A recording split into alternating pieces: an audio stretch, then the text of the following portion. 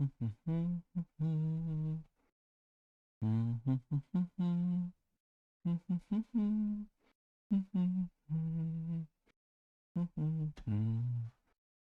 right, friends, I think our YouTube streams are live. Give me 1 second.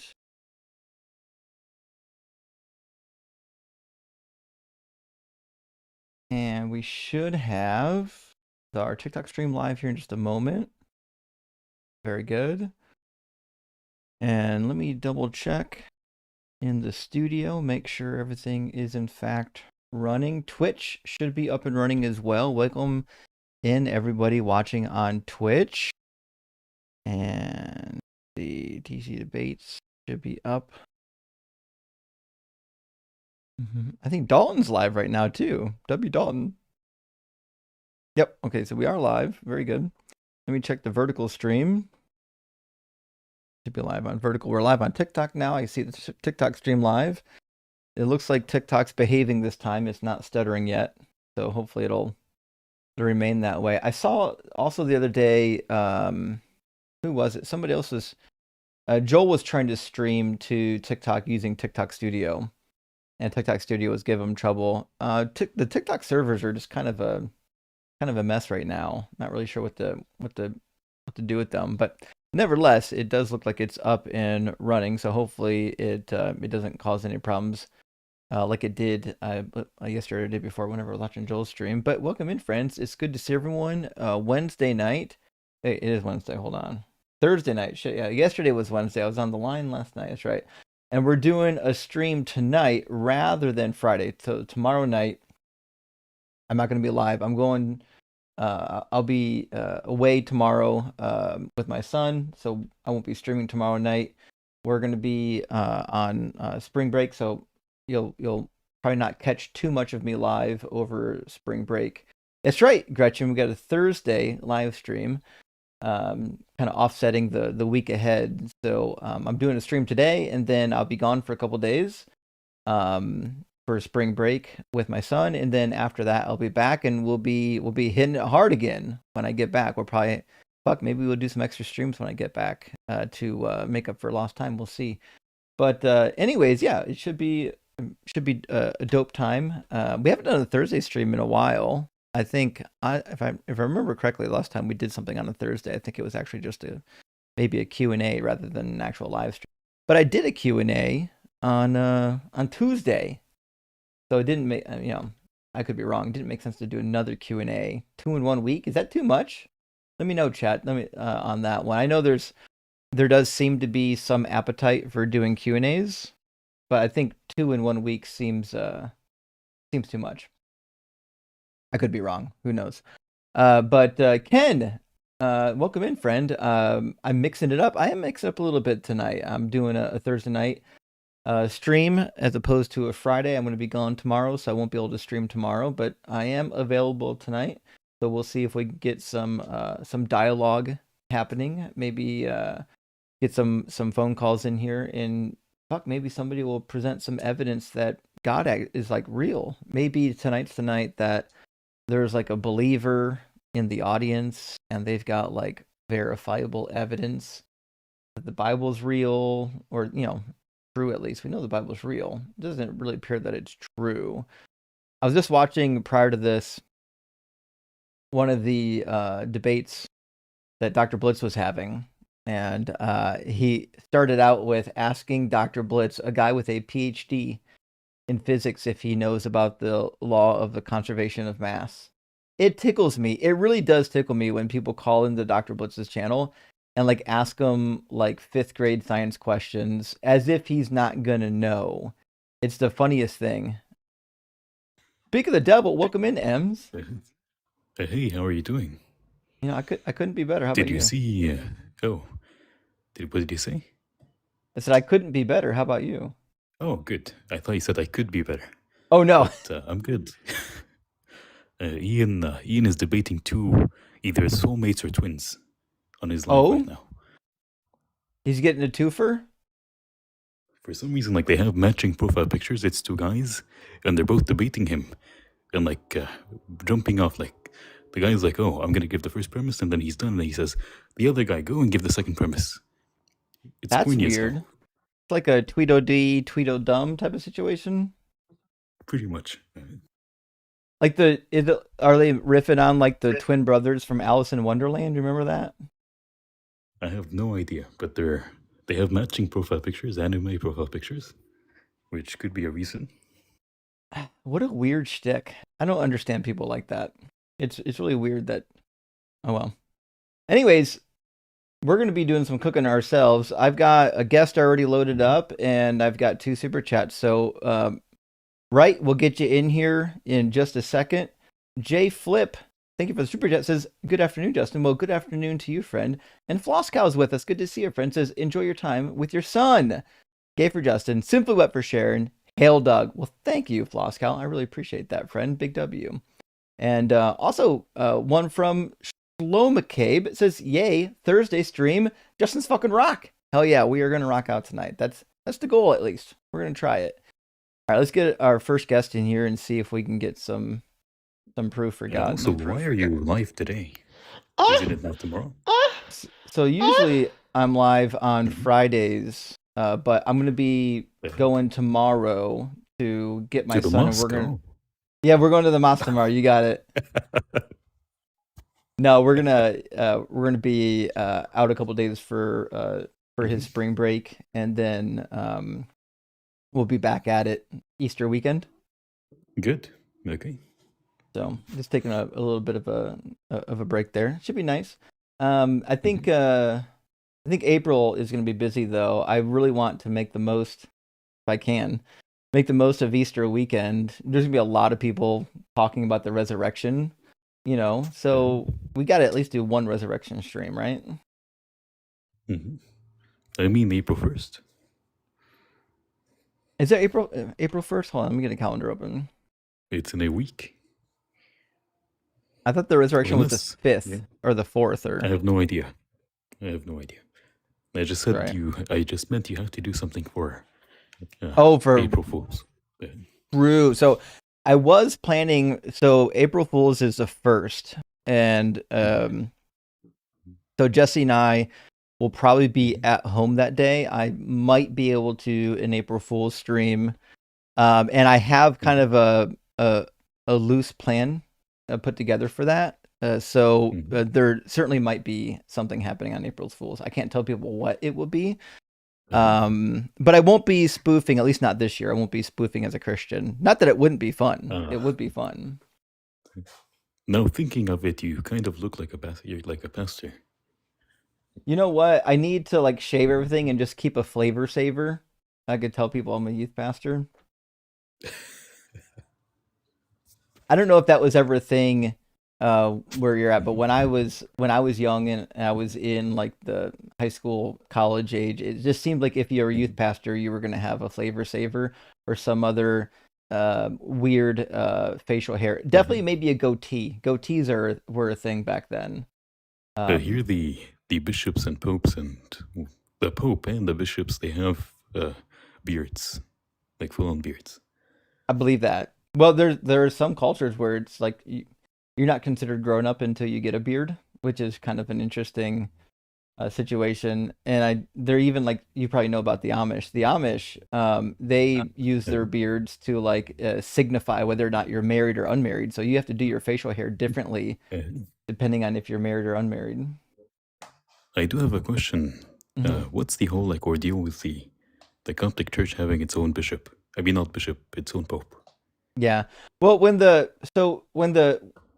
Great Schism happened, like both of the factions like declared supremacy and declared that they were the true original church and that the other was like the apostate. And so what they did then when they split, they said, well, we're going to have our own pope, and our pope will be the official, vicar of Christ. And so it's basically they just, they wouldn't concede.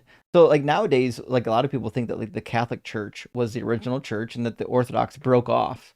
But that's just we're in the Western world. Like if you are part of the Eastern Orthodox tradition, they would teach that they're the original church and that the Catholics are the heretics.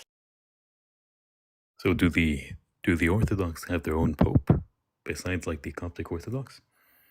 I thought so. Hold on, let me see if I can get his name.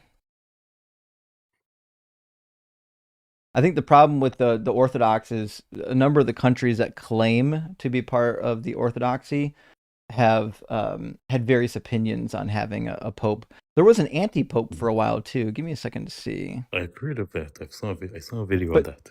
I they don't think. call it a But pope two, though. an archbishop. It's they refer to it as the Patriarch of Constantinople. Ah, okay. I don't know if there still is one today. I just know that they used to have one. Let me see if there still is one.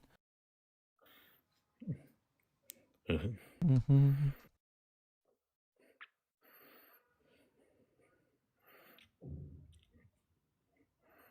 Yeah, it's funny because I grew up going to Catholic school, and when they teach you about the church history, it's such a biased view of the history that sometimes I have to stop myself and be like, okay, wait a minute.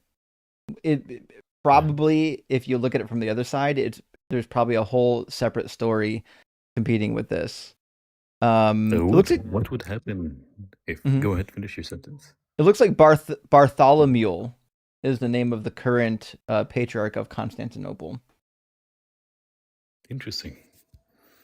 So Yeah. my question was, what would happen if the Catholic Pope randomly chose to be an atheist? Oh, dang. You know what? If the Catholic Pope decided that he was going to be an atheist, I think there'd be a surprising amount of Catholics that were like, yeah, we kind of all knew it the whole time. I had a good buddy, and I won't say his name. We worked together briefly, when I was getting out of high school, and he was Catholic, and we were talking about some of the beliefs of the Catholic Church, and he wasn't really buying a lot of it. And I was Christian at the time, but I was like, I was never like super dogmatic. Like I thought the Catholics were Christians too, but I was like, most of these Christian denominations, Catholics included, some of the pastors, they don't believe every doctrine that's in the teaching. Sometimes they have different opinions. I said, ask your priest. Ask him if he believes everything that's in the catechism. And he asked his priest, and his priest literally told him not even the Pope believes everything in the catechism, which I think is a pretty good. Spending 12 years in Catholic school, I think is a pretty good example of what most of the Catholic priests I've ever met would say. Most of them are very flexible on what they would be dogmatic about. They're not quite as crazy as like the Southern Baptists, Uh, Well, I think we got two guests, so let me read a super chat. I'm going to get either Reggie or Jose in here, and we'll get some conversation started. Zen, thank you so much for the $20 super chat, friends. It's hello, Guru Justin. I've given up trying to follow you from stream to stream. No worries. It's like, hey, you found me here. You're everywhere. I'm getting around. Currently, right now at least. Do watch you on AXP and the line. Follow you religiously at your home grill and unapologetic. Love ya. Rock hard for Doug. Well, thank you, Zen. I love you back. And I really appreciate following me around and supporting the work that I do. It's because I've got supporters like you that I could do the work that I do. I've said it a million times, I'll say it again. Without the support of the community, people wouldn't be able to do like what I'm doing. So I'm really lucky that there are people in the community that can help support what I do and keep the train on the tracks. But welcome in, Jose. Or is it Joseo? Yeah, Jose. Nice to meet Jose. Nice to meet you. Are you at least 18 and do you believe in God?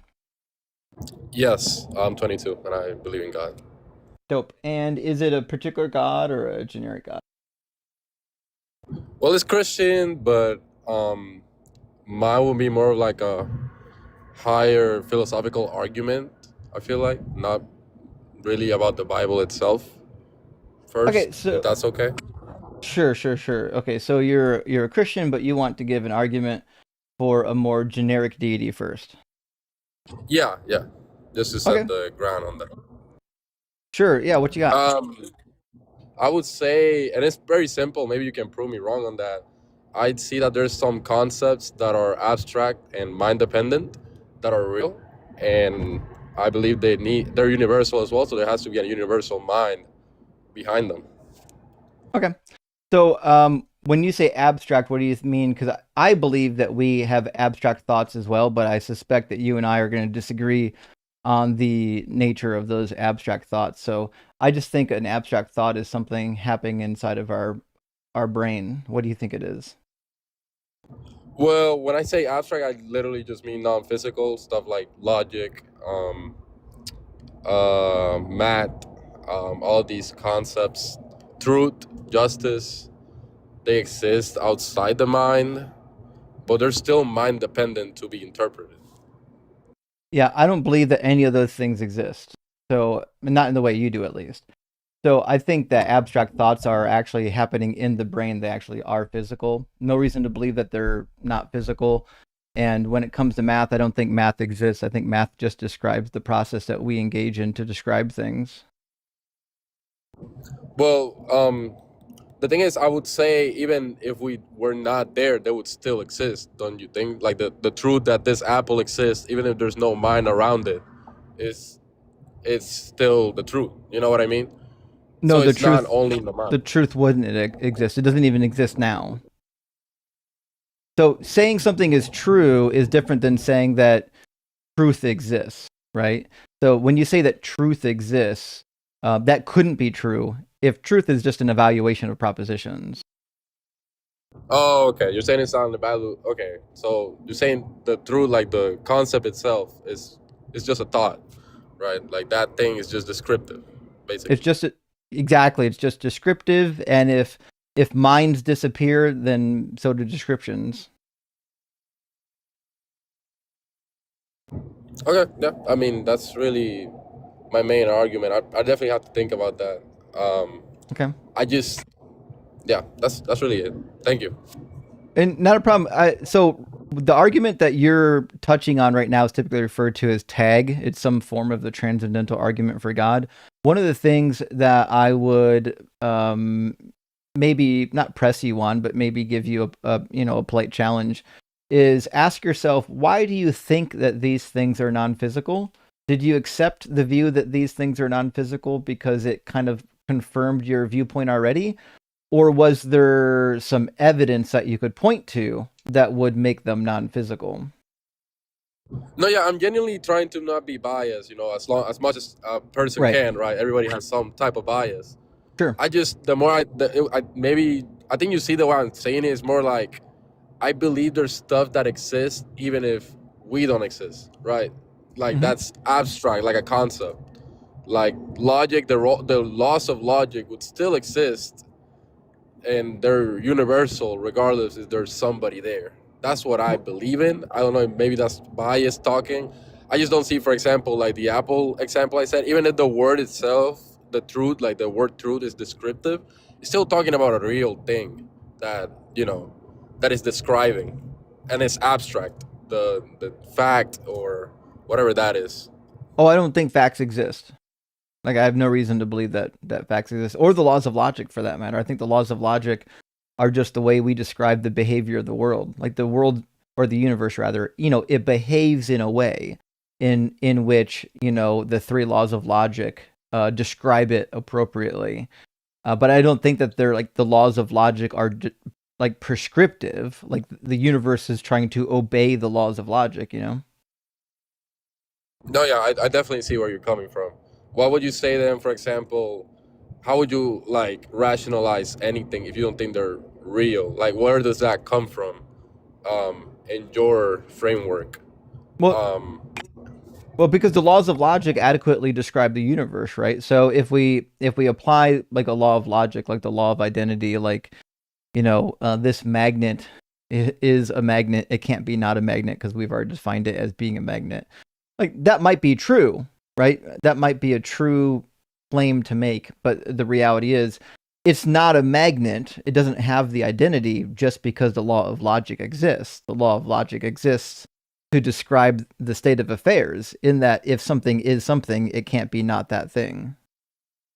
Oh, I see. So it comes like after describing what is already there, in your opinion. Right. Yeah. I just wanted to say that I hope I'm not being like biased or anything. I really No. tried to, conceptualize it in my head. That's why I told you, like, I had to think about it, maybe like analyze it further. No, I think you're being perfectly fair with it. I think these are pretty common talking points. I'm not surprised at all that these are talking points that you found interesting, and think about some bit and come back and let me know what you think next time. Okay, thank you. Have a nice day. All right, cheers. Well, sometimes they're nice, not all the time. Hey, welcome in everyone from the Ian Wade. Big W. Hope you're doing well. I think Ian usually ends just shortly after I begin. So huge W. Everyone coming over from Ian's stream. And we also got Ems with us tonight, which is quite exciting. Hopefully we'll get to do some cooking on all fronts. We do have Reggie waiting to get in on the guest queue. So give me a second. I'll get Reggie in here. Just got to adjust our TikTok guest box again real quick. I wish there was a way to automatically fix that on the other streams, but it is what it is. Some stuff doing deconstruction gambling to see if the person is going to crash out. Oh man, we need to do that. I wonder, we can definitely set up a game under the deconstruction crash out. This is actually a really good idea. Okay. But mark that down. Somebody in the Discord remind me on that one. That's definitely a really good idea. I used to do like a weird bingo game called Rationalize That, where I would challenge Christians to rationalize Bible verses at random, and that was a lot of fun. It's time to do a game show. It's been quite a bit. You could possibly like do a specific game in which you would like maybe give out like maybe like $10, $20 to the winner at the end of the stream. Yeah, well, I thought about doing another stream too when we next time not next time, but soon when we do another charity stream to do a Bible trivia where if the guest comes up, if they lose, they have to pay $10. If I lose, I have to pay $10. I think it'd be kind of a fun thing. We'll see. I don't know how many takers. Have many takers though. Yeah, exactly. Probably. Yeah, it might not. We'll see. Dr. Joe, thank you so much for the $5 super. It says, happier Thursday now that DZ is cooking dinner. Hello, host, M, friends, and guests. Most of them, anyways. Well, thank you, Dr. Joe. Hope you're doing well. Great to see you, friend. And hey, I don't know what it's like down where you're at, but we actually got some springtime weather today, so I'm pretty excited. And Shane, thank you for the super chat. Says, if you had a goatee, you'd be the Guy Fieri of atheism. Oh no, don't do that to me. Don't put Guy Fieri on me. That guy's out of his mind. To be fair, though, I kind of suspect that the person we see on screen is more of a character. I kind of suspect in real life he's probably normal. I could be wrong. Who knows? But anyways, I mean, I found some good food because of him at least.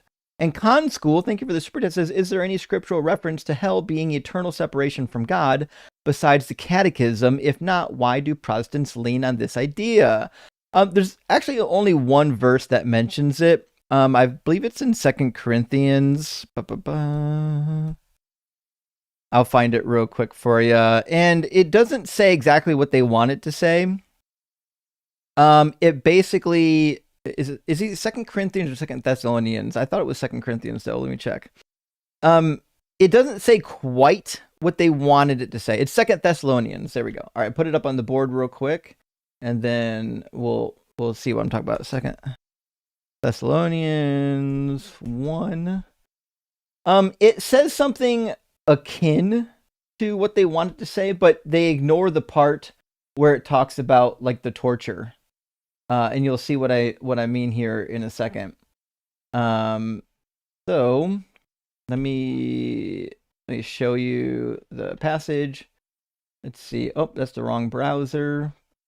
Apologies. Let me get the right browser pulled up here. There we go. All right, so when it talks about the coming judgment, it says, this is evidence of the righteous judgment of God and is intended to make you worthy of the kingdom of God, for which you are also suffering. For it is indeed just of God to repay with affliction. Remember, he's going to afflict people of those who afflict you, and to give relief to the afflicted as well as to us when the Lord Jesus is revealed from heaven with his mighty angels. So he's saying when Jesus is revealed with his mighty angels, he's going to afflict those who afflicted you. in a fiery flame, inflicting vengeance on those who do not know God and those who do not obey the gospel of our Lord Jesus. These will suffer the punishment of eternal destruction, separated from the presence of the Lord and the glory of his might. What do you mean? So that's the passage you're probably looking for. Unfortunately, it seems that the eternal separation in 2 Thessalonians isn't because you're segregated, although you're in hell. It seems to be that way because you're annihilated, right? I believe in certain New Testament passages like this one, it teaches annihilationism. Not in all New Testament passages, of course. Some of them don't believe in annihilationism. Contra Deity, good to see you, says, formerly known as Mother. Move the Stars. So you got a new name. Thank you for letting me know, by the way. Changed it to better suit potential content creation. Happy Thursday. Rock hard for Justin's fucking rock. I like that double hashtag. Let's all be the change. Indeed, Contra Deity. And W on the name change. Also, hey, when you get some content up on your channel, let us know and we'll go hype it for you. Surf Murph, thank you so much for the $10 super chat. Says, hi, Justin. Are you a baseball fan? Opening day? Surf, thank you for the question and super chat. I am a baseball fan. Now, when I say baseball fan, I would say I'm a casual baseball fan. When it comes to my sports watching, I typically will tune in to watch the Browns or maybe a playoff game. And that's about it. With the Indians, sorry, they're the Guardians now. I keep forgetting we changed the name, but they were the Cleveland Indians my entire life until just a couple years ago. I got to switch. So I enjoy going to the games. To be fair, I don't want to watch it on TV. It's kind of a boring game to watch on TV, but I do enjoy going to the games. Back in the day, I used to go for the dollar dog nights and scarf down my body weight in hot dogs. They're fun. They're cool. But like, if you, what do you think? Are you planning on going? Are you is baseball fun to any watch? of the World Cup? No, Actually, I've never watched a match of baseball. You're not missing out. out. I don't like watching sports at all. I get it. Yep. Yeah. Totally get it. But why not? Why not on the World Cup though?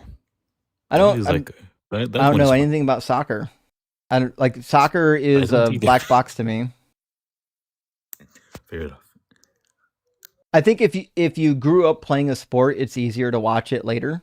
I never got to really play soccer, so I don't really know what's happening. It's just kind of a, it's just a ball bouncing back and forth. But if sometimes when the Olympics are on, I'll watch the Olympic matches. The reason I was asking is because I believe it's like the biggest sporting event in the world, and it's being hosted in the US. So yeah, it is. It's the biggest.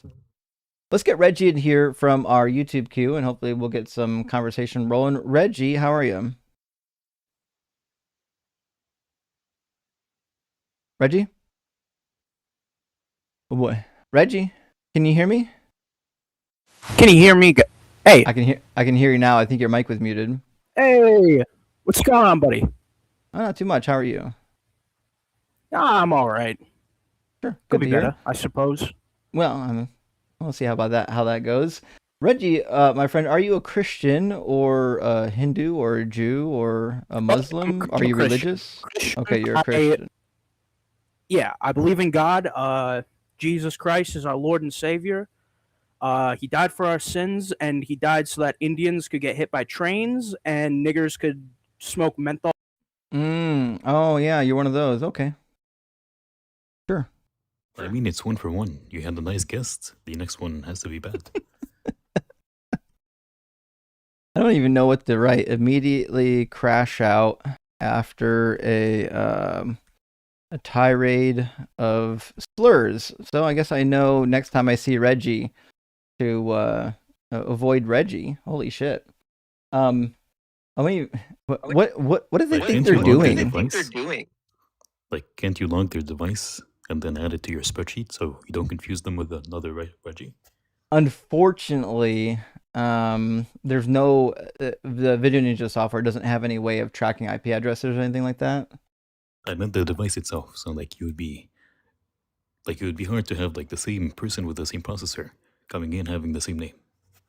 No, I agree. If I wrote the Video Ninja software, I'd be grabbing some like a MAC ID or an IP address or something from their hardware, but they don't do that actually. They don't let you do that. It's unfortunate that they don't, because it seems like it'd be a really nice tool to have. Nevertheless, we don't have that data. But I am going to be putting an instance of Video Ninja on a local machine that I'm going to be turning into a server, so that we don't have to defend on their servers. And I should be able to adjust the code, because the code's open source. I should be able to adjust the code to display that data. So hopefully when I get my homebrew instance up and running on my local server, I'll be able to get that data. But for now, my hands are tied. Contra Didi, thank you for the additional super chat. Says, I think it'd be cool if the God Epstein list prompt is done again. Donating some proceeds to SA abuse survivor type charity or facility would be a great use of the content. Just a thought. It actually is a good idea, Contra Didi. When I did it that 1 week when it was still hot in the news, and I don't know how quickly I could return to the same prompt before, would say, maybe boring people. But I agree, it was a really fun prompt. I enjoyed it. I think a lot of people enjoyed it, and so we'll definitely have to bring it back. I'm hoping that I'll be able to bring it back when it's in the news again. Maybe there's a big development that happens. We'll be able to run it again, because I think that type of a topic runs best when it's like hot in the news cycle. So yeah, I definitely agree with you there. All right, let me bring in Steph, and then I don't know why, but guitar / Matthews Reds Live is back in the guest box to get stomped on again. So we'll see what happens there. How you doing, Steph? Hi. I'm doing good. Yeah, I'm over 21, and I'm atheist. And I Okay. wondered if it would be okay if I ask a question, unless you've got other people to throw to. Well, you're already up, so you might as well ask the question. But atheist friends, we are doing debates tonight, so please, we just did a Q&A on Tuesday. We'll do another Q&A soon. But yeah, I mean, what's your question? I heard you talking about the Bible around homosexuality the other night, and I wondered if you were aware of the movie 1946, which I believe was released last year, going over the idea of homosexuality. Apparently, they went into it in this. That their thesis is that the word homosexuality was basically introduced in English versions of the Bible in 1946. No, I didn't watch the film. I know the premise though. The premise is based on 1 Corinthians 6:9, where it lists a couple of sins that would prevent you from getting into heaven. And the general argument is that at one point, some translators translated arsenicoitai. I have to look at where the accent's placed on that word. They translate that as homosexual, but that's not really what it means. The word arson just means man. And coitus or coitai means bed, or, so it just would roughly translate into male better. It refers to men who take other men to bed.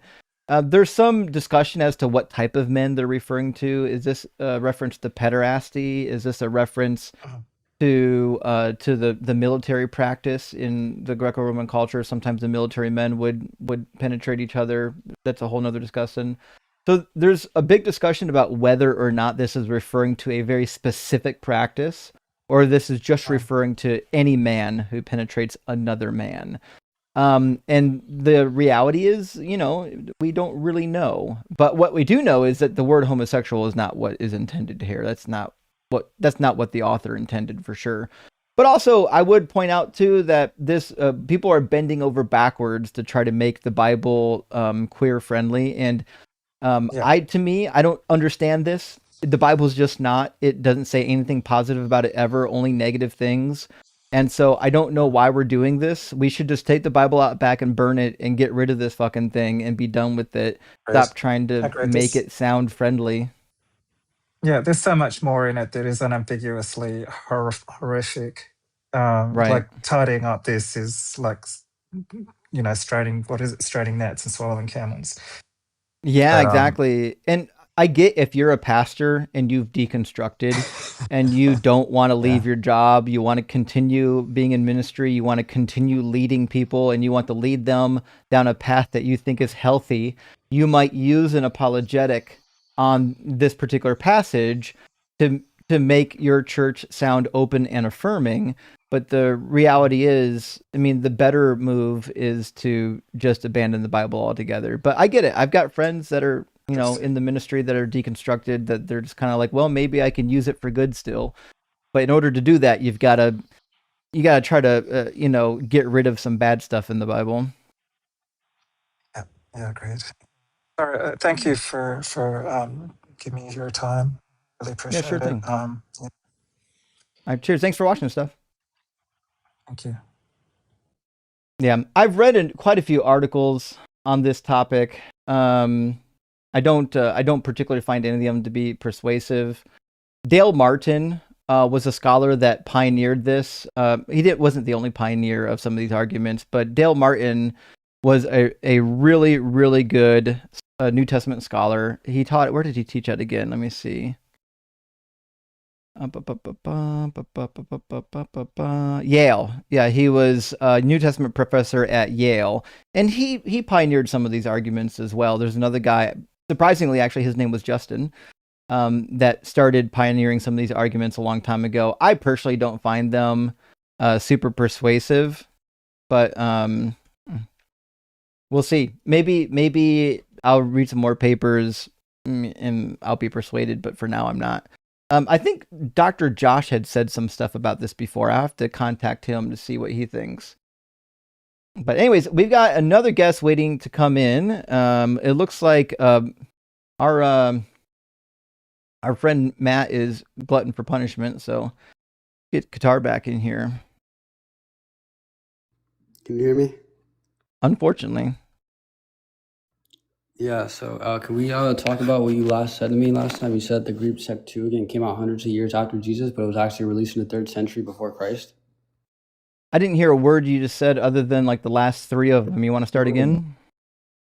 Yeah, so you said that the Greek Septuagint came out hundreds of years after Jesus, but it was actually Nope. translated in 3rd and 2nd century. Didn't fucking say that if you're listening. What I said is the manuscripts that we possess post-date Jesus. Obviously, the Greek Septuagint was translated prior to Jesus because the New Testament uses it to quote But from. you said word What for I word. said, Put it on what right I now that the Greek what I said was that the manuscripts don't go as far back as the Dead Sea Scrolls. That's what I said. I agree that the Greek Septuagint existed prior to Jesus. We just don't have any manuscripts. We don't have evidence of what it said prior to Jesus. What we do have are manuscripts that post-date Jesus. This is not a discussion about the existence of a Septuagint. This is a discussion about when do the manuscripts exist that we have in possession. Were there other manuscripts prior to Jesus? Obviously. Do we have them? No. No, we don't. Yeah, but you were asking, can I give you a manuscript that demonstrated the validity of my point, that it actually said 3 and not 7? And I gave you a manuscript that was older than the Hebrew Masoretic, and also the Dead Sea Scrolls is older too. But again, it doesn't predate Jesus, which was your argument. And it doesn't predate the Masoretic. We don't know exactly. So the Dead Sea Scrolls has 2 Samuel and 1 Samuel in them. We've got quite a few copies. The portion of that section where it talks about the numerical discrepancy is damaged. We actually don't know what number is in that text. What we do know is that when we compare the Dead Sea Scrolls, the Hebrew Dead Sea Scrolls, to the Masoretic text, it almost always matches the Masoretic text. It very rarely matches the Septuagint. So all I can tell you is that the evidence we have in the Hebrew manuscripts is that there's a contradiction in the Hebrew manuscripts. You can cry all you want about somebody coming later and translating. That's the whole point. They do not agree. You can cry all you want. That's what I was saying. That was about somebody coming later in Greek and correcting it in Greek. But the reality is we don't have any Hebrew manuscripts without the discrepancy. the Hebrew manuscripts contained the discrepancy. The translation into Greek attempted to fix it. If they had a Hebrew manuscript with the correct number in it, we don't know of it. We don't have it. All you can do is conjecture. Yeah, you said it's a translation from hundreds of years later, but that's the whole point. You said that it was hundreds of years after Jesus because I didn't say that. That's what you got. Yeah, Nope. it came out. That's what you said. Didn't say that. Don't say that because I'm What gonna I clip this. That's what I exactly said. what you said. What I said is the manuscripts that we have come from after Jesus. The manuscripts that we possess post-date Jesus. No, I told you that the Greek Septuagint is older than the Hebrew Masoretic, and you said no. The Greek It's not. Septuagint came out hundreds of years after Jesus. You absolute buffoon. So I didn't say anything about the Masoretic text. That's your first problem. I've never once made an argument based on the dating of the Masoretic text. The Masoretic text didn't even fucking begin until 200 years after the turn of the century or the turn of the millennium. The Masoretes didn't start their work until about 200 CE. If you had a half a brain, you would know that. That's why I keep referencing the Hebrew text. There's a difference between the Hebrew text and the Masoretic text. Your reptilian brain doesn't know that because you never fucking studied anything.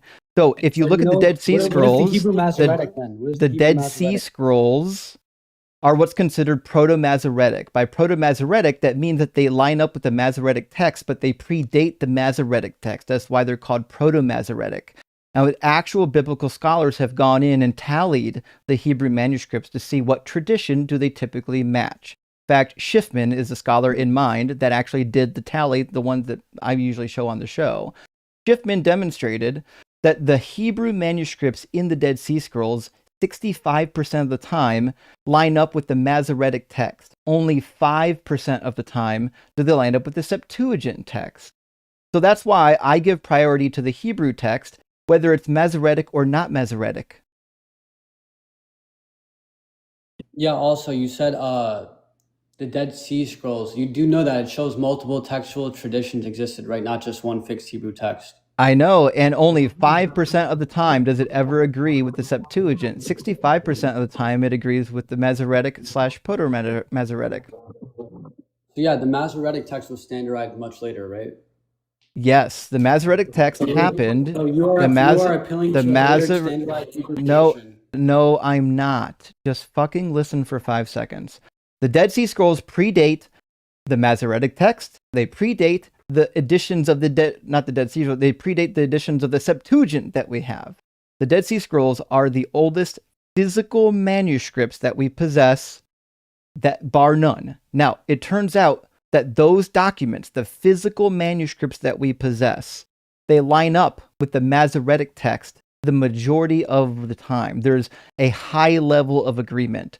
There's a very low level of agreement between the Dead Sea Scrolls and the Septuagint reading, which is why, again, I'm always going to prioritize the Hebrew over the Greek, because the Hebrew came first, and the Hebrew was actually stable.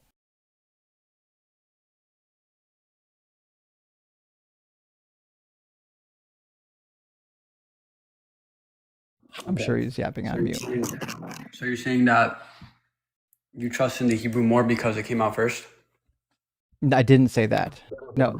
I trust in the Hebrew, one, because we know it came out first, and we know that the Greek was a translation of the Hebrew, and also because when we compare our ancient Hebrew manuscripts, those from the Judean desert, they line up with the Masoretic most of the time rather than the Septuagint, which means the Septuagint translation was either a poor translation or they had different manuscripts or a combination of both. If I'm just looking for pure accuracy, it looks like the Hebrew manuscript tradition is better both in copying and in ideas. Like if you just compare the Dead Sea Scrolls against the Septuagint, you can actually visually see... No, but you're saying Hebrew tradition is more common, therefore it's correct. I didn't say that at all. Nope, didn't say that at all. You're not listening one bit. What I'm saying is that the Hebrew tradition is more consistent when we compare the old Hebrew manuscripts to later Hebrew manuscripts. They match. When we compare them to the Greek, they don't match, which means the Hebrew tradition had a better system of copying and probably more authority within the community, which is why they were the root for the Septuagint. The Septuagint translation came from the Hebrew. Well, yeah, I agree the Dead Sea Scrolls align with Proto-Masoretic text tradition more than the Septuagint, but that doesn't prove a contradiction. It just tells us which textual tradition is more common. It don't know. It tells you which is more consistent. Yeah, but the majority agreement doesn't equal original reading. 65% agreement doesn't prove correctness. I didn't say anything about original reading. We don't have an original reading. We don't have an original of anything. We have no originals.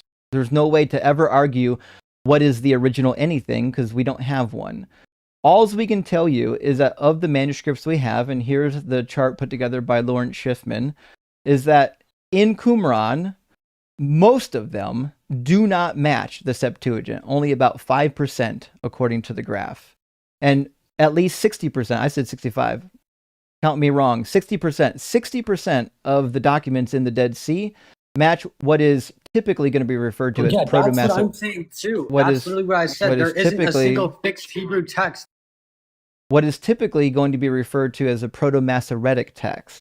So if we're asking ourselves, which copyist tradition is more likely to have support? It's going to be the Hebrew tradition. The Hebrew tradition has a much wider support. And we can demonstrate, too, if you compare the translation from the Septuagint against the Dead Sea Scrolls, which obviously the whole point is the 3 and 7, which obviously predated the Septuagint. They just disagree with each other. Then what we can demonstrate is that the Septuagint for sure was making changes. One of the examples of this is like in the Book of Chronicles. So there's some lineages in the Book of Chronicles where we have older manuscripts and the Septuagint changed it. In fact, let me show you one change from the Septuagint that should have never happened. We're going to do Deuteronomy 32, verses 8 through 9. So in Deuteronomy 32, 8 through 9, I'm going to go to the King James Version, and I'll demonstrate why this is a problem.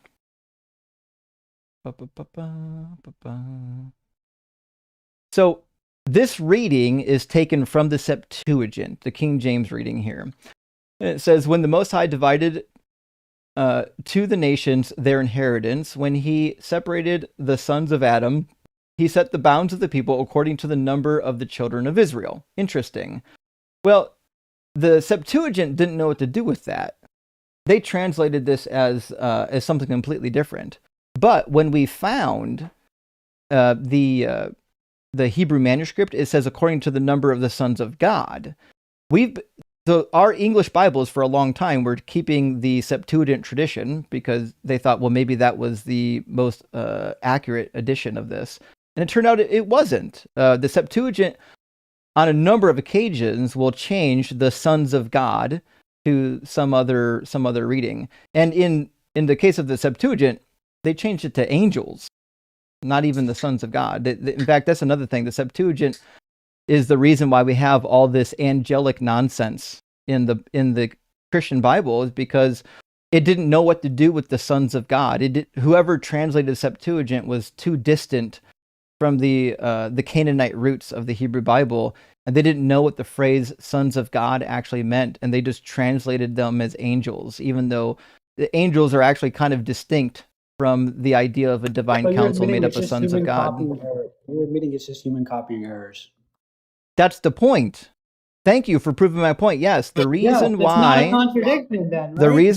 the reason why is because, one, we don't have an original copy without the contradiction. What we do have in our oldest copies is the contradiction. So the best you can ever do here. What contradiction? So the best you can ever do here is say, look, as long as you look at any manuscript in history, you can find one that doesn't have the error.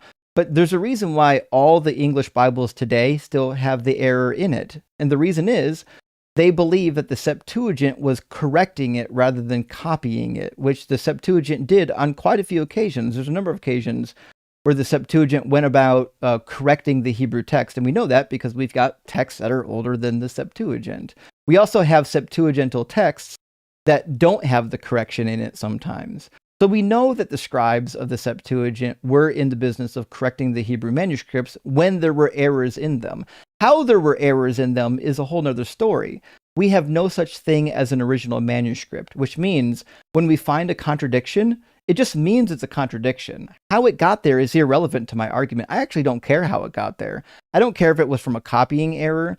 I don't care if it was because somebody couldn't count. None of that actually matters. The only thing that matters is demonstrating that the text isn't actually reliable. We have no reliable method of knowing what should even be in this fucking book.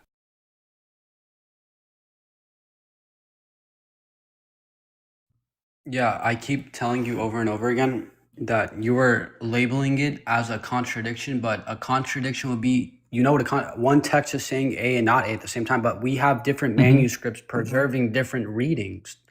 I'm aware. That's transmission. I'm So aware, look, and you're pointing scholars to variation. and You're pointing scholars. to variation between manuscripts. I am. And what I'm trying to demonstrate to you is that scholars by and large believe that the Hebrew reading is original, even though it contains the error. It doesn't matter that somebody came along later and corrected it. Anyone can do that. Anyone can read a manuscript and say, hey, look, I'm going to correct this because I don't like this contradiction. That's adorable. Congratulations. You can look at two numbers. The Septuagint translators. You can look at two numbers and demonstrate that one is a contradiction and you can correct it. What we can't show you, like what nobody can do, is demonstrate whether or not the original manuscripts had an error, and they'll never be able to demonstrate it to you because we don't have original manuscripts. Yeah, listen, you said the Septuagint didn't know what to do, but the Septuagint translators weren't guessing. They were working from a Hebrew text tradition we no longer fully possess. Again, you don't know what was in that Hebrew tradition. That's my point. Yeah, the Septuagint often reflects a different Hebrew vorlage, not confusion. You don't even know what vorlage means. Stop reading And off you the keep internet. saying that we don't have an original copy without contradiction. So you don't even know. Tell me what. True Tell of me literally every. That's true of literally every ancient text, not just the Bible. We don't have originals of. Tell me what you think Homer, the word Plato, vorlage or any means. ancient word. Tell me what you think vorlage means. So wait. You want to do that? Why did you say that the Why did you say? I figured. Okay. Why did you say that So, the survey? The reason said that why time began. So why the did reason you say why that the survey said that time began? The reason why I asked you if you knew what the word vorlage means is because you're reading off of a script. You don't actually know what's happening right now. Why did you say that? You've used ChatGPT to try to answer your question, and now you're reading off of ChatGPT without actually knowing what these words mean. So when the my survey point didn't actually is, say that. so my point is You pretty said clear. science agrees with you. If you're going to like do research on an actual topic, they don't agree with you. Then what you need to do Science is understand at a minimum what the verbiage means. Like you don't even know what the verbiage means. Like you're completely out to lunch. So a vorlage is a reconstruction of a prior text that you don't have. So why did you lie that the survey said that time did not begin? I didn't.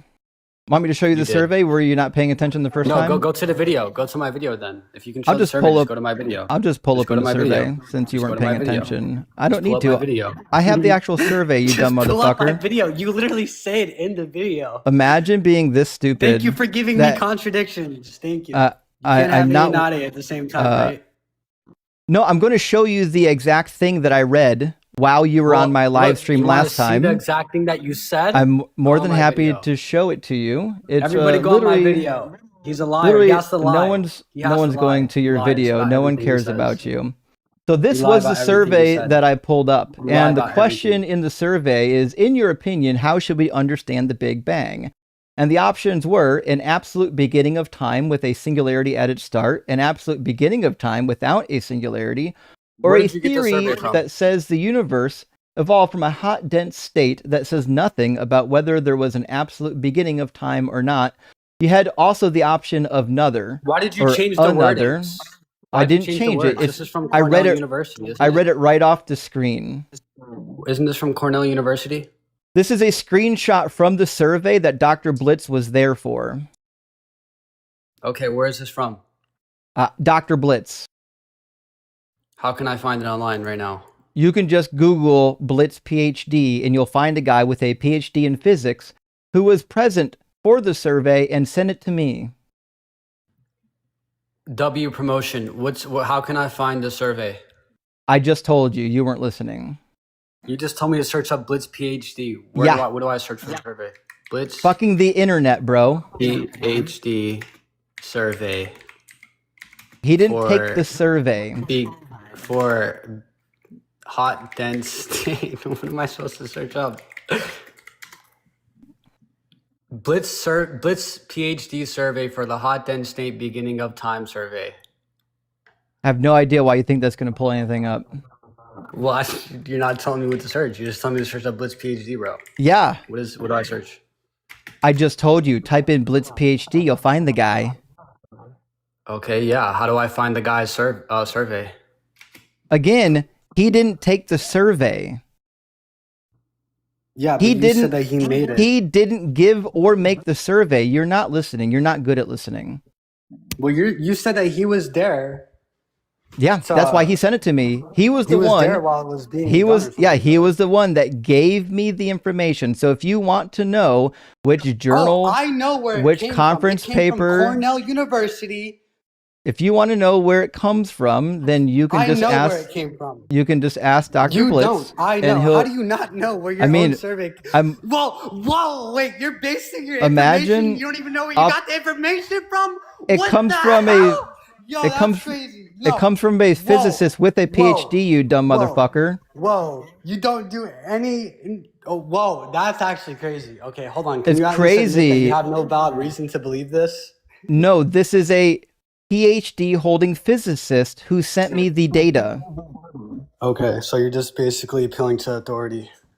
No, it's a survey of people who are trained in this field. Are you trained in this field? Yeah, but he literally Yeah, changed Justin. the words of the actual survey. Do you want to see what the actual survey is?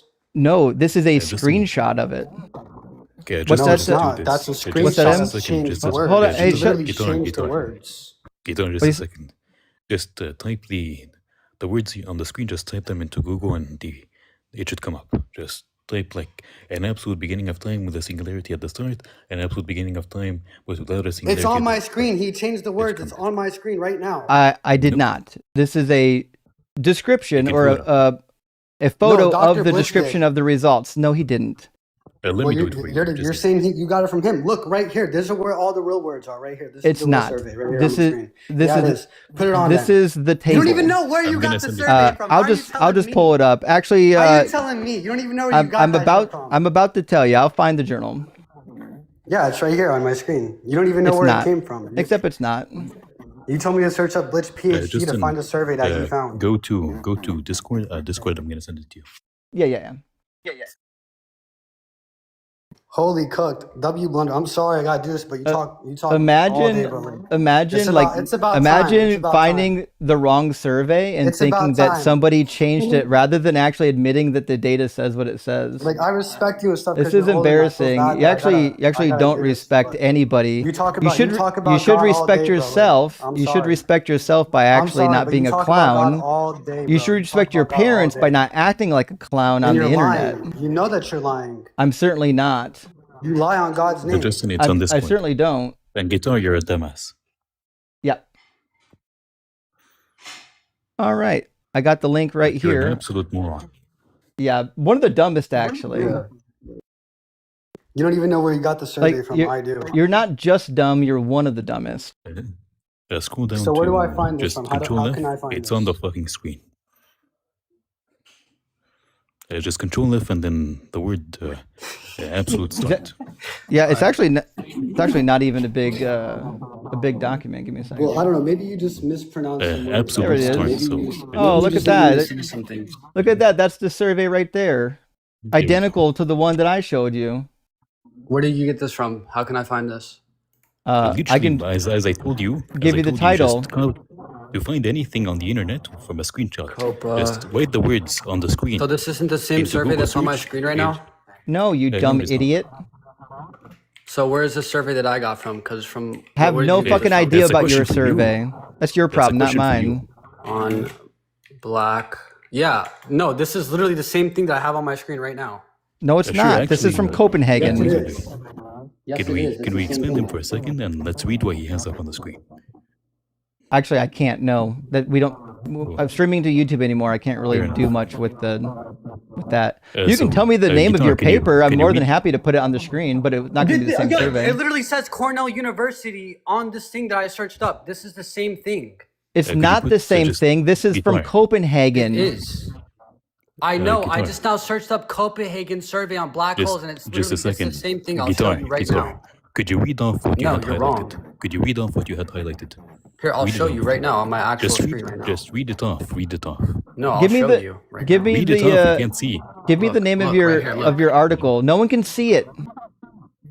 Just read it. Or do you know how to read? Could you read it off so we can? Do you see it or no? Yeah, No, just you're read it fucking off. tiny. Read it. You can't see this? I'm going No, you're- closer for a reason. Oh It's my- as big as my fucking It thumb. says I can't read it. Copenhagen survey on black holes and fundamental Sure, read the physics. part. Yeah, On guitar. the read co- the on part. the Cornell That's- University guitar, site. guitar. That's guitar. this paper Read- right read here. The part. Read the just a second. Read the part that you want highlighted. Read it so we can find it. Read it out. Okay. Read the part that I want highlighted. Uh-huh. Yeah. So go down. I'll Just go read back it down. off. Read it I off, already and told then we're him. He gonna already knows have what I'm you- talking about. Matthew Sure, never read it learned off to so we read. can- He doesn't know Oh, what you're asking I see him. what you want me to show you. Guitar, Okay, you want me to guitar. show you this right No, here. no, no. Right here. We Here don't. it is. We're gonna. Habibi, just a second. It's We're right asking here. you to read it. This Just is a what I second. want you to Just a read. second. Just a Right second. Just a second. Can you read it off so he can find the words? You need to read it off verbatim so he can find it. Yes. So What does it it say? says the majority of votes from the participants. Stop there. The only Yeah, statement just- that gains majority approval by 68% of participants was that the Big Bang meant the universe evolved from a hot, dense state, not an absolute beginning time. Yeah, Not Sure, that- then beginning that of agrees with time. us. Not That beginning speak- of time. That literally proves exactly what the fuck we were saying. I got do the know that statement. means The beginning statement time, highlighted right not beginning here. of- It says the only statement that gains majority approval by 68% of participants is that the Big Bang means the universe evolved from a hot, dense state, not an absolute beginning of time. Meaning the Big Bang was not an absolute beginning of time. Also, Yeah, and you said they said no, but they said it's basically like saying I Six- don't know, but Reading maybe. comprehension is 68 horrible. You said they 68% said no. 68% said it's because they said no. Time did not begin. They did not 68 say that. They said there's not an 68% agree that the Big Bang does not teach that it was the beginning of time. Yep. No, they That is teach the it's point. not an absolute beginning, not that time did not begin. Beginning Sure, of we- time. No, What is the beginning- difference? So Yes, if you- I know, if you I look- know that. So if you look at the table They're saying rather the than Big Bang is rather than flapping your lips, you dumb piece of shit, it says a theory that states the universe evolved from a hot, dense state that says nothing about whether there was an absolute beginning of time or not. That's literally what the table says. Now, I agree. Whoever typed I know. I agree. Whoever typed that first paragraph didn't type in the word of. But the reality is No, that's it's what the the same survey thing. It was doesn't- about. The survey it's the is same about thing. It whether or doesn't not time started with the Big They Bang. didn't need to. It's the Those same. were the actual the questions same at thing, no matter. hand. And as it turns out, they agreed. 68%, the majority said that the Big Bang doesn't teach, it doesn't say that the beginning of time happened at the Big Bang. No, yeah, I know that. It's the same thing whether or not of was in there. It's still the same thing. What I'm saying is that you It said is. that they said that you said that time did not begin. They're saying the universe is not an absolute beginning in time. But you said that they said time did not begin at all. I didn't say that at all. I read it verbatim. It's- And what I read okay, verbatim was what the actual survey says. The survey says that the Big Bang is a theory that says the universe evolved from a hot, dense state that says nothing about whether there was an absolute beginning Go of on to time or video. not. So what that means is that the Big Bang is not evidence that time or anything began at one particular point. That's what that means. So what I'm saying is your argument when you came up was that the Big Bang was the start of time, space, and matter. That was your argument. I said, no, that's not what science teaches. Science doesn't teach that time, space, and matter began at the Big Bang. And this survey demonstrates that the field of physicists don't agree with that sentiment. They don't agree that the Big Bang was the start of time, space, and matter. It could You're have been missing out a key word. Absolutely. it could have been the start of space and time, or space and matter, maybe, but there's no good reason to believe that it was the start of time.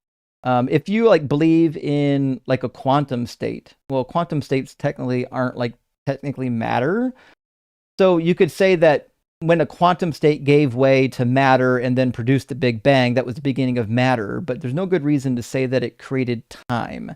The reality is the state of physics isn't teaching anymore that the Big Bang is the beginning of time. That's just not a thing that is popular. Like, so the point is your argument doesn't work. Your argument that you brought last time was that the Big Bang was the start of time. I have no reason to believe that. So I never said that. The whole point was you saying that time did not begin, therefore we don't need God. I didn't say that at all. Go to the video. So what I said is your argument fails because the universe doesn't show any signs of not existing. Can you give me a reason? Said that the survey said give time me did a not reason. begin. Give me a reason to believe that the universe once didn't begin.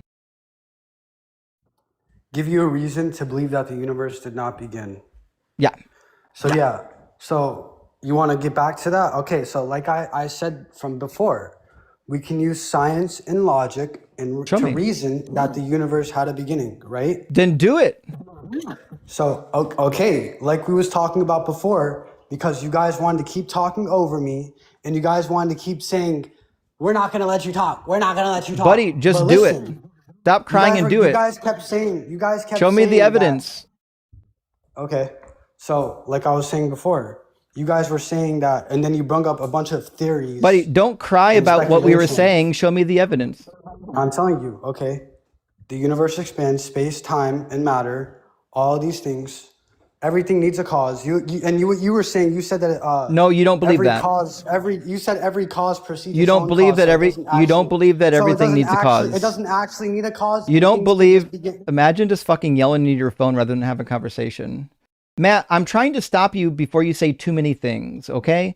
You don't believe that everything needs a cause because you believe in a God that doesn't have a cause. So no, that means everything that begins. That means you need to reword your proposition. Everything that begins your proposition can't be everything requires a cause. What it needs is a qualifier. You might say everything that begins to exist has a cause. That's like the Quran. That's what I said. No, you didn't say it. You said everything. I said that last time too. You said everything needs a cause, which is wrong.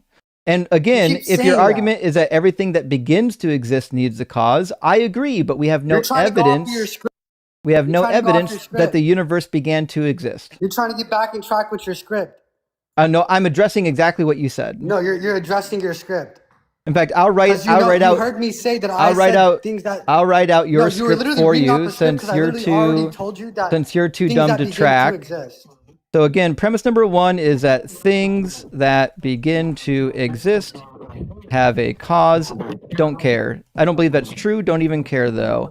Number two is that the universe began to exist. I said I would accept your premise. Yes, you did, bro. What the hell? Bro, holy blunders. I said I would accept your premise because it's not worth arguing about.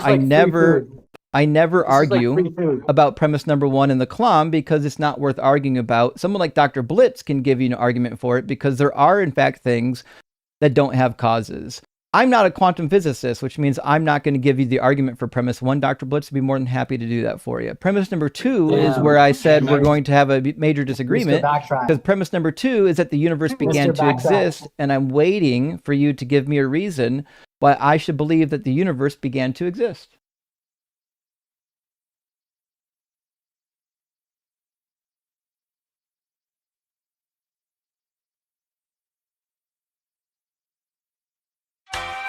I had to go get a charger. My phone's literally at 2%. All right. I had to go get a charger, bro. Calm down. Sure. So why should I believe that the universe began? Yeah, so most scientists point to the Big Bang Theory, right? Yes or no?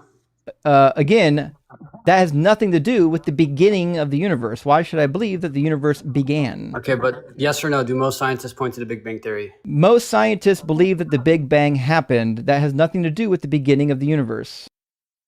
Okay, it says the universe was once in an extremely hot, dense state, yes? Yes.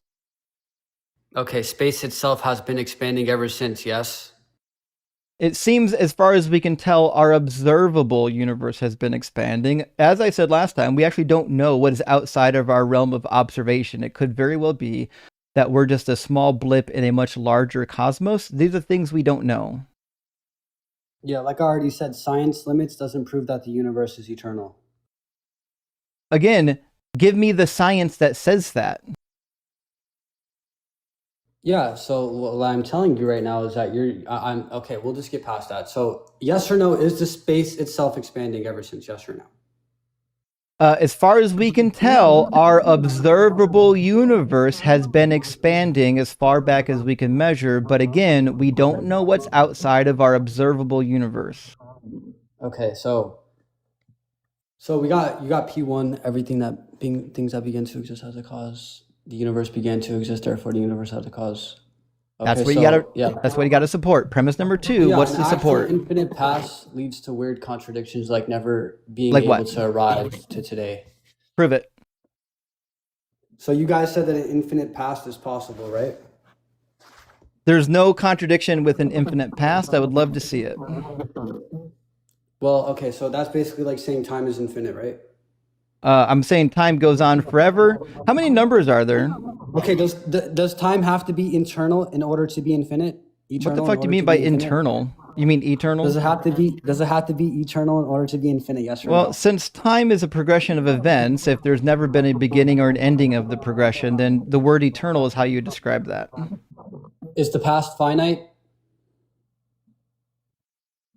No. Okay, that was actually like, damn, I thought I was going to catch you with Let that me one. ask you a Okay, question. all right, so Where's the start of the circle? the start of the circle would probably be that little edge right there on the top. Nope. It's a circle. There's no start. That looks like where it started. It's not. It's a circle. There's no start or stop. Yeah, I understand what infinite means, but does that mean it's eternal? Eternal is a time reference. Just try to follow along, okay? So the circle No, that's doesn't. The circle doesn't have a beginning. Everlasting or eternal?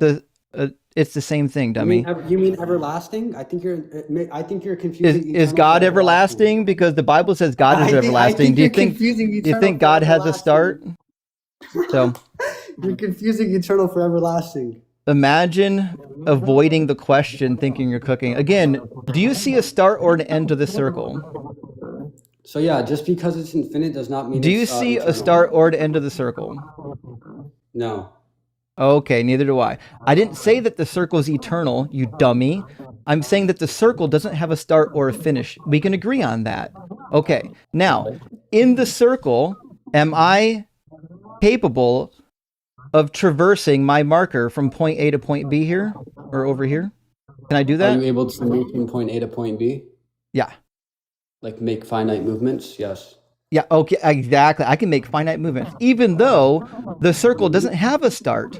We agree that things that don't have starts can still make finite movements along a path. That's how time works.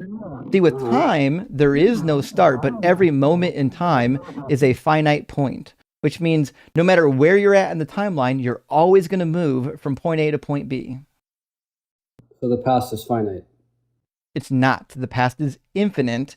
Every moment on the infinite timeline is finite. Every single moment is a sliver. Just like every number is a finite piece of an infinite set of numbers. Okay, so what are you saying, that the time is infinite, right? What I'm saying is there's no contradiction in saying that time doesn't have a beginning, which was your claim. Okay, well, you're saying that it doesn't have to be eternal in order to be infinite, right? No, I didn't say that. Something that is infinite and something that is eternal are different. Only one of them works for time references. something that's eternal is an infinite in the time reference.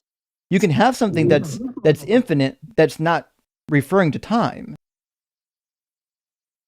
Okay, so time can't be created? Well, I don't think time could be created because time is a progression of events, and creation requires a progression of events, which means in order to create time, you already need time. So is time eternal or everlasting? Time's eternal. Oh. Okay, time is eternal. So time cannot be created or destroyed. But you literally said earlier things that are infinite doesn't have to be eternal. Yeah. Okay. I don't know why this is so hard for you. Okay. So something that is infinite in time is eternal. Yeah, but time Eternal is means not something eternal. in time. Eternal. Time infinite, not Eternal's a time reference. No, everlasting is. What the Jesus fucking Christ. So is everlasting. Both of them are time references. That's what the word lasting means. heck? No, you're confusing eternal for everlasting. Oh my god. I'm certainly not. Yes, you are. I think this has been the most successful troll to ever be on your channel.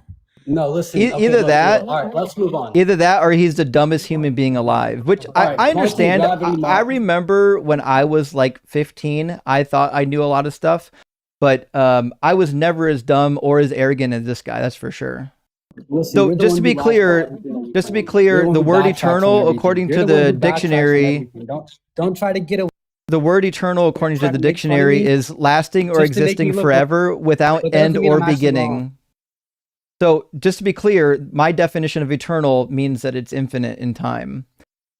Being eternal means that you don't have an end or a beginning in a time reference. That means it's an infinite amount of time. That's exactly what I told you. It's okay if you didn't pass like fifth grade English class and you didn't realize that words have meanings or how to find them in the dictionary. Is energy eternal? Does that mean it exists throughout all time? Can There it are- exist without time? Then? There Can it are some exist without time? particles. There are some Can it particles that exist we without believe. time? There are some particles that we Does it think. exist throughout all time, or does it Do you want the exist- answer, or do you want to get fucking Within muted time. again? Okay, I'll mute you. So there are some particles that scientists believe can't be created or destroyed, meaning like they would have an eternal existence, or they don't even decay. So yes, it seems like there are some fundamental particles that would be considered eternal. Okay, I want to talk about your circle analogy. So your circle was just a finite size, not infinite, right? I didn't say anything about size. I don't know why you're Well, putting that on well, me. your circle has. What the point was, a circle has no beginning point. Yet you can move from Yep. A to B. So Yep. no starting point doesn't stop motion. But the thing is, a circle is finite in size, not infinite. You're I didn't always say anything moving about across a- size. You're always moving across a limited. I didn't say distance, anything even if about it is. size. I was traversing a distance, not a size, dummy. Well, yeah, I know. I just not said you're always moving across. Do a you limited understand that distance, volume and distance are even if it different? moves. Do you know that This volume doesn't- and this distance are doesn't- different? Do you know? That Did you model pass? doesn't fit Did the you ever infinite pass path. geometry? Did you take geometry? That model. Do you know? doesn't- Do you know that model- volume, area, and distance are all different? That doesn't model an infinite. He doesn't. path. He It doesn't. models He a doesn't know. finite but He doesn't. unbounded system. Doesn't understand at all. So what you've got here is something that has no beginning or no end. Meaning, if I asked you, "Can I travel on this circle without getting a stop?" The answer is yes. The answer is yes. So if I asked you, "Can I travel along this circle?" even though traveling along the circle has no beginning or end, the answer is always going to be yes, because any travel is going to be a finite movement on this circle, even though the circle doesn't have a start or a stop. And he's even muted himself. He's been fighting with the mute button so much he's muted himself now. No, I just don't want the echo to go loud. So yeah, you said every moment is finite, so the whole can be infinite, right? Yeah, every moment is finite, which is why there's no problem moving from one finite position on the timeline to another finite position on the timeline. So every moment is finite, like every By number definition. is finite in an infinite Yeah. set. By definition, a moment is a finite slice of something. Okay, so you're saying, okay, yeah. So an infinite collection of finite moments is totally coherent. So time could stretch infinitely into the past, right? Yes, just like an infinite set of Okay. numbers is coherent, even though we can traverse from 1 to 2 to 3. Okay, I understand what you're saying. Okay, I understand. So yeah, this is where we got stuck last time because people kept talking over us. hmm All right, so so when you're saying traversal, so you're saying I understand you don't start at negative infinity. I understand that. Okay, You got it. that's not what I'm trying to say. I'm not trying to say you start at negative infinity. I'm saying that at any moment you just move to the next one, right? That's not a problem. Uh-huh. Okay. What I'm saying is if the past is infinite, then before now there were infinitely many events. That means Yep. the present is the end. And of you'd an be infinite wrong. sequence. Well, I mean, theoretically, the present would be the last piece on the timeline, but the timeline never stops. So I'm trying to understand how can you be now if the present is the end? The present's not the end because the present keeps on going. If the present stopped, then it would be the end, but it's not an end. Exactly. Yeah. So we know that time is moving. Time is not moving. Time is how we track change in the physical world. Oh, so you think new time doesn't exist? You think we exist in an already existing time? No, none of anything you just said makes any sense. There's no such thing as new time. Okay. Yeah, I know. Oh, really? Oh, you agree with me? You agree? Yeah, you said something stupid. You said new time. New time is a nonsensical statement. So like, no, a new moment. Every moment is new, yes. Yes. And that's what makes it a moment. Every moment is there different from the past? moment that How can preceded there it. how can there be a new moment if we have infinite moments? How can there not? That's like asking, how can we get new numbers? Like, how can I keep counting if there's an infinite numbers behind me? I can just keep counting. Okay, so so the point you're trying to make is that time is infinite. Therefore, we can walk from point A to point B. But what I'm saying is that time being infinite doesn't mean that it has no beginning, because time itself can be infinite while still not being eternal. The definition of infinite means it has no beginning or end when we're talking about time. No, you're confusing eternal for everlasting. I'm not. The words everlasting never left my mouth. They only have left yours.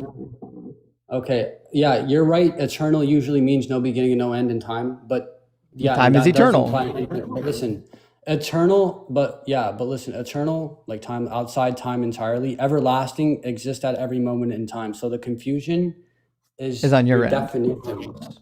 It's your definition. My definitions are spot on. Time, if it's infinite, is eternal. It has no beginning or no end. Okay. So eternal would mean timeless, outside time entirely. Everlasting. Nope. That would be called. That's called atemporal. Atemporal means without time. This is crazy. I cannot believe we're doing this right now. Yes. Listen, Matt, you've been up for 45 minutes, and you've brought literally fucking nothing to the table. You've brought literally nothing to the table the entire 45 minutes that you've been up here. Time is not eternal. We've got grown-ass adults that want to get into the conversation, so I'm going to fucking move on and let an adult get in here before you waste my entire fucking live stream. But you're welcome to come back on the next live stream and try again. He has to be a troll. No one is that stupid. I think he literally is that stupid and that belligerent. And the reason why he has time to come up here and argue with me is because nobody wants to be with him in real life. Oh, well. Let me grab some super chats, friends. We'll get our next guest in here. Thank you for being here, everybody. We're getting our Thursday night kicked off right. Two-Hand Dan, thank you for the $20 super chat. It says Reddit. Secular morality is horizontal, covers how one relates to one's fellow humans. Theist morality is vertical. It's about what God says. DCT, don't know what that means. In other words, whore's rule and first rule. Oh, fuck. I didn't see how you're going to map that on, and now I see it. Justin's fucking rock. Rock hard for Doug and simply wet for Sharon. Well, listen, I'll give you this. You got me. I didn't see that coming, and that was good, my friend. That was good. Contra Deity, thank you for sending out 5 DZ Debate gifted memberships. I really appreciate that, friend. And Scylla Taxabit, great to see you tonight. Thank you for the $10 super chat. It says new hip is healing nicely. Glad to hear it. Hope you're going to be walking soon. Walking without pain. Oh, fuck, you already are. Also, live in Canada, so cost me $0. Best thing a country can do for its people is get universal Medicare. Rock hard for Doug. I agree. Listen, I've been for universal and or single payer healthcare for decades now. There's no good reason not to have it. We're the wealthiest country in the world. We could easily afford it.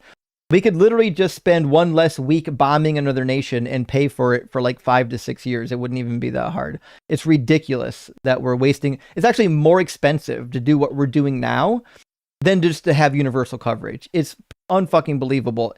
The fact that health insurance companies even exist in this day and age is perplexing to me. They bring no fucking value to the table. They're a middleman that are legally allowed to skim 20% off of every transaction, and then they do deals under the table. There's no reason to have them. Tired of liars. Hey, I'm with you, friend. The UAE has a private health sector with insurance companies, but they do operate a lot better than the US. You don't have problems with like insurance denials, etc., because the law doesn't allow them. Well, Canada too. Canada's basically a single payer system, so they still have private medicine, but they just got rid of all the insurance companies and they basically just set up a government agency that handles all the payments and payouts. That's it. They just wiped out insurance companies. That's all you had to do. It's crazy, and they pay for it obviously through taxes, as we would, but it's way cheaper than paying out of pocket. Tired of Ours says, Justin, for your server, if you create a public-facing website, actually I do have one, I just haven't put much stuff up there yet, deconstructionzone.net, you can use Microsoft Clarity to do auto-tracking and recording of sessions, and you get IP and location info, no fee. Well, Microsoft Clarity might be a good option. So I haven't used Clarity yet, but that might be a good option. I could use WebRTC, I could use Clarity, and I can use my own instance of Video Ninja to do the call-ins. I haven't decided exactly which one I'm going to use. I could write my own. So I'm going to be using Linux as my server, and I've done enough programming on Linux to know that there are some tools that will allow me to do my own custom audio routing. So I could do it that way. We'll just have to wait and see on that. I'm a little ways away from that still yet.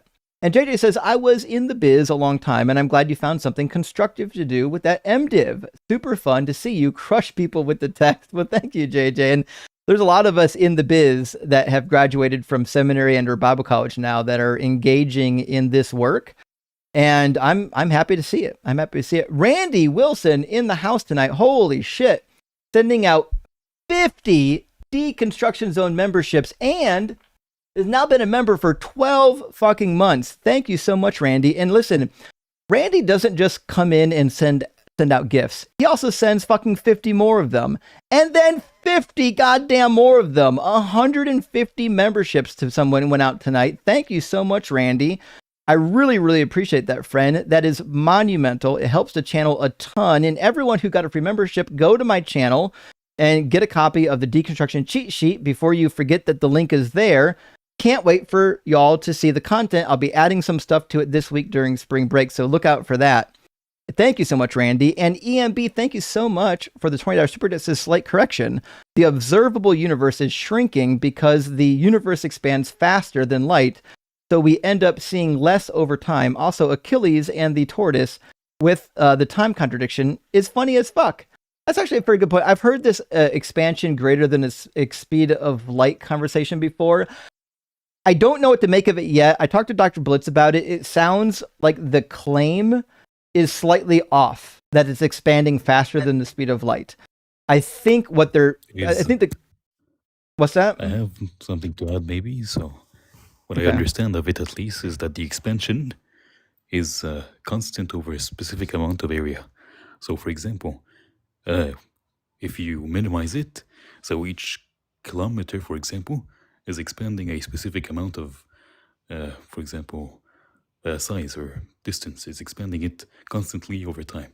So when you add another kilometer, etc., when you get to the edges of, like, for example, if you get to a specific amount of distance, then the space in between would be expanding as a collective at a higher rate than the speed of light. Does that make sense? Yes, that was the way it was explained to me.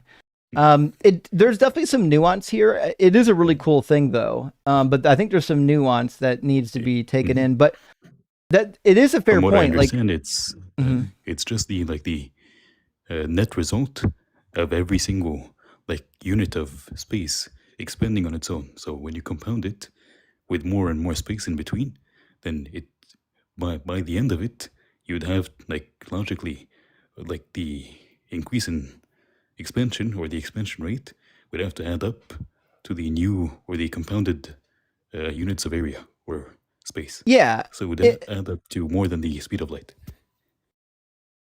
yeah. Give me a second. I'm gonna kind of You can draw do the a little math, I bit. think.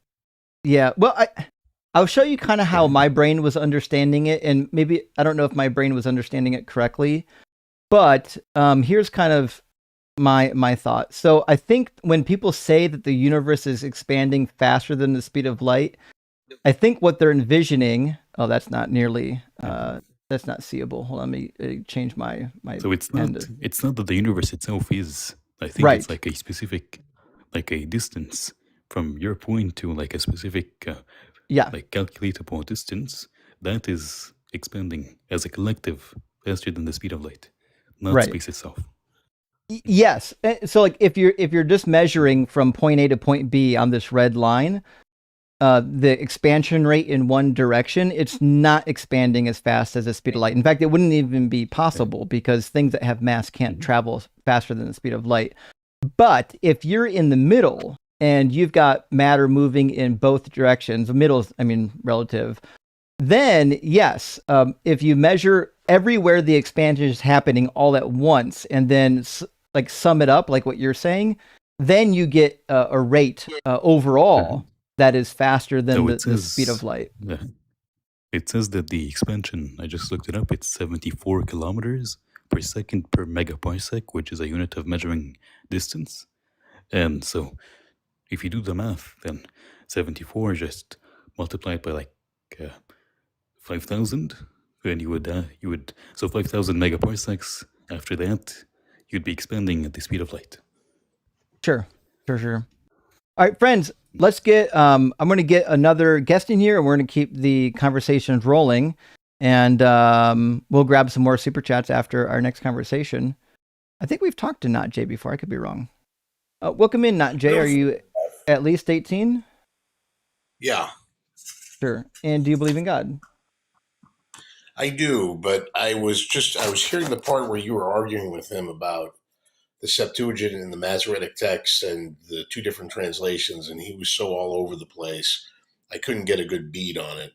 So I was just wondering if you could explain those again and tell me what the differences, if you know of any, that affect the theology in a significant way. Oh, well, I think that's different than what we were talking about. So the contradiction we were referring to doesn't really affect the theology. There are some contradictions that would affect the theology. So, for example, we brought up Deuteronomy 32, 8 through 9, which says that the nations were divided according to the number of the sons of Israel, but it seems like the original reading was the number of the sons of God, because in the ancient tradition, God had 70 sons, including at least one daughter named Anath. And those 70 sons were tasked with like keeping charge of the nations. But it seemed that by the time the Septuagint came around, that was kind of a difficult theology to swallow. And so they kind of translated that stuff out. And we also get as well, like the sons of God getting translated as angels in the Septuagint where it shows up. So that happens. And then the other thing that we find in the Septuagint is there are occasions where it'll say that Yahweh did something. And then in the Septuagint, it'll actually say the angel of Yahweh rather than Yahweh, because it seemed like there were some Septuagint translators that were trying to add a bit of distance between God and man on some passages. So I'm just wondering though. All right, so the Masoretic text came first, then the Septuagint, and the Septuagint is the Greek translation. Am I right so far? So the Masoretic text, technically speaking, didn't start until after Jesus. The Masoretes started their work in about 200 CE, and they finished roughly 600 or so CE. That being said, the Dead Sea Scrolls seem to line up mostly with the Masoretic text. And so they're typically referred to as Proto-Masoretic, meaning they line up mostly with the Masoretic text, but not identical with it. Okay, so that means that either the Masoretic texts were copied from the Dead Sea Scrolls, or there was something earlier. This is where I'm getting confused, and I apologize. So you're saying the Masoretic texts are based on the original Hebrew, which came earlier because of the evidence we found in the Dead Sea Scrolls. Is that correct? What I'm going to say is that what we have in the Masoretic text better reflects the scribal tradition that existed prior to the Dead Sea Scrolls and prior to Jesus. Because when we look at the text that we have, they match the Masoretic text better than they match the Septuagint. And so that's why typically there's some priority given to the Masoretic text. For example, a famous edition is in Psalm 22. Psalm 22 verse 16 says Ka'ari in the Masoretic text, which means like a lion. And when we go back to our old manuscripts of the Dead Sea Scrolls, so the Necha Hever Scroll 5-6, where we find the earliest edition of this verse, it's got an actual error in it. But if you look at all the translations, since all of our earliest translations, it actually reads according to what the Masoretic text more often than not than what that early error was. So it just seems. I gotcha. Yeah. It just seems like when you compare the translations, when you compare the documents, they typically agree more with the Masoretic text than anything else. And that even helps because there are sometimes, like we said in Psalm 22, where the earliest document we have, it kind of has an error in it. It looks like Ka'ari. It actually says Ka'aru. But that type of scribal error was common where the yod accidentally got elongated. In fact, if you don't know what a yod is, I'll explain. Because of the various copying issues, this was one of the most common. So a yod typically is drawn like this, but they had periods in time where they got longer for stylistic reasons, like it was more decorative. And so what happened is it was very common sometimes when you were copying a text that you might come upon a yod with like a long tail. And so, give me a second. I get your point. So that's the word in the Dead Sea Scroll. But if this yod was a little bit long, you can see why somebody would copy it thinking that it was a vav instead of a yod. And so we can compare, okay, well, this old text seems to have an error in it. We can compare all of our translations of this text, and most of the translations seem to agree with what was in the Masoretic text. So I'm just saying that when we compare all the manuscripts we have, it just seems like the Masoretic is the most stable. Okay. So these translations, like you said something about from the children of Israel to the children of God to that, I mean, might that be, I guess I would be looking for how would it affect theology in a significant way. Like there are certain words like omerta that doesn't translate well into English. So I'm just wondering if possibly if that was the same case. Is it maybe the same case in a lot of that stuff that didn't actually affect the theology? Because if you were going to say, well, it was given to Israel. I mean, Israel can be seen as the sons of God. Are most of the errors like that were just, not affecting the theology, or are there some significant theological alterations in these? I think there were some differences. Yeah, let me go over two of them real quick. I've got a. You give me chapter and verse. Yeah. Go to Isaiah 9:6. Yeah. I'll see if I could zoom in on my spreadsheet. I started keeping a spreadsheet of some of them. So in Isaiah 9:6, the New Testament quotation is, "For unto you is born this day in the city of David a Savior, who is Christ the Lord," so on and so forth. And they're saying, hey, well, this kind of comes as a fulfillment of Isaiah 9:6. Okay, so when we go to Isaiah 9:6, this is interesting because this is one of the few times where the New Testament seems to be pointing towards the Greek text. I'm sorry, the Hebrew text instead of the Greek. So also, to be fair, this is never quoted in the New Testament, by the way. So in the New Testament, it only ever alludes to this passage. It never actually quotes it. I'm going to show you why it doesn't quote it. So in the Masoretic text, it says, "For a child has been born to us, a son has been given to us. He shoulders responsibility and is called Wonderful Advisor, Mighty God, Everlasting Father, Prince of Peace." Now, this, for most Christians, is like a real, like, quintessential messianic prophecy. If you ask people, where are the messianic prophecies, 9 out of 10 Christians are going to tell you this is one of them. But it's interesting, if you look at the quotation from the Septuagint, you can see why the New Testament never actually quoted it. Because it says, "A child was born for us, a son also given to us, whose sovereignty was upon his shoulder, and he is named Messenger of Great Counsel." And then we miss these titles, and it says, "For I will bring peace upon the rulers, and peace and health to him." So the Septuagint, their translation of this text, completely wipes out anything in this that could be remotely about Jesus. Okay. Do you have so that one seems to the Messianic text seems to support where the Septuagint does not. Is there another one that would Go the other way? theologically? Yep. Yeah. Yes, exactly. And so the best example of this, I think, is in Isaiah 7. We're going to do 10 through 18, but verse 14 is the one in question. So in verse 14, it's translated, "Therefore the Lord himself will give you a sign. Look, the young woman is with child and shall bear a son and shall name him Emmanuel." So that's interesting because...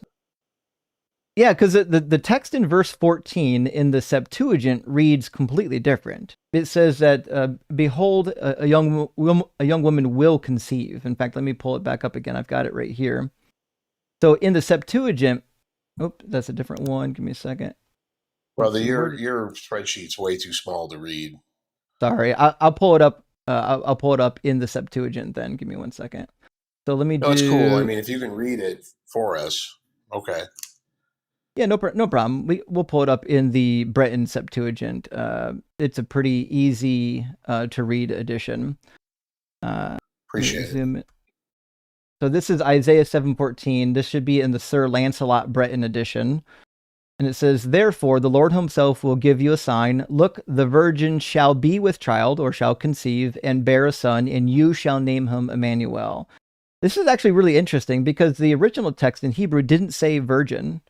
It just says the young woman who is already pregnant. The pregnant young woman is going to bear a son.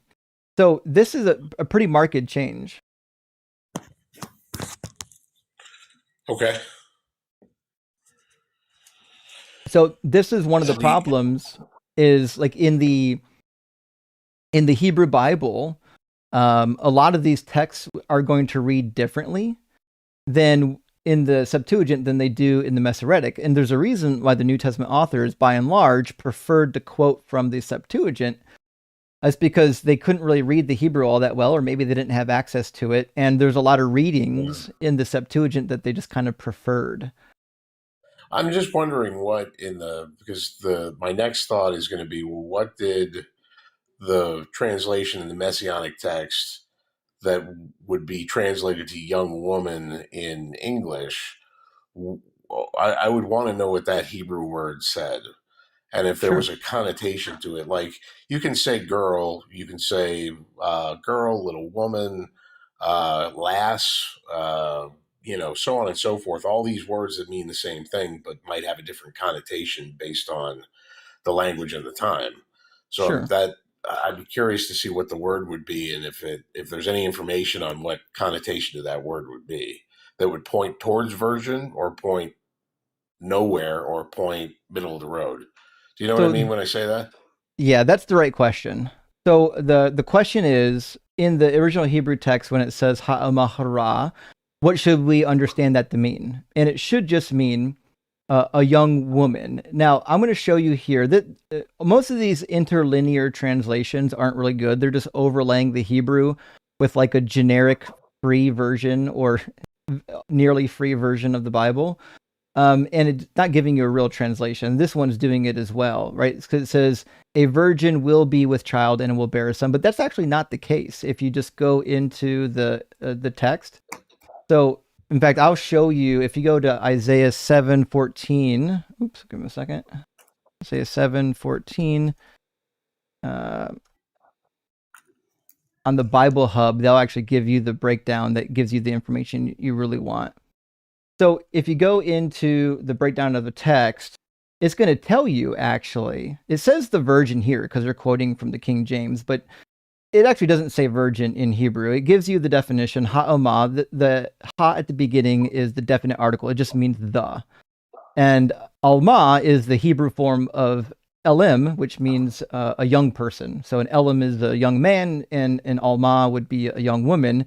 And if you just open up the dictionary definition, you'll see that it's used quite a few times in the Bible, but it just means a young woman. It doesn't really matter if she's pregnant or not. It's just a young woman, and that's why. Right, but I'm wondering if that particular phrasing, like how many times we find that particular phrasing in the Bible, and is there other phrasing that would show young woman?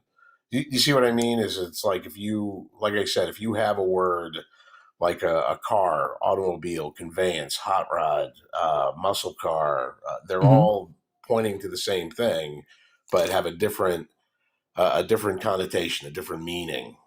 So that'd be my only question. What was the Hebrew word again that So they're it's using?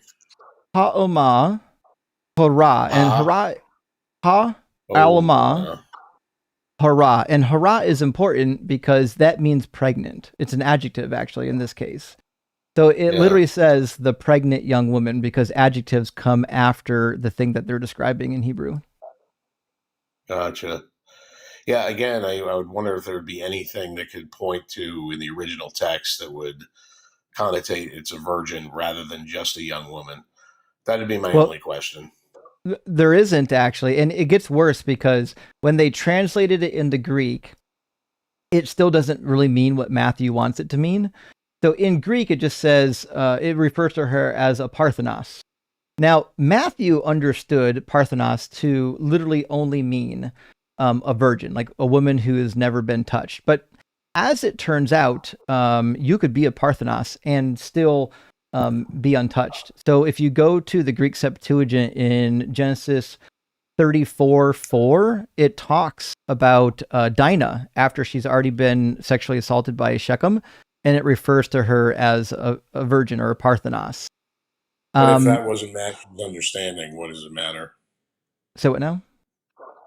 I said if that wasn't, you said Matthew's understanding of Parthenon was virgin. But if he was using it that way, thinking it that way, what does it matter if it's not? So no, my point is, I don't think that the use of virgin necessarily does what people want it to do either. So Parthenos in Greek could also refer to a young woman, whether she was a virgin or not. So even in the writings of Homer, in the Iliad, there's a young woman named Astykioke or Stykioke. I'm not sure how to pronounce it. Anyways, she gets knocked up by one of the deities, and she has a son by Ares. And even after she was already pregnant, already had a child, was already, had a son by Ares, they keep referring to her as a Parthenos. It just happened to be that in classical Greek, Parthenos could be similar to Alma. It could be used of a young woman with or without a virginity status. It's actually that Matthew was the one that messed up the reading, actually.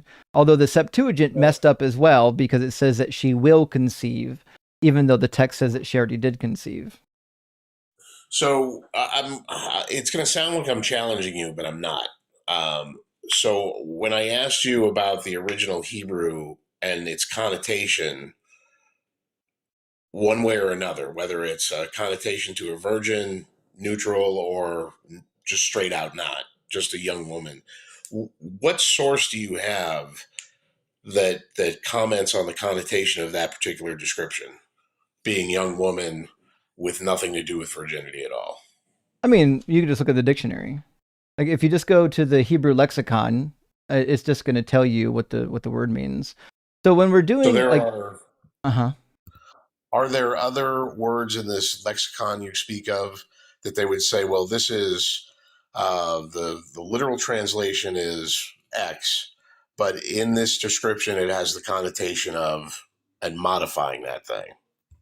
Like hot rod is a car, literally, but the connotation of that would be a very fast car. Yeah, you mean, are there idiomatic usages? And we don't really see idiomatic usages of this particular word. So a young woman is a pretty generic word. It's like na'ar in Hebrew. It's just a young person.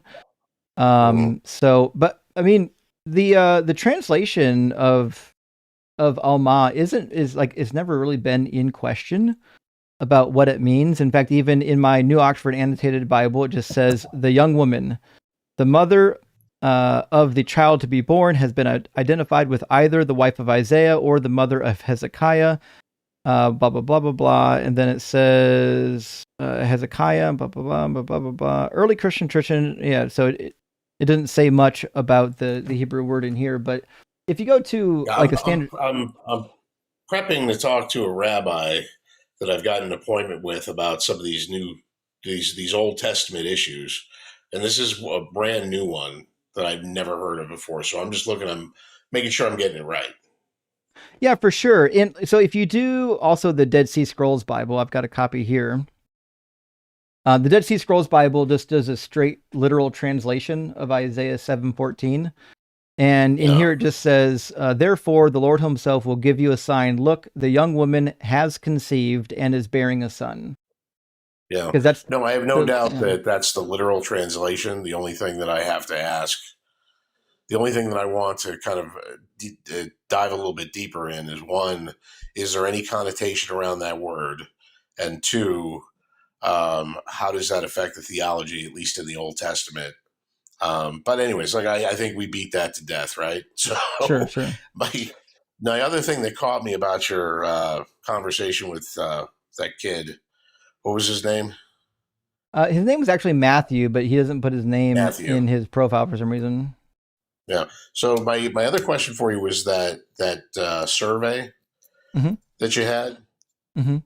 Could you bring those results back up again? Yeah. Yeah.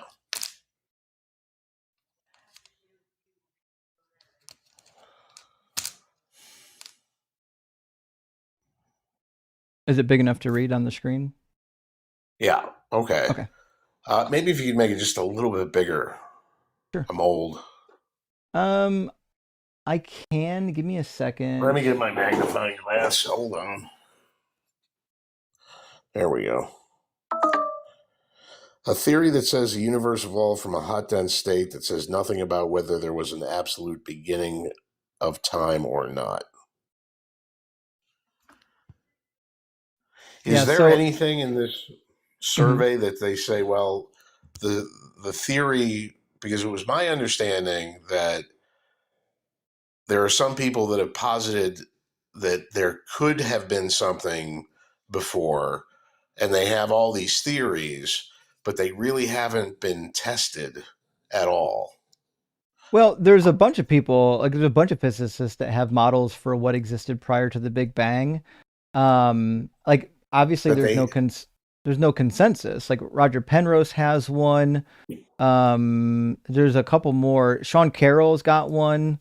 Even Stephen Hawking toyed with a model at one point. William Kenny has one from the University of Buffalo. But it's hard to know. How could you possibly prove what was before the Big Bang? I think a lot of it is going to lie on positing theories that might be difficult to prove. So we know the Big Bang Theory happened because of observing the expansion rates, the red whatever. I know there's like 3 or 4 things that we can observe to know that happened, or at least prove it. There's enough evidence that we can take a leap of faith that it happened. It's a theory supported by a lot of evidence. So the thing is, What was that? the thing is, scientists do not say that it happened; they say it is happening. It's a thing that is still happening. It didn't end. Does that make sense? Yeah, splitting hairs for my purposes, I guess. But yeah, that it was something that happened and continues to happen. Sure. Yeah. Okay. But what I'm suggesting is that I thought that the other, and like I said, maybe I'm wrong. I thought that the other models that they have, the other suggestions that they have not been able to test at all. Well, how would you?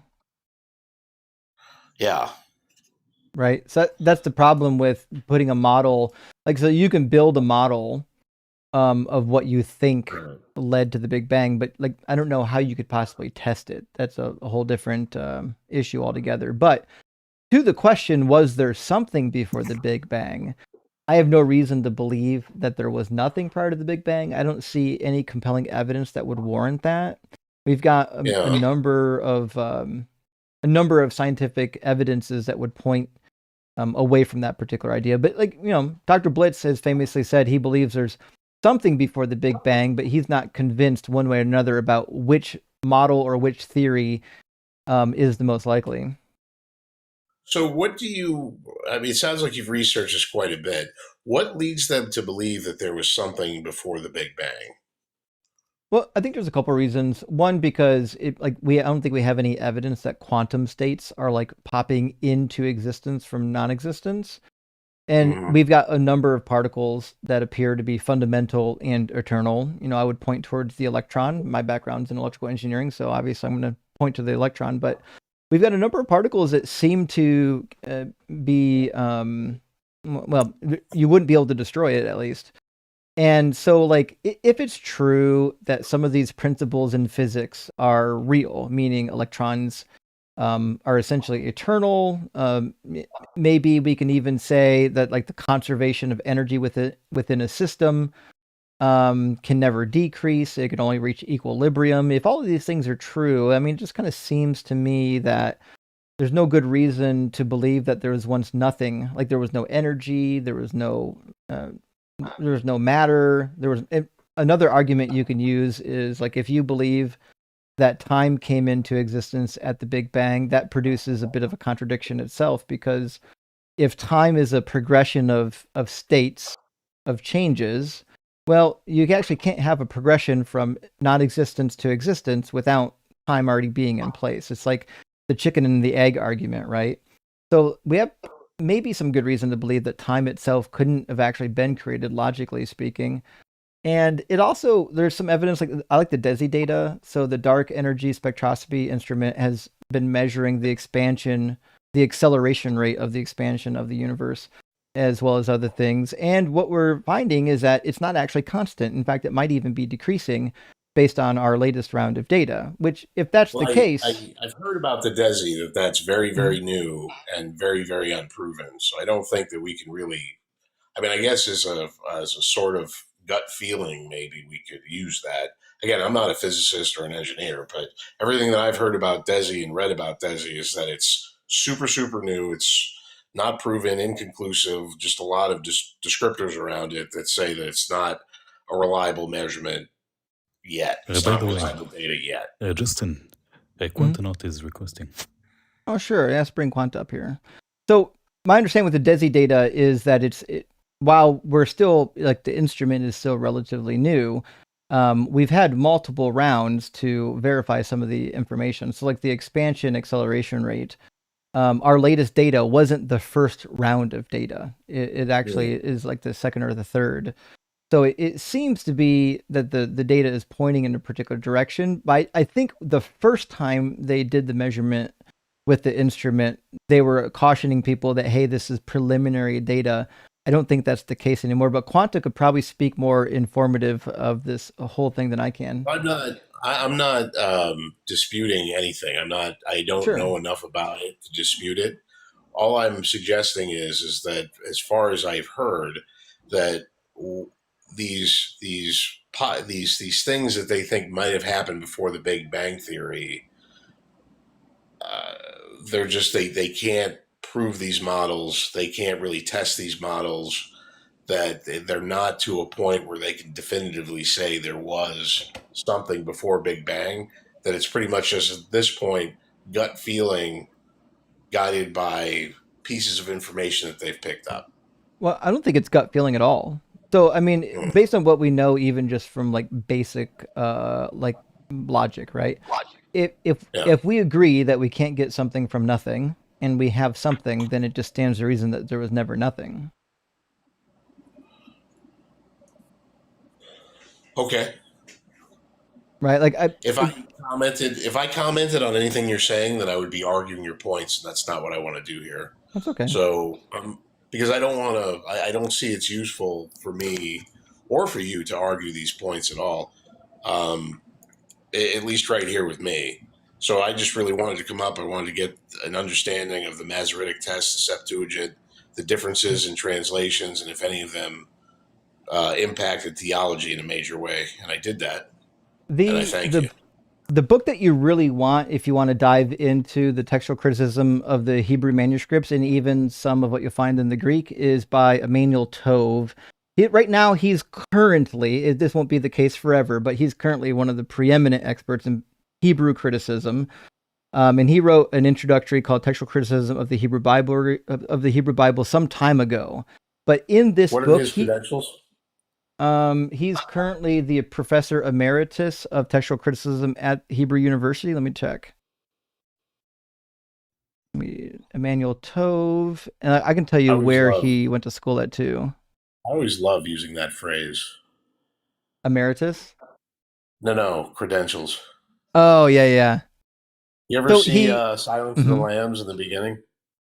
Yeah, it's been a minute. Maurice is there with, Clears is there, and he goes, credentials? Yeah. Closer, please. Closer. You're not real FBI. All right. It's a classic. So, Professor Emeritus. Yeah, so he graduated, he did his PhD at Harvard University, and he also went to Hebrew University of Jerusalem, and his PhD dissertation is called The Septuagint Translation of Jeremiah and Baruch. And then he, last professorship, it looks like, was a professor emeritus at the Department of Bible in the Hebrew University of Jerusalem. I'm good. He's got chops. Oh, yeah. Somebody keeps asking me, where's the evidence for your God? This Kaylee the wow? Yeah, don't worry about the chat. Okay. I mean, I specifically said I'm not up here, Kayla, to argue any points. So they're here for the blood. Don't worry about them. Okie dokie. I'm gonna go have some dinner. Not Jay. Thanks for stopping by and chat with me. I know sometimes the audience, they want to hear a really good debate, but I do enjoy chatting with you because you come up with some decent questions. Fair enough. I did want to address any potential Big Bang questions. Cry to your friends. Well, while we got Quanta up, if you have questions about the Big Bang, he's doing his PhD right now in the field of physics. He might be able to help. So before the expansion, did time, space, and matter exist or not? It's possible. There are lots of models that say that they do. There's a few models that say that the universe evolved from a timeless state. That's like the Hartle-Hawking state. There's probably more models that say that time. But I'm talking about during the Big Bang, that particular time when it was in the dense state, hanging out. Well, I mean, the Big Bang is the event of expansion. It's okay. There's no. I don't know if there's any model where it's just like stationary, like a static. So why was it said for so many years that it was a hot, dense state where neither time, matter, or space existed? Okay. So I see the confusion. So if you only go by the laws of general relativity, so this is the description of how gravity works on large scales, and you wind back the clock of an expanding universe, you get to what's known as a singularity. And in that state, you essentially have a point where all timelines end there. And so effectively time comes to a stop at that point. However, I would say that most physicists, at least all the ones that I've met, don't believe that singularities are actually real things. Usually, when a singularity appears in a scientific theory, it is a sign that your theory is incomplete. Essentially, it's like a divide by zero error at that point. And so what you really need is a new, more general theory that can handle what's happening in that situation. And we have good reason to think that there is like some new theory that should tell us more about that state than just general relativity alone. Specifically, we would need a theory of quantum gravity. Would this be the unified theory everybody talks about? It probably would be, but the important thing is that it would need to be a description of how gravity works on the quantum scale, which we don't have yet. But there's good reason to think that once this theory gets developed, that singularity will vanish, because this has sort of happened multiple times in the history of physics, where we've had singularities appear in certain theories, like in classical electromagnetism, electrons themselves were singularities, but once we developed quantum field theory, that singularity went away. And so we have good reason to think that the same thing will happen to the singularity during the Big Bang. Okay. You're so far now, over. As for what will replace that singularity, that's a whole other question. Yeah, I mean, so we don't know. You think that it might possibly could be a good odds of the theory getting replaced, but you have no idea what the theory would be replaced by.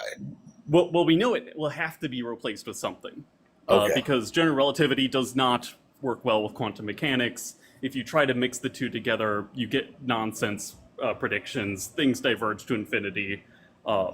It's just it's not a good time. So we definitely do need a theory of how gravity and quantum mechanics can commingle with each other. Unless CBS lied to me, and I cannot trust what Sheldon Cooper and Leonard had said, that these quantum studies are something that they consider that, at least in their lifetimes, they are never going to be able to solve or get to the point where they could have those unifying theories. Am I incorrect in saying that this is a a black hole of theory that they're just going to have to go at again and again and again and again? So there are many smaller mysteries that need to be solved before we can approach that really big mystery. And if we use our current approach at probing physics, like with particle colliders, if we kept using that approach to try to study how gravity works at this scale, you would need a particle collider like the size of the solar system. Clearly, that's not going to happen. That being said, you might necessarily not need that. So, for example, there are ways to observe the very early universe in ways that we are just starting to right now. For example, we could look at the background of neutrinos that were emitted during the very early universe. And more interestingly, we could look at the background of gravitational waves that were emitted during like the inflationary period of the early universe. And this will give us a lot more insight about those early conditions and help constrain which models are plausible and which ones definitely have to be ruled out. Yeah, you're far over my head, but I think I get your gist. So point is, there's cosmological observations you can make in theory that with technology we are currently developing that will lead us further down that rabbit hole. I am but a simple auto mechanic, and I can tell you how to change spark plugs and oil, but I cannot grasp these higher concepts completely. But I think I get the gist of what you're saying. I think you dumbed it down enough for me. They're brain melting for a lot of us. I need it dumbed down for me as well. I'm just a lowly experimentalist. I'm nowhere near on the level of like theorists like Blitz. Well, listen, friends, I do love these conversations, but I think we've got to get another guest pulled in here. But not Jay. Thanks so much for chatting with us, bud. I'm going to go have some dinner, not liver or fava beans, and you guys all have a nice night. Cheers. Have a great one, friend. You too. Quanta, good I to need see to you, get buddy. back to work myself. I have a presentation to prepare, but thanks for having me up. All right, cheers, buddy. Hope you do well. Good luck. Presentations. I don't miss those from school. I miss a lot of things. I don't know if I miss presentations. I'm going to grab just a couple of super chats, friends, so we don't get too far behind. Then I'm going to get Easy RI in here from the guest queue, and we'll keep the conversations rolling. Dylan, my friend, thank you for the $10 super chat. It says, how long was the law lost in 2 Kings 22:8 if kings were supposed to copy God's laws in Deuteronomy 17? Also, God seems to unjustly punish the people for those unknown laws in 2 Kings 22:16 through 20. So this is true. So here's the thing. When they find this new book of the law, it's propositioned as though the book of the law was lost. Now, that book is traditionally believed to be the book of Deuteronomy, which coincidentally was verified by the father of Jeremiah. Jeremiah, the prophet at that time, also has a lot of crossover. If you read Jeremiah and Deuteronomy, they look like they're almost copying from each other. So it seems like the best of our evidence is that there was probably at one point some generic law code that they were using that maybe they said came from Moses. But by the time Josiah rolled around, the law code was no longer functioning. No one gave a damn about it anymore. The priests really weren't reading from it. And then like, we need a new law code. And then they came up with Deuteronomy that was loosely based on the documents from prior. And it looks for sure, if you read through Deuteronomy, that there are parts of Exodus that they're bringing over and modifying as they're bringing it over. So we certainly do know that these old law codes still existed when Deuteronomy was written, but we don't know in what form, and we don't know how ubiquitous they were, and we don't know who was actually following them. It is a bit of a mystery. And it's interesting, too, because Deuteronomy was purportedly written by Moses, but there's not a single part of Deuteronomy that would lead you to believe that, especially considering what we know now about the documentary hypothesis and the huge crossover between Jeremiah and the Deuteronomist. Skepticus, my friend, thank you for the super chat. Says, Christ out here sending his best pre-evolved proto-humans to debate today. Bask in the brilliance, understanding, and excellence of this young man. Truly, we atheists have been defeated. I know. Good thing Matthew wasn't around when Hitchens was still doing his thing. He would have cooked Hitchens, at least in his own, pretend world he would have. EMBY, thank you so much for the additional super chat. Says, this genuine idiot unironically said, it's from Cornell's website. Homie, that's the container/database. It's not where the source originates. And this guy doesn't know what a source is. He has no idea that just because you've published it on a website that Cornell didn't actually do the actual survey. There's a lot of data that you can find on these websites now. In fact, one of my favorites, which I haven't talked about much lately, but everyone should check out eventually, is, I don't know if you know this, but the University of Notre Dame does have an archive on their website for Inquisition documents, like actual historical documents from the Inquisition. Highly recommend it. America Pen, thank you for the 110 TRY, says only 10% of viewers like this stream. That's fucking outrageous. 10% like the stream? Crucify the like button, y'all. 90% of viewers will be spending their afterlife in Doug's mineral hell, pierced by sharp crystals for eternity. Yep.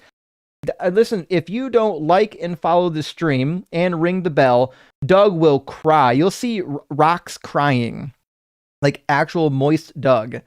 And William Rogers, good to see you, friend. Thank you for the 1243. Says, since according to Jesus in Luke 16, the people in heaven can see and hear the people in hell, wouldn't that mean that heaven would be just like watching a live, never-ending snuff film? And yes, that is the case. And also, it seems to suggest more of the same in Revelation 14.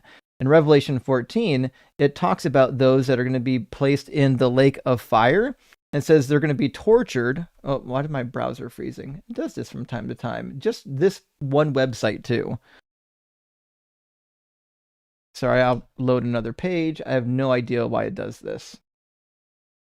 But in Revelation 14, it talks about the people that are going to be thrown into the lake of fire. And it says that they're going to be in the presence of Jesus, in the presence of the Lamb, being tortured. It says, they will be tormented with fire and sulfur in the presence of the holy angels and in the presence of the Lamb. Well, if that's the case, that means the lake of fire and heaven must be relatively nearby, or whatever you think heaven is. There should be some access between that and the lake of fire. Like, it's not entirely clear. Johnny Ringo, thank you for the $20 super chat. Says, hey, Justin, here's some support for dealing with the most insufferable caller I've ever heard. Well, thank you, Johnny. And they are fucking rough. Matthew's rough every time he comes up because he's not mature enough to actually have a dialogue. But we see, there people will come up like Not Jay 86 and have rational dialogues. You don't even have to yell at me, although it is kind of fun. Carly, thank you so much for the $25 super chat. Says, Jay, your patience is epic. Your knowledge is epicer. Well, fuck. Thank you so much, Carly. I really appreciate that. And listen, there are some people in the space that actually are way more knowledgeable than me. It's just that they're not doing debates. It is what it is. Like if you put like Dr. Kip or Dr. Josh up against me, I would look like a dullard. Like I cannot compare to their level of knowledge and experience, but I'm willing to get up here and debate, and I can use scholarly resources. So, all right, I'm going to grab just 2 more super chats after this, and we're going to get Easy RI in here. $20 from Dustin Hoskins. Thank you so much for the super chat. It says, any tips on raising kids skeptically with conservative Christian relatives that are actively going to try and emotionally manipulate them, i.e. we're all sinners and deserve hell? Rock hard for Doug, simply what for sure. Well, I think all you need to do is let them know that they can not believe stuff. I'll give you an example. When I was a kid in Catholic school, my mother was Catholic, but she was like, non-practicing Catholic. And we were talking about, in class, we were talking about the practice of confession. And we are asking this is the first time we really got to learn about it as kids. And I just asked my mom, well, what's the deal with confession? Like, why do we have to confess our sins to a human being if God is listening to us? And she just flat out said, oh, you don't got to believe that. Like, I know we're Catholic, but you don't have to believe everything. It was the first moment I was like, oh, like I can question it. And I did. And so if you just let your kids know, like, hey, you can question, it's okay. You can ask questions. Not everything somebody tells you, even if it's from authority, you have to believe. And I think kids can think logically. I'm a firm believer that kids are logical and intelligent. They just lack the self-control and the experience and knowledge that adults have. I think many of them are just as logical as adults, sometimes even more so. In fact, when you tell stories to kids, they pick out the plot holes really well. And Atlas, my friend, thank you for the $20 super chat, says, massive shout out to Randy Wilson. Hell yeah, Randy. His gifted memberships are legendary. He could be part of the Pantheon. That's fucking true. Randy has sent out more gifted memberships than any human being I've ever seen on this channel or on YouTube at all. We need to find a way to get him in the Pantheon. Maybe I need an actual Randy Wilson bobblehead for the shelf. I have to look into that. Hope you're doing well, Atlas. And last super chat for now from Russell. Thank you so much for the $20 super chat. It says, random thought. When Justice uses yes or no questions, he's trying to build a base level of agreement onto which to build the conversation. But callers use yes no questions to force Justin down their script. Rock hard for Doug. That is the case, Russell. I don't actually have a script. Like, I do know the arguments. I could theoretically run a script in my head. But like, I'm trying to navigate a conversation so that we can get somewhere productive. And to get somewhere productive, we have to say, here's what we agree on. Here's what we don't agree on. Let's talk about this thing that we don't agree on. So then we can move on to the next part of the discussion. And when they don't give me yes or no's, I can't move on because I don't know what we're agreeing to. You can't just continually have a discussion where you don't agree on anything because then you never get anywhere. So you're right. You nailed it. I asked yes or no questions so I can say, okay, here's where we're at. Here's a snapshot. Put a pin in that. Let's move on to the next thing. And it's almost impossible to get to the next thing because they just like run around with a chicken with their head cut off. But Easy, welcome in. Are you at least 18 and do you believe in God? Yeah, I'm 26 years old and yes, I do believe in God. I think Sure. it's real. And which God do you believe in? Most likely I'm a Muslim. I believe in the Muslim God. Sure. Let me ask you a question. Why? No, I think that like as your prompt said, you affirm that God is imaginary, right? And I would say that like imaginary is just an incremental thing. So my question would be like in this case, would you say that incremental things can be like real? Do have ontology? No, I don't think that our thoughts have ontology. I think that they're like just physical events happening in our brain. It might feel like they're non-physical because it's hard for us to describe it. Like we can't describe the smell of blue or the color of the smell of steak. But that doesn't mean that they have some like independent ontology outside of our actual brain. But when it comes to like identifying the smelling of like a color, that would be addressed as like an inadequate predication insofar as a subject. I would say that it's inadequate for like that kind of like sense to be instantiated insofar as that kind of concrete. But when it comes to like something being imaginary, we can like resort to say that like obviously imaginary things can be perceived to be true and Like also what? real. They do possess ontology for that, can be instantiate like Like what? predicates upon that. Do Justin, you if agree you with allow that? me, can I just for a second, can I Mm-hmm. change the phrasing of the title Mm. to Allah is not real? Yeah. Sure. Yeah, so when it comes to real, how do you define real? He doesn't exist. When it comes to existence, how do you cash out existence? Do you cash out existence as a Yeah. quantifier, or do you cash out existence as a predicate? He's which trying is so something hard to go outside of a thing? into the philosophy talk, Mm-hmm. but he's Oh, not I gonna. think You're that not like going to. You're not going to, philosophy. Habibi. Again, when we say he doesn't exist, you know what you exactly know what we mean by he doesn't exist.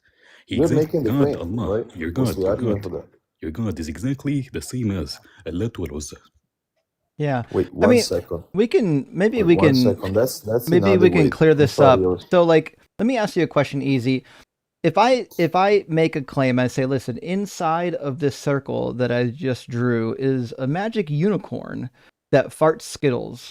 By the way, Does this guy, he was on Ian's last week or All right. 2 weeks First ago, of all, and he was a first of all, Catholic. So oh, he one was a second. Catholic First last of all, time. That makes sense. Yeah, okay. So he's wait, just one trolling. second. First of all, So first of all, inside, that's a, easy if you're not wait. trolling. Just May I have the chance trolling to question. speak or not? Easy if you're not trolling. Could you say the I'm not Shahada? Go sure. ahead. No, Ashhadu an la ilaha illallah, Ashhadu anna Muhammadan Rasulullah. And May I why did read? you say you're a Catholic on Ian's?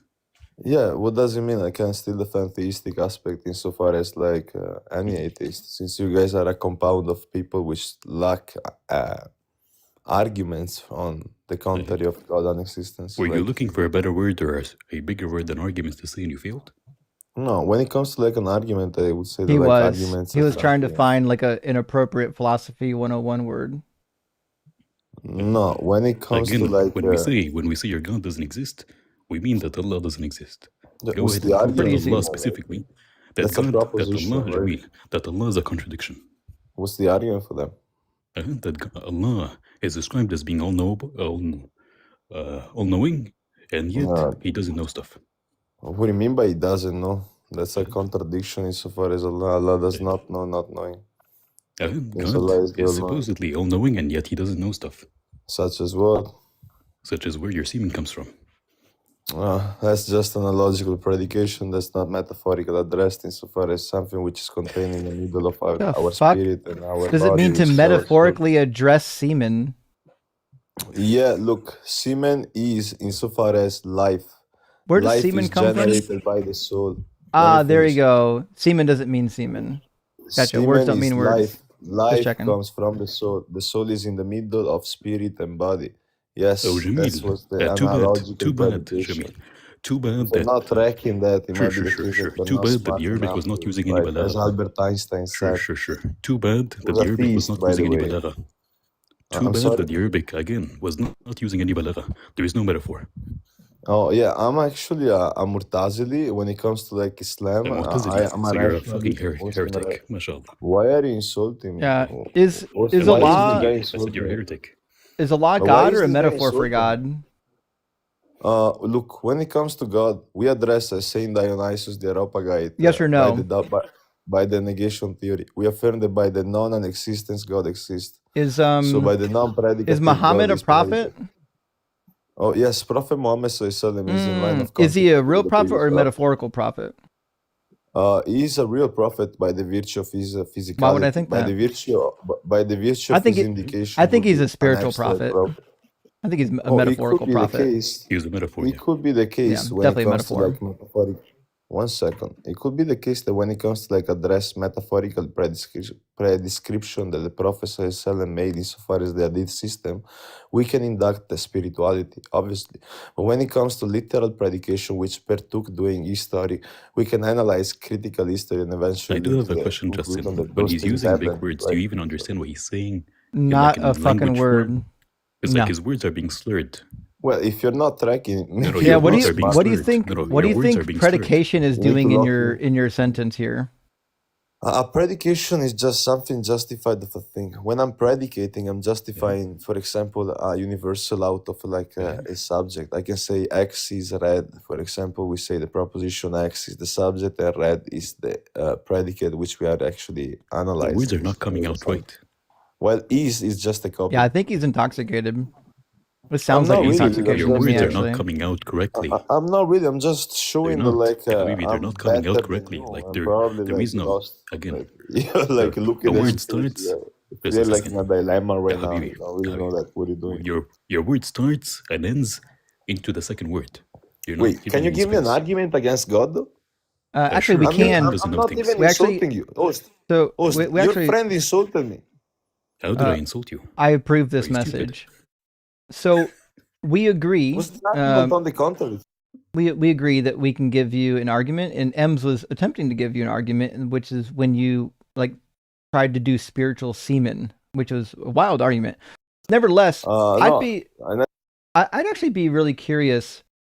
Do you have an argument for why God does exist? Because I think my argument is really easy. In fact, you probably already heard it when I was talking to prior guests. But I would more than happy to give you like an actual syllogism why I don't think God exists. But I'd be curious to know if you actually have an argument for God existing first. In fact, I'll give you a notepad and we can write down the argument and we can discuss whether or not the argument actually works. And I'll even put a timer up so that we can keep track of the argument. But I will say this. For all of our syllogistic-based arguments, you only get 10 minutes. Same goes for me. And if you waste time having to define words, that's just kind of your fault for having not used good words. Yeah, premise 1, the universe exists. Oh boy, here comes a kalam. Actually, it's not the kalam. What's P2? Premise 2, if the universe exists, then the universe is either composite or non-composite.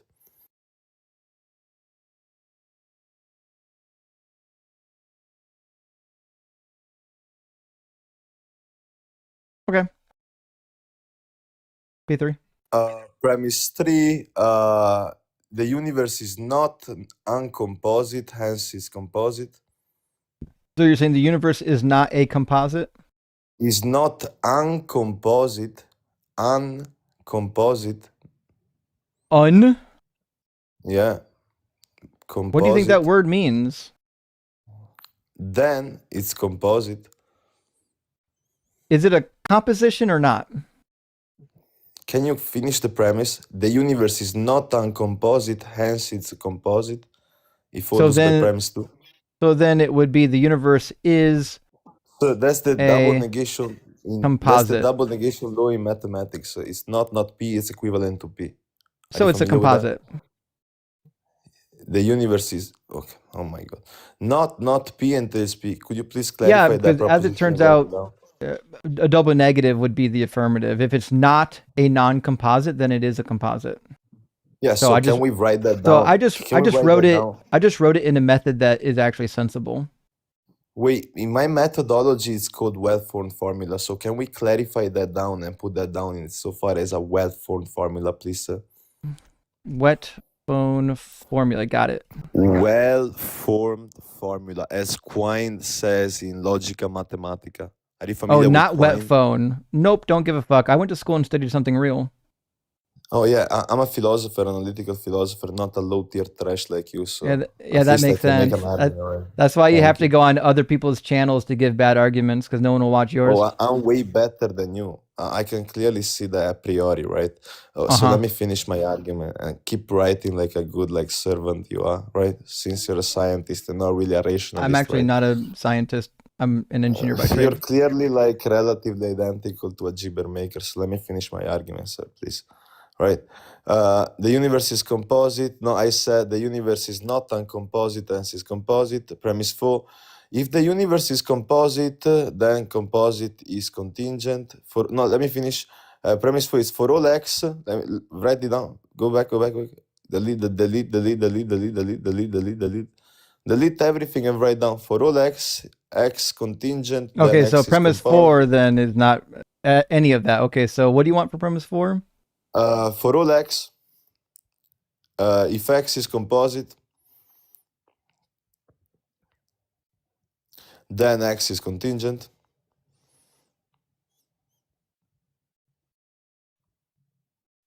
Yep.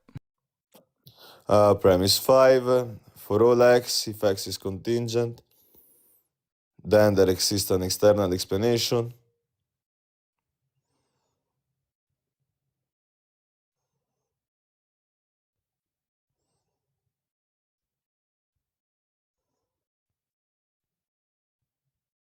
You mean explanation or cause? Premise 6. Do you mean for all explanation X, or cause? One second. He's not going to clarify at all. For all X, premise 6, for all X, for all Y, and for all Z, For if all X is Y, For all X, Y, Z? yeah, for all X, for all Y, and for all Z, if X is Y, and Y is Z, then Z is X. That's Leibniz law. This has got to be a troll. There's no way this guy's for real. Hence, premise 7, there exists an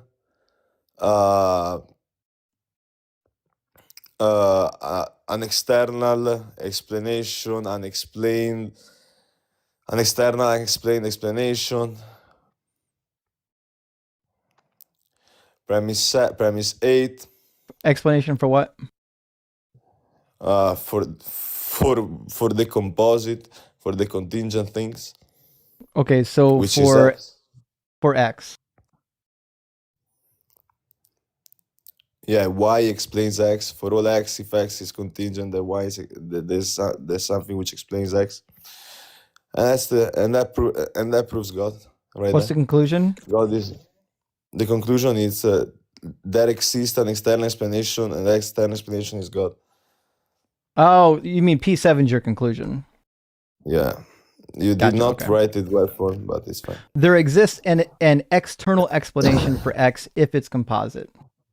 No, that's not what I said. There exists an external explanation for X, and it's God.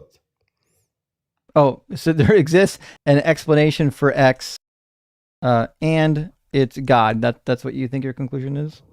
Yeah, that's that there exists an external explained explanation for X, and that's God by Leibniz. Sure. So the universe exists. Premise number 1, I would obviously grant. I think the universe does exist. Premise number 2, if the universe exists, then it's either a composite or not a composite. I mean, it just seems trivially true. Premise number 2, or sorry, 3 is the universe is a composite. So what do you think a composite is? Something that has predicates. Properties, you mean? Something justified of a thing. Would you say that You the mean universe explanations? is a thing? Look, when it comes to an explanation will be an abstract result. Would you agree with me?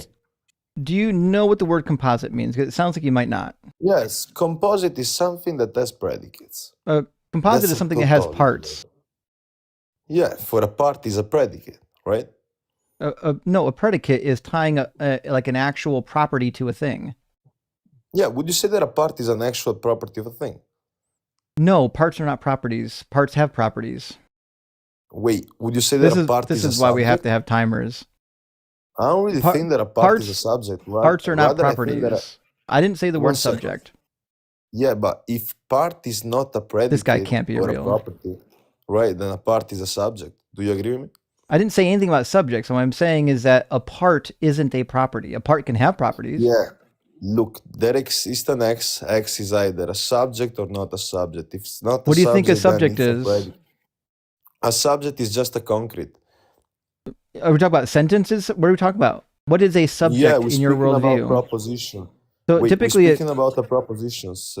what? and we Give know- me the definition of subject. A subject is a concrete reference. Sure, it is a reference. Yep.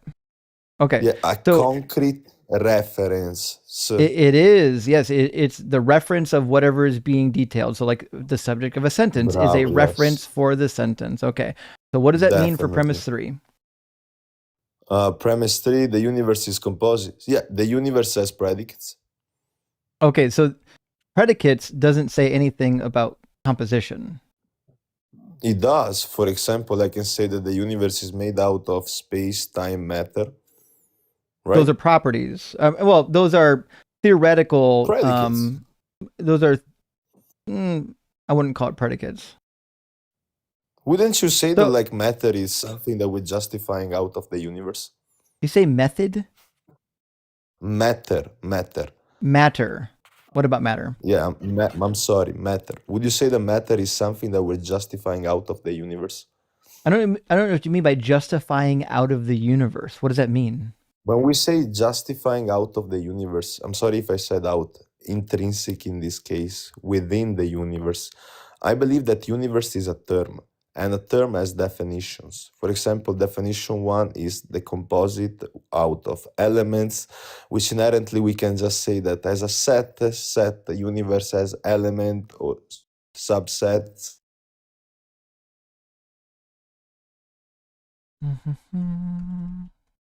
Hey, give me a second. I'm just writing some notes before I remove you in 20 seconds. So nothing you said actually helps me to define premise number 3. I'm asking, when you say the universe is a composite, I think what you mean to say is that the universe is made of parts. Because that's what composite means. If you don't mean made of parts, then you have to find a different word. Composite is not the word you want. Oh, and he's gone. Okay. I don't think that guy's real. Someone please tell me he was a troll. There's no way someone is that stupid. But he did say Leibniz, so maybe he read a philosophy book once in his life. Who knows? All right. Get the Furbo timer here. But it was so boring. Dude, boring as shit. I bet I lost like 600 viewers during that too. Hold on. Oh, maybe not. It looks like it might have remained stable. Spamming words as if that makes his argument better. Yeah, just keep shouting philosophy words. It'll work as long as you don't have to define what you think those words mean.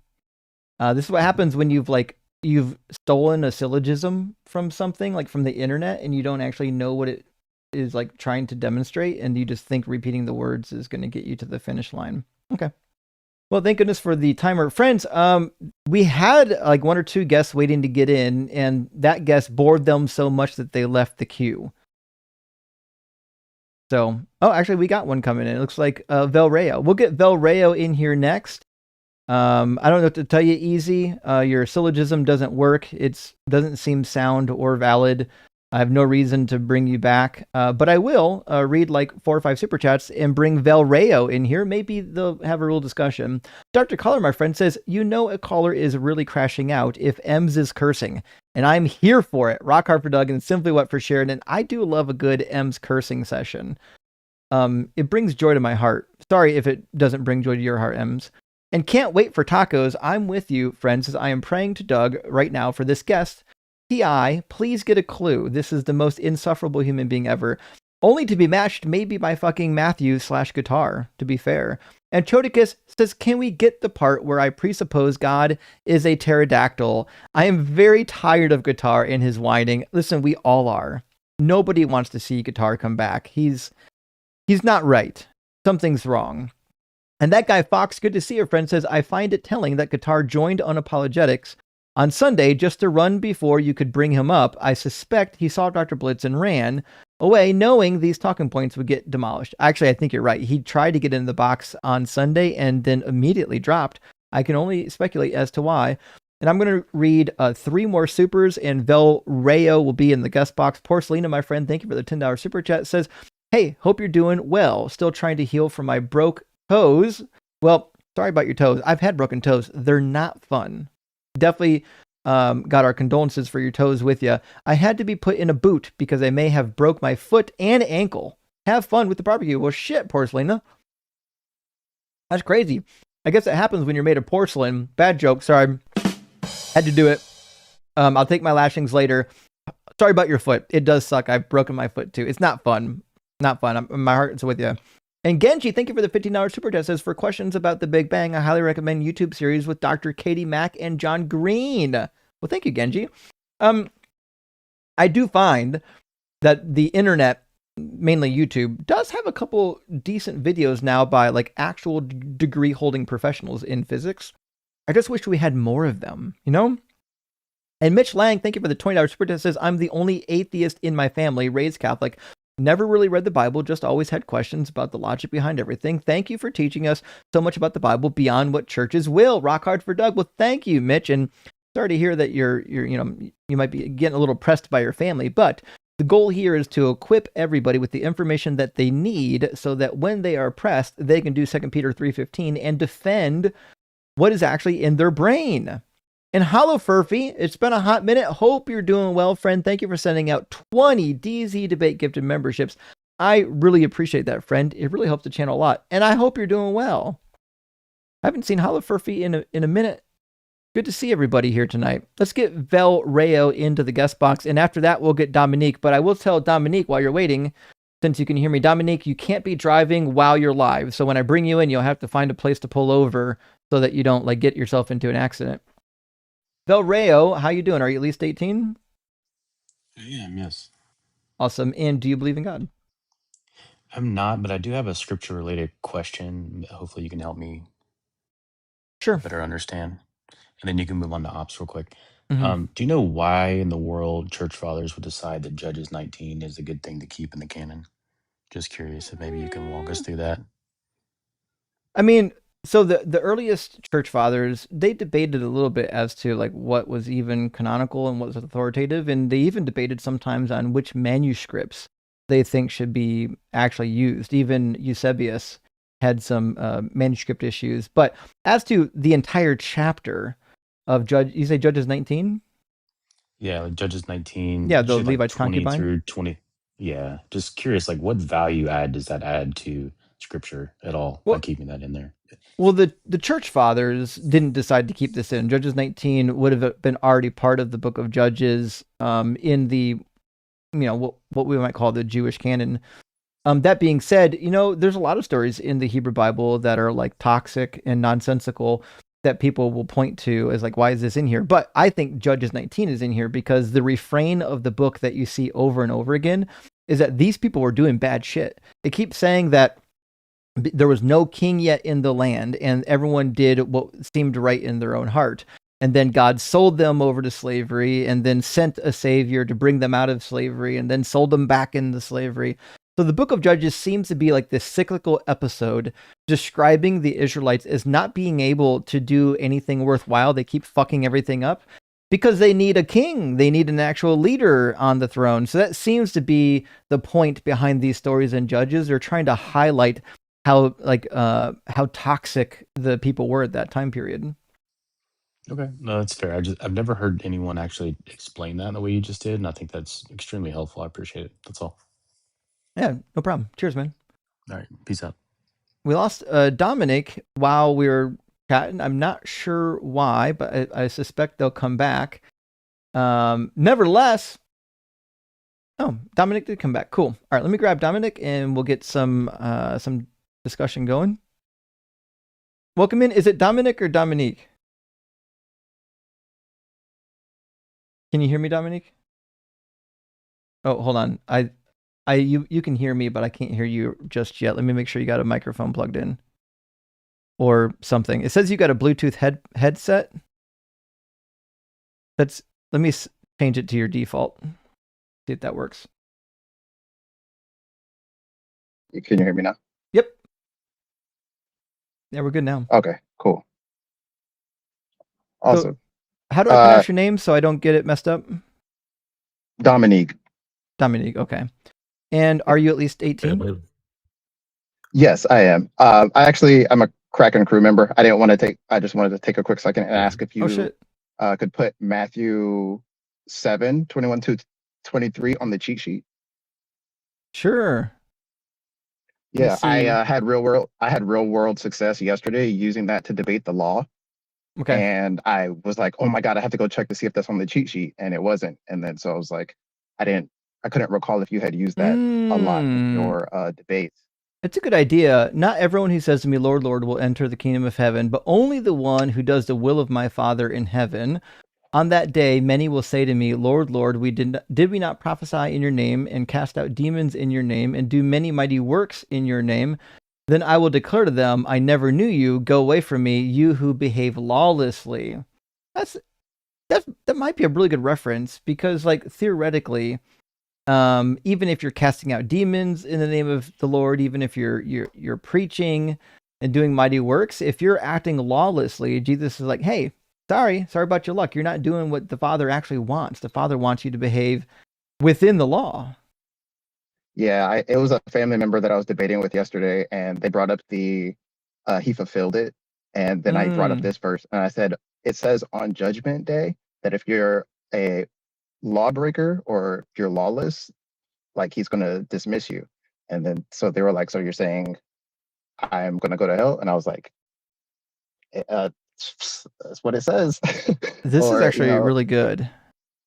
Give me a second. I'm going to make an update to the cheat sheet while I got you up before we lose track. I put my username in parentheses.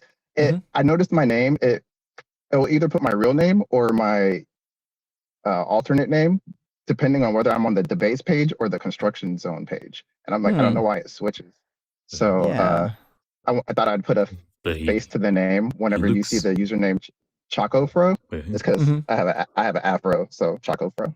Oh, that makes sense. Okay. All right. Yeah. You look very familiar. Do you make content? I feel like I've seen you before. I do not. I have called in a couple of times. The last time I didn't have my camera on the last time though, but the last time I called in, I suggested the Eve Serbs book about the abortion in ancient world. I don't know if you had ever got around to checking about that. But that was me. I remember now. It's been a bit. I didn't read the book yet, but I really appreciate the recommendation. And I did add this to the contradictions tab in the cheat sheet. I had one listed for did Jesus come to abolish the law? And I had a series of verses to show the contradiction. I just added it to that series of verses, and it's now in there. I really appreciate the reference. That's a good idea. No problem. Yeah, anytime I try and call in, I'm trying to contribute something back. I appreciate everything you do. So I was, thanks a ton, man. I did have another quick question, if you don't mind answering real quick. I saw someone else respond to the verse about God coming back before they die or before they pass away. Someone was trying to argue that it was his spiritual appearance when he came back to like John and Paul, and I could tell it was nonsense, but I was curious how you would respond to that. So that's typically the most common response, and just because the very next verse is the transfiguration, and most likely Mark probably thought that was the best place to put it because he couldn't figure out what else to do with it. But the reason why it fails is for a couple of reasons, and I'll show it, put it on the screen. It says the Son of Man is to come with his angels in the glory of his Father. Well, if he's coming, that means he's coming from wherever the angels and his Father are, right? It wouldn't make sense to go up on a mountain and consider that coming with the angels, because he didn't come with the angels. And it says he will repay everyone for what has been done, although some translations will say repay everybody for their deeds, because that's what happens when Jesus comes back. He judges everybody. Then it says, truly I tell you, there are some standing here who will not taste death before they see the Son of Man coming in his kingdom. So again, we get this coming language. Well, the coming in the kingdom is Daniel chapter 7, when he comes on the clouds. He quotes it in Matthew 24. He quotes it again in Matthew 26. In fact, he says to the high priest, henceforth you'll see me coming on the clouds. So this idea in Matthew 24, 25, and 26 of Jesus coming in his kingdom with the angels to judge everybody is, in fact, just the second coming. It's a judgment scene. The other problem is there are some standing here who will not taste death. Well, this means that some of them will taste death. But there's no good reason to believe in the 6 days between this verse and the transfiguration, that's how many days passed, that some of his disciples died. And if so, what a useless time reference. Why would he say, some of you standing here will not taste death until they see the Son of Man coming? If it was just going to be 6 days from now, what a useless reference. Okay. Yeah, that makes sense. Because that's the same thing I thought. I was like, why would he say some of you won't die in a couple days? It's like, okay. Yeah. Oh, I'm sorry. I didn't know I was going to die tomorrow. Okay, cool. All right, well, that's all. So until next time. Cheers, man. Good luck to your debates, man. All right, thank you. Have a good one. W2. That's a really good reference to add to the cheat sheet. I appreciate that. I do love it when I get input from people in the community. We got a lot of sharp people in the community, and I actually get a lot of good stuff that we can use in the debates.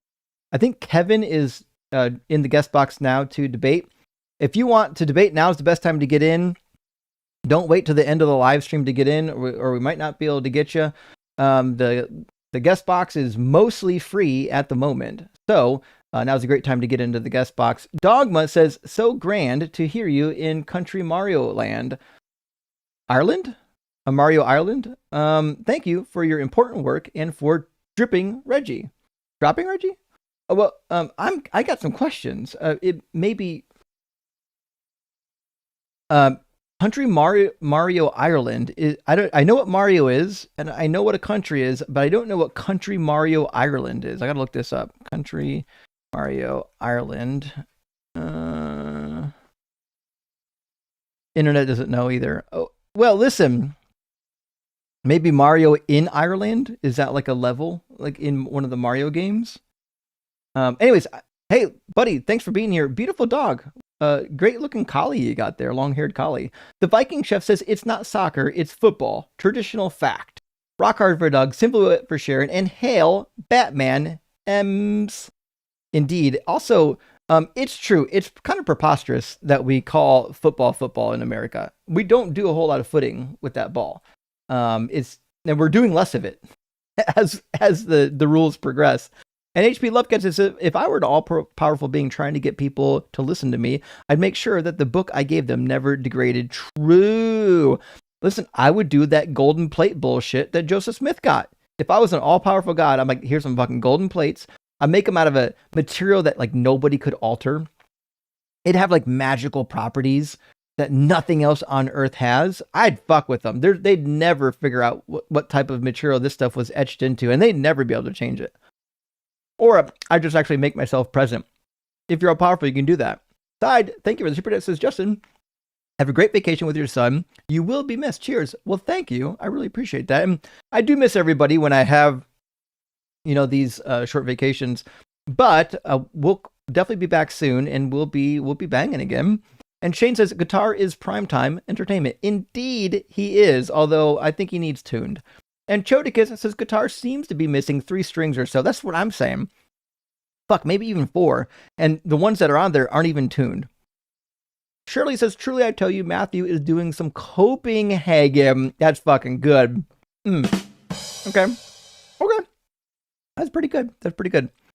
And Proficient Noob says, we need a stupid timer. Guests who are too stupid to understand words should be limited to 2 minutes.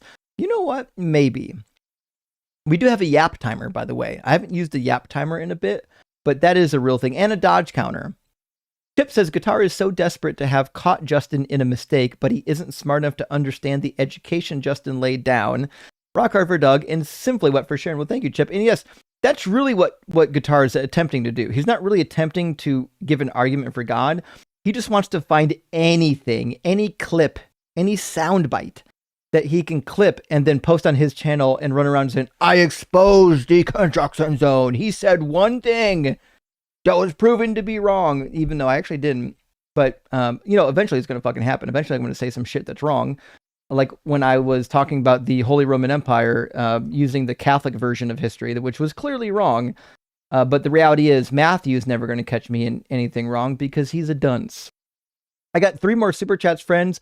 Lucor, good to see you tonight. Thank you so much for the $5 super chat. It says Mary and Joseph were at Jesus' birth. Similarly, Mary, Magdalene, and Joseph Arimathea were present when he died. Pure name coincidence or literary ploy. So it could be literary ploy. The problem we have is there's so many repetitive names at this time period. It's very difficult to rule out that maybe there were just multiple names. Miriam, incredibly popular name for obvious reasons. So yeah, I get why you could definitely see it was a plot device. I don't know if it is, but I wouldn't be surprised if it was. There's been a lot of people that have written on this particular type of thing with the New Testament, showing how it's written to model pre-existing mythologies. Lucor also says Islam condemns adultery in thoughts and action, but allows polygamy. How do Muslims court their future second wife without cheating on the first one? Okay, I don't know much about this, but I do. My understanding is they actually have to get permission from like their imam or somebody at their mosque, somebody of authority. They have to get from the permission father. first. Okay, from their father. Okay. They cannot talk to her. They have to go and get engaged immediately. And there are some like sections or sects of Islam where they actually have to get permission from the first wife. Is that correct? No, not a single one. No, okay, not a single one. All right then. Unless she stipulates it in the marriage contract prior. Okay. But if she doesn't even have to know about the second wife. Makes sense. Chodicus, thank you for the $5 super. It says caller definitely worships Mum Ra, the ever living. I may not fully understand what Mum Ra means, but because it's the okay. Do you know what Mum Ra is? Are they referring to like the god of the sun in ancient Egyptian? I'm not I sure. don't know what the Mum is. Yeah, Ra was the ancient sun god. The reference I don't know. To call it. Oh well. Nevertheless, let's get Kevin in here, and hopefully we'll be able to get some robust debate going. Kevin, are you at least 18, and do you believe in God? Yeah. Sure. And what God do you believe in? Christian. Sure. And do you think that there's evidence or an argument that would point towards a Christian God existing? Yeah, the moral depravity of atheists. Weren't you the one that came in here like 3 hours ago that started shouting slurs, or is this somebody else? No, I'm not going to shout any slurs. I just had a question for you to demonstrate your moral depravity. Sure. So I'm just going to write down some notes here. God exists because of the moral depravity of atheists. Okay. Do you think that atheists have like a universal moral code? No. Oh, okay. So when you say atheist, you just mean some of the atheists that you know. Oh, the ones I'm talking to you. Oh, me! I'm morally depraved. Oh, shit. Okay. Well, what's morally depraved about me? Do you have a daughter? No. Okay. Well, let's say if you did have a daughter. There you go. Yeah, that went well. Okay. If you did have a daughter. You said that like you tried to do some recon on me and failed. Yeah, I know you have sons. I wasn't sure if you had a daughter or not, but do you have a daughter? I'm not going to answer that, but oh, why not? So if you had a daughter, why would you be okay with her becoming a prostitute when she's of age? If you had a daughter, would you be okay with her becoming a prostitute? Absolutely not. Oh, what about the Bible that says you can sell them as concubines? Is there much difference? No Christians believe that. No Christians believe that. Well, actually, first of all, that's not true. But second of all, it's dodge. I'm actually it's not. Dodge. Christianity is explicitly against prostitution. So again, I'm not saying that Christians believe this. I'm just pointing to you in the book, right? So in the book, God says that you can sell your daughter as a concubine, and I just need to know, like, was it good when God said you can do it? No Christians believe that. I didn't ask if Christians did. I'm not asking about Christians. I'm asking about the book. Dodge. So you're not going to answer my question then? Because you're not going to answer my question because you know it's going to expose you for the moral depravity.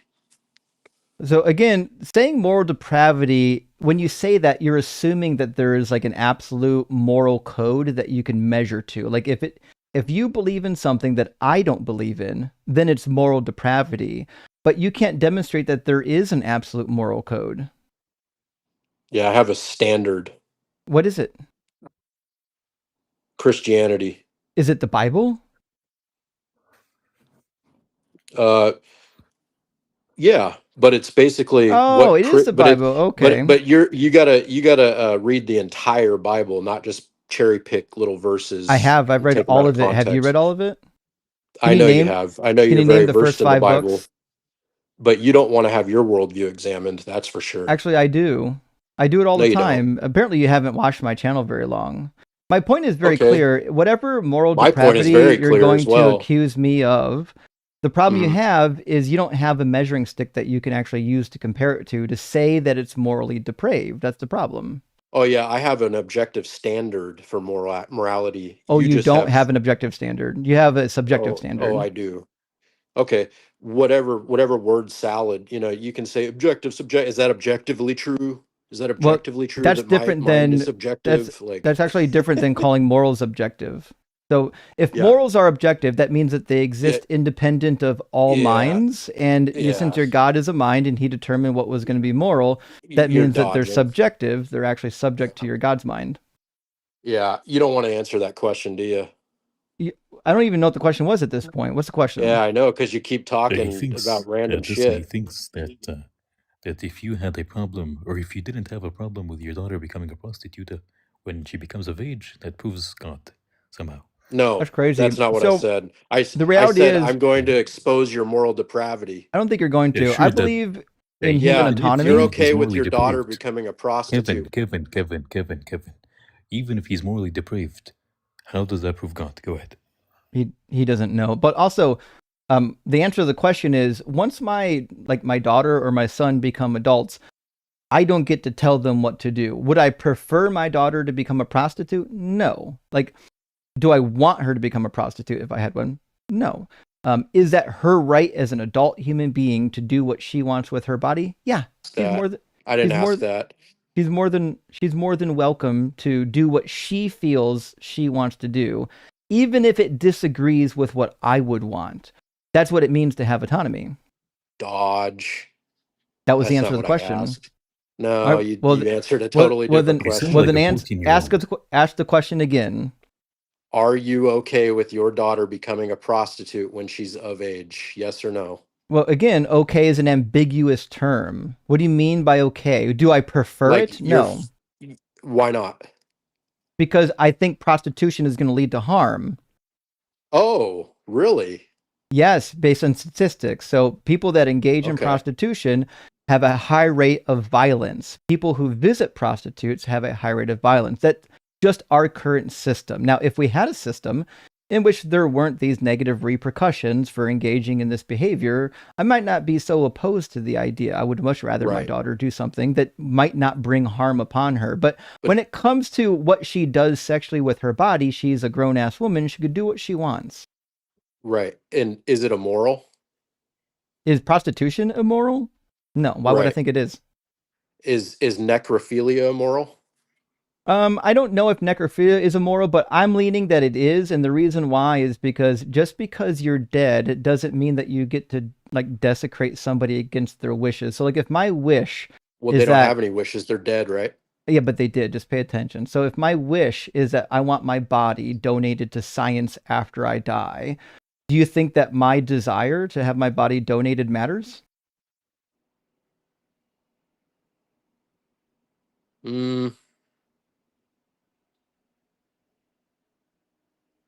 Does it matter if you want your body?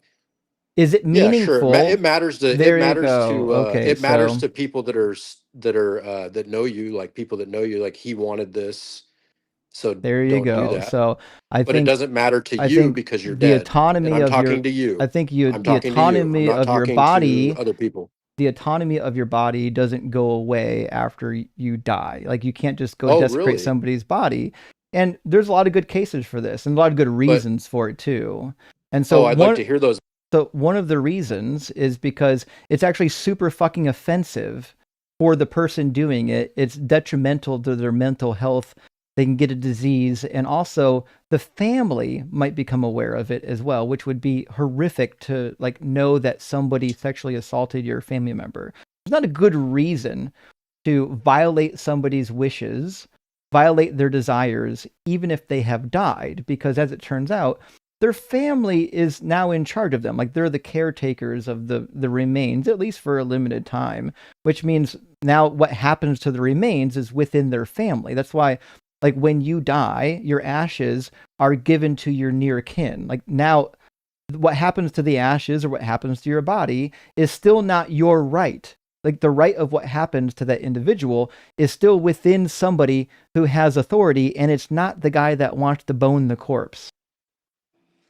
Right. So the guy who wants to bone the corpse, it's good for his well-being because he likes to partake in necrophilia, and it's not No, he harming only anyone. thinks that it's good for his well-being. Oh, what's the difference? Thinking something is good for your well-being is different. If I thought that it was good for my well-being to blind myself, doesn't mean that it is. In fact, we've got cases where people have injured themselves grievously because they had an internal desire to do it. What's wrong with that? I didn't say there was anything wrong with it. What I'm saying is that just believing that something is good for you doesn't mean that it's good for you. Okay. So prostitution is moral, necrophilia is moral. I don't think that either what one about of them. illicit? I don't think that What either about one of them are categorized in the moral category. I think if a woman decides to do with her body as an adult what she wills, it's not moral or it's her right? immoral. It's her right Oh, as a okay. human So being. prostitution is not immoral, correct? It's no. I have no reason to believe that having sex with people for money is immoral unless you're hurting somebody. So again, you don't There you go. have. So again, There you go. you don't have a moral framework to care. Your book allows stuff that's even worse than prostitution. I tried Yeah, to no Christian inform believes you. prostitution is good, is moral. So Well, that just exposed that. How well, about I'm illicit talking. drug use? So I'm talking about concubinage, dummy. Are you actually going to engage with this or not? Well, what you're doing is you're trying to like cherry pick verses out of the No, Old I'm not Testament to cherry try to say, picking. oh, here's what the Bible says, but it's like no No. Christians So believe that. are you not aware that concubinage was allowed within Christianity for about 1,200 years? Show me a Christian that believes that.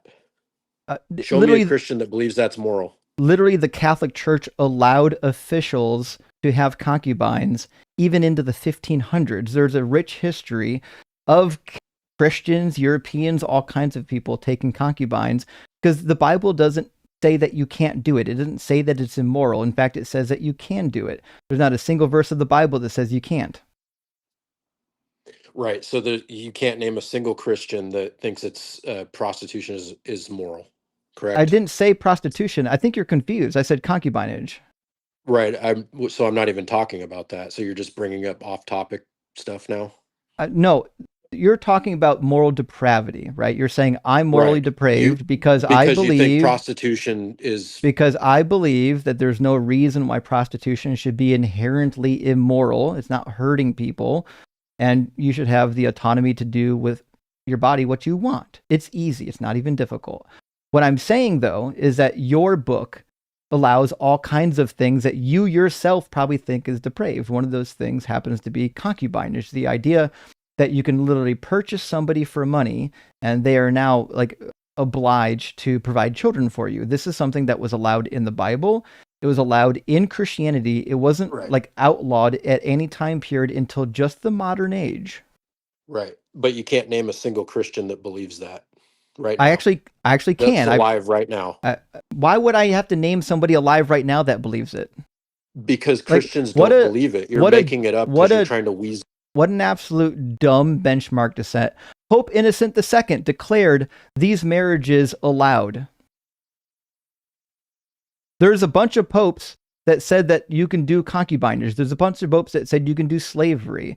Just saying what Christians believe today is what Christians always believed is nonsense. And also, there are Christians today, I guarantee it, that believe in concubinage because there are Christians in Africa right now that still practice polygamy. Yeah, you guarantee it, but you can't name one.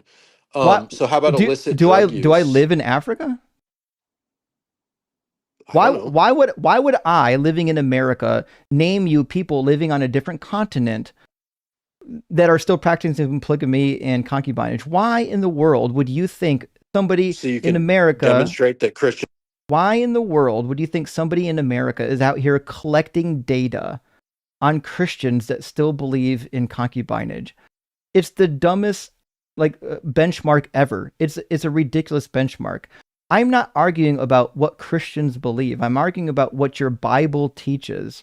What Christians believe, because they can't read the book, is irrelevant. What I can tell you is that from church history, they allowed concubinage for a very long time. And in certain parts of the world, they still allow it. Mm-hmm.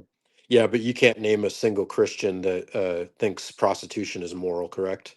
I'm sure I can find one. It's also irrelevant whether or not I can name.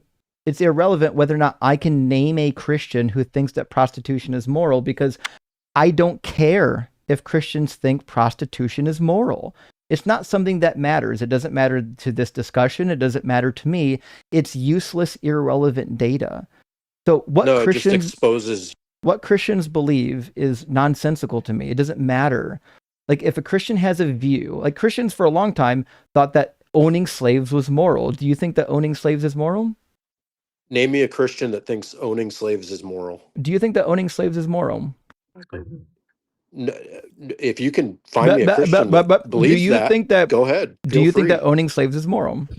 Show me a Christian that thinks owning. Why can't you tell slaves is me? moral. Why can't you tell me if you Why think can't owning you slaves tell is me? moral? Why Because can't you tell me? because Bud? I'm not collecting names on people in your religion who believe individual things. I'm asking you what you believe. You seem to be nitwit. confused about what Christians believe. I think you seem to confused about what you believe. Do you believe that slavery is moral? Nope. Okay, and why is that? Because that's not what Christians believe. Wrong again. There's a lot of Christians who believe in slavery. In fact, on this Name own one. live stream, I've talked to dozens and dozens of people who claim that biblical slavery not only is moral, but should still be allowed. And as it turns out, the largest denomination in America for Christianity, the Southern Baptist Convention, formed in order to keep that ordinance true, in order to keep blacks separated from whites and to keep slavery and segregation happening. So it doesn't matter if I can name a Christian right now, this very minute, that believes that slavery is sure it moral. does. The reality is that the history, You can't name a single Christian because none exists. the history of Believe Christianity has proven that they did believe it. You're cherry picking verses without I'm certainly giving it not. the proper context to try to Well, how say, about you? oh, this is what Well, how about Christians you believe, actually? but I but you didn't say can't name a anything about single what Christian I that didn't say believes anything that. about what Christians believe. That's where you're confused, Kevin. I didn't. My argument has nothing to do with what I think Christians believe.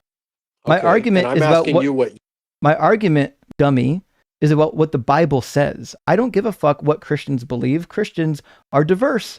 They believe a whole range of things. My complaint is not with what Christians overall believe. My complaint is what the Bible teaches. And the Bible says that you can own slaves. The Bible says that you can sell your daughters as concubines, which is why Christians, for the majority of our history, have agreed that owning slaves and concubines was okay. It just happens to be that most of them don't anymore. Yeah, Christians don't believe that slavery is moral. Christians But they don't did. believe prostitution is moral. But they did. Christians don't believe illicit drug Can you use give me is a second? moral. Christians But they don't believe did. necrophilia is. What's that, Ems? Yeah, sure, just a second. Hey, just let me play something. The option were given to me and I was able to hire help, then yes, I would, but I would treat them correctly. You would own slaves? I would own slaves and I would treat them correctly. Oh my God. This was the title of the video is Christian wants to bring back slavery. Date of it is November 22, 2024 on this channel. Yep, that's David, isn't Oh, it? there I we recognize his voice. So Christians want slavery. Yeah. Now, why were you so morally depraved to want slavery? Now go ahead and answer that. Go ahead. No, Christians don't believe. You just heard it. Is No, moral. you specifically want slaves because of that. Okay. I have a Now, moral why do you want slaves? Why standard. are you so morally? You No, you don't. you think You don't. Justin? You have a Christian. Yeah, Justin You had a already Christian. Have you- admitted that You had prostitution. a Why do you want Christian. slavery? Again, you had a Christian admit that they would want slaves, and you are saying or pretending that you do not want them. So now, if you have a moral objective standard, that is the Bible, you both should agree, but you don't. So you Oh, seem so to be confused, right? Christians What's don't believe that. what's your objective And standard? No. yeah, if you don't believe what Christianity teaches, What's your objective in standard? its full context, you What's will your go to objective hell. standard? Hell. You will Hell go is your to hell. objective standard. Yes, you will go to hell. If No you one don't cares. No one believe believes your hell God. exists. That's fine, but So what's your you objective standard believe- for morality? Show me in the Bible where it says that prostitution is wrong and concubinage is wrong. No, Christians don't believe. I mean, this is like basic shit. I'm not Christians asking about don't Christians. believe prostitution I'm is asking moral. you about the Bible because you can't classify Christians as one lump. There's no one set of Christians who believe in one set of morals. All Christians have a different set of morals, which means it doesn't matter. It does. In fact, I'll just show you David, who I talked to. This is not even the only one. I've talked to dozens of people who want to bring back slavery or are okay with it. Let me put it on the screen here and play it for you. M's already played some of it. Male and female slaves. Moreover, you may buy the children of strangers who.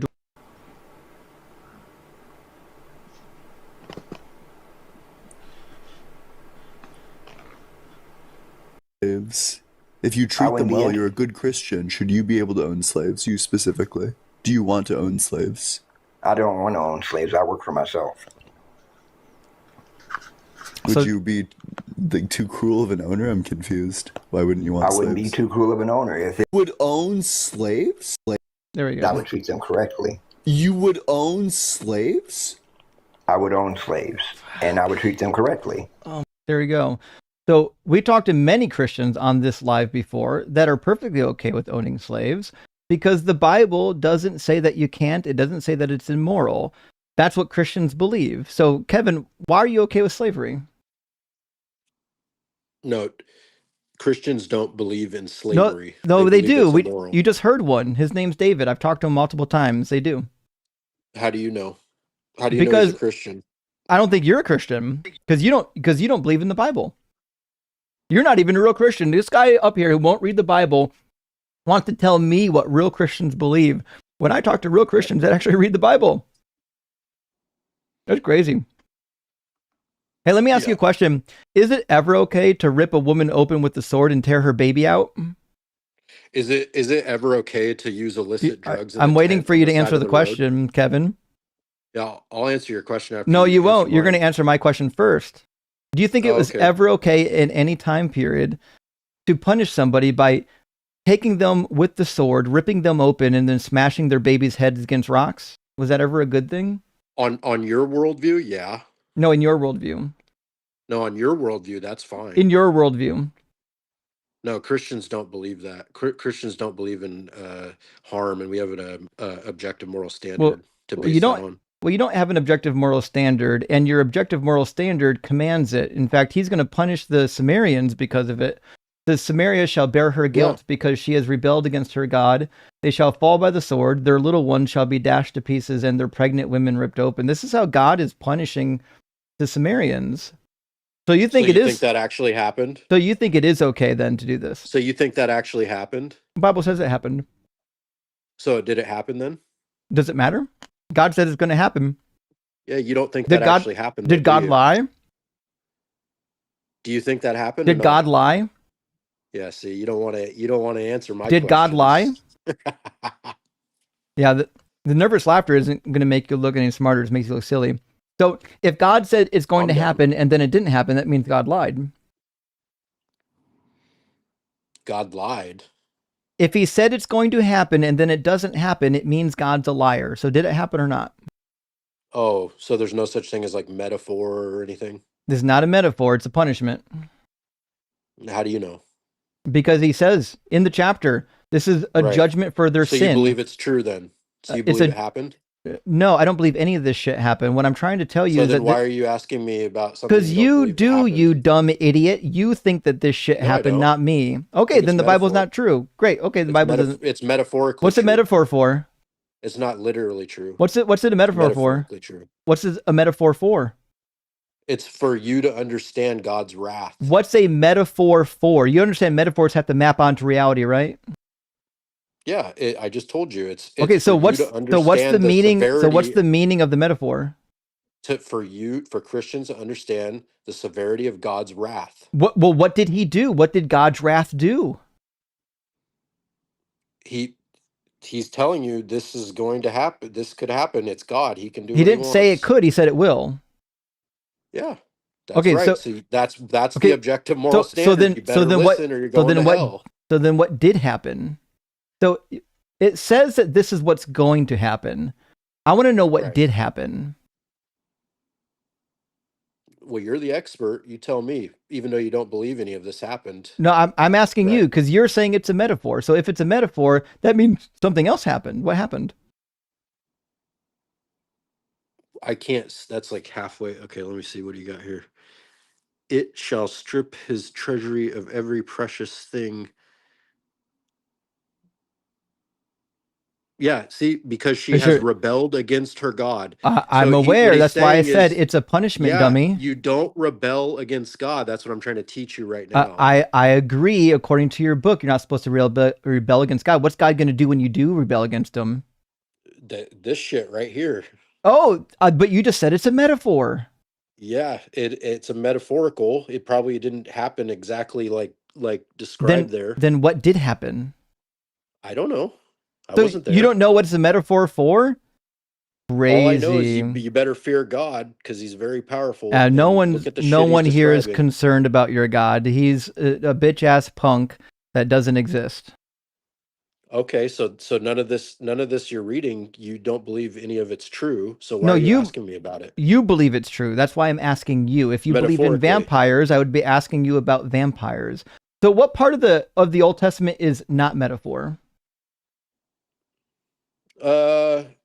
Are the laws metaphor? I don't know right off the top of my head, but no, the laws are I think the laws are literal, right?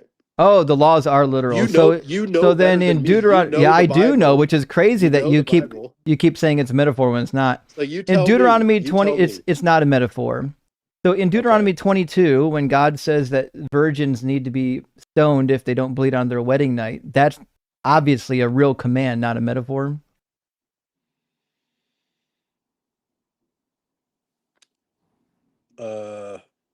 Stoned on their wedding night.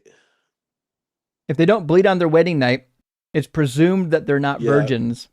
Yeah, I'm a Christian, not a Jew, but it doesn't matter. Sure. This is your God giving an objectively moral command.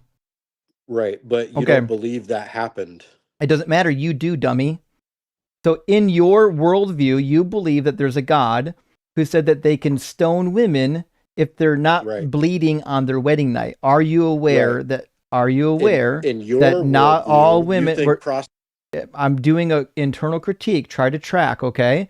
We're talking about your worldview right now.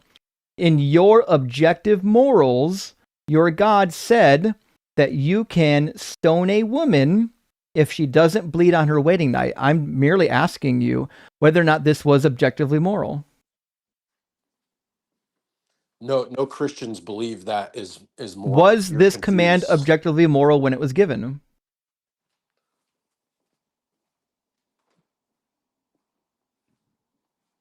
Was this command objectively moral when it was given? Yep. It's a metaphor. It's not. You just said that this wasn't a metaphor, idiot. It's a law. It's not a metaphor. Stoned? What's her name? Which girl got stoned? What's her name? Well, as it turns out, I don't have a record of every woman that was stoned under this provision, but what I do have is a record So this didn't happen. What I do have is a record from the Jews describing what they do to women that commit adultery or don't bleed. Jews. And I'm Christian. I'm not a Jew. I'm aware that you think you're a Christian. What I'm telling you is that this is an objectively moral standard, morally good standard in your worldview, which means... No, it's not. No, it's not. No Christians believe that. I didn't ask you what Christians believe. You're taking it out of context. I'm certainly not. What I'm showing to you is that your book says you can do something that you think is objectively immoral. Do you agree? I didn't ask you about what Christians believe. I'm asking you what you believe. Try to fucking track for 5 seconds. This is easy. Do you personally believe that it's objectively moral to stone women at any point in history if it turns out they don't bleed on their wedding night? Based on your worldview, yes. No, based on your worldview, idiot. No Christians believe that. I'm asking what you believed. I don't care what you think. I don't believe that.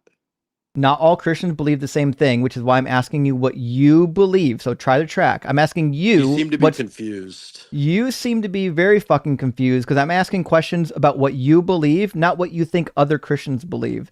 So we'll try this again. Do you as a fucking human being believe that it was ever a good thing to stone a woman if she didn't bleed on her wedding night? Yeah, if there's no God on your worldview, yes. I'm asking you about your worldview. Yeah, no, on the Christian worldview, no, that's not. You're Okay, not allowed so to do that. in the Christian worldview, which is objective and unchanging, then it was bad when God told people to do it, wasn't it? Nope. You see your little wordplay there. Do objective morals God can change? God can do whatever he wants. He's God. Okay, so God can doesn't do follow whatever he wants. objective He's God. morals. He contradicts his own is objective morals. God is the objective. You Is just the call standard. He that's can do whatever he subjective. wants. You God just can described kill, you just God can described rape, he can subjective do whatever he morals, wants. idiot. Okay. Well, I have a standard in to It's fall back subjective. on. Christians. You don't have a No. standard. You just No, it's rejected your based own on- it's standard. based Your on the standard says that you can stone women that don't bleed on their wedding night, and you're saying, no, that's not the standard. So I'm trying to figure out what the fuck is your standard. Where in the Bible can I find a standard that said you can't stone a woman for not bleeding? No, okay. Find me the standard, buddy. You messed up right away, and Find me the standard. Blabbering on. Find me the standard that says that it's wrong to stone a woman. It's okay for God to do whatever he wants. It's God tells humans to do it. But you can't name a single person that happened to. Why the fuck would I know somebody that this happened to? You dumb idiot. This is the dumbest. This is the dumbest. This is the dumbest fucking argument I've ever heard. Just because I don't personally know a woman that was stoned is the dumbest bullshit ever. It wasn't fucking metaphor. It's a law. You already told me that metaphors are not part of the law code. The law codes are just commands. And as it turns out, we know that the ancient Jews were in fact executing people in this fashion. They fucking wrote about it. So what that means is that yes, this was a command. God said to do it. They took it seriously, and they even wrote about how these punishments would or could be carried out. It doesn't matter if anyone ever did it. The question is the command itself objectively good? You can't name a single Christian that would is say the that's command objectively good? Yes or no? Is it? I'm asking you in your worldview. Try to track. Yeah. Yes, it is objectively good. Okay. So when did this objectively good law become objectively bad? There's no good or bad. God is can do when anything did he it wants. change from being objectively good to not being objectively good? There's no good or bad. God is the standard. When did it change? It didn't change. There's no change. Then that God means can do that right now. That means God this can do command that is still then. good. God can do that now. That God means the can do command that is still whenever he good. wants, and there's nothing you can do about it. It means the And command you is have still no good. Objective standard Neither do you. You've just described subjective standards, and you can't tell me when it changed. When did this change from being a good command to a bad command? No, these morals are unchanging. When did this change? Okay, so then it's still okay to do this, isn't it? For God, yes, for God. Correct. No, God commanded humans to do it. Try to track. Yeah, he can command whatever he wants. So then the law still is good. If God says, here's my command for human beings to do this, and if it's never wrong, it's always the same, that means it's still objectively good for humans to do this. No, morals are written on our hearts, and no Christian No, they're believes not. that. Oh, sure they are. No, they're certainly not. If they're written on your heart, you'd be stoning women for not bleeding because according to the God of the Hebrew Bible, just because you haven't read your book, just follow along. So in Deuteronomy 30, no, you haven't. In Deuteronomy 30, God says during the Messianic age, when in fact you're going to have the law on your heart, you're going to get the circumcision of the heart, you're going to follow these fucking laws. Moreover, the Lord your God will circumcise your heart and the heart of your descendants so that you will love the Lord your God with all your heart, with all your soul, in order that you may live. Let me ask you a question. When is the period where God circumcises the hearts of the people? Yeah, you're okay with prostitution. When is the time period where God circumcises the hearts of the people? You can dodge as much as you want. Everyone sees it happening in real time. You don't want your worldview So, examined whatsoever. You know that the period where God circumcises the hearts of the people is in the Messianic age. That's why Paul talks about the Christians being circumcised of the heart and not of the flesh. Do you understand and do you agree that it is the Messianic age when the circumcision of the heart is going to happen? I have no idea what you're talking about, man. And it doesn't. It's really easy. Verse 6 says, "Moreover, the Lord your God will circumcise your heart and the heart of your descendants, so that you will love the Lord your God with all your heart, with all your soul, in order that you may live." When has this happened yet? What God says has this happened yet? No argument against that. I actually do. Has this happened? If we actually fucking engage for 5 seconds, we can make some progress. This is not difficult. I'm reading the book and I'm asking you to use basic 5th grade words to tell me what this means so that we can actually find something of substance in this conversation. So we'll try this again. According to verse 6, there is going to be a time when God circumcises the hearts of the people. According to Christian doctrine, when is this time period? I don't know the answer to. I'll answer. It's when the Messiah comes. That's why Paul said that the Christians are circumcised of the heart.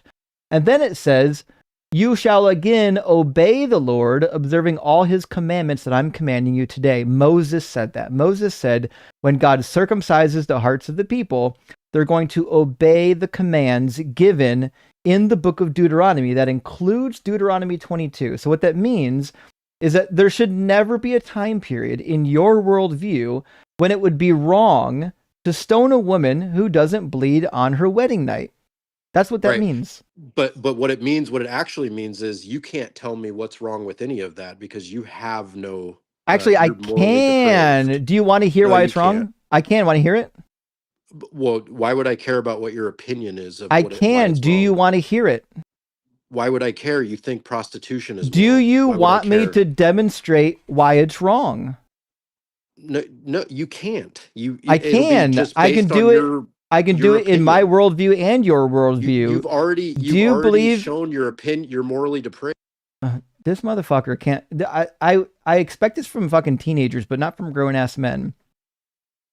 We'll try this again. In your worldview, do you think that God is just? Yes or no?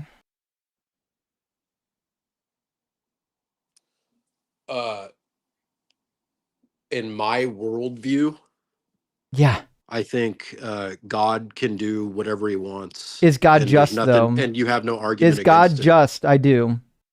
No, you don't. Answer the fucking question. Is God just? God can do whatever he wants. Okay, so I'll answer it for you since you haven't read the fucking book because you're a goddamn child. It says in Deuteronomy fucking 32:4 that God is just in all of his ways. The answer to the question is yes, you fucking dullard. The rock, his work is perfect. All of his ways are just. A faithful God without deceit, just and upright. So what that means is that God is a God of justice. God always does the thing that is just. It just happened to be that stoning these women for not bleeding isn't just because not all women bleed the first time they do the deed. In fact, only about 43% of women bleed the first time they do the deed. They didn't know that shit back then. They had no idea. They just thought if a woman didn't bleed that she wasn't a virgin, and then you get to stone them. So what that means is that your God isn't just, even in your own moral framework, because this allows for killing of innocent women. And if you're going to say that God can just do whatever he wants, what that means is that you have no definition of justice. If justice is whatever God wants, then justice is meaningless. It doesn't mean anything anymore. It has no definition. Do you see the problem? You're describing your worldview. I'm describing yours. No, you have no basis. I literally just described yours by reading your own book. Right. I do. Do you know what just means? It has a issue with this. Do you think the word justice have a definition? Definitions are subjective. Do you think the word just has a definition? Yeah, but it doesn't matter because your worldview is. I'll read it for you. The word just means based on or behaving according to a way that is morally right or fair. So fairness based on whose opinion? Fairness is a concept Right. that I Don't think answer all that. of us can agree on. Do you know what fairness is? No. Do you know what Fairness is a fairness concept is? based on what God Do you know what says. fairness is? Yeah. What What's God says what's the word goes. fairness mean?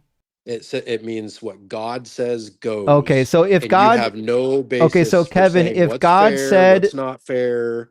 so if God said to you that I need you to go murder a baby, I'm casting judgment on this baby. I need you to go murder it. Would it be right to go do it? Not on your worldview. No, in nothing's your right or wrong. worldview. In your worldview. What God says goes. So would it be right to whatever kill the God baby? says is God is Waiting just, for a right? yes or no. Would it be right? Waiting for a yes or no. Would it be right on Waiting your for you worldview? to answer the Yes. question, yes or no. Would Yes, it be if right? it does. It can be yes or no because there's no basis for morality, right? Anyone can be a Well, prostitute. not in they can do yours illicit either. Your only drugs, basis is whatever God says, and I'm illustrating that right necrophilia. now. Well, again, I didn't say necrophilia was permissible. You did. So Oh, again, right. you. So 'Cause dead again, people have. so again, try to fucking follow along, okay, child? So the question is, if God told you to murder a baby, would it be right? Your answer was yes. So let's try to track a little bit. Next question. If your God said, before you murder the baby, I want you to grind it up into like ground patties, that would be right? There's no right or wrong on your worldview. I'm asking in your worldview, idiot. In your worldview. Every time I ask you a question, I'm asking about your fucking worldview. I know about my worldview. I don't need to ask you questions about my worldview. In your worldview, if God told you to grind babies up in the baby paste, would you do it? Yeah, I'm gonna just adopt your worldview now because it sounds like you won the argument. So You're I'm a gonna adopt your Christian, worldview. so you're not going to adopt my worldview, No, or not you're going to anymore go to because you won hell. the So I'm argument. asking you You about won your the argument, worldview. so I'm just gonna go with your worldview. I did win the argument. Thank you for admitting that. Yeah. So now let's go with your worldview. So in your worldview, then, Is it wrong? So in your Is it wrong? worldview, then you can't answer. It sounds like you're refusing to answer. In fact, No, my worldview is now. You've adopted the atheist worldview. It literally to avoid answering the question. So I'm going to ask you again. If God told you to grind up babies into baby paste, would you do it? I didn't say atheist worldview. I said your worldview. And so does fuck I. In your worldview, if God told you to grind up babies into baby paste, would you do it? You tell me because I'm asking you about your worldview, and I'm not reading your mind. Although I feel like I probably could. I'm asking you, would you do it? No, I've already conceded Christianity is not Would true. So now you let's go do based it? on your worldview. Nope, I'm waiting for the answer. We won't move forward till they give me an answer. Would you do it? What's the question? If God told you to grind babies up into burger patties, would you do it? Yeah, it's God. You have to do There it. we Yeah. go. Thank you for finally conceding and answering the question, you fucking coward. Now get out of here, you piece of actual garbage. But remember, atheists are depraved because I'll let my daughter have bodily autonomy. This guy who will literally grind babies up into baby paste and make little baby burger patties out of them, he's not depraved at all. He's got objective morals, guys. He's the one that needs to be teaching us how to have morals. What a fucking clown. Okay. Well, at least he was entertaining, maybe for some people, although he's giving me a headache. Here's what we're going to do, friends. I've got to run to the bathroom. I'm going to run. I got a minute and 30-second commercial I have to run. Thank you so much for being here. I'll be back in a minute and 30 seconds after I relieve myself, and we're going to go through some super chats and get our next guest in here. I think our next guest is going to be Dale, and then after that is going to be Elle. So stay tuned, friends. We'll be back shortly. If you're an atheist or non-believer like me, one thing you never have to worry about is a magic man in the sky looking down, worrying about what you're doing with your genitals, or perhaps looking at your search history. That being said, there are real people who exist who do actually have access to your computer and your search history. They can access your IP address, your browsing data, and that's stuff you need to keep private. In fact, I was once working out of a hotel without a VPN, and another guest was able to access my banking credentials merely being on the same Wi-Fi network as me. That's why I want to talk today about our sponsor, private internet access. Private internet access keeps your personal data unexposed to would-be hackers and thieves. This is even more important for those of us that are terminally online in the streaming community, as our accounts are constantly under attack. All of us are using a VPN for security reasons. In fact, I'm using private internet access as I record this video. Now, I know my audience is made up of critical thinkers, and you might be asking yourself right now, why would we pick private internet access over any other VPN provider? Well, there are some really good reasons. One, it's headquartered in the USA, and it's got 24/7 live support. It also gives you split tunneling access for free. It's got customizable encryption, adware, malware blocking, and get a dedicated IP address. It also allows you to have multiple devices on just one account. You can also select locations outside of your country of origin if you want to get access to things that might otherwise be off limits. Not only that, it's got a 30-day money back guarantee. So if you try it, don't like it, and get your money back and cancel the service. And last but not least, it's still currently 83% off with 4 months free of charge when you sign up. So use the link on the screen, TIAVPN.com/DZ debates. Get a VPN so strong that even fictional entities can't access your data. All right, friends, we are back. Thank you for allowing me to take a bio break. We are going to get another guest in here in just a moment and keep the conversation going. I think Faraday came to join us. Hey, buddy. How you doing, honey? Come on. We got Faraday with us here. And a super chat from Sand Sensibility. Thank you, friend. Says, motherfucker out here concerned about what adults do with consent, while Christians are out here lowering the age of marital consent. The call is coming from inside the house, bro. Marrying children should never be normalized. I agree. And it is weird that it's mostly the Christian states that are okay with this behavior. The Christian states are the ones wanting to normalize the age of marriage getting lower and lower and lower and lower. And it's disgusting. But remember, they've got objective morals and we don't. Astronova, my friend, thank you for the $10 super chat. Says, Widow Kevin's fifis are hurt because atheists exist. Kevin's faith is fragile as fuck. Kevin would happily smash baby skulls into rocks for his evil god. He thinks he has the moral high ground. But remember, we believe in bodily autonomy, friends, and not violating corpses. So we're the morally depraved ones. And Astronova with a follow-up, thank you, says, you know you're effective when Christians come on already crashing. Kevin is literally in fight mode because he's so threatened by you, Justin. I agree. The fact that we even exist makes, like, he's checking under the bed at night for atheists before he goes to sleep. He's fucking terrified that we exist. And this is the nonsense that he can cook up. Game Master Flash, good name. Thank you for the super chat. It says secular moral systems are the reason Christians have been forced to abandon the laws in their book. Rock hard for Doug. Cook 'em, Justin. Indeed. We didn't make moral progress because of Christianity. We made it despite Christianity. And last super chat from ATK Green says Kevin claims that he has objective morals and then argues that today's morals are different than biblical morals. Very objective. I know, because they don't know what words mean. They have no fucking idea what any of these words mean. They just read them in a book somewhere, and now they think they've got an argument. They don't even know what the words in their argument even mean. It's embarrassing. Nevertheless, let's get Dale in here, and then we'll get L after that. Dale, welcome in. Are you at least 18, and do you believe in God? Yes, I'm 21, and I do believe in God. Awesome. And which God do you believe in? Well, see, I believe in the metaphysical God, the metaphorical. Like, let's not get like into the metaphors like that last guy. I'm gonna be a little honest, not to dwell on the past, but that guy, now I know what he was talking about. Yeah, he really doesn't.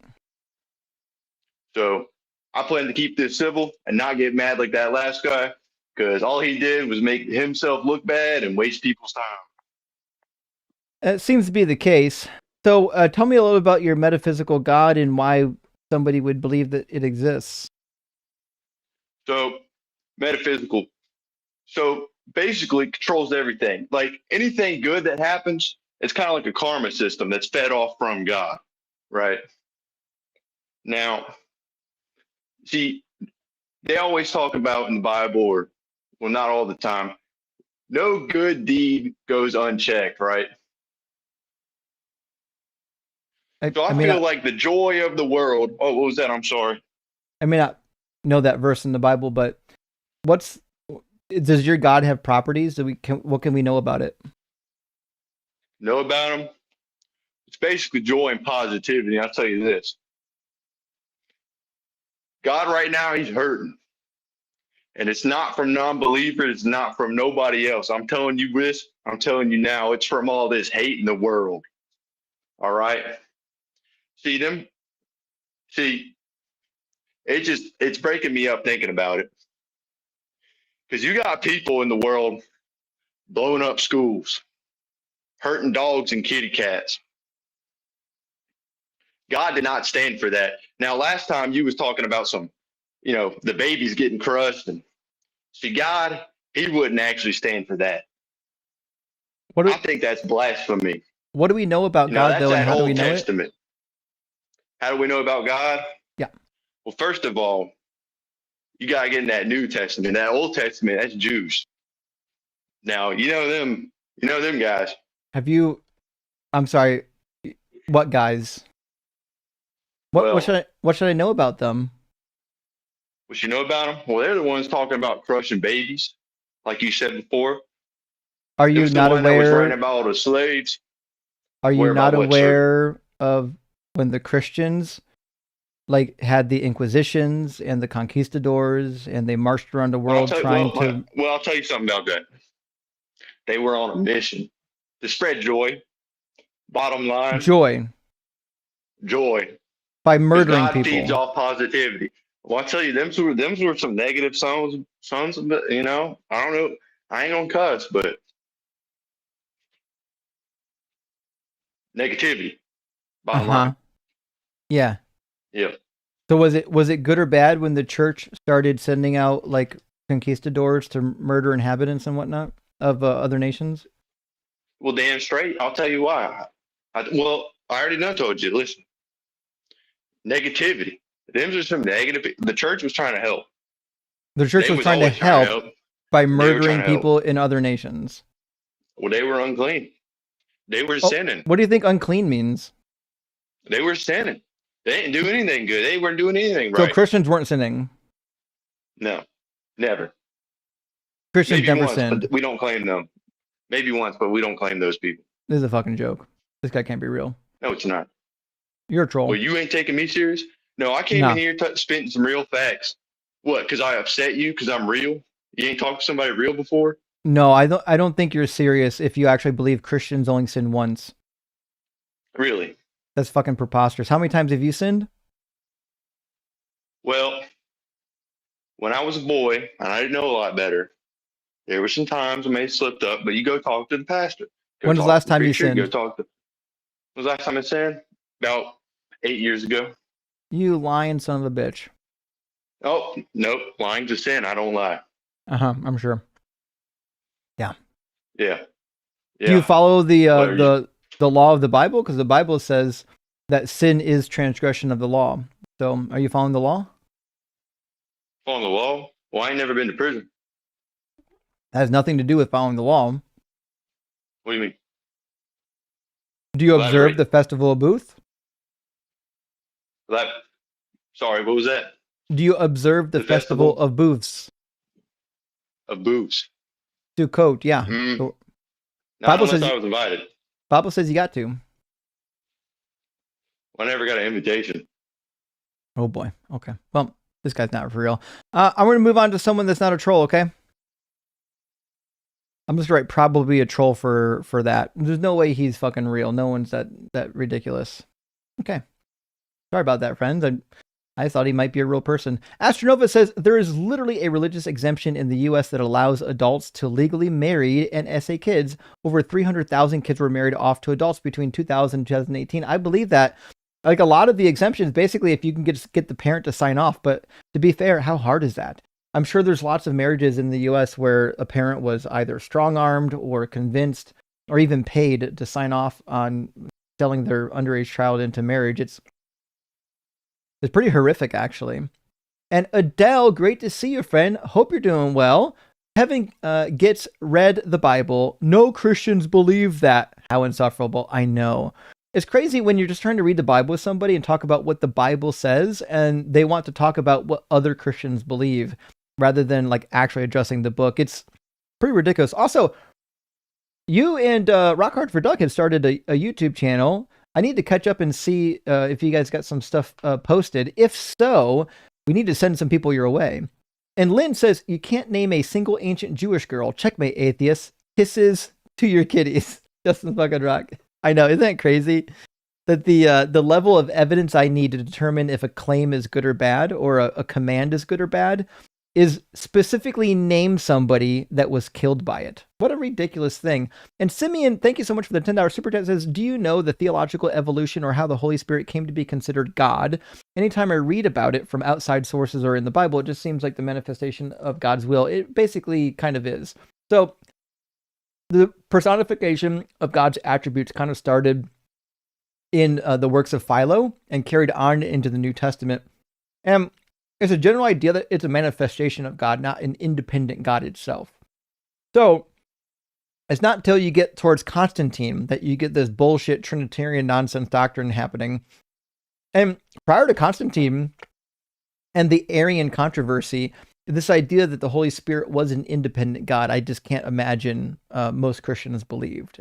It's a nonsensical view. But let's get Ellen here from the YouTube queue and maybe get not a troll conversation. How you doing, Elle? I am doing good. How are you? Doing well. Thanks for asking. Elle, are you at least 13? Yes. Awesome. And do you believe in God? Yes. Awesome. And which God do you believe in? Jesus. Gotcha. Third Christian. What do you think is a good piece of evidence or a good argument for the Christian God? I think a lot of it. I mean, the Bible in full, I think, speaks to the nature of God. I think it speaks to the nature that we see around us, the laws that we have of the universe, that we are very well aware that nothing, like something's not going to come from nothing. Do you believe there was ever nothing? Because I don't. Yes. Well, in the sense of God's always existed. So in that case, there's never been nothing, but there's been a time where material world did not exist. I've never seen evidence for that. What's the support for that claim?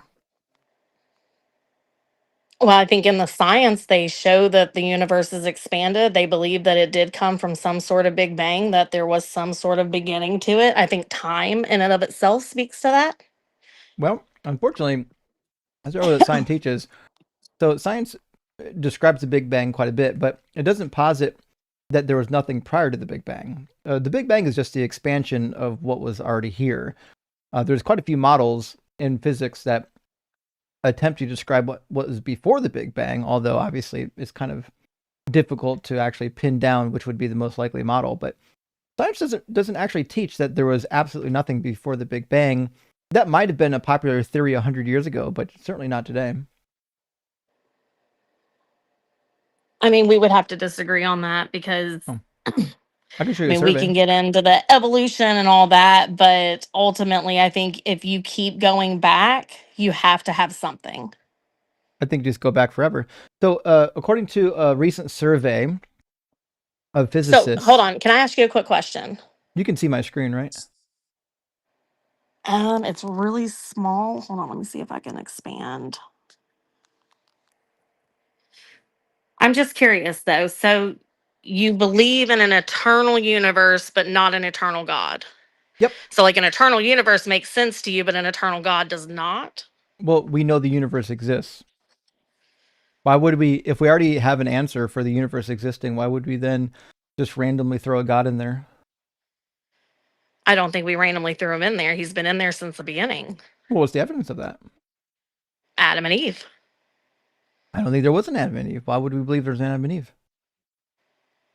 Then how do you explain the Jews?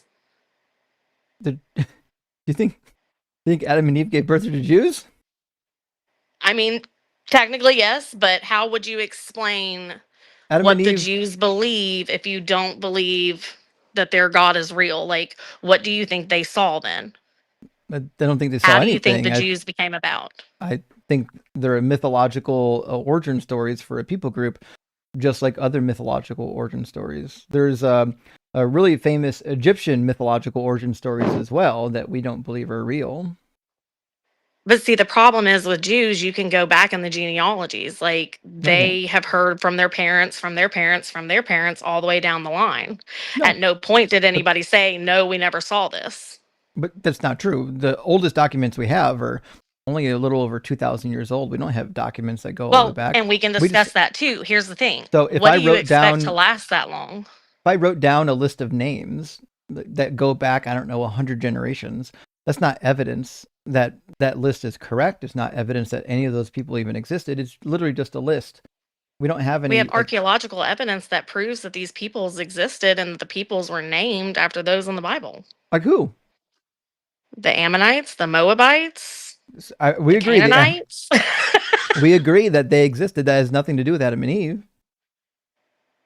We don't have any documentation that would lend us to the belief that there was an original man and an original woman. And we have settlements in like Turkey, at least 3 of them, that predate Adam and Eve by 6,000 years.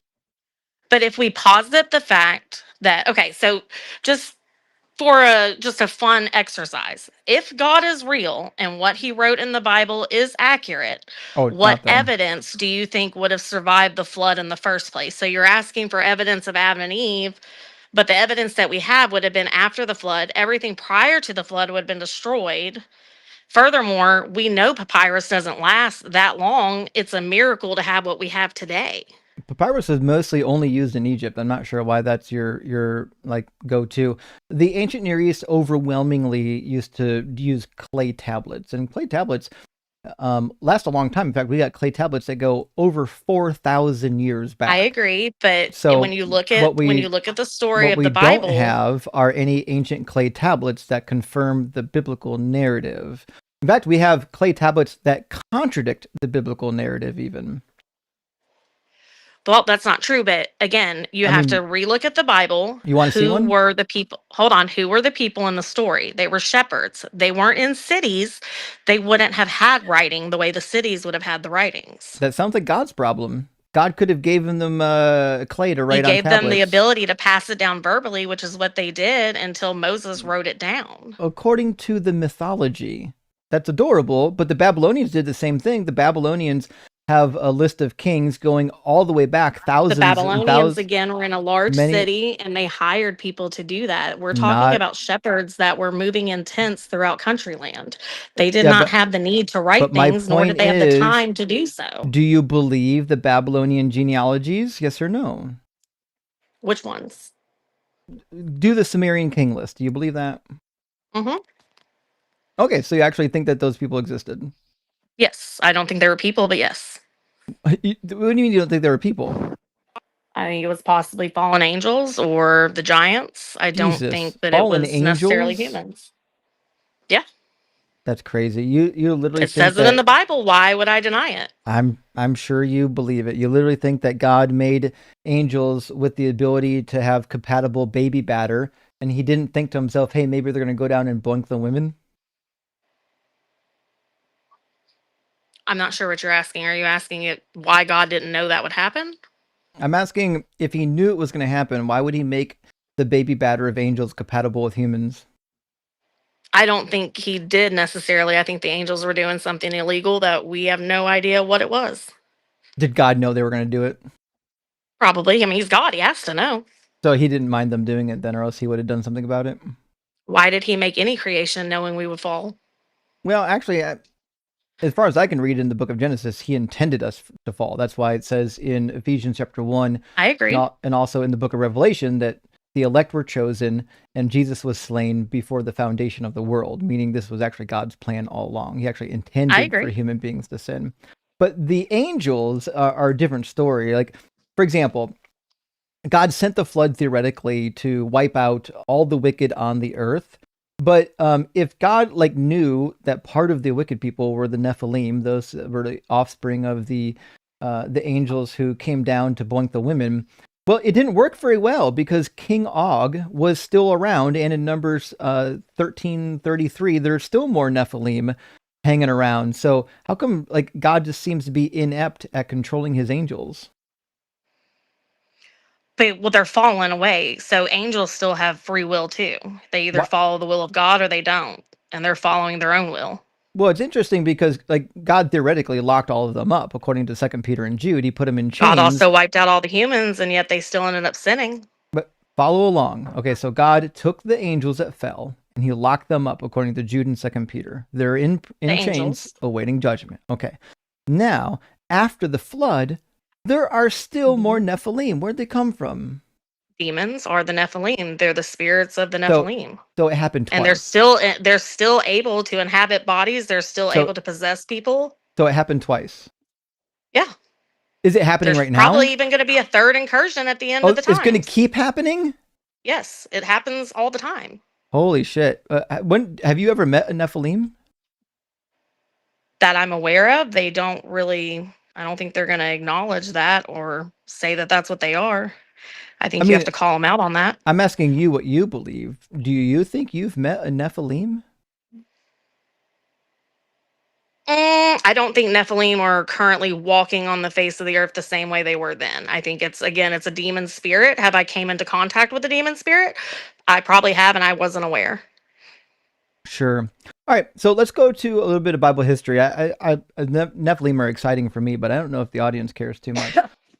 So, when do you think the Exodus was, if we're talking about the history of the Bible? Probably around like, what was it, like 1500 BC, somewhere around in there, that area.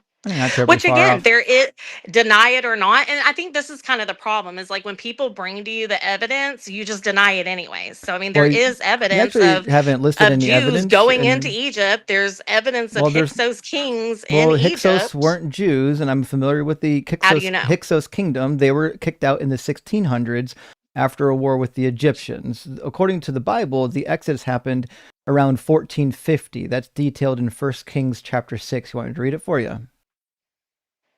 I mean, that's fine when it doesn't really say a date. Sure does. It says in 1 Kings chapter 6, in the 480th year after the Israelites came out of the land of Egypt, in the 4th year of Solomon's reign over Israel, in the month of Ziv, which is the 2nd month, he began to build the house of the Lord. So what this says is the Exodus was 480 years prior to the building of Solomon's temple, which is about 970 to 960 BCE, which would put the Exodus right around the middle of the 1400s, like what I said. So what that means. And I can concede to that, but you also can't pinpoint the exact time of the Egyptians, because as you said, with the King's List, it jumps from thousands of years to hundreds of years to and then are they kings in the north? Are they kings in the south? They overlap each other. Egyptians, so it's very hard to actually come up with Sumerians. hard dates for Egyptian history. Well, no, we've got good dates for Egyptian history. Very good dates. Maybe one of the best of all of our Egyptian kings, or all of our. I would disagree with. I think you might want to research that a little more, because I would disagree. I've researched it, and Christians agree. In fact, if you read like any archaeological book on Egypt and the Bible, they're going to agree that Egyptian king records were quite good. That's why we have very good dates. Like, for example, Ramses II, which I was going to talk about. Who shows up in Exodus chapter 1, is very well documented. He reigned for almost 75 years, and we have got lots of overlap of data from his time period and other kings that lived during his time period. But what we find in verse 11, it says, they set taskmasters over them to oppress them with forced labor, and they built the supply cities of Pithom and Ramses for Pharaoh. So this should tell us that the cities that were built for the Pharaoh would have been, at some point, they were building the city of Ramses II. He's the one who built these storehouses, Ramses II, not Ramses I. Ramses I only reigned for like 3 years.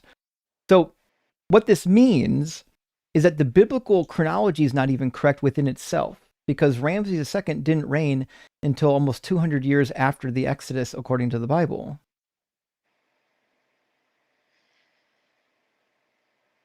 But again, you're basing that off of what? Actual history and archaeology. You said that you believe in the archaeology and like what science is actually going into, like, proving these types of historical events. The archaeology says that Ramses reigned in the middle of the 1200s.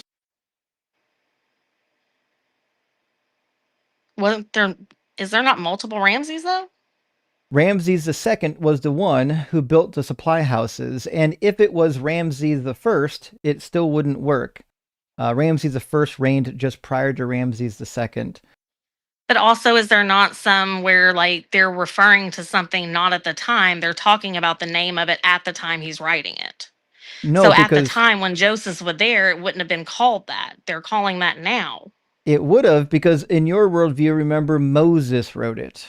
Moses was in the Exodus. If Moses wrote this, it wouldn't have changed anything. It still wouldn't be anachronistic. If Moses wrote this and Ramses already existed, it's still off by 200 years. Can you explain that a little better? Yeah. Like, so when are you saying that Ramses reigned? I've got MS Paint up, actually. Give me a second. And Yeah, I'll do, I'm going to do a drawing. I'll start a timeline for us to help us keep track of what's happening. All right. So if we have a timeline, and I'm going to grab a black paintbrush for the timeline real quick. There we go. If we have a timeline, bada bing, bada boom. And we're just going to say right here, we're going to say this is 1450-ish. We're going to say this is when the Exodus was, according to 1 Kings chapter 6. So what we find is that Ramses reigned about here. He reigned from like 279 to 220, or 1279 to like 1225. In fact, I can give you the exact dates. And if you think it's Ramses 1 or Ramses 2, either one of them is just actually going to end up in the same problem. With whichever Ramses you pick, it actually just makes the problem worse. So Ramses' official reign was 1279 to 1213. So actually even longer than I expected. So we're going to do 12. Sorry, that's unreadable, but it is what it is. 1279 to 1213. And so what that means is that Ramses couldn't have reigned when the Israelites were back here making the storehouses of Ramses, because he didn't exist yet. There were no Ramses that actually existed. You got to traverse quite a bit of years before there's any Ramses.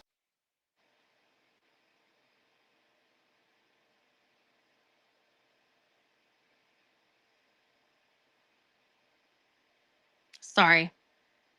And then this is going to be about 9. We'll do 970 for the Solomon's Temple. So are you saying, though, it's not possible that they were rebuilding ones from then? No. What I'm saying is they could not have done anything related to Ramses because none of the Ramses existed yet. They couldn't have built the storehouses of Ramses. And if Moses is writing this, then Moses is writing still about 1450 or so. You don't fix the problem. Sorry, I get really messed up with AC or AD and BC. 1450 is before 1279. So like 1450 is longer ago than 1279? Yeah. Yep. Okay. And so your issue is that it's saying they were building it during the Exodus, but it wouldn't have happened until 200 years later? Exactly. None of the Ramses existed until at least another 150 years after the Exodus. So what do you think then was going on in Avaris? Well, Avaris probably was a city where there were some Semitic people there. And I agree with you. I think that the Hyksos expulsion was a real thing. I think there actually were Semitic-speaking people that made their way in and out of Egypt. But I don't think that they were the Israelites. In fact, based on the archaeological data that we have, it seems like the northern Israelites were already in the land, and that's where we get the huge crossover behind the Canaanite background and the actual Israelite background. The southerners, the ones that entered Judea, it's likely that there were a small contingent of some Semitic-speaking people who left Judea and started mingling with the Midianites and then eventually moved into the foothills of Judea during the Bronze Age collapse in 1170. So what that means is that Judea was a minor, like the Judeans were just a minor tribe for a long period of time until the 8th century, when the Assyrians gained power and wiped out all the northerners. And then a huge faction of the northerners went south and merged with the Judeans. We know the population, according to archaeology, of Jerusalem more than doubled during the Assyrian crisis. So then we get the first mixing of all these people, and they, in my view, they created a backstory to tell about their history. That backstory included some stuff relevant to the north, some stuff relevant to the south, but more stuff that was relevant to the south because they were actually the ones that didn't get wiped out. They were actually the ones that were standing, which is why we've got so much stuff in the Bible that's basically like trying to whitewash the history of the Judeans, because it was the last editors of the history that were stitching it together were the Judeans. So there probably were some people that lived in Egypt that left, that became part of the Judean people. But the biblical story of 2.5 million people, because remember, the book of Numbers says 600,000 fighting men left Egypt. This biblical story of 2 million people leaving Egypt and then all drinking from a single rock that was tapped for water and crossing over the Red Sea, all that stuff is mythology. Have you ever seen the Jabal Laws? Yeah. And you don't think that resembles at all what was talked about in Mount Sinai? No. In fact, if you look at that mountain range, there's a bunch of mountain ranges that have black marks or black rocks at the top of those mountains.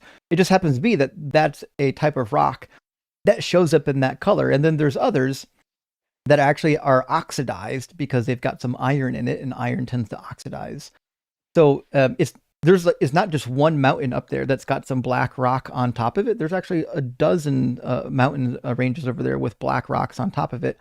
What's more likely is that somebody made up a backstory to describe what happened. So, for example, there seems to have been a destruction event in the 1600s near Tel El Hammam. It's hard to know to what extent, but it seems like there was some sort of a natural disaster by way of maybe even meteor shower.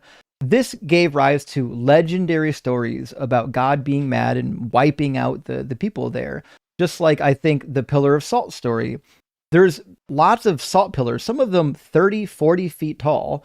There's lots of pillars of salt up and around the Dead Sea. And so this story about Lot's wife being turned into a pillar of salt was a mythological story that was created to explain why we have these salt pillars over here.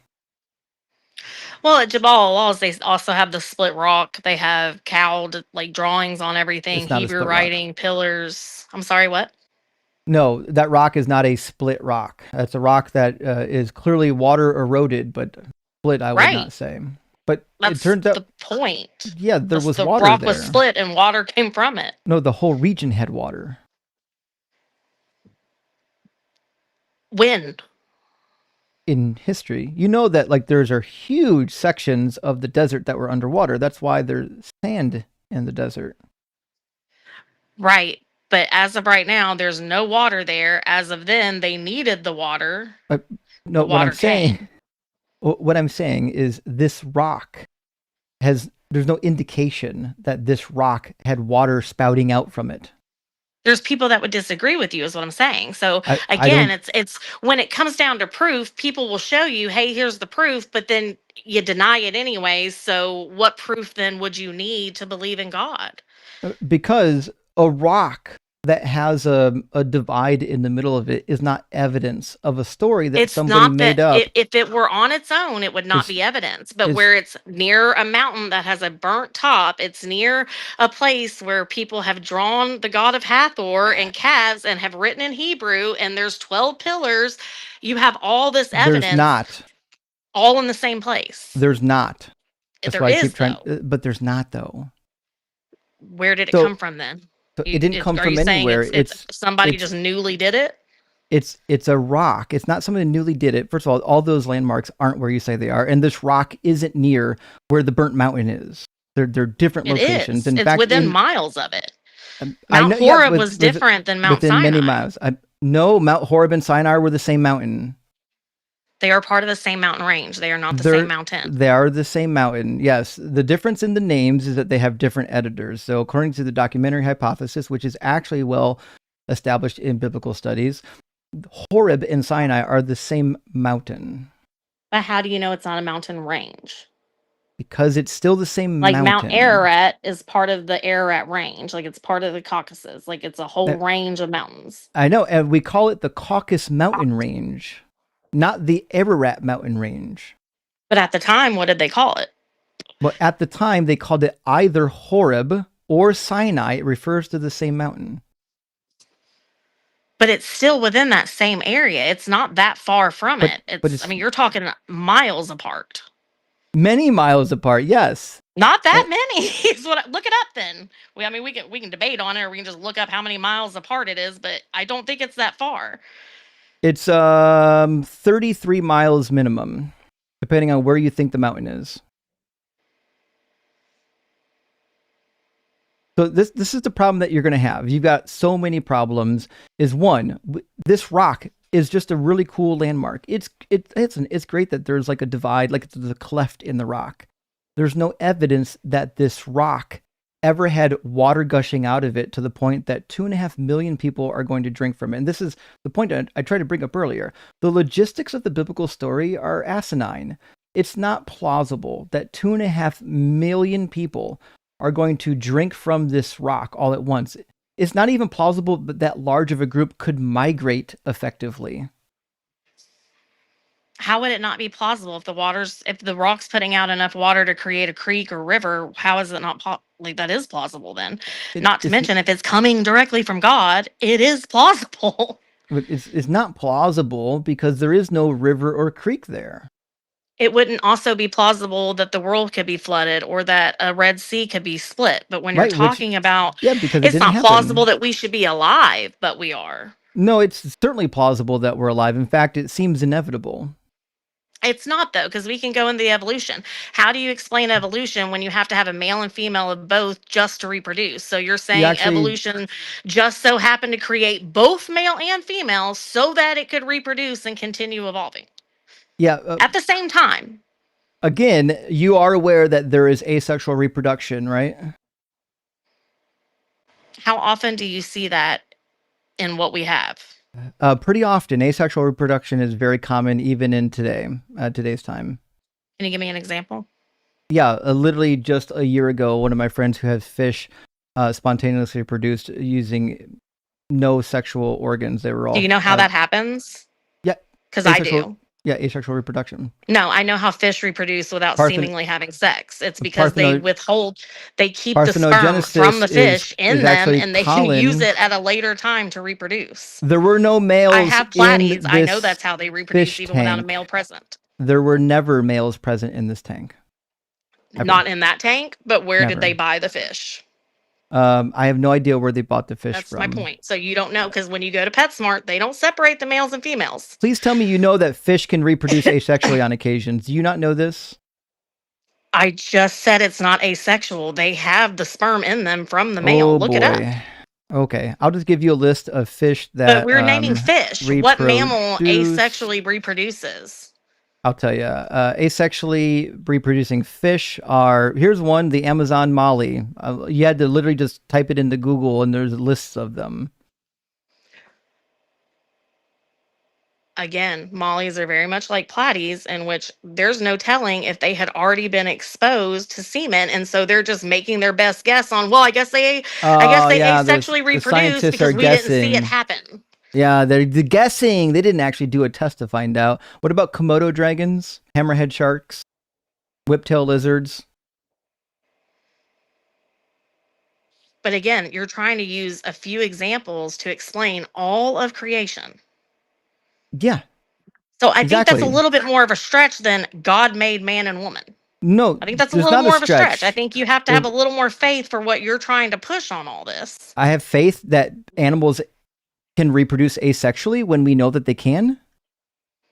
I think you're putting a lot of faith in the fact that maybe they can, or certain animals can. Science you're putting says a lot they of can. faith Do you, to say, do you not okay, trust when science have you anymore? ever seen a giraffe? Okay, so you just don't trust science anymore. Okay, when so you have don't you trust ever science. seen a human reproduce I didn't say anything about. asexually? I didn't say anything about giraffes or humans.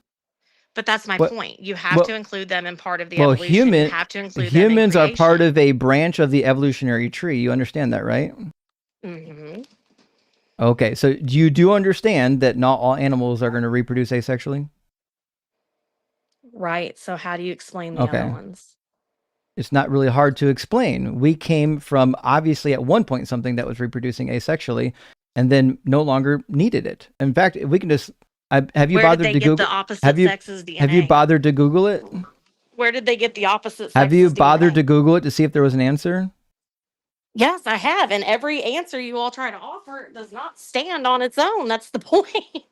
That's what I'm saying. What was the answer? Where did the male DNA come from? If a female fish can reproduce asexually, where did she get the X chromosomes? So again, I'm just asking you, what was the answer you found? Again, it wasn't about that. It was more on evolution in general. What I'm asking you is, I asked you, well, I asked you if you bothered to look it up to see if there was an answer, and I'm just waiting to see if you actually did come up with something. I'm trying to answer you. You're not listening. I told you, I don't buy into that premise. I can look into it scientifically. Sure, I'll look into that. I give you my word. I will look into that. But you said you already did. Now, you can't use this small group that it's happened randomly to explain all of creation. But my point is, you said you did look into this question, and now it sounds like you didn't. Not this specific one. I've looked into evolution in general when they say, oh, well, this evolved from this. There's no proof of it. They don't have proof that this evolved from that. We have lots of proof of it. They don't. So, I looked it up. Actually, look it up again. We have lots of. We actually have lots of proof. Yeah.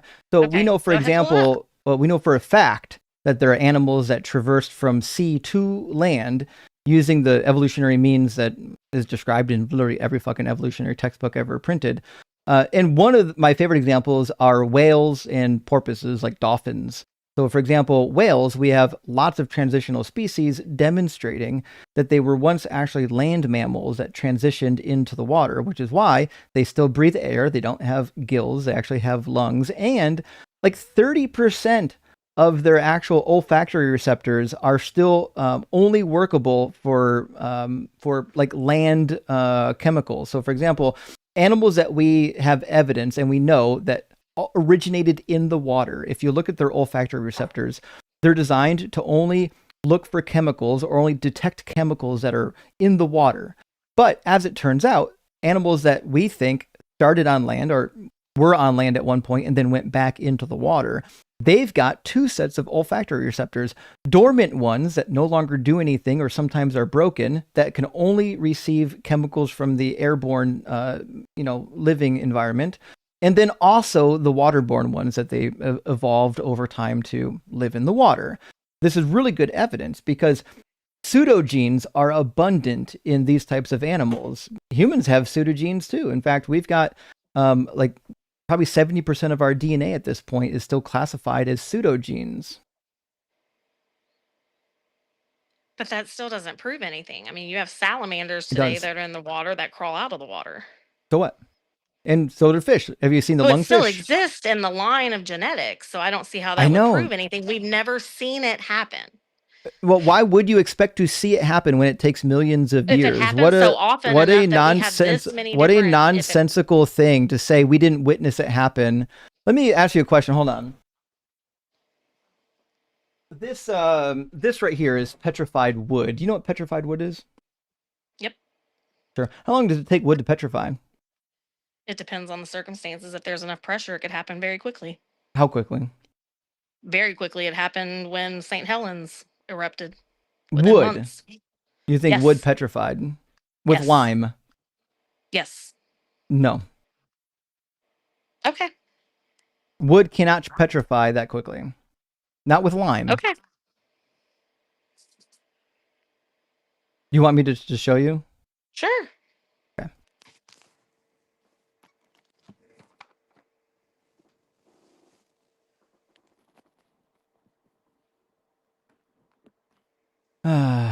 Live Science Journal.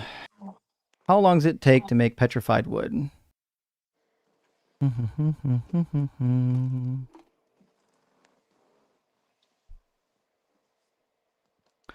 It says usually millions of years.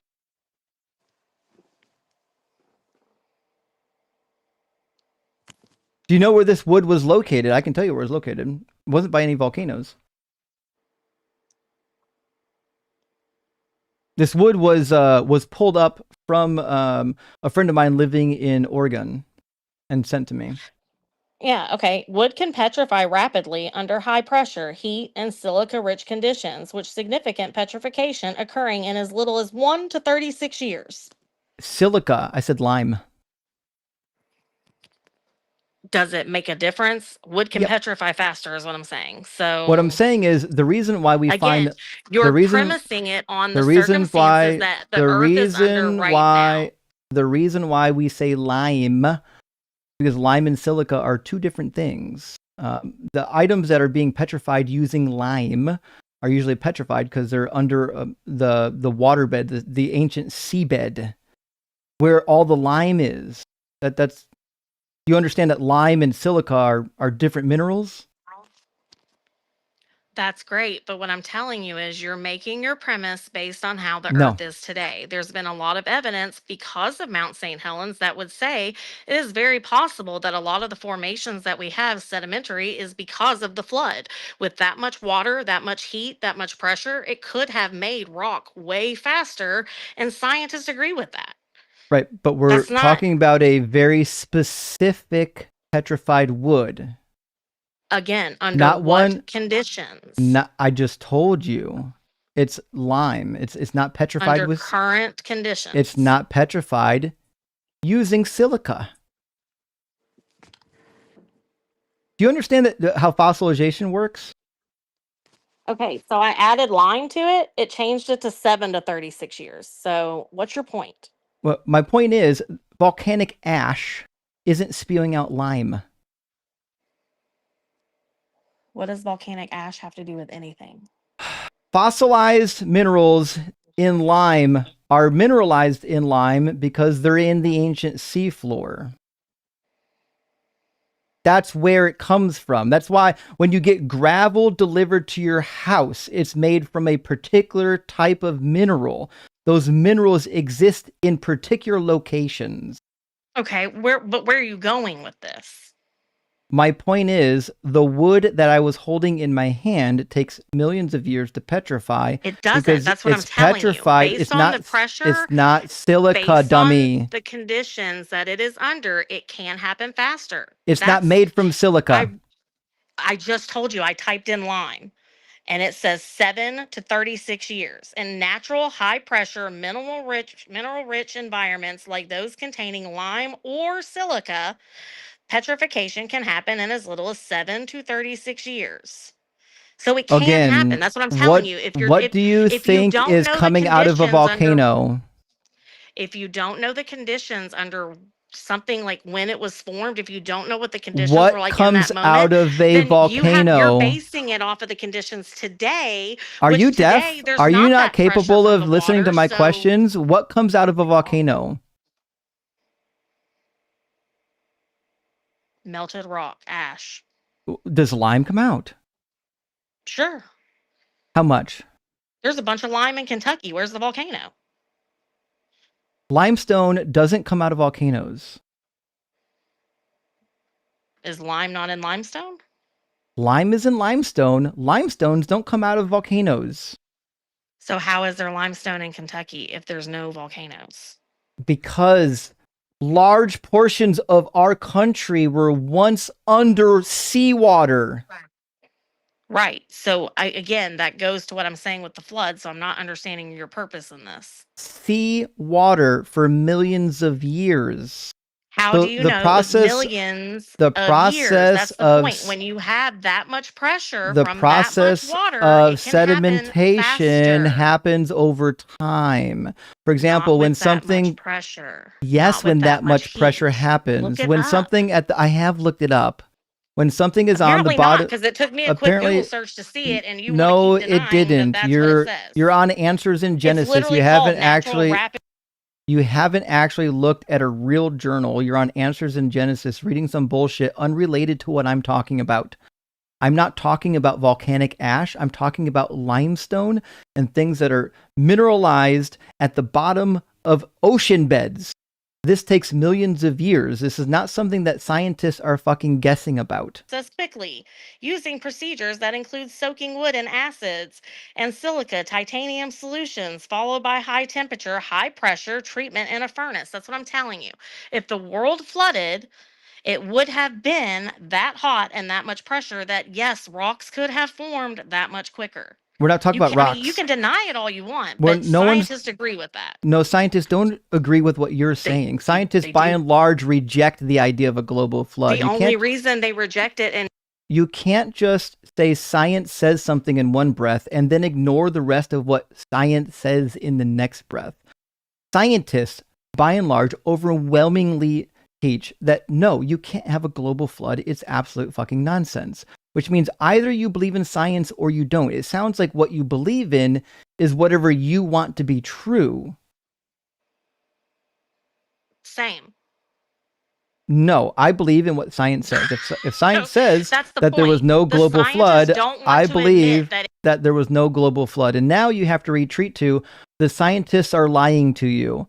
The scientists don't want you to believe in the Bible. Now you're into mind reading. Your argument is now based on mind reading. It's not based on mind reading. There's very much a lot of evidence that a lot of science are very biased about God. They're not going. That's why they push evolution. They don't want to look at the other possibility. They have. So I don't know if you know this. Darwin was actually trained as a theologian. He was an actual theologian. And he didn't believe that evolution was a problem. You believe that evolution is a problem because you don't have the same view of the Bible that Darwin had. But the fact of the matter is, people aren't like inventing evolution because they want to get rid of God. They're talking about evolution because like that's actually what the science leads to. Do you know what endogenous retroviruses are? I don't deny microevolution. Macroevolution has never Do you been know proven. what endogenous retroviruses are? No, I don't. I'm not a bioscience. Okay. Well, I'm just asking you. You can say yes or no. So, no, you don't. Endogenous retroviruses are snippets of virus that get into your DNA. In fact, I'll draw a picture, just make sure there's no confusion here. Although, I don't know if you can see my screen. I am displaying my screen. We're going to call this snippet of DNA human DNA. It's not good DNA. I'm not a drawer. Now, when you get a retrovirus, the virus enters your body and will actually insert foreign DNA into a snippet right here, although I can't draw backwards. So this is foreign DNA right here. Now, the cool thing is we've done lots of testing with endogenous retroviruses, and we can actually cause them. We know how to study them very well, and we can even see where they start and where they begin in the chain of the DNA. Now, as it happens, all humans have hundreds of ERVs inside of their body, and they all show up in the exact same spot in our DNA sequences. Now, the really cool thing is like 213 or so of these endogenous retroviruses we also share with the great apes.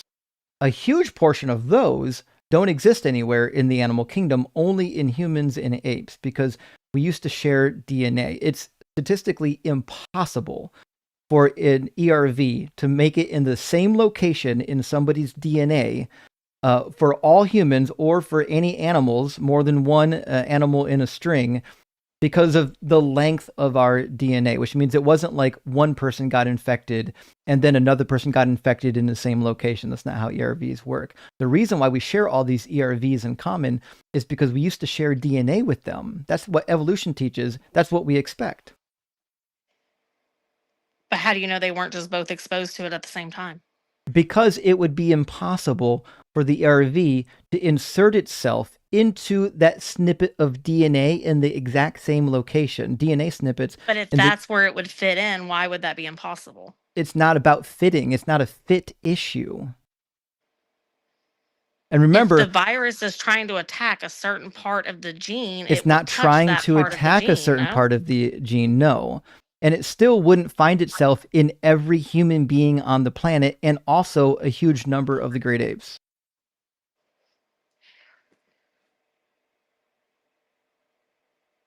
It would, that like if they're primates, it should affect them the same way. No, it wouldn't. So What you're positing is that every primate and every human being on the planet was once infected by the identical same virus at the identical same time that just magically found itself into the identical same spot in the genome. That's what you think happened? I think if you look back at 2020, is that not what you would see with COVID? No, it's not what you would see. That's not what a retrovirus is. A retrovirus isn't just a virus that gets into your body. It's a retrovirus that actually alters your DNA.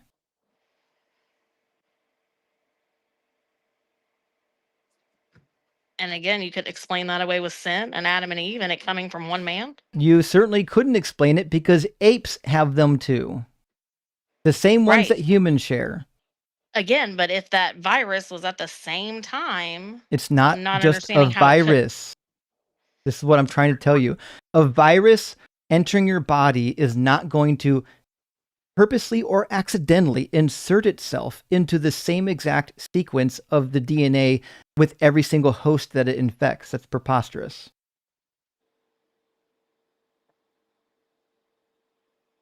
But how do you know, though? Is what I guess that's my point. How do they know?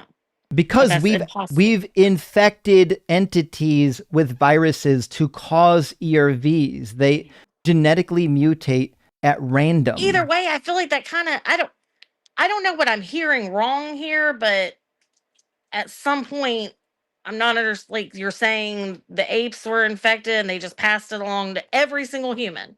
Yes, so you nailed it. Yes, apes at one point. Just one ape. No, multiple apes. Every human came from one ape. No. Try again. Then how would every because human we had a the common same DNA marker because from we one had ape? a common ancestor, and it wasn't from one ape. We are apes. We're part of the ape classification. So in the genetic tree, you're going to have ancestors that give birth to entire branches. So if you have a tree, I'm going to draw it here. You've got some branches, and on those branches, you've got smaller branches. Okay. Now, what that means. Either way. So what that means. Hold on.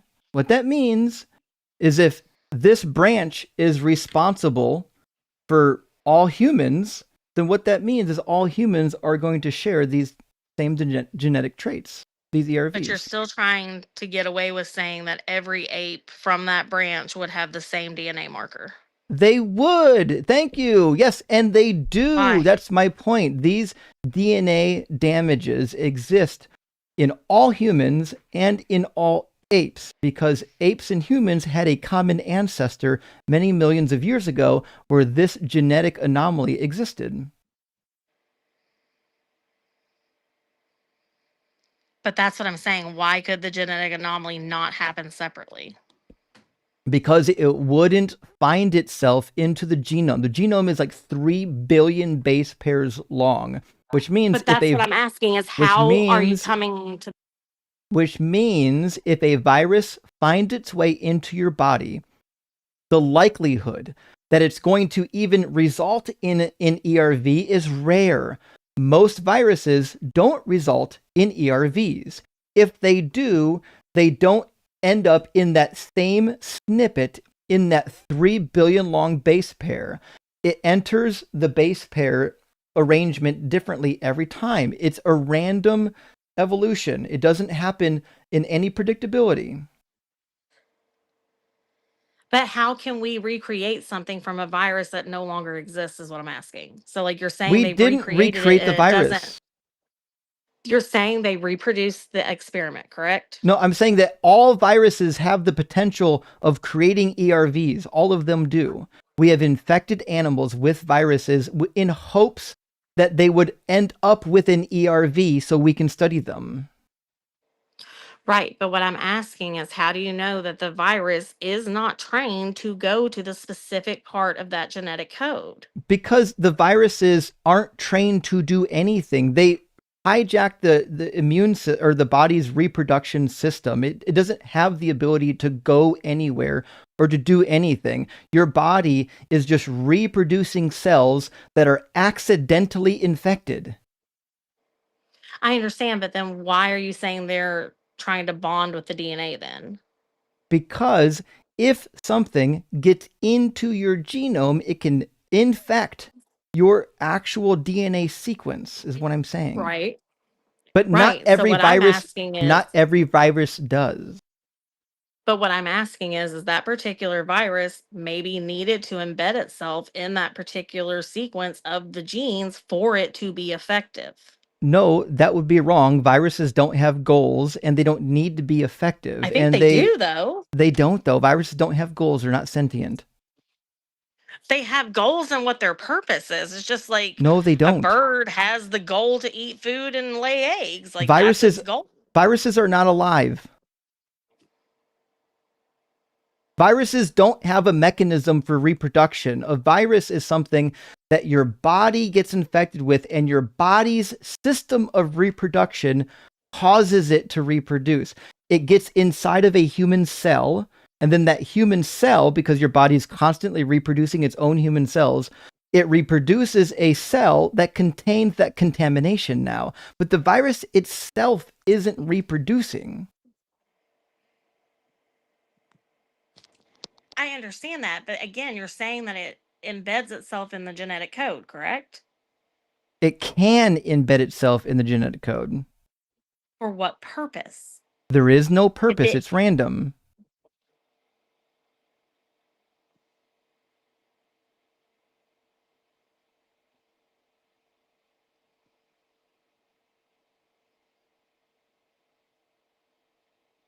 I'm saying you're acting as though the virus has no intention, but it's obviously It doesn't. doing that for a reason. No, it's not sentient. It doesn't have a brain. It can't reproduce. It's not thinking. It has no goals. It's not like an insect.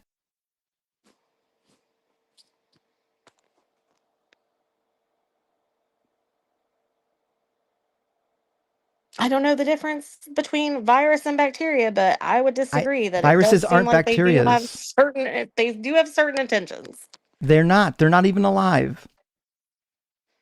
But their intention is to reproduce and infect. No, they have no intention. Scientists do not consider viruses to be alive. They don't reproduce. They don't have intentions. They don't have autonomy. They don't think.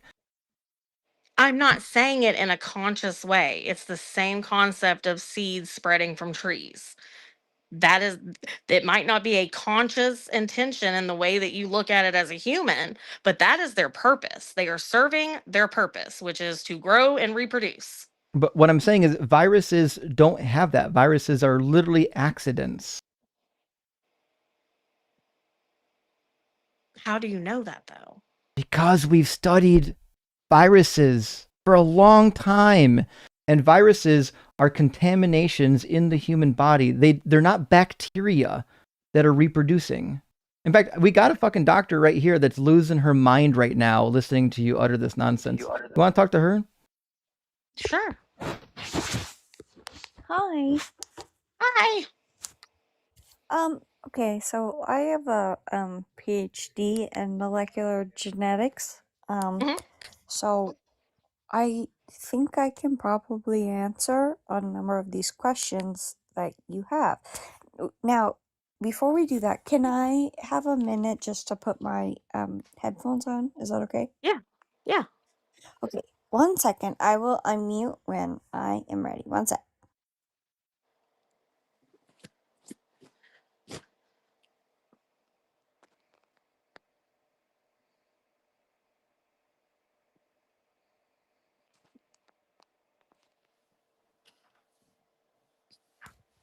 Okay, here I am. So, it sounds like one of the main things you're struggling with is like ascribing intent to viruses. Correct. Yeah.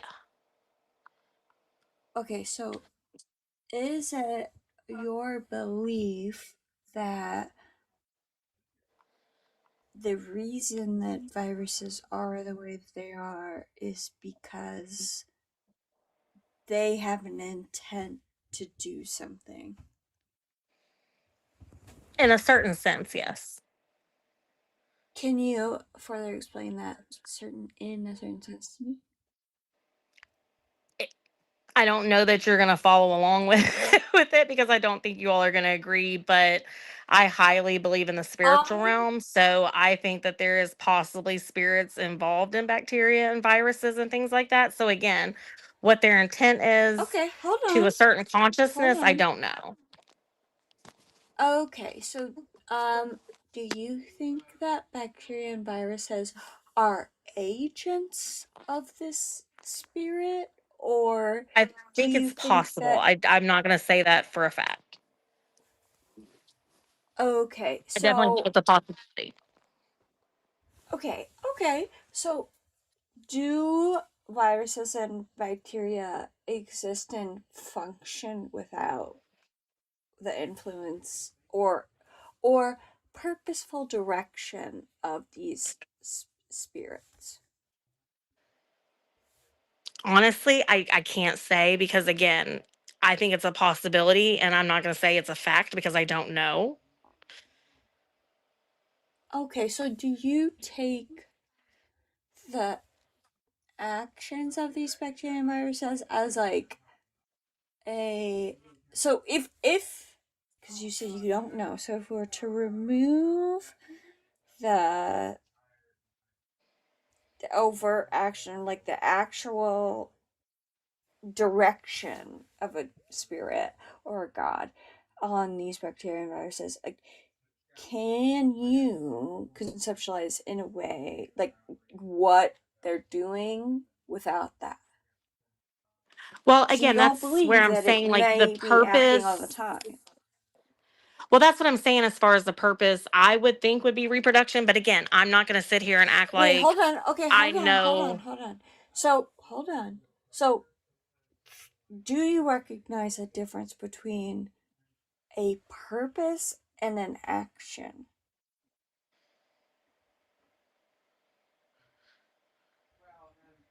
I mean, you can have a purpose without acting.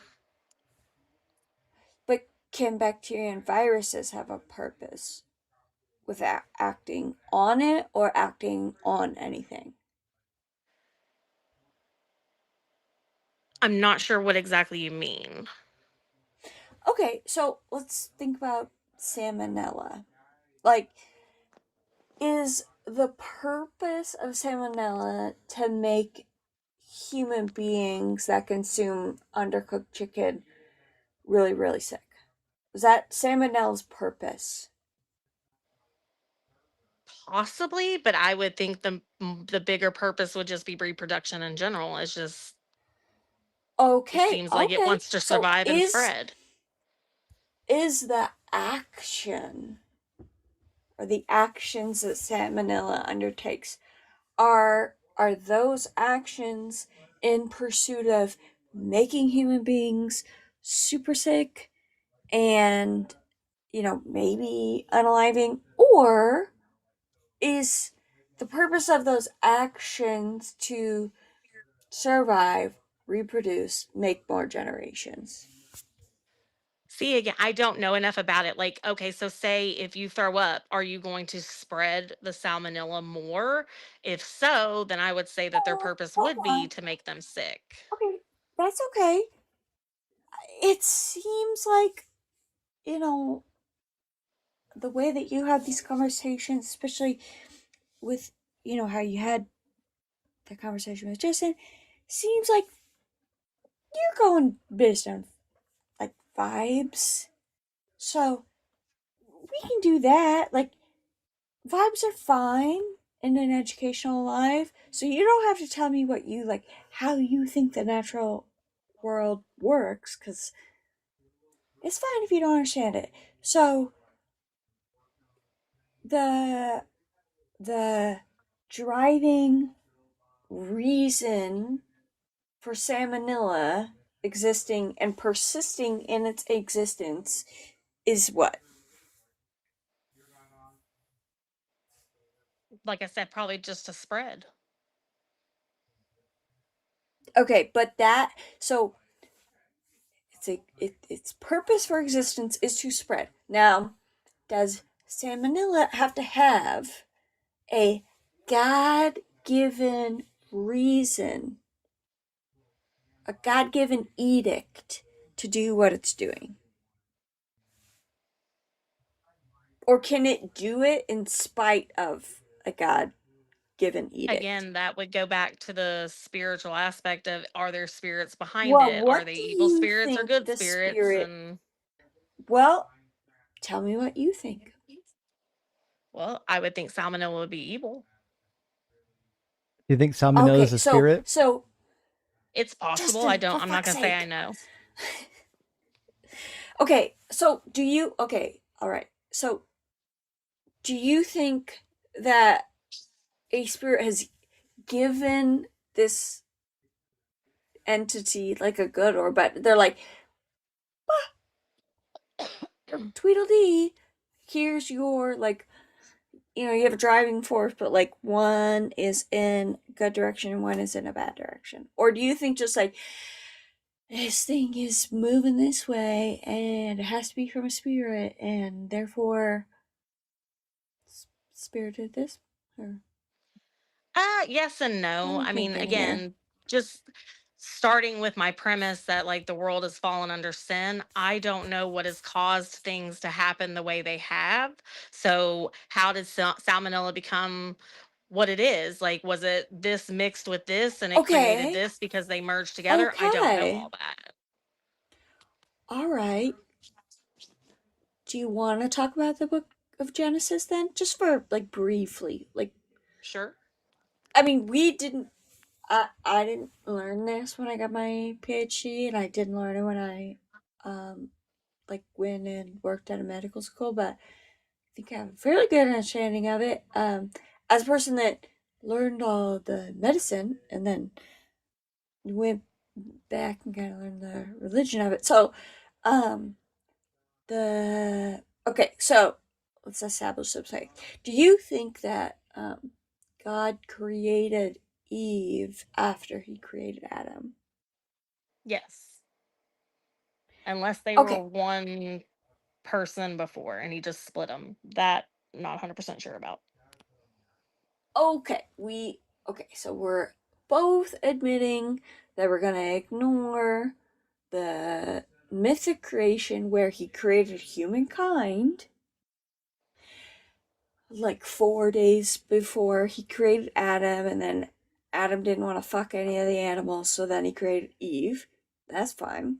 So after God created Adam, well, then he created Eve. It says God took Eve from Adam's side, and there's speculation on whether they were essentially like Siamese twins, whether they were one being or whether he created a whole nother being from him. Do you think men have more ribs than women do? I don't necessarily agree with it being a rib. No, I'm not saying if you agree with it. I'm saying, do you think men have more ribs than women do? I think they do. I'm not sure. Okay, well, I am here to disavow you of that notion. They do not. What about spiritual ribs? And if you...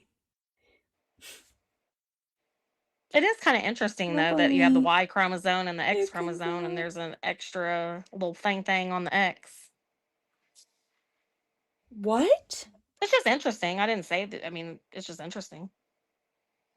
No, I'm not.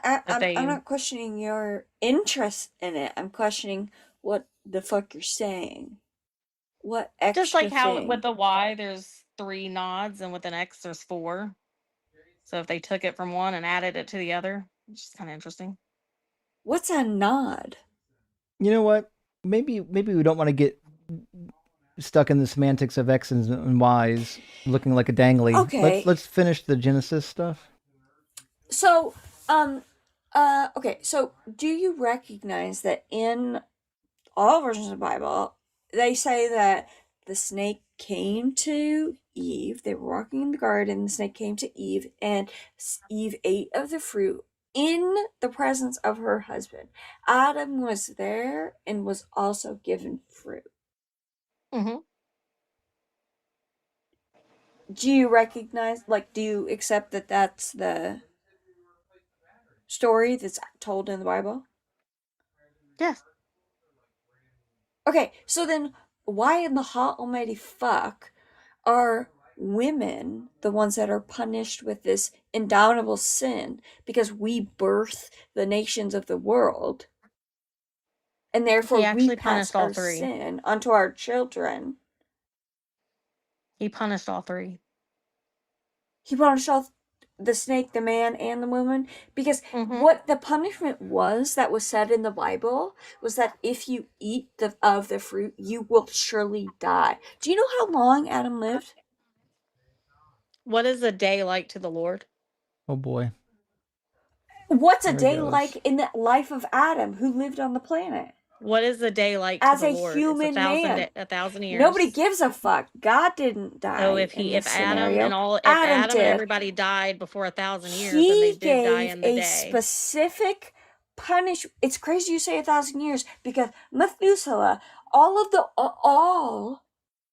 of the people in the Bible, especially in Genesis, did not which is live what we're longer talking than about, 1,000 years, so they died within the day. They didn't. Oh, okay. So I just want to make sure we're clear on this. The Bible doesn't say a day is 1,000 years. The Bible says to God a day is like 1,000 years. So what that doesn't mean is that. So what it doesn't mean is that whenever you see the word day, you can just write in the word 1,000. That's preposterous, because it also gives you like the number of days of all kinds of stuff, and you're not going to write in the word 1,000 for those number of days. So why randomly write them down, like write in the word 1,000 just for this one specific instance of day? It's not just that, it's a twofold thing. They did not live longer than 1,000 years, and they also spiritually died the day they ate the fruit. Oh, it didn't say anything about spiritually dying. The wages of sin was death, and when they sinned, they entered death into the world. Well, it didn't say that either. That when they ate the fruit, sin didn't exist in this universe. We had no notion of sin. We had not been educated about it. Satan, the snake, didn't tell anybody about sin when they ate the fruit. We had They were aware of sin when they ate Genesis. the fruit because no, they didn't. The knowledge of tree is the knowledge of good and evil. Well, they didn't have knowledge. God already said things were good. Knowledge. They already knew good. In your worldview, they ate the fruit. They did not know evil. And they had an understanding. But so they didn't have knowledge of good or evil. The fruit. They had knowledge of good because God said no, they didn't. It literally says the opposite in Genesis. In Genesis 3:22, God literally says, "Now they've become like one of us." Right? It says, "See, the humans have become like one of us, knowing good and evil." Now they might reach out their hand and take. They didn't know good because they didn't know good or evil yet. The tree is called. They knew good because God said everything was good. Everything with God. But they didn't know what was good. It doesn't matter what God says. They didn't know what was good. So the name of the tree is the knowledge of good and evil, which means if the tree gives knowledge of good and evil, then they didn't have knowledge prior to eating from the tree. Exactly. They had no concept. If you're going to say they learned evil from eating the fruit, then you have to acknowledge and admit they had no concept of what was good either. They had nothing to compare it to. They knew what was good. It was right in front of them. But without something to compare, can I finish? Without something to compare it to. Because stop. You can't just say no and not even hear what I'm saying. I am hearing what you're saying. I'm stopping you so that we can clarify and then continue on our conversation. Because you cannot, and here's what I want to hear after I stop speaking. This is what I want to hear out of your mouth. How can you have a conception of what is evil if you have no way to rationalize what is good? Would you like me to answer that? I'm not done. Can you have one in the absence of any knowing of the other? Now I'm done. Please answer my question. Okay, so are we just going to ignore the beginning of Genesis where God made everything? It was good. God made it. It was good. Well, God made it. It was good. God has knowledge of good. Hold on. What I was talking about. Hold on. Well, we're giving you the answer. So we give you the answer. Actually, I already gave you the answer. God knew what was good, not Adam. I'm trying to give you the answer. You're not letting me finish. Did so Adam write Genesis? Let me finish the thought, you would hear the answer of why Adam knew it was good. Did Adam write Genesis? Would you like me to answer your question or not? Well, we already know the answer. He didn't. You don't. What's the answer then? He didn't write Genesis. Since you know me so well. What's the answer? How did Adam know things were good since you knew what I was going to say? No, that wasn't my question. My question was, did he write Genesis? He didn't write Genesis. So the text says that God said that it was good. So God knows that it's good. Would you like me to answer the question on how Adam knew? Does Adam ever say that he knew anything was good? Would you like me to answer the question? Are you going to answer the question I asked? Yes, if you would let me finish my thought. Go ahead. Go ahead and answer. Show me where Adam said it was good. God made Adam. He breathed it into Adam. He walked with Adam. So Adam knew that God made him. So if God gives him a decree and says, hey, don't do this, Adam would know, I'm not supposed to do this. This is disobedient. But does he know disobedience is evil? If God told him ahead of time. Does he know it's yes or no? You go back. Does he know? Now I got to mute you. Does Adam know that disobedience is evil? It's just yes or no. Did God ask? Still waiting for yes or no. It's just a yes or no. Does Adam know that disobedience is evil? Punishment was death. I didn't hear an answer yet. Told him what the punishment. Still waiting to hear. Does Adam know that disobedience is evil? Yes. Oh, cool. When did that happen? What the punishment was. Well, he doesn't know. He doesn't know what evil is yet. Exactly. So if the tree is the knowledge of good and evil, and he hasn't eaten from the tree, that means he doesn't know what evil is yet. He doesn't know. Even if he knew that disobedience was evil, he wouldn't know what evil is. Like if I said disobedience is evil, he wouldn't know what evil is. It'd be a meaningless reference to him. So what that means is that he doesn't know that disobedience is evil because he doesn't even know what evil is. He might not make the connection, but he knows what God told him to do. It doesn't matter. He doesn't know that disobedience is evil. If he didn't know it was evil, then why did he deny it and try to push it off on the woman? Because after he ate, in the Bible. Oh fuck. Sorry, Justin, go ahead. It's okay. After he ate, he knew what was evil. He knew he did evil after he ate because the apple is what gave him the information of what was evil. Justin, Joel wants to come up. I think we have to not talk over each other. And also, I want to streamline this conversation because we haven't actually finished a single topic we've ever brought up yet. I was hoping that you could nail down the ERV discussion rather than moving to a new one, and we didn't seem to get any resolution on that. I can do that. I don't know enough about that to argue with you with that. Well, I can. Listen, it's fine. Listen to somebody with an education about why billions of people being infected with a virus isn't going to result in all of them having the same ERV in the same location in the genome. Okay. So you asked a question about how does the virus know, like, to infect humans in the same space? Is that what your contention with it was, or if you could just clarify what your misunderstanding was?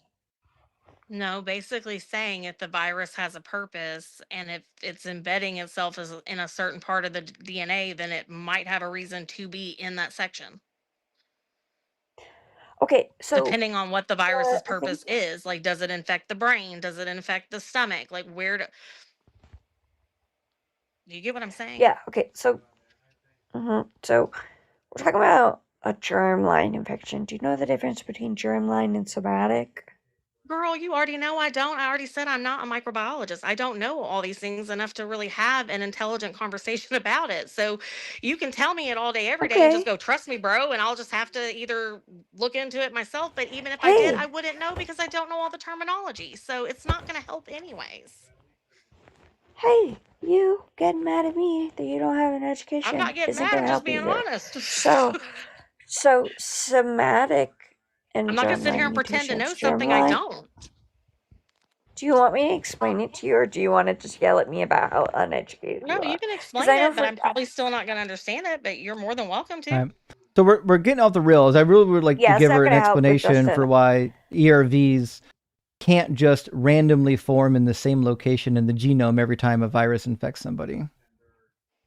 So ERVs, in the ones that are in humans, infected the common ancestor of humans and apes. So there are times when infections have happened where the only way to make sense of it is that they happened before that speciation event where humans and gorillas differentiated.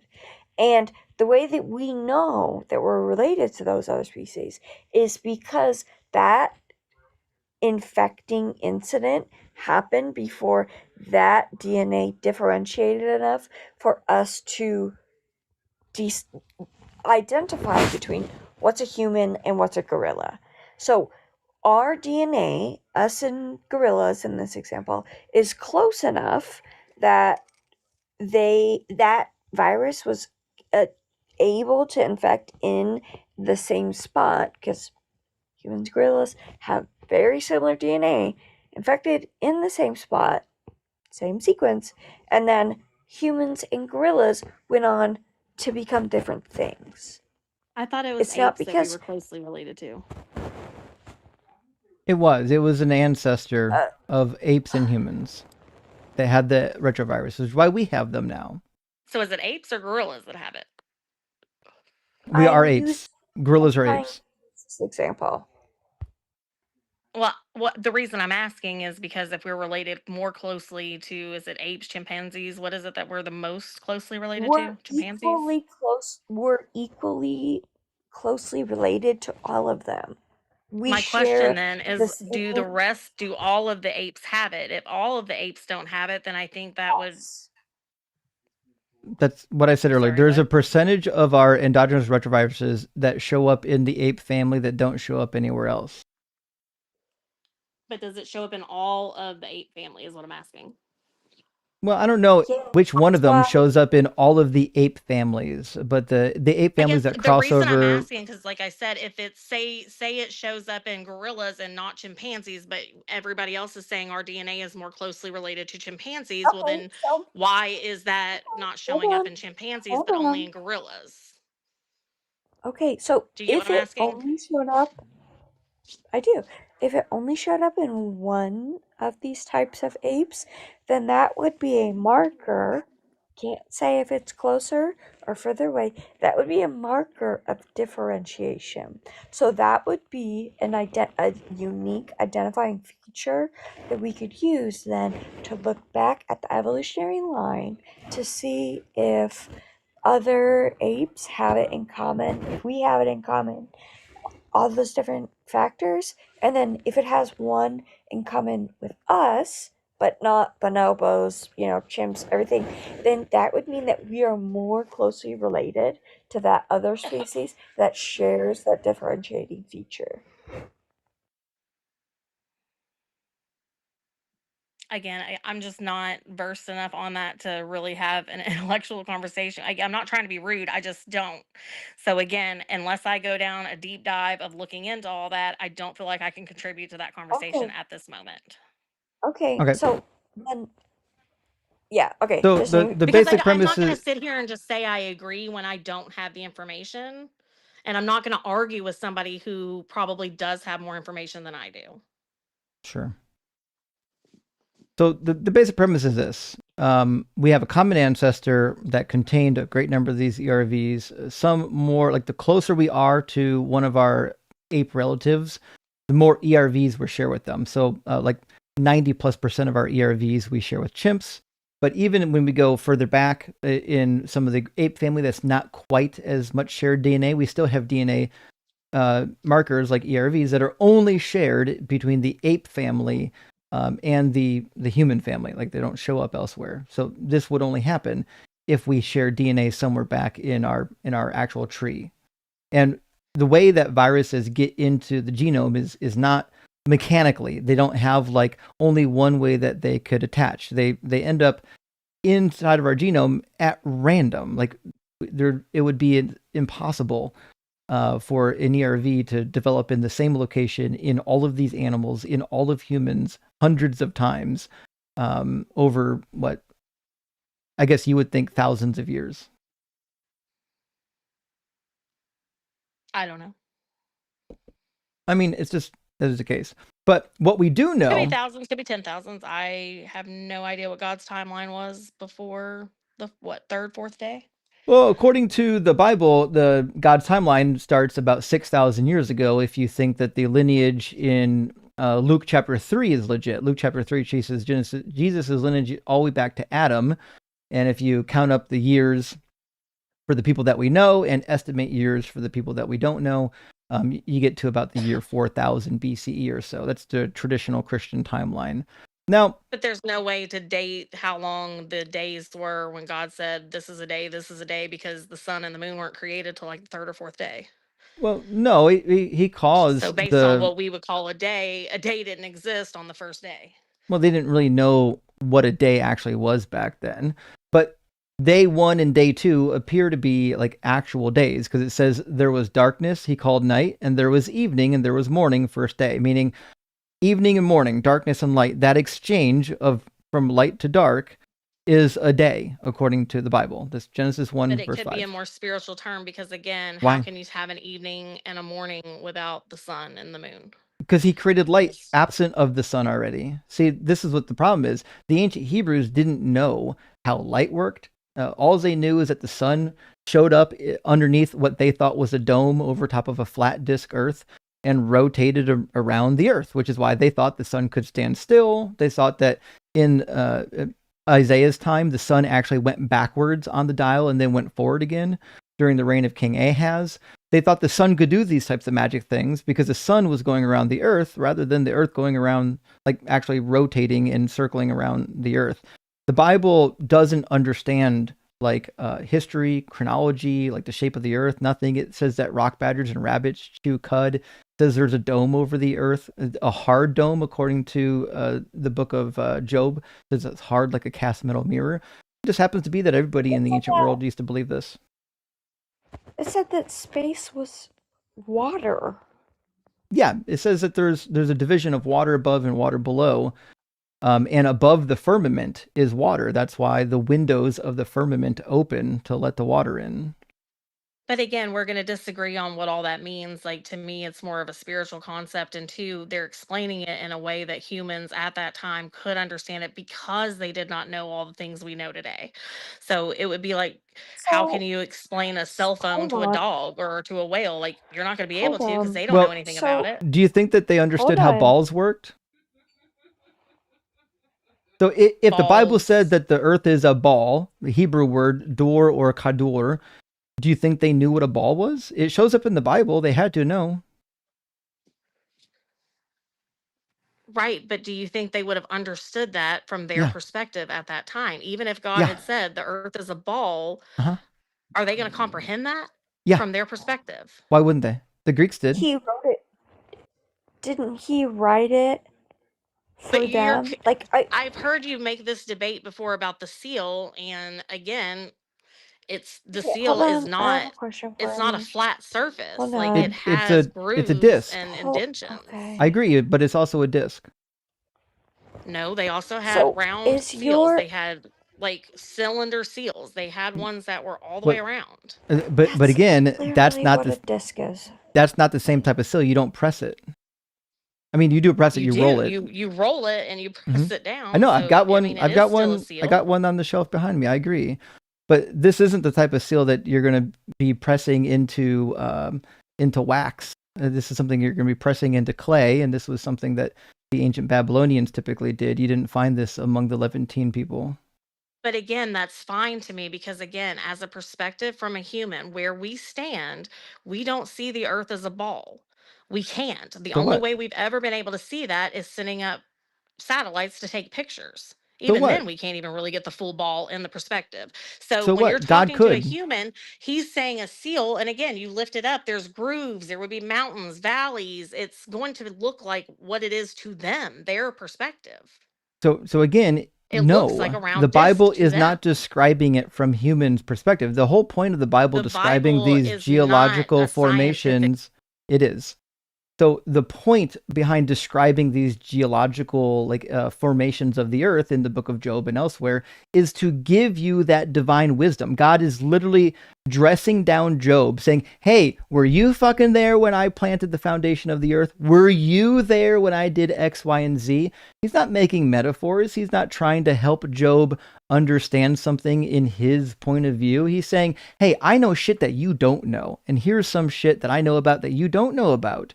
God could have easily just said that the earth is a ball. He could have said it. He didn't say it because nobody at this time period understood the earth to be a ball. This is something that came later.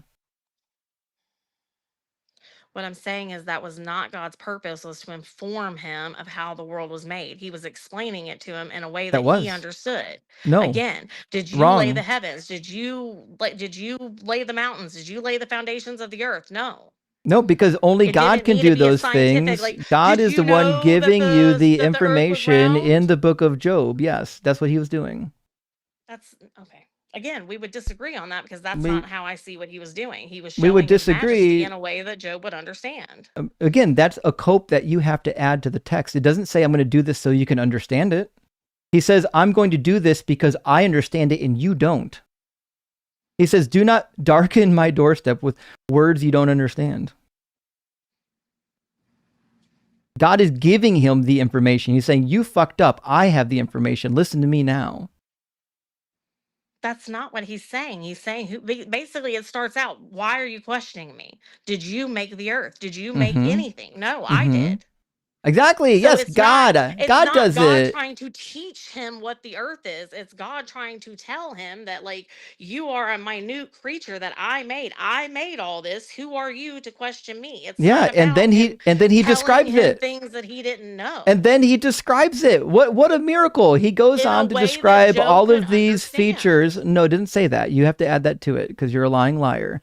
So the text doesn't say that. What the text says is that it doesn't have to. what he said, it does have to say it. You can't just add stuff to the text where you want.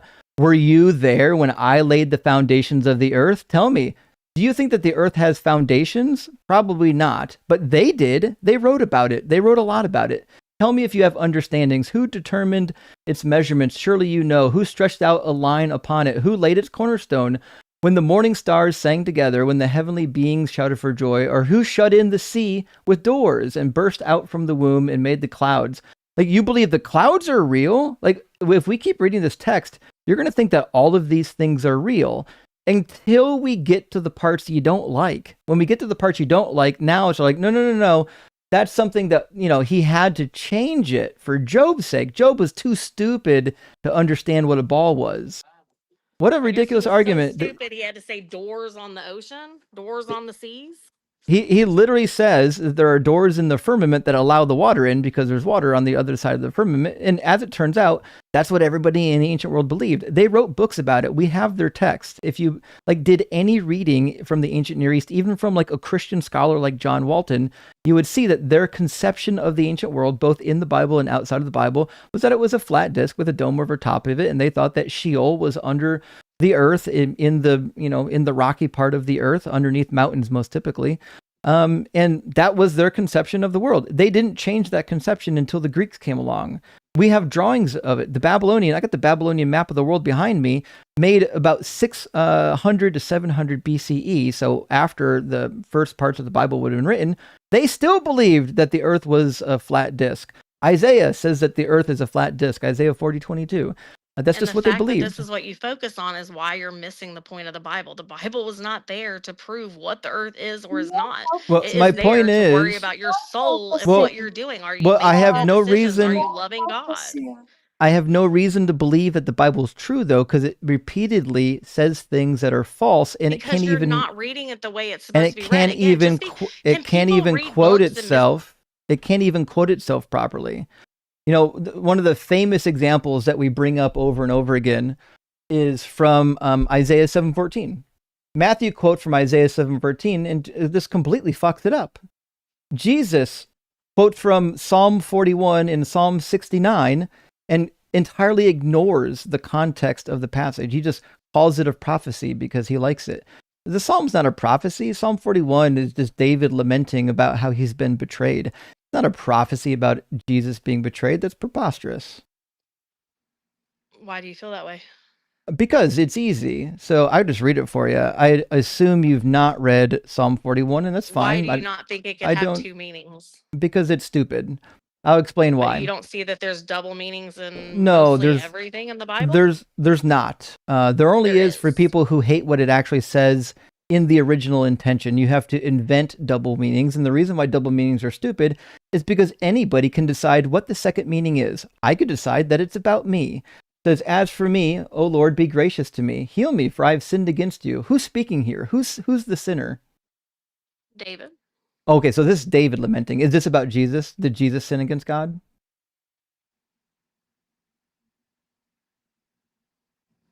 No. Okay. So we're led to believe then, under Christian interpretation, that this is actually about David here. But if we just go a couple verses later, when it says, "Even my close friend in whom I trusted, who ate of my bread, has lifted his heel against me," now we've got a magic hidden prophecy about Jesus. Why would anyone read it like that? Because it speaks of lifting the heel, and that was the initial curse. No, this is what Jesus says is about his betrayal by Judas. Right. So you didn't even know that. You tried to apply it to Satan. No, I'm saying again, there's multiple meanings for everything, but you're There's asking actually how not. do we attribute, you asked me how we attribute it to Jesus, and I said because it mentions the heel. And the whole purpose of the Messiah is that's going to be the one who gets his heel bruised and who it's crushes not. the head of the... No, the Messiah does not show up in Genesis 3. This is about snakes in humans, not about Satan. But in the Psalms, because it says so. It says the snake. And snakes were cursed to lose. That's all it means. Because I can just show it to you. It's really easy. It's not even difficult. I'm sure even you can understand it. So in Genesis chapter 3, somebody gets a curse, and it's not Satan. Satan doesn't appear in Genesis 3. You have to imagine him in there. It says, "When the curse happens, the Lord said to the serpent, the snake, because you have done this, cursed are you among all animals, and among all wild creatures, upon your belly you shall go." Do snakes crawl on your belly, or does Satan crawl on his belly? What's the original Hebrew term? Nakash means snake. What else does it mean? It means snake. That's it. What else does it mean? It means snake. I think you know. You know. It means snake. Shining one? Nope. You sure about that? Yep. Let's look it up real quick. Go ahead and put it up on your screen so everybody can see it. Sure. The Shining One, are you referring to Isaiah 14? Hello, Ben Shakar? No, I'm referring to the term Nahash. Oh, you think the word Nakash is referring to the bright shining one? Yes. Oh boy. Why do you think that? Because I think the Nahash is an angel. It's a fallen angel. No, it's a snake. Shining one. It's a serpentine creature that God made that was not an angel. It was not just a snake. The Hebrew word says different being. It says serpent or snake. That's why he considers it part of the wild creatures. The angels are it's a wild creature because it's a snake that crawls on its belly. It's a creature that God made. Yeah, I agree. It's a snake. Do you think all the other animals were talking to Adam and Eve in the garden? Do you think Satan crawls on his belly? That a snake was talking to them. Do you think Satan crawls on his belly? It was an angel, and they do you think Satan crawls on his belly? Are you going to answer the question? Do you think Satan crawls on his belly? As a snake, at this point, yes. He eats dust, as in he feeds he does off not. dead. Satan does not. No. When did Satan undo his curse? Because in Job chapter 1, he's depicted as walking. So the fact of the matter is, angelic realm, in the he would be crawling on his belly at this point. He wouldn't. This is not a comparison. So this is an actual curse handed down to snakes. This is an explanation for why snakes don't have legs and they crawl on their belly. It's also an explanation for why women have painful childbirth. It's also an explanation for why men have to till the soil of the land, even though God created human beings to live on the land. This is called an etiology. This is like hermeneutics 101. Like if you went to even one Bible class as a freshman Bible student, you would have learned this. This is not even difficult. So you are only putting Satan in here because you want Satan to be in here. But if you're just reading this text, there's no reason whatsoever to ever read Satan into Genesis chapter 3. But it also misses the point. The point is that Psalm 41 is not a prophecy just because the word heal is mentioned. Psalm 41 is just a lamentation of David. I have no good reason to believe that Psalm 41 has some secret hidden prophecy just because the word heal shows up. So do you think nobody could ever use the prophecy and say, hey, that relates to me? No, that'd be stupid. I have heels. In fact, I've had a bruised heel before. Is it about me? No, I'm saying if you were to say somebody raised their heel against me, they're trying to take me down. It would never be a That prophecy. can't be used more than once? No, it's not a prophecy at all, ever. It was never a prophecy. That's the point. Psalm 41 is not even in... A prophecy is when a prophet says something's going to happen or something is happening now. It's an actual declaration of events, which is why Deuteronomy 18 says you can test the words of a prophet to see if they come true.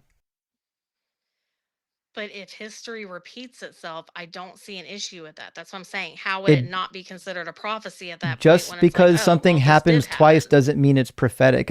If my heel is lifted, and am I fulfilling the prophecy? Although, keep in mind, it's not a fucking prophecy. I keep telling you that.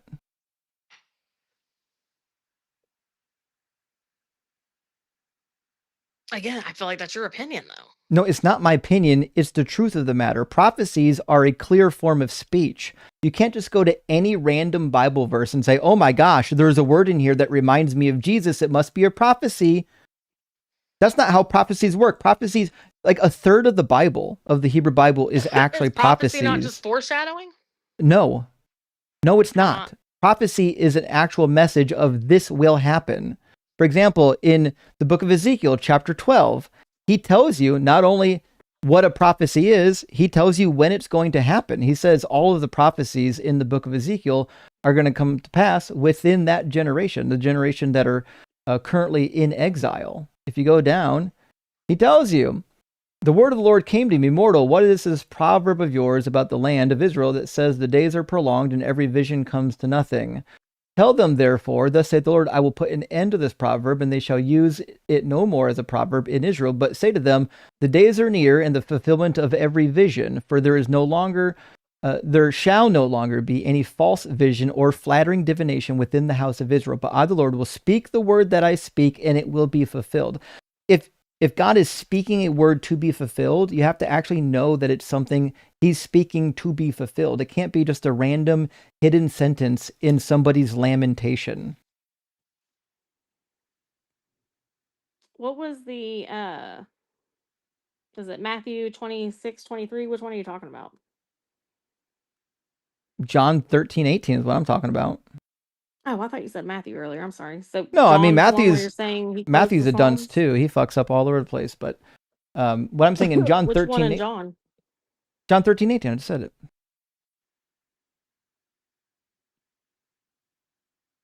So my point is very clear. Jesus is saying that Psalm 41 is a prophecy about him. That's bullshit. It doesn't say it's a prophecy. It says it was to fulfill the passage. It doesn't say anything about it being a prophecy. You can't fulfill a passage if it's not prophetic. You can if it's foreshadowing. No, you can't. You can. How did you determine it was a foreshadowing? Is it just because Jesus said so? If Jesus is God, why would that be wrong? See, that's circular. What you've done is you've already determined that Jesus is God. And you said, well, if Jesus said it's a prophecy, it must be a prophecy. Rather than being honest and actually going into the book and reading the book to see what is a prophecy. So if I went in here, I'm just going to type in a random psalm. I'm just going to go Psalm 54. I don't even know what's going to be in Psalm 54. Tell me something. I'm going to read this for you. I want you to tell me, is this a prophecy? Save me, O God, by your name, and vindicate me by your might. Hear my prayer, O God. Give ear to the words of my mouth. For the insolent have risen against me. The ruthless seek my life. They do not set God before them. Is that a prophecy or is that a lament? Both. No, it's not a prophecy. It is though, because Jesus did save us, and we do go to him when we're in times of need, and there are going to be people that prosecute Christians. So Jesus didn't how can quote that Psalm not be a 54. prophecy? I'm sorry? Jesus never quoted Psalm 54. It doesn't matter whether he quoted it or not. The whole You said point Jesus of the Old said it. Testament is that I didn't say Jesus said it. You literally just said he did. You said No, it's a I prophecy didn't. because Jesus said it. I said if Jesus is God, God is the one giving these words to be written. I agree, but when do they become prophetic? Again, if they are able to be fulfilled, or it is foreshadowing, again, if it's saying "Save me, O Lord," It's in the well, the past Lord tense. did come to save, so it it's is in the fulfilled in hey Jesus. focus. It's in the past tense. The insolent has arisen against me. It's already something that's happened. Who's ever writing this is crying about their experience. Something has already happened to them. I'm asking and that you. Means it can't happen again. No, I'm asking you, why would anyone read this and then think that it's a prediction?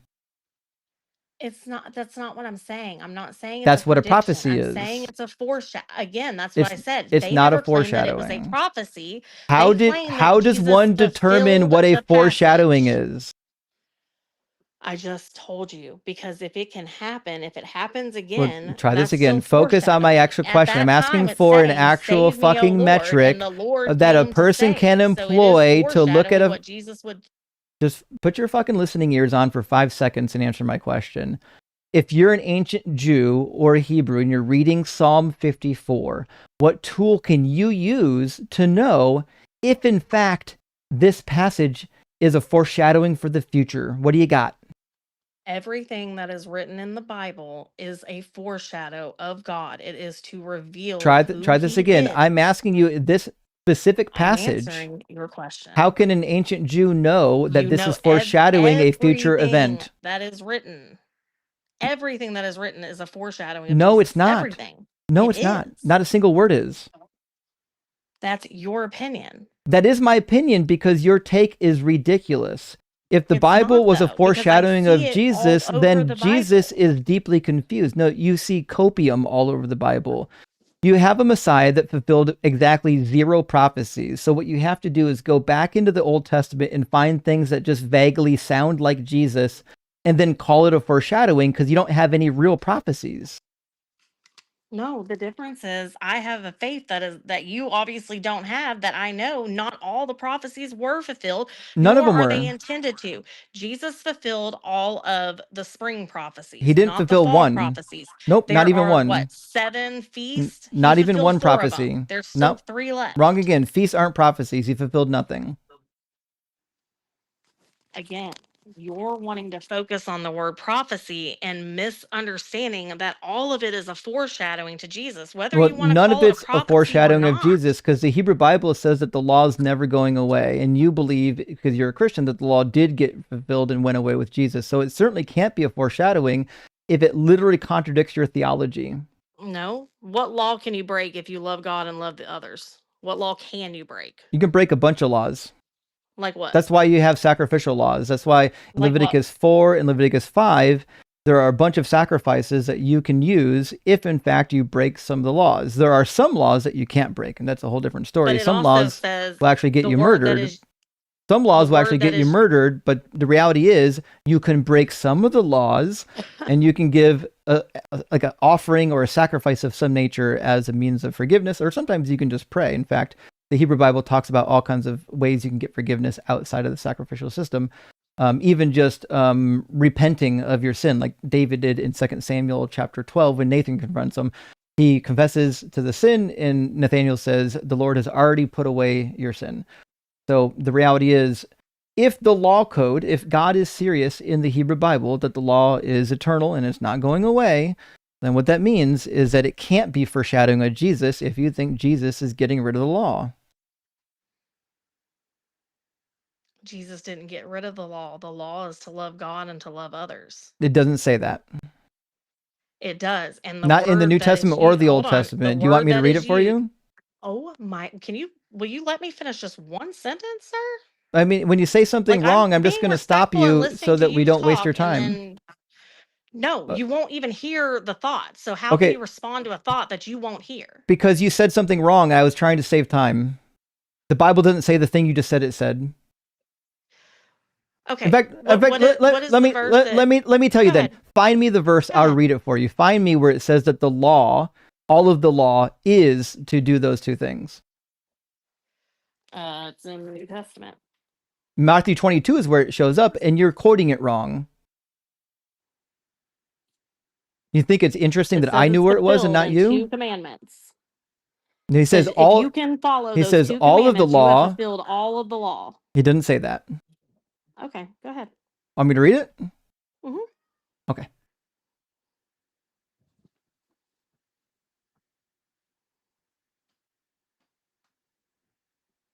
This is about Matthew. I'm on Matthew 5:17, so I don't know what you're reading. Matthew 5:17 is going to cook you even worse. Matthew 5:17 is a direct contradiction, and it says that the law has not been abolished. The exact opposite of what you probably believe. It says, "Do not think that I've come to abolish the law or the prophets. I've come not to abolish, but to fulfill. For truly I tell you, until heaven and earth, not one letter, not one stroke of a letter will pass away from the law until all is accomplished. Therefore, whoever breaks one of the least of these commandments and teaches others to do the same would be called least in the kingdom of heaven. But whoever does them and teaches them will be called great in the kingdom of heaven." So Jesus thinks that we actually should follow the law. Is it the next part where he asks, what is the law? Nope. Okay, which one's the part where he asks him, what is the law? He doesn't. He does. The apostles ask him, what are your commandments? Nope. He says, what are the most important commandment? That's Matthew 22, which I already told you. In Matthew 22, he's answering that question, and he says the 2 most important commandments is to love God with all your mind, heart, and soul, and the second is like it, to love your neighbor as yourself. Both of those come from the Hebrew Bible. One comes from Deuteronomy 6, one comes from Leviticus 19:18, and he doesn't say that you can literally just do these 2 things. What does it say right there at 40? It says, on these 2 commandments hang all the law and the prophets, which means all of the law and the prophets can be categorized into these 2 commandments, which is why they're the most important of the commandments, because they give you guidance. Because they give you guidance as to what are the actual categorizations of the laws. One about man, one about God. What laws can you break if you're loving God and walking in his will, and you are loving your neighbor as yourself? What commandment can you break at that point? A bunch of them. That's why they have sacrifices. Speak to the Israelites, saying, anyone who sins unintentionally in any of the Lord's commands about things not to be done and does one of them, if it is an anointed priest who sins, so on and so forth. If you just bother to read Leviticus, they give you all kinds of laws. Hey, if you sin, here's what to do about it. And they no longer have a temple, so they can't do the sacrificial ones. It doesn't matter. If you actually wanted to engage in my talking point rather than deviate from it, that's irrelevant, because in Deuteronomy 30, it says when the Messianic age commences, people will be doing the law of Moses again. Deuteronomy 36 says, the Lord your God will circumcise your heart and the heart of your descendants, so that you will love the Lord your God with all your heart, with all your soul, in order that you may live. When do you think that time period is going to happen? After Jesus comes back and judges everybody? You got it. And then just read verse 8. Then you shall again obey the Lord, observing all of his commandments that I'm commanding you today. That means all of the commandments in Deuteronomy, he's expecting to be obeyed when Jesus comes back. But you're missing the spiritual underlying of what those commands are. Oh, now it's spiritual. Well, what he said was, you shall again obey the commands that I'm commanding you today, meaning the commands that Moses gave when the book of Deuteronomy was uttered out of his mouth before they entered the promised land. Those are the commands that they're going to follow. He didn't say you're going to follow them spiritually. He didn't say you're going to follow something like it. He said you're going to follow these commands. But that's why the Israelites fell away, is because they did not see the spiritual that was written in it, and they took the law so seriously and so material. Nope. That's literally not why they fell away. Recognize their own Messiah. That's literally not even the case. They couldn't recognize the Messiah because he didn't fulfill a single prophecy, not even one, and God punished them for not following the law. God wanted them to follow the law, not the spiritual law. He wanted them to follow this exact law. That's why he kept punishing them and saying, I'm doing it because you didn't follow the law. No, because the laws that they are breaking, it is based off spiritual things. Like No, it's not. if you're not sound spiritually, you're not going to be able to follow the law. You're going to do things that hurt your neighbor and that go against God, specifically because your heart is sick. Actually, people who weren't even Israelites could follow these laws according to the Bible. It's actually not spiritual, and you're missing the point. God wanted you to follow these laws, and when you didn't, he will punish you.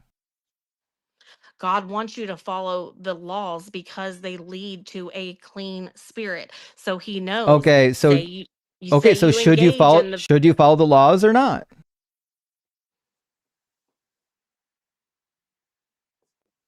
You can. Okay, so you should. I agree. If you believe that this God is real, I agree. You should follow the laws. But again, I think you're misinterpreting what the laws are. I'm actually not misinterpreting what the laws are. Mixing cotton and mixing well, that's part of the laws. He said not to do it. There is a spiritual underlying. Should you obey the Sabbath? Should you obey the Sabbath? The whole reason they don't eat for pork, fuck's sake, answer a goddamn question so we can move on. Should you obey the Sabbath? I rest in the Sabbath every day because we have the Sabbath every day now. So should you obey the actual fucking Sabbath, the seventh day of the week? Yes or no? What is the seventh day of the week? It's the last day of the week. It's Saturday on the Jewish calendar. It's called the Sabbath. Should you obey it according to how the law describes? The Sabbath became every day. When you'd be wrong. The Sabbath is a specific day. And even in the New Testament, it doesn't say that the Sabbath is every day. You're just making stuff up at this point. The Old Testament says to follow the Sabbath.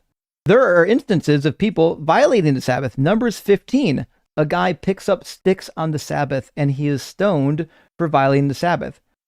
And Deuteronomy says when the Messiah comes, you're going to follow these laws. Right. But then Jesus did come and he told them that they were taking it too seriously because if he didn't say heal that on the Sabbath, why would he not? How is he breaking didn't say any that law by showing love to somebody? He did. There's no law prohibiting healing on the Sabbath. There is because they got mad Show at it to him me. for picking up the dirt from the ground. Show it to me. Look it up. The Pharisees I have got looked mad it at up. him for picking up dirt on the I ground. have looked it up. Again, between the two of us, only one of us has looked anything up. So I have looked it up. There's not a law in the Hebrew Bible against healing on the Sabbath. It was because he picked up the dirt. No, You're it wasn't. not supposed to pick anything up. No, it's not. There's no law in the Hebrew Bible that says you can't bend down to the ground and pick up a piece of dirt. Okay. Also, he didn't. Why can't you pick up the sticks? Because picking up sticks is a violation of the Sabbath because you're going to be cooking food or making a fire or you're gathering wood.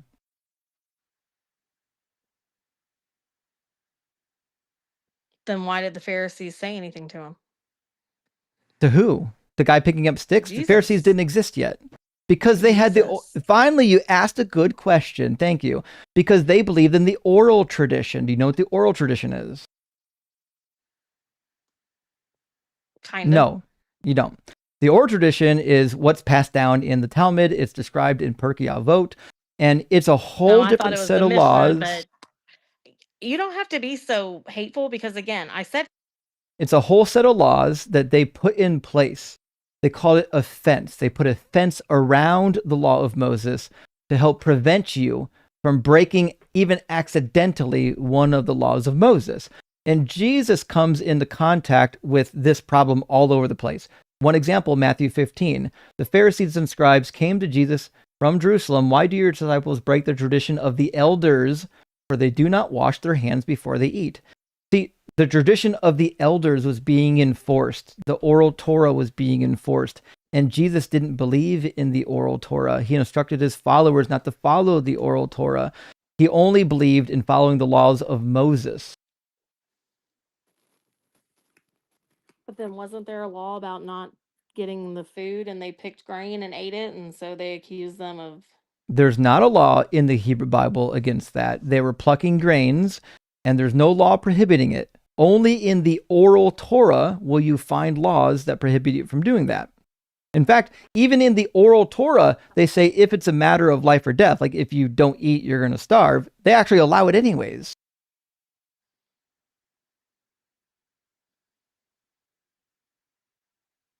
I mean, I still am telling you, I don't necessarily disagree. I just think there is more spiritual things where, again, if you are able to perfectly love your brother and love God, you're not going to break any laws that God's going to care about. So you think if you follow all the laws in the Hebrew Bible, you'll be loving your neighbor? Probably, yeah. So owning slaves is loving your neighbor? Well, again, we can get into a debate about servant versus slave. Like, again, it was a different time. People did not have ownership of land like some others did. So, Except they did. That's how what's the you can own difference between a slaves. servant and an employee? And then if you say, well, they An bought them or they employee gets conquered them in paid. war. I'm sorry? Employees get paid. What do you buy with the money you make? More slaves? No, if you're an employee, what do you buy with the money you make? Whatever I want. That's my choice. It's my money. Food, shelter, All kinds of shit. Whatever I want provide to. for your family. Are you under the impression that slaves didn't get fed? No, I believe they did. That's what I'm saying. Ah, gotcha. Did they get paid though? No, because they were getting paid with food and shelter and protection. No, they weren't. They were getting beaten within an inch of their life, which is why God said, I don't want you to own your own Hebrew brethren that way. You need to do it to the foreigners, right? It says, if any who are dependent on you become so impoverished that they sell themselves to you, you shall not make them serve as slaves. They shall remain with you as hired or bound laborers. They shall serve you until the year of Jubilee. Then they and their children with them shall go out from your authority. They shall go back to their own family and return to their ancestral property. For they are my servants, who I brought out of the land of Egypt, and they shall not be sold as slaves are sold. You shall not rule over them with harshness, but you shall fear your God. As for the male and female slaves who you may have, it is from the nations around you that you may acquire male and female slaves. You may also acquire them from among the aliens residing with you, and from their families who are with you, who have been born in your land.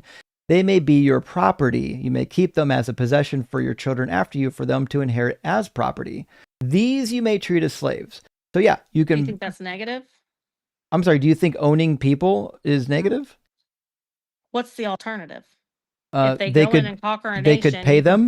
Hold on, you complain These when aren't God conquered says, wipe people. them all out. These aren't conquered people. You complain when God you can says, do wipe neither. them all out. If You they're don't bad people... It doesn't say anything about bad people. It says you can buy them. It says you may acquire them. It doesn't say that these are bad people. In fact, some of them are living in the land peacefully. I don't think it tells them to conquer those people or take them as slaves. If they allow them to go through their land, I agree. You're allowed to. You're allowed to buy them. That's my point. These aren't enemies. Buy them again in what sense, though? Are they going to be working for you and part of your family? Again, they're your because property. they are offering them protection. You may But keep they are them still as a offering them protection and possession. food and shelter. It doesn't matter. They're property. You know, they could just pay them, right? How well do you think that would work if you're paying your enemies and just They're allowing freedom not to your enemies. It doesn't say anything about your enemies.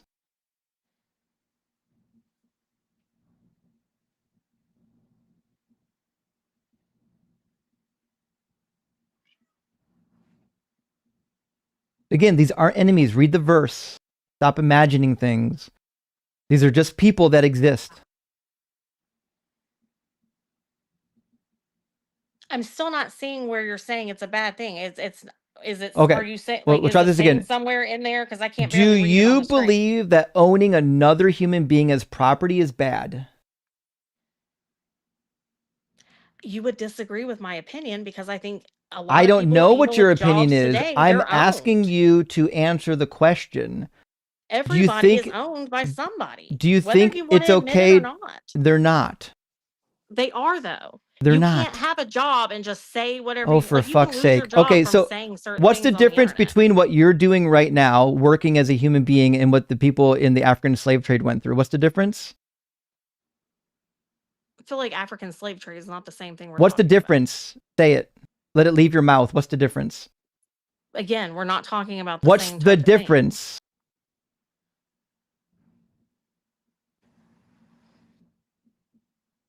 That you have freedom? Oh, fuck. Freedom is a difference. Okay. Do slaves have freedom?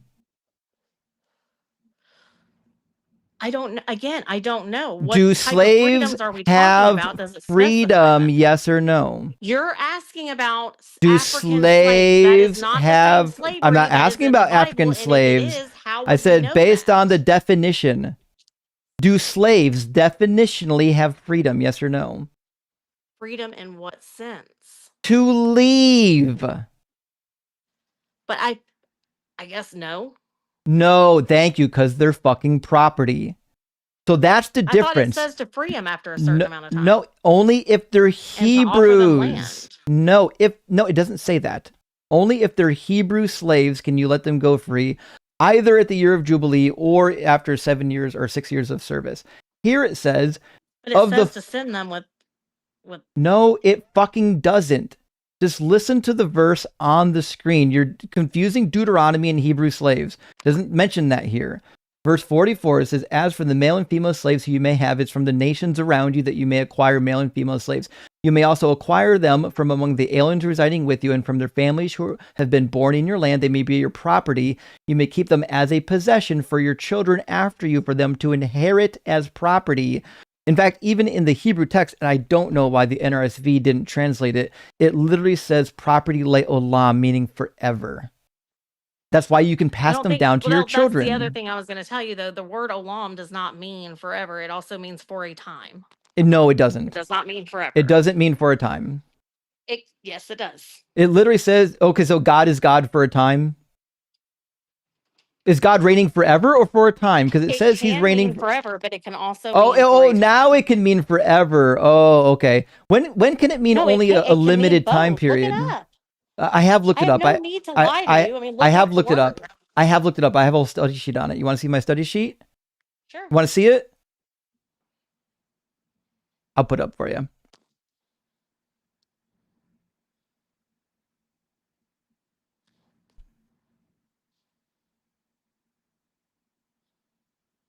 Genesis 6:3, the Lord said, my spirit shall not abide in man forever. Wait, does it mean a time period or forever?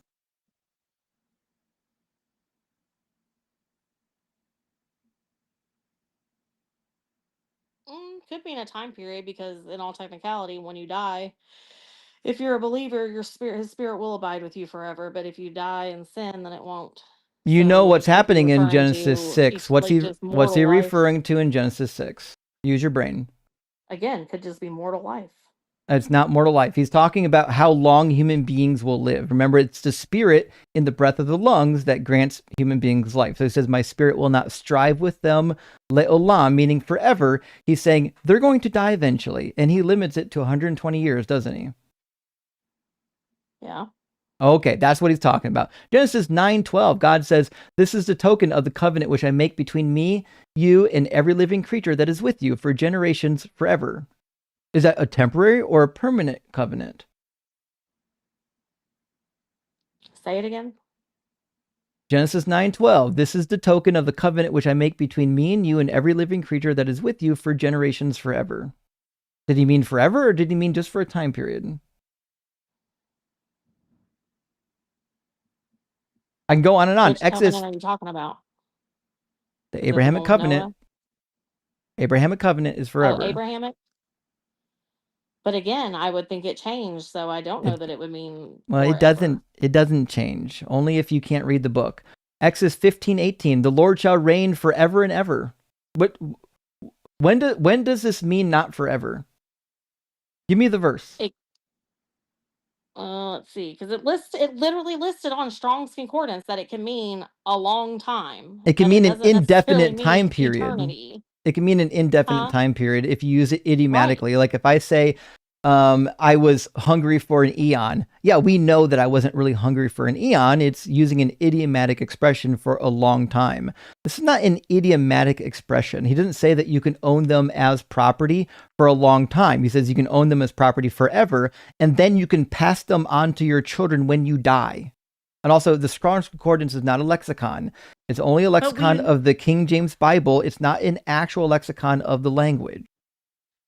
That's great and all, but even in what you just said, you cannot own somebody forever because they will not live forever. We agree. Yes, they're going to die. But what that means is you can own them in perpetual ownership. There's no end to the ownership. The ownership doesn't cancel out after 7 years. You can own them until they're dead or until you die and pass them on to your children. That's why it says you can bequeath them to your children as inherited property. And if they have children, guess what? Their children become slaves. But doesn't it specifically right before that say not to treat them with harshness? No, only your own Hebrew brethren. How many times do I have to read this? It literally Where does says, it change? verse 44. All right, we'll try this again. We'll start from the beginning. To put your listening cap on this time so we don't have to do this 5 times. If any are who dependent on you become so impoverished that they sell themselves to you, you shall not make them serve as slaves. These are Hebrews. You know why they're Hebrews? Because verse 42 even. For they are my servants who I brought out of the land of Egypt. Did God bring Israel out of Egypt or the foreigners? There were some foreigners that came out of Egypt. No, he's talking about the Israelites.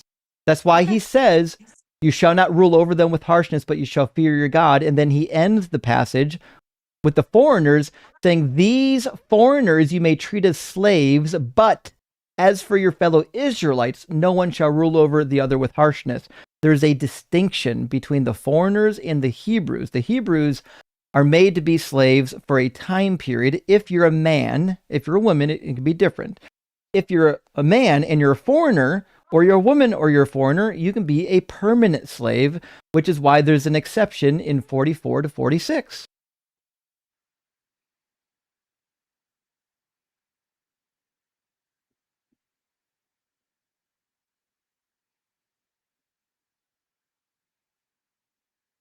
Do you see the exception?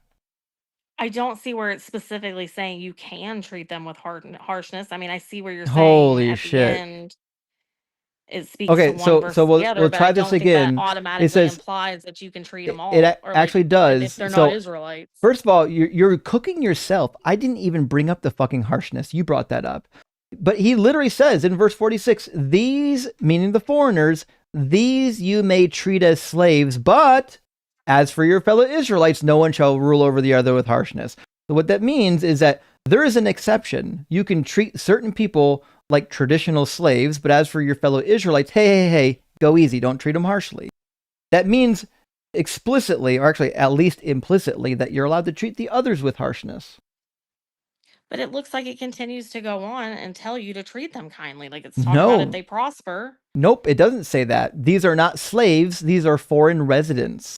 If resident aliens, these are different people. These are not slaves. If a resident alien amongst you prospers, and if any of your kin fall into difficulty with one of them and sell themselves to an alien or to a branch of the alien's family, even after they have sold themselves, they shall have the right of redemption. So what this says is, even though you can keep foreigners forever, if a Hebrew is sold to a foreigner in the land, that foreigner can't keep them forever. They always have the right of redemption.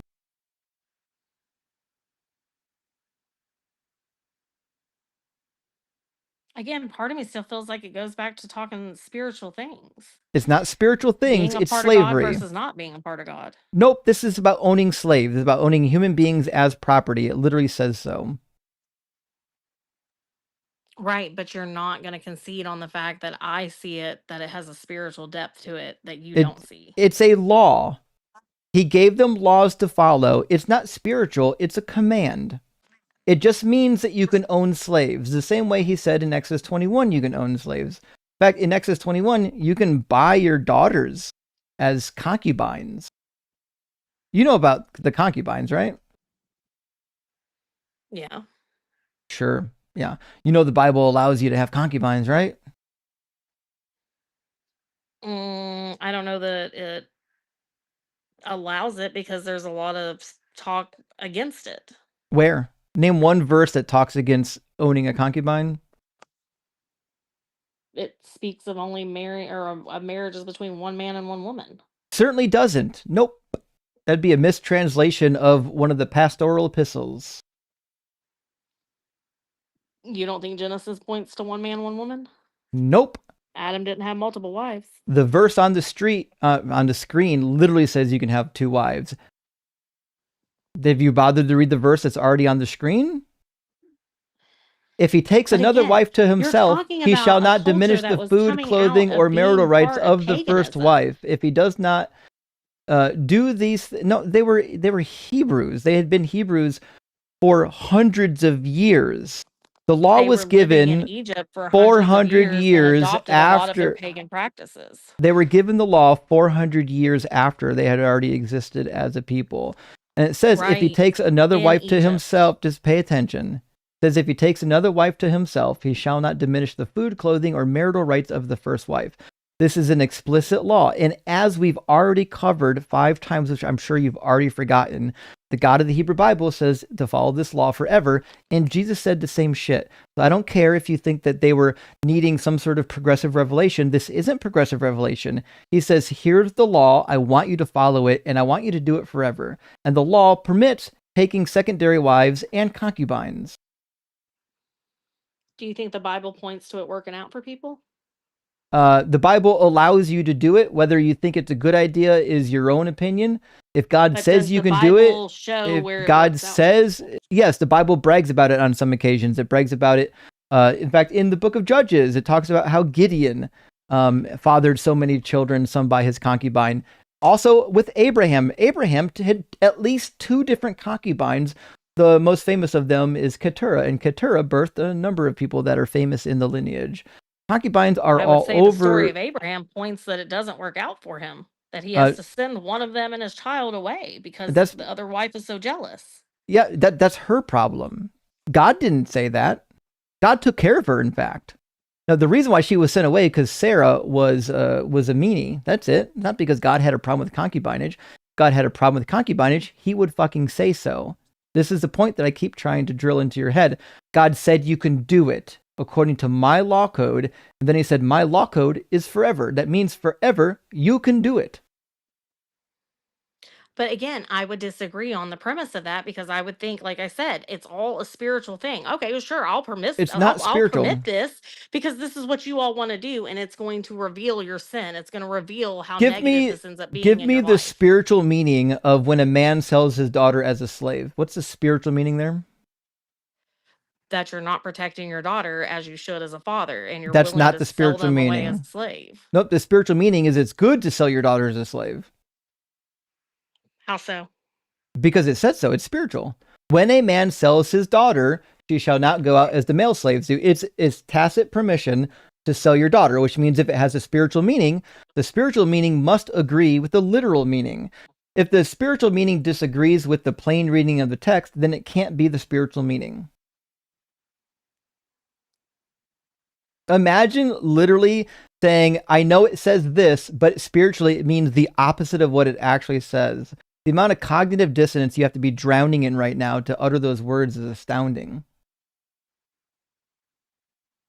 No, I'm trying to read the verse. It's going to get worse the more you read it.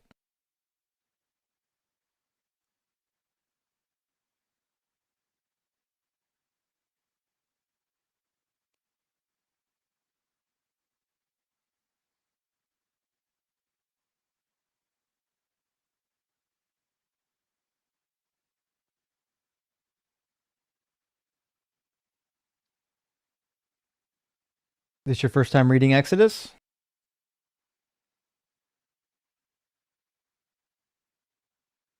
No, I've read it before, but I don't. It's hard to memorize. It's a lot.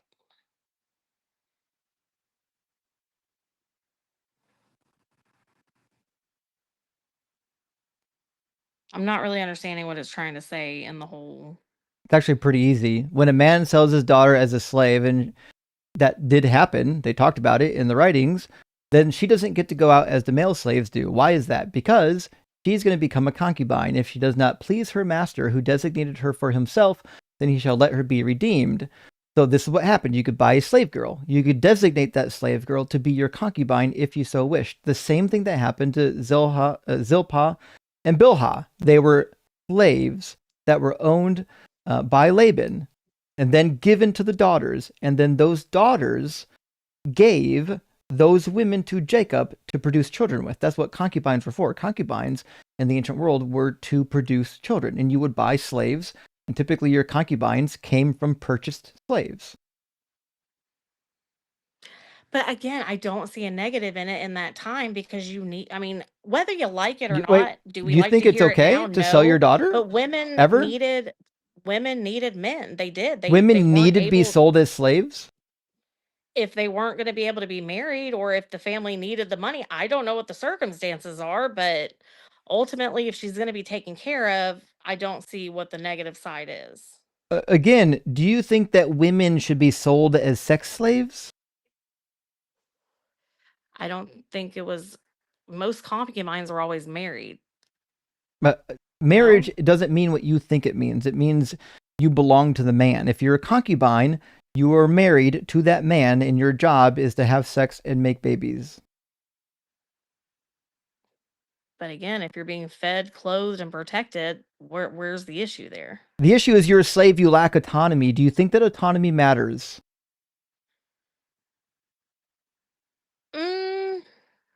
Not necessarily. Oh, so you don't have a problem with slavery then, is what it sounds like. So if I'm a a slave dad, to God. you're not. If your dad sold you as a slave when you were 13, do you think it should be your choice whether or not some guy boinks you as a concubine, or do you think he should just be allowed to decide that for you? I mean, in a perfect world, there would be respect between the two. Why? You're a slave. He doesn't need your respect. He needs your reproductive capabilities. Because you can still find joy in your children. It doesn't matter. He's going to find joy in the children when you give him your reproductive capabilities. No, I'm saying the mother could find joy in her children. I'm sure she can. My question is quite simple. If your dad sold you as a slave, would you want to have a say in whether or not some guy boinks you?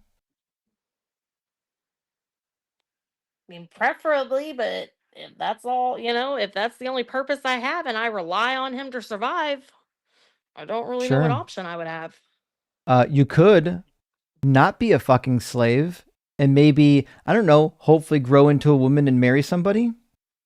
But you have to admit, not all marriages, even those who claim to be Christian, there is still abuse that happens in what you would say was a loving, chosen marriage. Do you think being able to marry somebody and divorce them is better than being sold as a slave? Again, back in that time, probably not, because it's just like when Ruth, they needed somebody to take care of them because they weren't capable of working the fields like that. Well, I mean, they actually So were. how They were would they capable. provide? How are they going to buy They land? actually How are they going to do They all were these quite things? capable. So in the ancient Near East, women could inherit property, buy land, and in fact, in the Law Code of Hammurabi, if you divorced your wife, you actually owed her restitution, especially if you had children. If you had children by your wife and you divorced her, you had to give her part of your estate and part of the money to bring up the child. You couldn't just kick her out of the house. But in the Bible, it's nothing. If a woman, if a guy wants to get a divorce, according to Deuteronomy 24, he just writes her a certificate and gets her the fuck out of there. That's it. Nothing. The Bible But I is still way think the more purpose, harsh too, is than to the rest point of the that ancient out. Near East. No, it's not to point that out. It is, though, because again, No, it's not. spiritually, you're either a slave to Satan or you're going to be a slave to God. Either God pays for you with his blood Uh, or you belong to Satan. The So it divorce is laws are pointing not towards about spiritual slavery. slavery. How not? That was the whole reason that they were slaves in Egypt. No, divorce isn't a spiritual law. In Deuteronomy 24, when it talks about how you can get divorces, that's not a spiritual instruction. It's just instructions on how to handle divorce. That's it. Right, in a material world. That's what we all live in. We live in a material world, which means when you have laws, those laws apply to the material world. Right. When But you got, how would God teach us about do the you spiritual think if people are not getting? through the material? He could just fucking tell us. You know the Bible How would does, you right? understand You know it? the Bible talks about spirits, right? But You how don't. would you You understand the don't. concepts if You you don't don't. feel the repercussions for it? You don't need laws to tell you about the spiritual world. The Bible already tells you about the spiritual world. All you got to do is read the rest of the Bible. The laws aren't spiritual commentaries. They're commentaries on how you should live your life. Your inability to grasp like basic genre and like reading No, because I comprehension think is there's a difference, though. Like, there's astounding. laws that are like more governmental laws. Yeah, I So, like, agree. are we And going to say laws are bad? no, I listen, I agree that laws are good. The point that I'm making is laws aren't fucking spiritual. But there's a spiritual meaning behind the No, laws that are given by God there's to not. show you, again, just like how you can look at slavery You can and say it. oh, this You can is say it bad. every Why time do you think want it's to. bad? You'll be Because wrong you every think, single time. why do you think Every slavery is single bad? time you say it, you're going to be wrong. The laws are given because God wants you to behave a particular way. In fact, he tells you in Leviticus, he says to follow these laws so that you won't be defiled like the nations that I'm driving out before you, Leviticus 18. These laws are to prevent them from being defiled, which means if you don't fucking follow the laws, you will be defiled and the land will spit you out, which guess what? That's what happened. If you read the Old Testament, they didn't follow the laws. God got mad and he kicked them out of the land. So he wants you to follow the laws. You're saying that God never commanded them to have the slaves. He is just permitting it. If that's what you choose to do, it has to be within this realm. Wrong again. He's not saying you wrong. must go get the slaves. No, he fucking did. You want me to show you that one? Sure. I'll never understand why you make but are you talking claims about the Bible that you literally no, I am not. And it doesn't matter if they were conquered. Just owning slaves because you conquered them is stupid. We can cover that next. The same chapter, Well, again, Exodus what's the 21, other option? when You you can't the just- other option is you leave them the fuck alone. But You they don't have weren't to- leaving them alone. That's wrong. We'll cover that next. I cannot believe somebody would make so many wrong statements about the Bible having not read it. When you buy a male Hebrew slave, he shall serve for 6 years. In the 7th year, he goes out a free person. Interesting. Law of Hammurabi, Code 117, says 3 years. It's better than the Bible. If he comes in single, he goes out single. If he comes in married, then his wife goes out with him. If his master gives him a wife, now listen to this. If his master gives him a wife and she bears him sons or daughters, the wife and her children shall be her masters. Oops. God just literally commanded that if you bring in a male Hebrew slave and you give him a wife, don't let those women and children go with that man. Make them slaves permanently. They belong to the master permanently. That's a command to make slaves.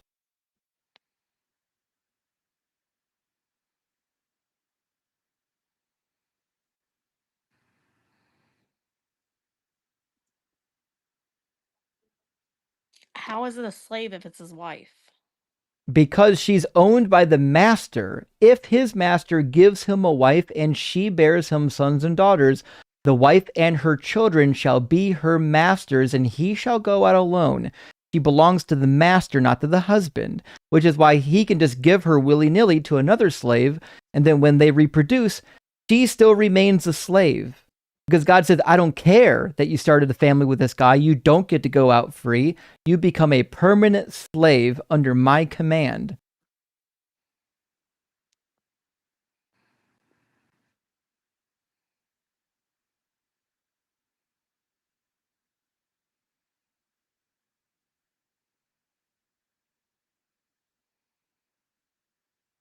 Is the wife Hebrew or foreign?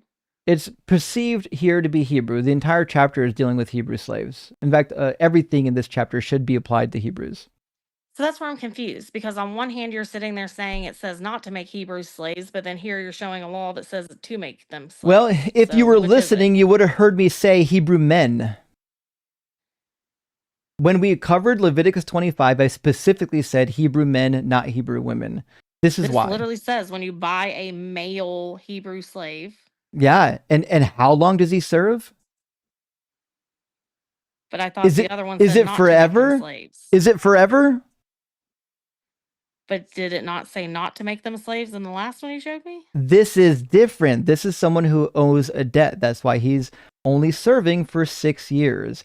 Somebody who loses their property is in a different situation. They get their property back in the year of Jubilee. It's a different form of debt service. This is very simple. If you owe someone a debt, you serve for a period of 6 years. You go free in the 7th. Unless you're a woman. If you're a woman and this guy owns you, he can give you to make children with this other male Hebrew slave. He's technically not really a slave. He's an indentured servant because he gets to go free in the 7th year. But that woman and her children become permanent slaves still of the master no matter what. God literally instructed them to make permanent slaves of women and children.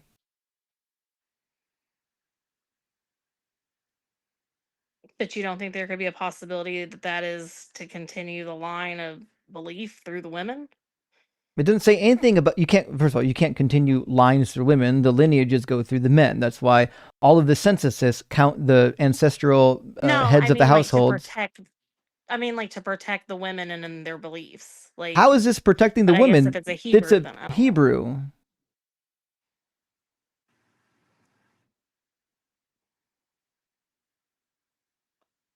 I'm not sure. I just know that there's probably a reason behind it. Then find it for me. What's the reason for God instructing them to make slaves? Would they have died if God said, actually, if somebody gives you as a wife to one of these temporary indentured servants, you can go with them. You've got a family now. Go with them. What would have been the problem there?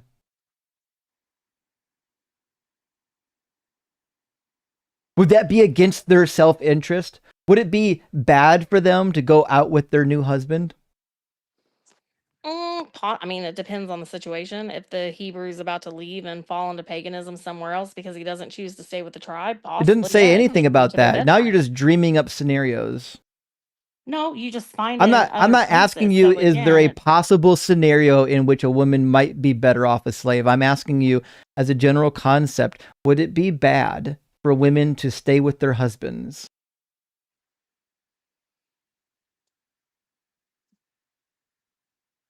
Be honest for 5 fucking seconds. Stop giving everyone the runaround. You know the answer. Depends on the situation. I'm not asking you about situations. I'm asking you, generally speaking, what's a better law? You should be a slave forever, or you're allowed to go with your husband. Which one's better? But again, do you not think that that's to point I'm asking you a very easy fucking question. As a general law, which one do you think would be better? You can go with your new husband, or you're a slave forever. If your husband's loving with your husband, if he's a piece of crap, I'm not asking you. No, I'm not asking about situations. I didn't ask you about specific situations. But that's what I'm saying. You're trying to look at these laws and break them down and go like, oh. These are general laws. They apply to everybody in society. I'm not asking you about specific situations. If we're asking about specific situations, I would just say, oh, well, there might be a situation where the slave owner is beating the shit out of the woman. I'm not asking you about specifics. I'm saying as a general rule of thumb, when we're creating laws for an entire society, do you think it would be more beneficial for a woman to go with her new husband and family to keep the family together? Or is it more beneficial for that woman to remain permanent slaves, her and her children, to her master? Again, I'm not sure of the situation, so I can't say. Again, I didn't fucking ask you about situations. I asked you about generic laws. Laws for a people group. I don't give a fuck what the situation is. I'm going to ask you one last time. I need an answer to the question. If you're creating laws and you have two options, one option is to allow women to go with their new husband so that you can keep their family together, or the other option is to make them permanent slaves. Which law do you think is more beneficial?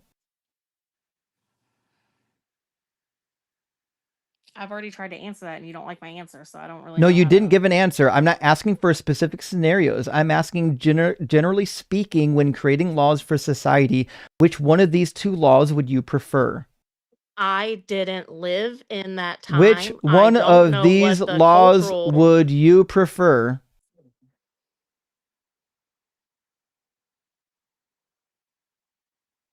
I don't know. You don't know if you'd prefer to be a slave with no autonomy or get to go with your new husband. No woman had autonomy married anyways. Some of them did. Yeah, in fact, the Bible doesn't really paint a good picture for autonomy, but in the ancient Near East it did. In fact, I've got a bunch of marriage contracts from the ancient Near East that specifically allows property to your husband either way. So only in the fucking Bible. In the ancient Near East, women could inherit property, women could divorce their husbands, and women were given a portion of the state as inheritances. The Bible doesn't allow you to do that. You're envisioning the entire Near East through the lens of the Bible, but that's not how it worked. Right, but I don't agree with that, though. I think people would be better off if they stayed married and did not leave their husbands and wives. There you go. So what that means is that this law where God said to make permanent slaves of these women and her children, rather than letting them go with their husband, is absurd. It's a ridiculous law. It doesn't serve any actual purpose other than to protect. Again, other than to protect the actual property owned by the slave owner. It doesn't protect the woman. It doesn't protect the man. It doesn't protect the children. It makes them permanent fucking slaves. If the man was just a slave for 7 years, what type of provisions would he even have to offer that wife? It doesn't matter. It's just a debt payment. It doesn't say he doesn't have a property. It doesn't say that he doesn't. It doesn't say he doesn't have an inheritance. It just says he's going to owe a debt. If he owes a debt and he works for somebody to pay off the debt, like fucking Jacob. Should Jacob's wives have not gone with him? Jacob worked for 2 different periods of 7 years before he got his wives. Would it be better for the 4 fucking wives of Jacob to remain slaves? But those were his daughters. Those weren't slaves that he had bought. 2 of them were slaves. Zilpah and Bilhah were both slaves. Would it have been better for them to remain slaves?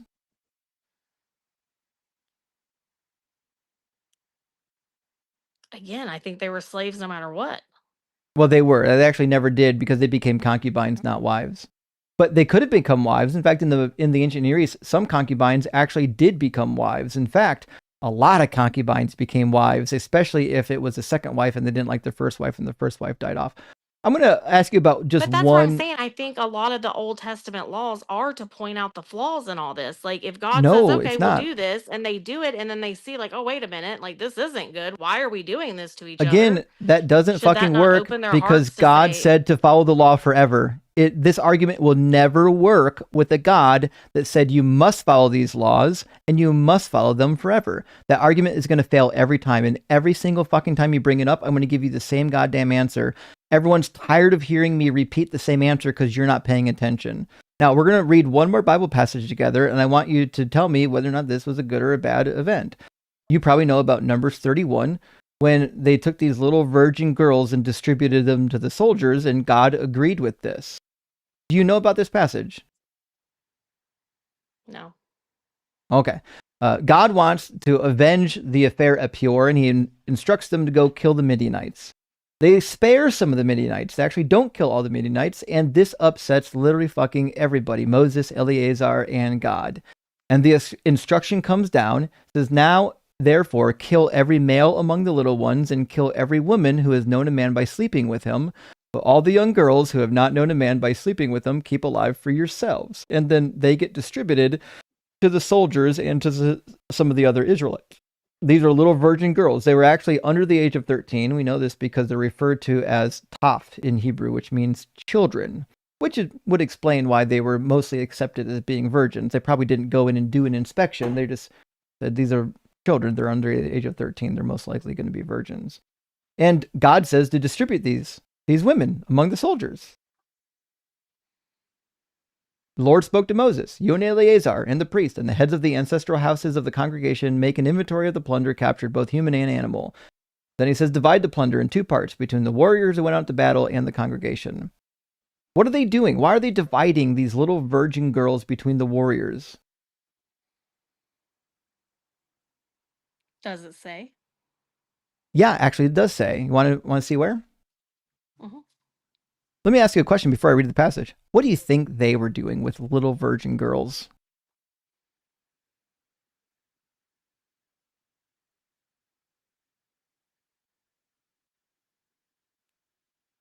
Probably nothing good.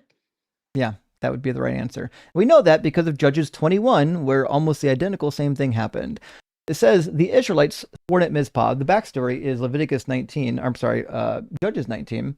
When the Levite and his concubine have an incursion, the men of Gibeah surround the house. They want to have sex with the man, similar to Genesis 19 and 20 with the episode of Sodom. And they bang on the door. He throws the concubine out. They end up assaulting the concubine all night. In the morning, she's dead. The Levite hacks up the concubine because he's so mad, sends the body parts to the 12 tribes of Israel. Actually, not technically 12. He sends to the tribes of Israel and to gather them for war against the Gibeonites because of what they've done. And then they go to war and they basically wipe out a whole bunch of them. And then they make a pact that they're not going to give any of their daughters in marriage to the Benjaminites again, because that's where the Gibeonites were. They're in the land of Benjamin. So this is where we pick up in chapter 21, after they've already made this pact to not marry any of their daughters with the Benjaminites. They are realizing, oh no, the Benjaminites are going to fall off the face of the earth because they don't have anyone to marry. It says, now the Israelites swore at Mizpah, none of us shall give his daughter in marriage to Benjamin. And the people came to Bethel and sat there until evening before God And they lifted up their voices and wept bitterly. They said, O Lord, God of Israel, why has it come to pass that today there should be one tribe in Israel lacking? So they put their heads together with God and they come up with a plan. Their plan is two-part. Part number one, they're like, hey, who didn't go to war with us? And it turns out there was a group that didn't go to war with them. They were from, was it Jabesh Gilead? Let me grab them. Or the Kirioth, maybe. Jabesh Gilead. Okay, yeah. They said, is there anyone from the tribes of Israel who did not come up to the Lord at Mizpah? And it turned out that no one from Jabesh Gilead had come up to the camp of the assembly. So they're like, there's a wicked people group over here in Jabesh Gilead that didn't fight with us. Let's go kidnap their daughters. And so they did. They go and they fight with the people of Jabesh Gilead, and it says, this is what you shall do. Every male and every woman who is lain with a male, you shall devote to destruction, meaning it's a harem killing. They're done. Leviticus 27 says that everyone devoted to destruction gets murdered. And they found among the inhabitants of Jabesh Gilead 400 young virgins who had never slept with a man, and brought them to the camp at Shiloh, which is in the land of Canaan. So they do this, dividing the little virgin girls and killing the rest. They do this specifically to make war brides.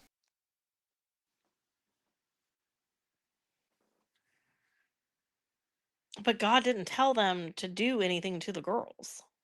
I didn't say that they did here. Well, first of all, that's not necessarily true. Remember, they came up with this plan when they entreated the favor of the Lord in the presence of God, and this is all God could give. God couldn't give them any better instruction. So that being said, I'm not saying that God commanded this. That's not even my point. My point is very clear.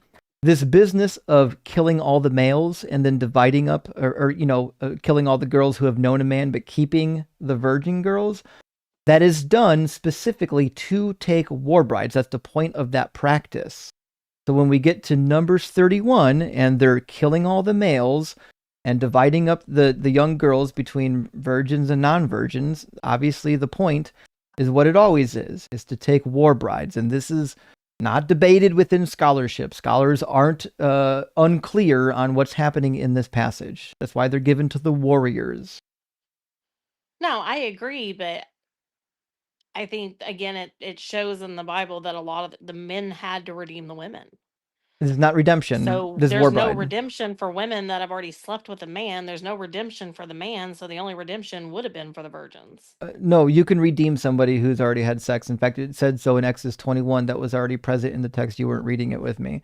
So yeah, you can redeem a woman who has already had sex. It's irrelevant. The reason why they're picking out the little virgin girls is because they don't want to have sex with women who have already had sex with somebody else, which could potentially defile you, which is the whole point of Deuteronomy 24 divorce laws. Well, I thought it was more along the lines of the women were already, I don't know how to explain it, like they were already in the same thought process with the men, so they already had the hard hearts that weren't going to be able to be changed. No, that's not it either, because they killed the little boys as well. They preserved the little virgin girls, the little children girls. Right, but I thought the reason that they talk about the little boys being killed is because they would raise up to be men, and the men would end up fighting against those who captured them. That's not how that works. It's literally never worked that way in all of history. Are the Germans right now fighting against the Allied forces?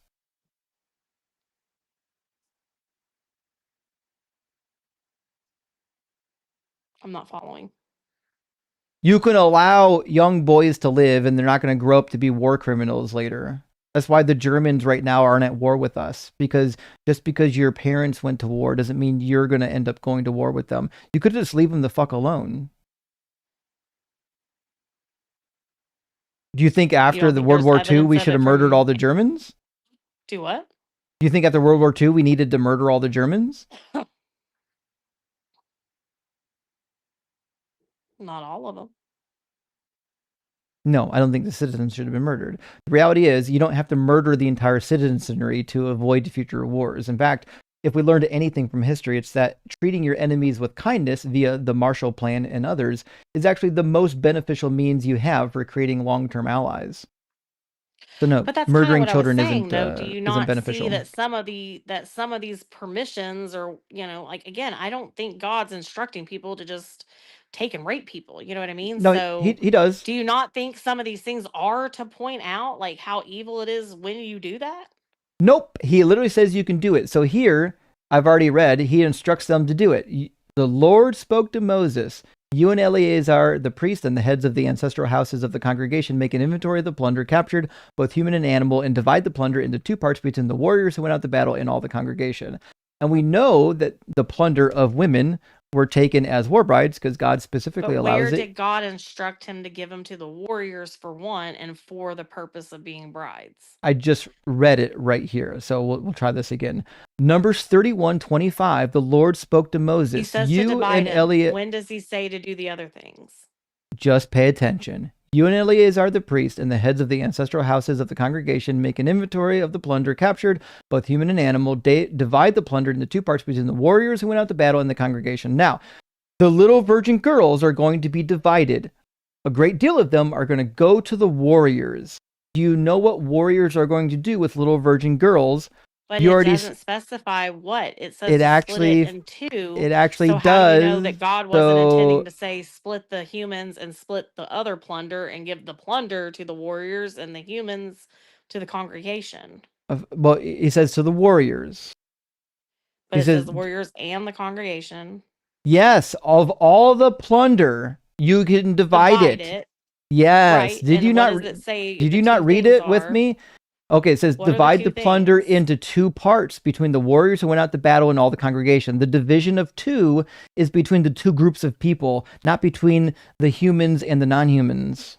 Right, but it says make an inventory of the plunder captured, both human and you got it. Animal. So how do you know God wasn't intending them to divide it? Humans and animals, give the animals to the warriors and the humans to the congregation. Because what the fuck are the congregation going to do with the humans that the warriors aren't going to do? Raise them as daughters? No, they would not. That's preposterous. Did they raise them as daughters in Judges 21? Or did they capture them? And did they raise them as daughters in Judges 21? Or did they take war brides? But again, what they choose did to they do with raise them? Just we can get way faster in this conversation if you would just fucking answer questions. In Judges 21, did they take war brides or did they raise them as daughters?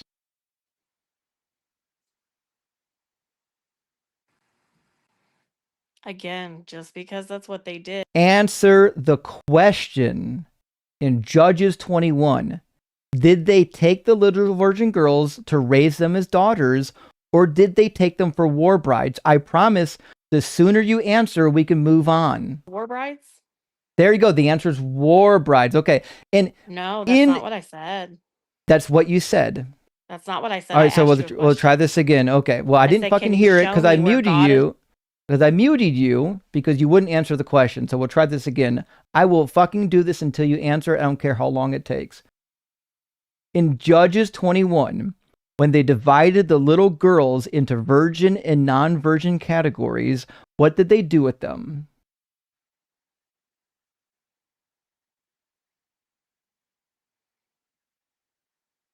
You can tell me. You already know. I'm asking you to keep you honest. My answer was that wasn't God's intention. Where did God say to make them war I'm sorry. brides? Did I fucking ask you about his intentions? Where did God say to make them war brides? Did I ask you about God's intentions or did I ask you a question about Judges 21? You don't seem to care about the difference. I do care about the difference. And if you would answer the fucking question, we'd get to the answer. Okay, I'll do it for you since you're incapable of being honest. In Judges 21, they divided them between virgin and non-virgin because they were specifically to be made war brides. The virginity is essential to taking war brides because you're not supposed to take women that are defiled. You can't tell if they're defiled if, in fact, they've already been married or they've already had sex. You don't know that. So you need the virgins. That's why in Numbers 31, they're taking little virgin girls to be divided. And we know that they were taking them as war brides because they were divided among the warriors and the congregation. There was no differentiation between where they went to. Some of them were divided separately to be given to the tabernacle along with the animals. It says, take from there half and give it to Eleazar the priest as an offering to the Lord. But from the Israelites, you should take 1 out of every 50, whether persons, oxen, donkey, or sheep, all the animals. So he's saying among the animals and the persons, there's no segregation between the two. Take a certain number, give them to the priests. The same way they divided them here. Divide the plunder between the congregation and the warriors. It doesn't say give the virgin girls to the congregation and the other plunder to the warriors. It doesn't say that.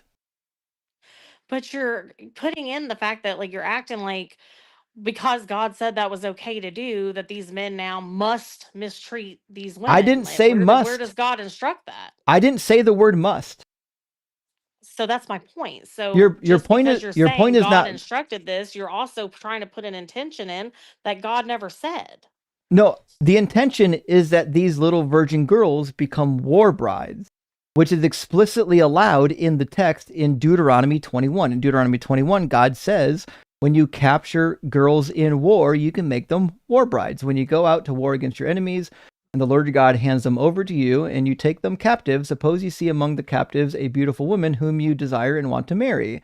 You bring her to your home, to your house, and she shall shave her head and pare her nails, discard her captive's garb, and remain in your house a full month, mourning her father and mother. After that, you may go into her and be her husband, and she shall be your wife.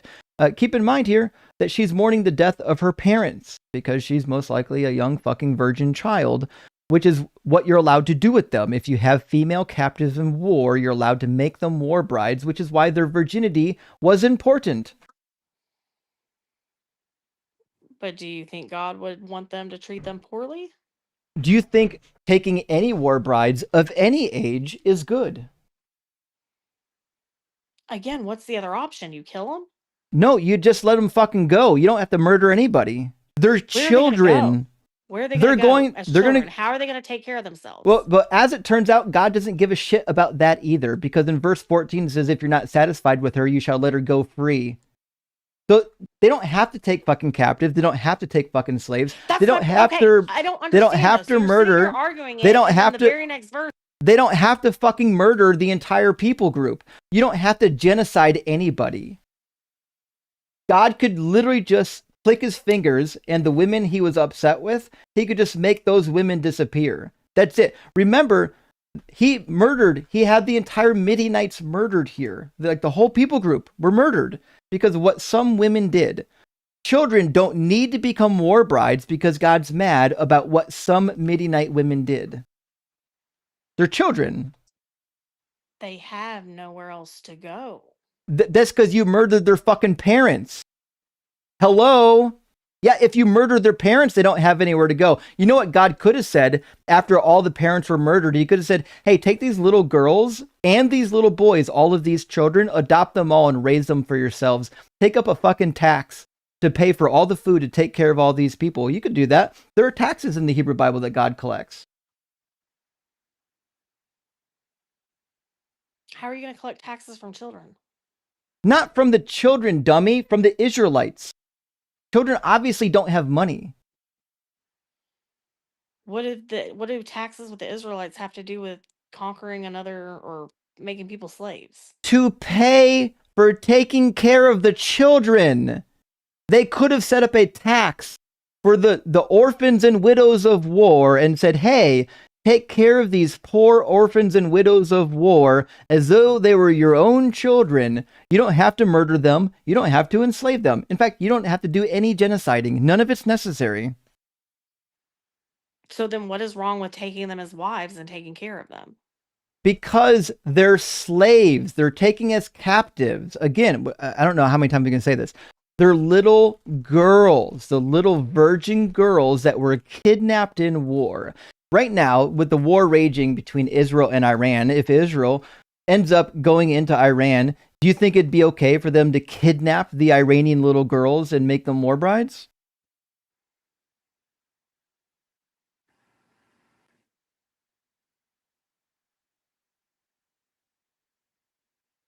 In what terms? Do you know what a war bride is?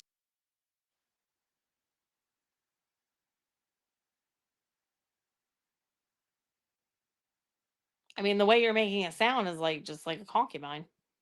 Yeah, it's basically the same thing. You take a woman that you've captured in war and you decide to make her your concubine. That's what it means to be a war bride. In fact, most concubines that weren't sold as slaves were captured through war. Right. But again, you have to come down to understand, like, what is the difference between a wife and a concubine in that time? How much more A wife has autonomy freedom. than a wife had? How?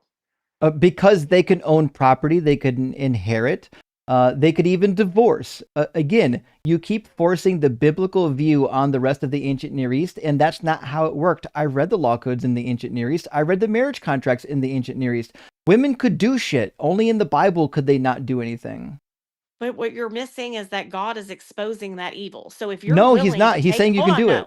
Let me finish. If you're willing to take You've a already wife said on way too and much. treat her well and give her property and give her these things and inheritance and all that, and you're not willing to do that for somebody that you're still taking as a wife, whether it be a slave or not, how are you not seeing that that points out the evil in that? Why are you willing to treat this one this way and this one a different way? Commanding people to do evil is not pointing out the evil, it's allowing it. This is not difficult. He's not commanding them to do it. That's what He you're just able to provide, where he specifically says, again, do this to them. We just did it. Numbers 31:25. He tells them to divide the little virgin girls But up. he doesn't tell them what to do with them. It doesn't matter. He tells you what you can do with them, which I just read in Deuteronomy 21, and you weren't listening. Yeah, no, it says you can make them your war bride. Do you want me to read it fucking again? When you go out to war against your enemies and the Lord your God hands them over to you and you take them captive, suppose you see among the captives a beautiful woman. What do you think he's going to do with her? Golly gee, what do you think? But are these not Israelites that you're speaking of in the in Judges? These are enemies. I thought they were Benjamites. They're not Benjaminites. This is not even the same fucking book. This is Deuteronomy 21, not Judges 21. Right, but we were just talking about Judges, correct? We're in Deuteronomy 21 right now. Maybe you can keep up. I'm aware of that. What I'm saying is the argument you were just making was based off what was happening in Judges, correct? No, the argument that I was making is based on using Deuteronomy, but the Deuteronomy specifically the said argument not to make slaves of the no, Hebrews. it did not. Try this again. Deuteronomy 21 says, when you capture women in war, here's what you are allowed to do with them. And it explicitly says you can make them your war brides. Hebrew or not. These are obviously not Hebrews. They're your enemies. Right, but you're saying that what happened in Judges, they were automatically going to make them war brides because of what is said in Deuteronomy. But this is speaking of foreign people, I didn't say that. Of Hebrews. I didn't say that. Try to track. What I said is, according to Judges 21, the practice of dividing the women up between virgin and non-virgin is specifically with the intent to figure out who you can fucking marry. That's why they did it. The practice of doing that is about marrying the women. They captured those women with the intent of marrying them, which is why they needed. If they are Hebrews, which is they why would not be war. Which is why they needed to determine if they were virgins. And yes, they would still fucking be war brides, whether they're Hebrew or not. If you capture a woman in war, it does not matter if you're a Hebrew or not. You're a war bride. So you're telling me there's no laws about marriage at all? I didn't say that. I didn't say that at all. What I said was that God allows you to marry war brides explicitly and gives you instructions for how to do it. So we know from the Bible, they should be marrying them within the Hebrew laws. They're not fucking Hebrews. They're Midianites. Numbers 31 is about Midianite little fucking virgin girls. I'm not talking about that. I'm talking about what happened in Judges. I'm not talking about what's happening in Judges. I don't care about Judges. But you're trying to compare the two. No, I'm fucking not. All I'm telling you is that the practice of dividing women up by their virginity is to determine which ones you can marry. It doesn't fucking matter if they're Hebrews or not. That's the point of dividing them up based on their virginity. The virginity is relative because they can marry the ones that are virgins. That's why Numbers 31, they're dividing them up based on their virginal status. There's a reason that it matters. Because what's the reason? If you quit cutting me off, I would get to the reason. The reason is if they are foreign and they are bringing them in as war brides and marrying them, they are bringing them into the covenant of Abraham. They are bringing them into God's covenant. If they are already Hebrews, then they should be following the Hebrew laws of marriage, thus treating them as wives, not concubines. So Wrong. just because a The man Hebrew laws does of marriage explicitly allows concubines. You keep saying things that are untrue. Just because you're a Hebrew doesn't mean you're not going to have concubines. Can the concubines be Hebrew? Yeah. Where does it say that? We just read it. Exodus 21. Where the fuck were you? Were you even listening? Why do you keep not listening to any of the passages we read? Have you never opened this book before? Exodus 21. You feel good about yourself? It makes me feel horrible that people as dumb as you exist on the planet. At me. I'm trying to remember it all, and then you're like, "Oh, you don't remember this verse that I read after I've read 500 verses?" Maybe to you? Like, if you no, paid, I'm sorry, I don't recall maybe it if you word actually for paid word. attention to the text being read, maybe if you paid attention rather than just going into cope mode, trying to justify the most heinous shit available in the book, actually listen to the things that are being said. Listen to the words that are in the book, and then maybe we can have a productive conversation over what it actually says rather than me reading it to you 10 fucking times. How many times do I have to read a book to you for you to hear it? You're bringing up verses from the Exodus. Now we're in Numbers. Now we're in Deuteronomy. Now we're in Judges. You're bouncing all over the place. Maybe you should have read it. Oh, you don't remember what I just... No, sir, I don't. You've just brought up 5 different verses. Stick with one and let's get through it. Well, maybe if you could pay attention all over the place and then being confused that I'm like, well, now wait a minute. Are we talking about what happened in Judges? Or are we talking about what they're talking about in Deuteronomy? Because to me, it seems like 2 different things. It's very explicit. Do you boo boo? I'm sorry, boo boo. Do you know why we talked about Exodus 21? Do you even remember why it came up? No, you fucking don't. You weren't listening. No, it was about the babies, wasn't it? No, it wasn't. Again, you're wanting me to remember exactly what was written in you this weren't verse, fucking this verse, listening. I can't. I don't memorize the Bible like that. You weren't. Sorry yeah, that you should actually try reading it at least once. Really good at so, it. And I honestly what you should do. What it's a shame that you've never read it even once. So we'll try this again. Exodus 21 allows you to take concubines. That's not what we're talking about right now. We've already moved way fucking beyond that. We're talking right now about whether or not you can take war brides. Yes, we're on war brides already. We've already been past that for a half fucking hour. So right now, I'm trying to get you to read Deuteronomy 21, the verse on the screen that explains what happens when you capture women in war. What are you allowed to do with them according to Deuteronomy 21? It says against your enemies. So again, that's what I'm trying to clarify. Is it I'm speaking sorry. of foreign people or of Hebrews? Because it seemed like back when you were reading, and it, like I think it was Deuteronomy or Numbers, that there was a difference between how you are to treat a Hebrew slave versus a foreign slave. These are your enemies. These are not Hebrews. Focus. So they're foreign, correct? I said that so 5 fucking times. Why are we implying this back to the Hebrews? We're not. You're out of your goddamn mind if you think the Midianites are Hebrews. We're talking about Judges to demonstrate the purpose of dividing women based on their virginity. It has nothing to do. Just stop for 5 fucking seconds and listen. I'm not going to do this more than once. Judges 21 is only illustrative of one thing. That one thing that you need to know about is that the purpose behind dividing little girls based on their virginity is to know which ones you can marry. That's it. That's the only fucking thing you need to know about Judges 21. That's it. Nothing else matters. I don't care if they're Hebrew. I don't care if they're not Hebrew. The practice of dividing them based on their virginity is to determine, no, it doesn't fucking matter. Pay attention. The point is to figure out which ones you can marry because you can't marry the non-virgins. They can be defiled. You have to marry the virgins. This is really fucking simple. That's the only point of Judges 21. To demonstrate that what they're doing in Numbers 31 is the same thing. They're dividing little girls based on their virginal status so they can figure out which ones they can marry. That's the point. That's the whole reason why I read that passage, is to show you that this was a common practice that people did in the time period. Do you grasp that? You were asking me the morality on it, and I said that matters if they are foreign versus Hebrew. I didn't ask you that. Okay. So again, I feel like you did tried. because you said, "Is it right that people can take war brides?" You asked that. That literally came from your mouth. I asked you specifically about the war And I brides said that in depends Numbers. because again, these people would not be considered war brides I because they're asked. Hebrews. Yes, they would.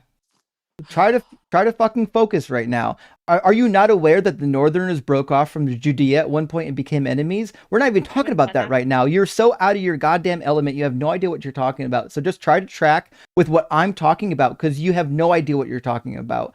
I'm talking about whether or not you think it's okay to take war brides of any fucking kind. I don't care if they're Hebrew. I don't care if they're foreign. I'm asking about war brides in fucking general. Do you think it's okay to kidnap little virgin girls in war and turn them into brides?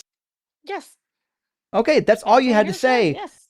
We could have been done I've been an saying hour. that. We could have been. No, you didn't fucking say it. We could have been done an hour ago. I have no idea. I hope to fucking God you're not married and that there's a guy that has to deal with you in everyday life. You are the most irritating individual I've ever fucking talked to. And I was supposed to be in bed like fucking an hour and 45 minutes ago. I literally stayed up this late just because I hated your guts so much. I wanted to cook you for 3 hours so that you'll never fucking return to a debate again. Your ankles are completely shattered. You have no idea what you're talking about. I hope you're entirely embarrassed and your family will never let you get on the internet again. What do you have to say for yourself? I hope God blesses you, sir. Oh, God doesn't exist. Okay, well, I hope he blesses you. Nice. I hope you get a brain. Okay. Well, I guess that was about enough of that. Fuck, it's already 12:40. I was supposed to be in bed, y'all. On a scale from 1 to 10, was I salty enough with her or not enough?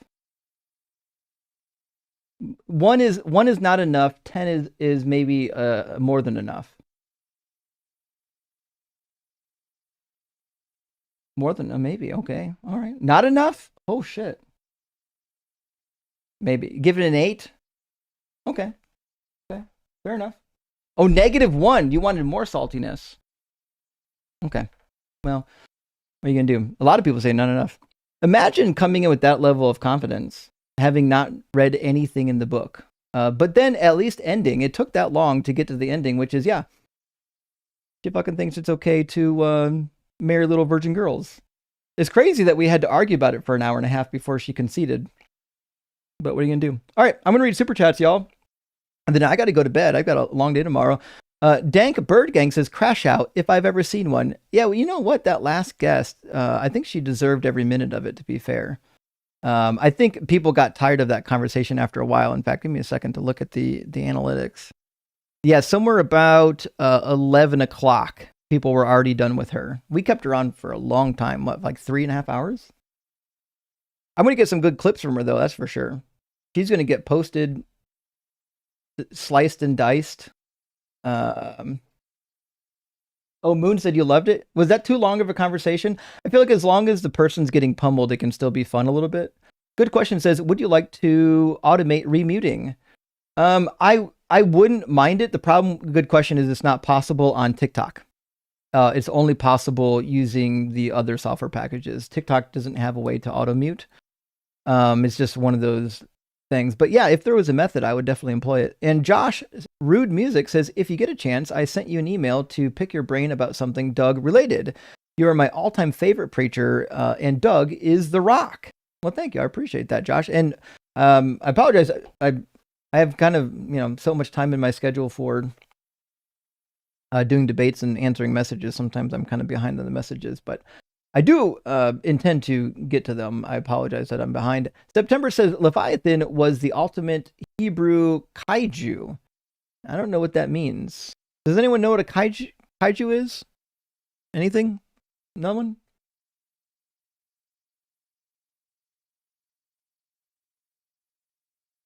Oh, Godzilla? Interesting. Okay. So let me read this again. Leviathan was the ultimate Hebrew Godzilla? Yeah, I could see that actually. Well, Leviathan, in 2nd Esdras chapter 6, they actually give you the backstory on the creation of the Leviathan and the behemoth. But I mean, that obviously came late in the folklore. But it's a good one. And Dave David Ismay says, love from Brazil, emo scene atheists rise up. Hell yeah. Listen, if we got any, emo boys from way back, or even people in the goth scene from way back, rise up. It's going to come back, y'all. It's not a phase, Mom. Okay. It's going to come back. And Hunter Girl says, I'm crazy. I'm sorry. Am I crazy? Or does your merch store not have any t-shirts? I would love a Cooking with Doug tee. Rock hard for Doug. You're not crazy. It doesn't have any t-shirts right now. And the reason why is I switched shops, because the last shop that I was using kept fucking up deliveries. And I was like, we got to switch this out. So I switched with a better organization. At least I think they're a better organization as far as I can tell. That should be able to get deliverables, but I haven't recreated all the products yet. I've got some of the favorite coffee mugs, and I've got a desk mat, and I didn't do any shirts yet. So, coming friends, I'll be getting those out there soon. Please do check back in the YouTube stream when you can to see those. And Golden Arm says finite intervals do not solve the problem because an infinite sequence of bounded intervals still constitutes an unbounded past. I don't really know who this is supposed to be to, but like if we all live in finite intervals, then we can always traverse from one interval to another. That seems to be the point. And so the general idea is that people are making the eternal past has a contradiction argument. They're trying to put a start on the beginning of time, saying, well, you can't traverse from the beginning of time to now because it'd be infinite, but there is no beginning of time, which means you've already created an error in formulating your analogy. Amir, thank you for the super chat, friend, says, I figured I'd join this one too, since I can't ever remember which one I'm a member of. Now I'm always right about it. Hell yeah, Amir. I appreciate that. Actually, there's a couple people that are double subbed. People don't think it'd be like that, but it do. And thank you so much for the DZ Debate gifted membership as well. Reverend Nate, also in the house, says, Ems, thanks for chiming in to stop the monotone monorail of Islam Philbro bullshit. If we have to suffer these callers, they need to at least articulate. You know what? I don't disagree. This is maybe a major complaint with a lot of the Philbro types is they're really difficult to understand. They come up, they talk really monotone, really fast, really quiet, and then they just expect you to have written the entire argument down and refuted it. It's just a bad faith tactic from the beginning. Amir, my friend, thank you for the additional super chat. Says that guy was from my neck of the woods, and he is for real. Trust me, we have huge egos and heads. Well, shit. I mean, that does happen, to be fair. Huge egos exist everywhere. Huge heads too. Fuck, sometimes my head gets a little ballooned. Bence, thank you for the super chat. Says dodge. Yeah, it's cute when I get accused of dodging. Dodging by trying to articulate a response. I'm sure. Game guy says just said didn't have necrophilia there for God on my bingo card. Isn't that crazy? It's wild that he tried to push necrophilia on me like I thought it was an okay thing. It's weird. He came in with a talking script. He thought that I would endorse prostitution, and boom, he got it. And then he just immediately assumed that he was going to get necrophilia, and then it turned out he didn't. And then he went back to the script. Oh, well, 15 blows says projection on 100 times. If I become an atheist, what do I do with all my thoughts about boning dead bodies? You don't have the answers, Justin. All the tags. So thank you, 15 blows. You're right. You know what? I don't know what to tell you. I would say that all the atheists I've ever known have boned as many dead bodies as they wanted to, which is exactly 0. I think if you're a Christian, you're going around thinking about boning dead bodies, maybe you need to get checked out. Like that pastor, every time you see a pastor that spends all of his time preaching on pornography or homosexuality, they're doing that shit at home for sure. EB, thank you for the super chat. And Cute Kitty says Kevin was also dunked on by Lux and Forrest right before he got on here. Must be a glutton for punishment. You know what? That doesn't shock me. I was just saying to Carnage that is the exact same Kevin that I've talked to on the line and on the Atheist Experience. I knew it was the same guy. In fact, I've got him in my clip history. I've recorded multiple conversations with him. That's literally the first guy I ever talked to on my very first line appearance. When I came on with John Gleason, the Godless Engineer, we talked to that tool, Kevin. It was a funny conversation then. He came in mad, like always. Fan Sensibility says, protect sex workers. Agreed. Listen, if you're a grown-ass person and you want to go into sex work, that's your choice. I would never judge you for that. It's weird to me that there are these Christians that just think inherently it's an immoral decision. Why? Because your fucking book says it. It doesn't even say it, by the way. Space Lord says, selling is legal. Fucking is legal. Why isn't selling fucking legal? From George Carlin, I agree. Listen, you're not going to get any complaints from me. I think humans should be able to practice autonomy over their body. And Genji, thank you for the $5 super chat, says polygamy is legal in Nigeria and both Christians and Muslims take part. It's true. In fact, I had a friend that was in the Methodist Church when the Methodist Church started to do their split over ordaining homosexual ministers. And it was interesting because at one of the conferences, they had, people come from all over the world to these conferences to have dialogues within the denomination about what they should allow and what they shouldn't allow. Nevertheless, there's a lot of people that came from some of these institutions that used to practice polygamy and now they don't. And they were complaining. They're like, listen, we used to practice polygamy. You said it was wrong. You also said gay marriage was wrong, so we didn't do that either. Now we're coming back to the bar, and you people are coming to us saying, no, actually, now it's okay. So what is it, right? They're like, listen, we have these practices, and like you're over here telling us they're either right or wrong. We have to accept it. Reality is, a lot of these Christian nations, they would continue on doing their polygamy and concubinage just like anyone else would. Because the Bible doesn't prohibit it. It's not till, centuries later that, white Christian crusaders from America, they're like, no, you can't do it. It's immoral. Well, the Bible didn't fucking say it. Dr. Fudge says you can't name a single Christian because none exist. Finally. Oh, that's good. That's good, actually, Dr. Fudge. I didn't think about that. And Singer Soul, thank you for the super chat, says the Yahweh God monster of the Christian Bible book allows for concubines in the book. If anything, Christians should think having concubines is good. I agree. There's not a single word of the book that talks against concubinage. Not a single one. And Percy says, I'll pay $5 I'll pay $5 is for every dummy. Wait, I'll pay $5 for every dummy. Okay, every time I say dummy, you'll pay $5. Shit, we got a couple of them here tonight, Percy. Good thing I didn't see that earlier. I might have added some extras. Reverend says the ultra rare M's dunk on a Christian is epic. I love it, by the way. I'm sad M's had to dip out, but he's got a life. And to be fair, by the time we got to that last guess, I was already at like a level 11 out of 10. He might not have been able to get a word in edgewise. Dr. Fudge says M's off the top rope. Good. You know what? When M's is here, I get really excited to see him dialogue with guests, even though I know there's some that have a trouble hearing him. I love listening to M's. And Mike says, Kevin, the dodge dealer, he really is. Kevin did his best duck, dive, dip, dodge, and dodge, dip, duck, dive, and dodge, if I remember correctly. And, hold on. There we go. My screen just moved. Can-Am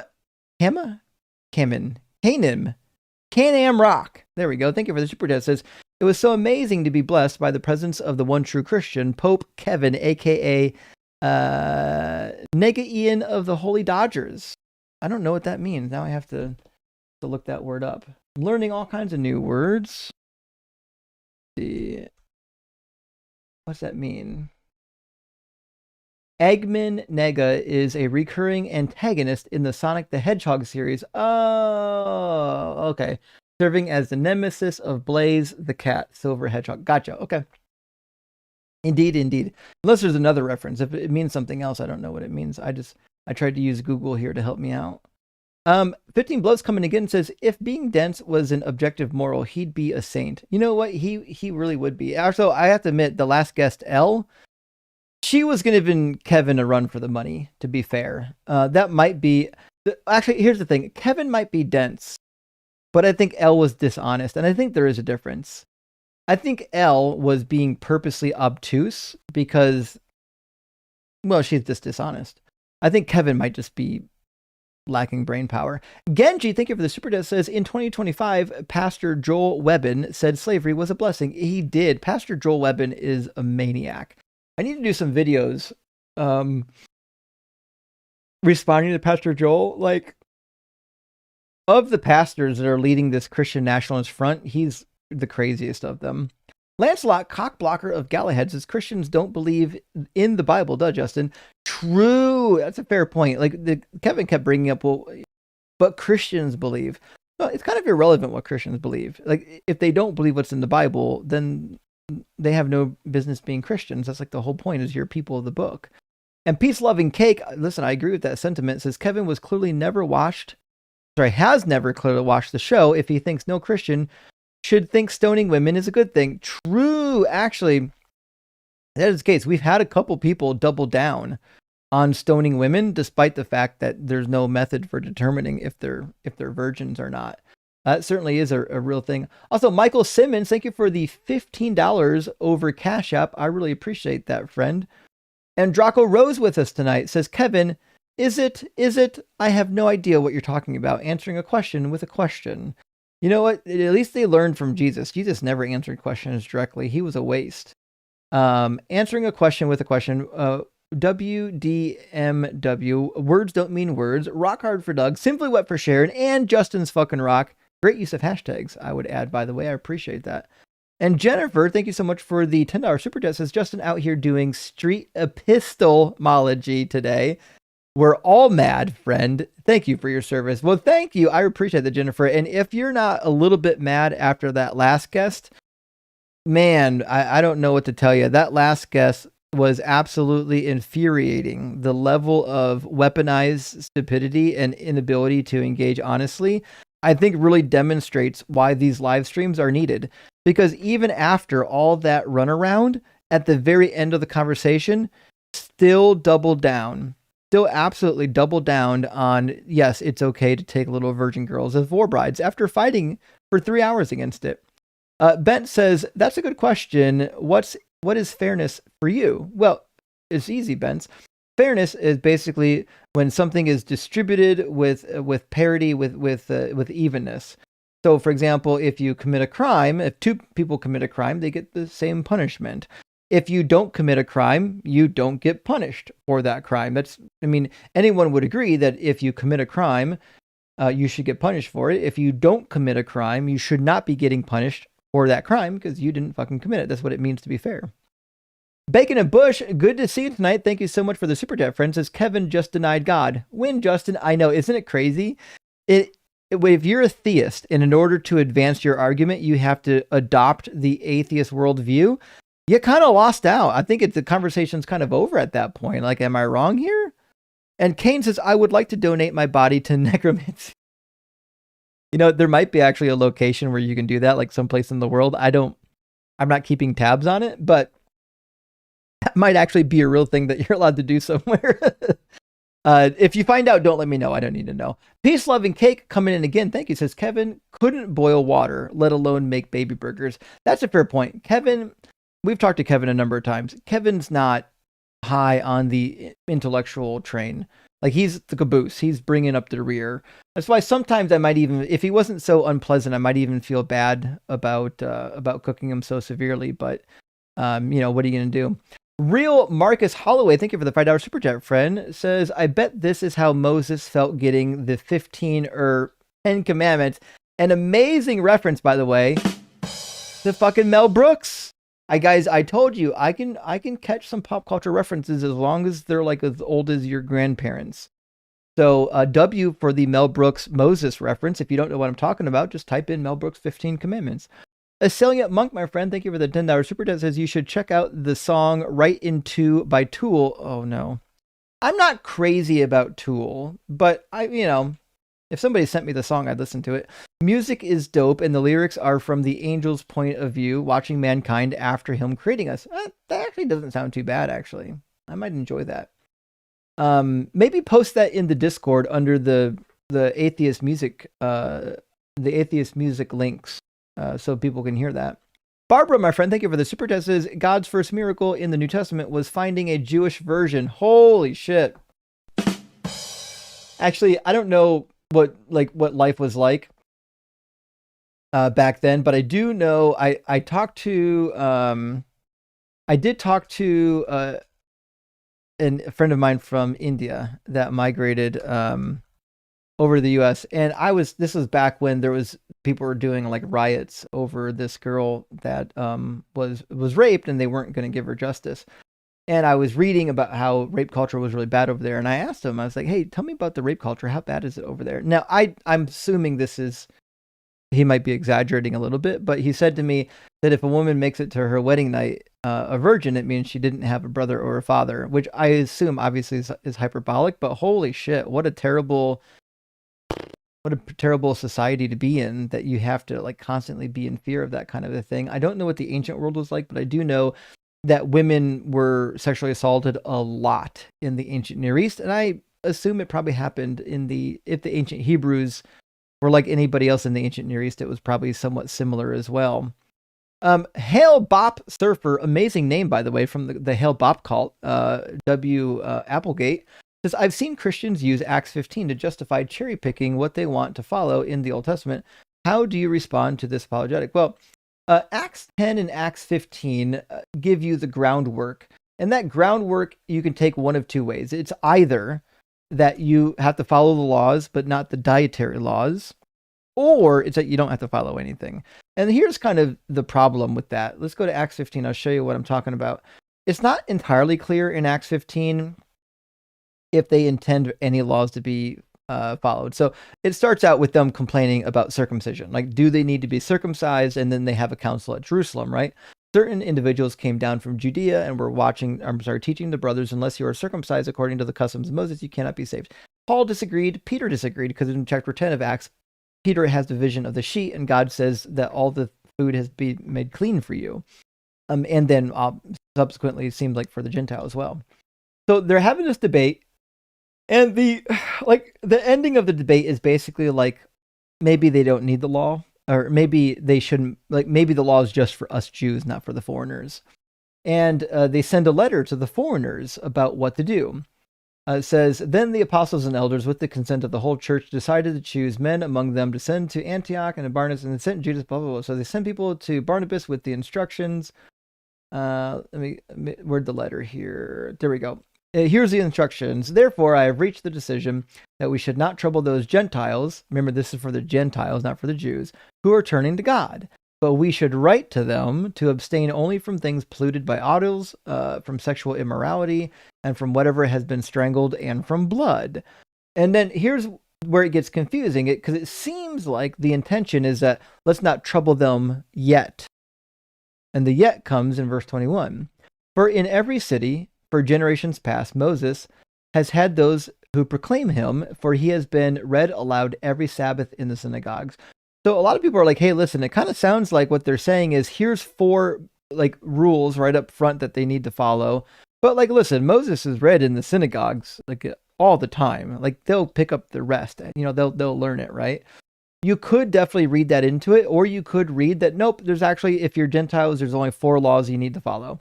And the church has debated for a long time about what is the best reading of the book, but Paul seemed to be under the opinion that this event granted that none of the laws needed to be explicitly followed, which is interesting because Paul goes on a number of times to talk about if you break certain laws, like in 1 Corinthians 6:9, that you won't go to heaven. So it's a really weird juxtaposition he puts himself in.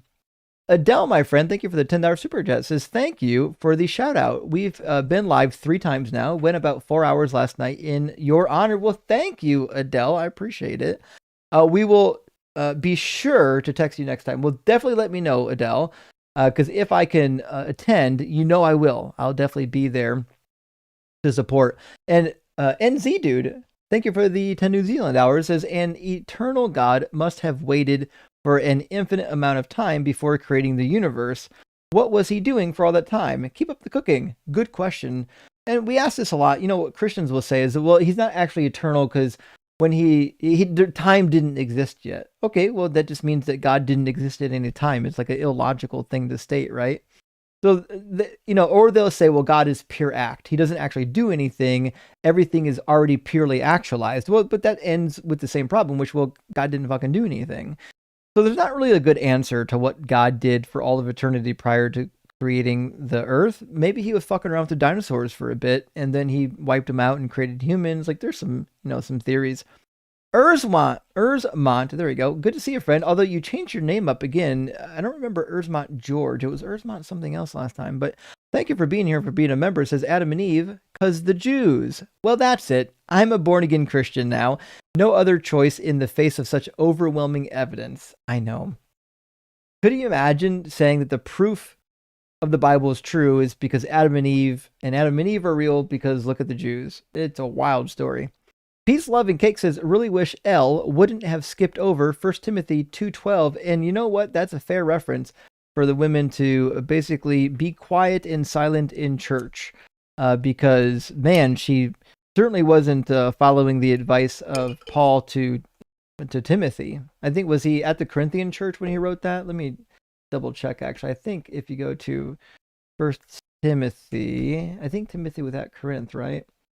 Paul's apostle to Jesus Christ by the command of the Savior Christ, to Timothy, my true child in the faith, blah, blah, blah, blah, blah, blah. I urge you, when I was in Macedonia, I guess it doesn't say actually which church I was writing to, but I'm pretty sure he was writing to the Corinthians. Paul doesn't seem to, if you read the letters, enjoy the Corinthian church all that much. Let's see, which church was Timothy sent to and received the epistle? I think it was, for some reason I thought it was the Corinthian church.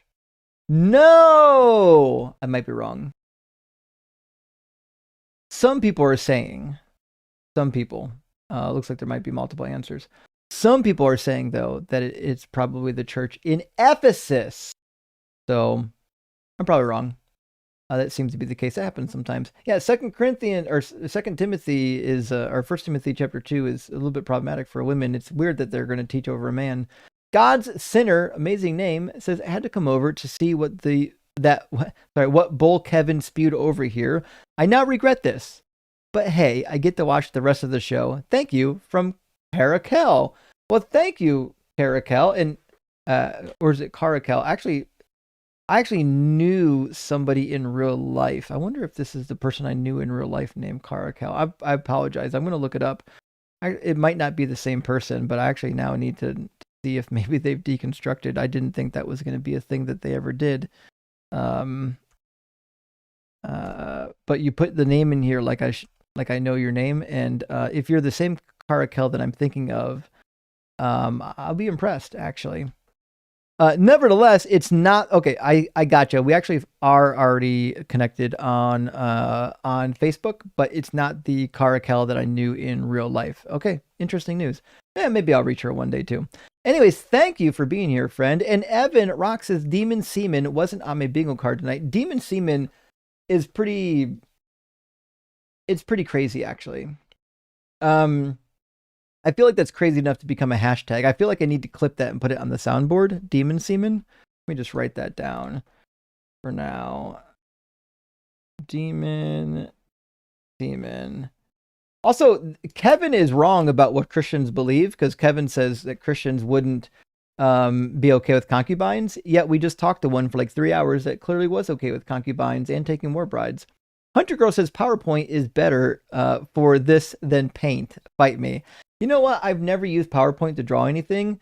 I did for a brief moment have a tablet hooked up, but it's kind of too cumbersome to use, like to link the tablet up to the computer to do the drawings. It's just kind of a whole thing.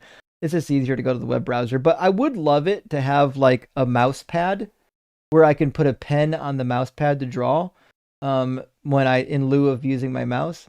Reverend 8 says, Ramses seashells by the Ramses seashores. Fair enough, friend. And Space, good to see you again. It says, we have the actual mummy of Ramses.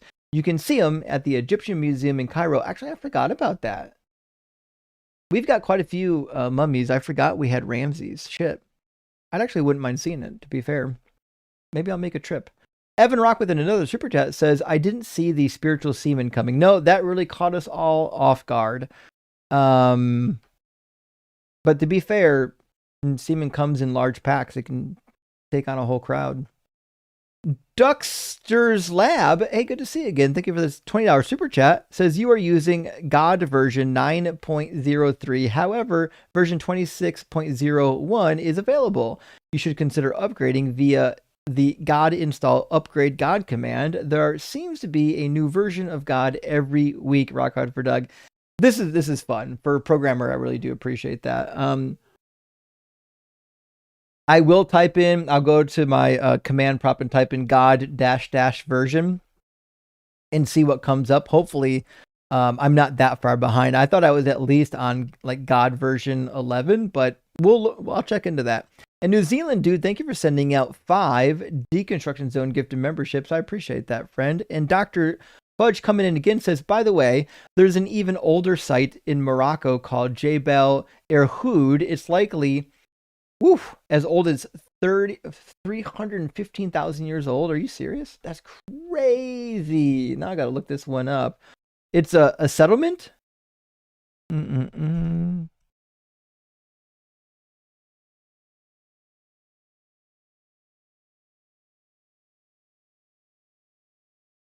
Okay, I'm checking it out right now to see what I can find. Jebel Erhoud has a wiki page, and it's fucking wild. Okay, I appreciate that.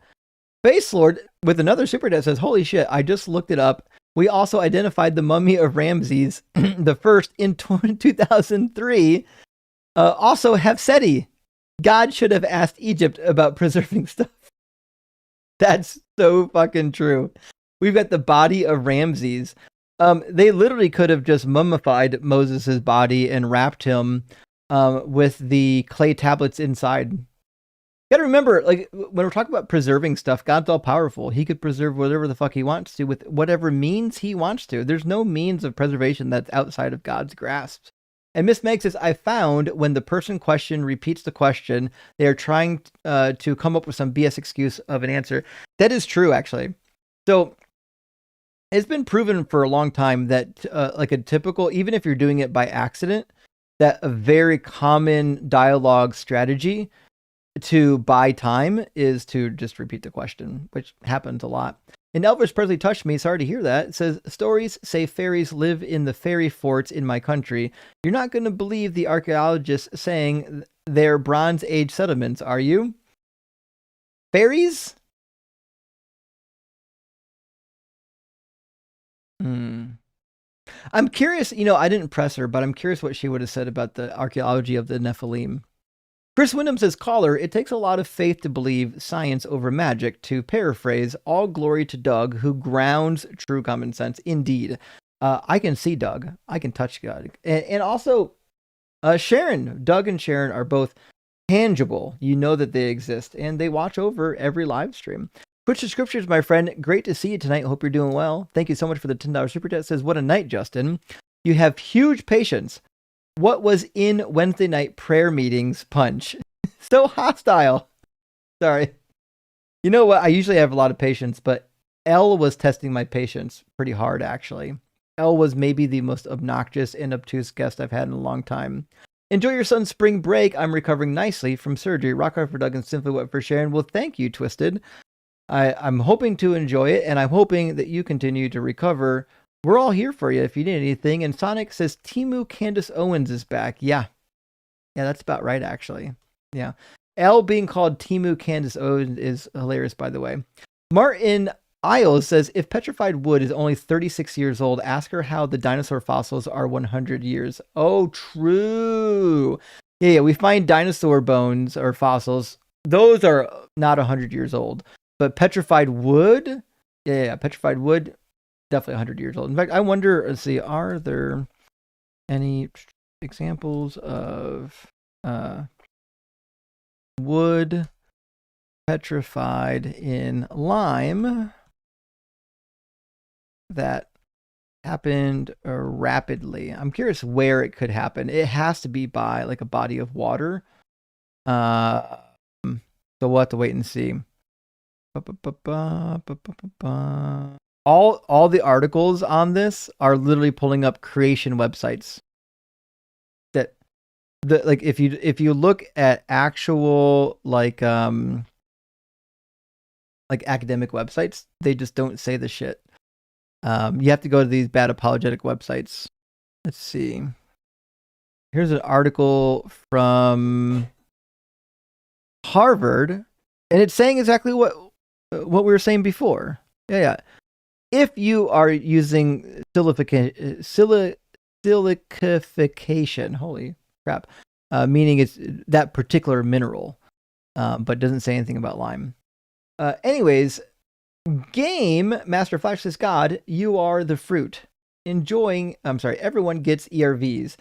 True. What a weird thing to think that like billions of human beings have ERVs because a virus at one point infected thousands or even millions of people, and then it just spread to the entire human race. What a crazy thing. Oh, Twisted Scripture is actually in the chat. Good to see you, Twisted.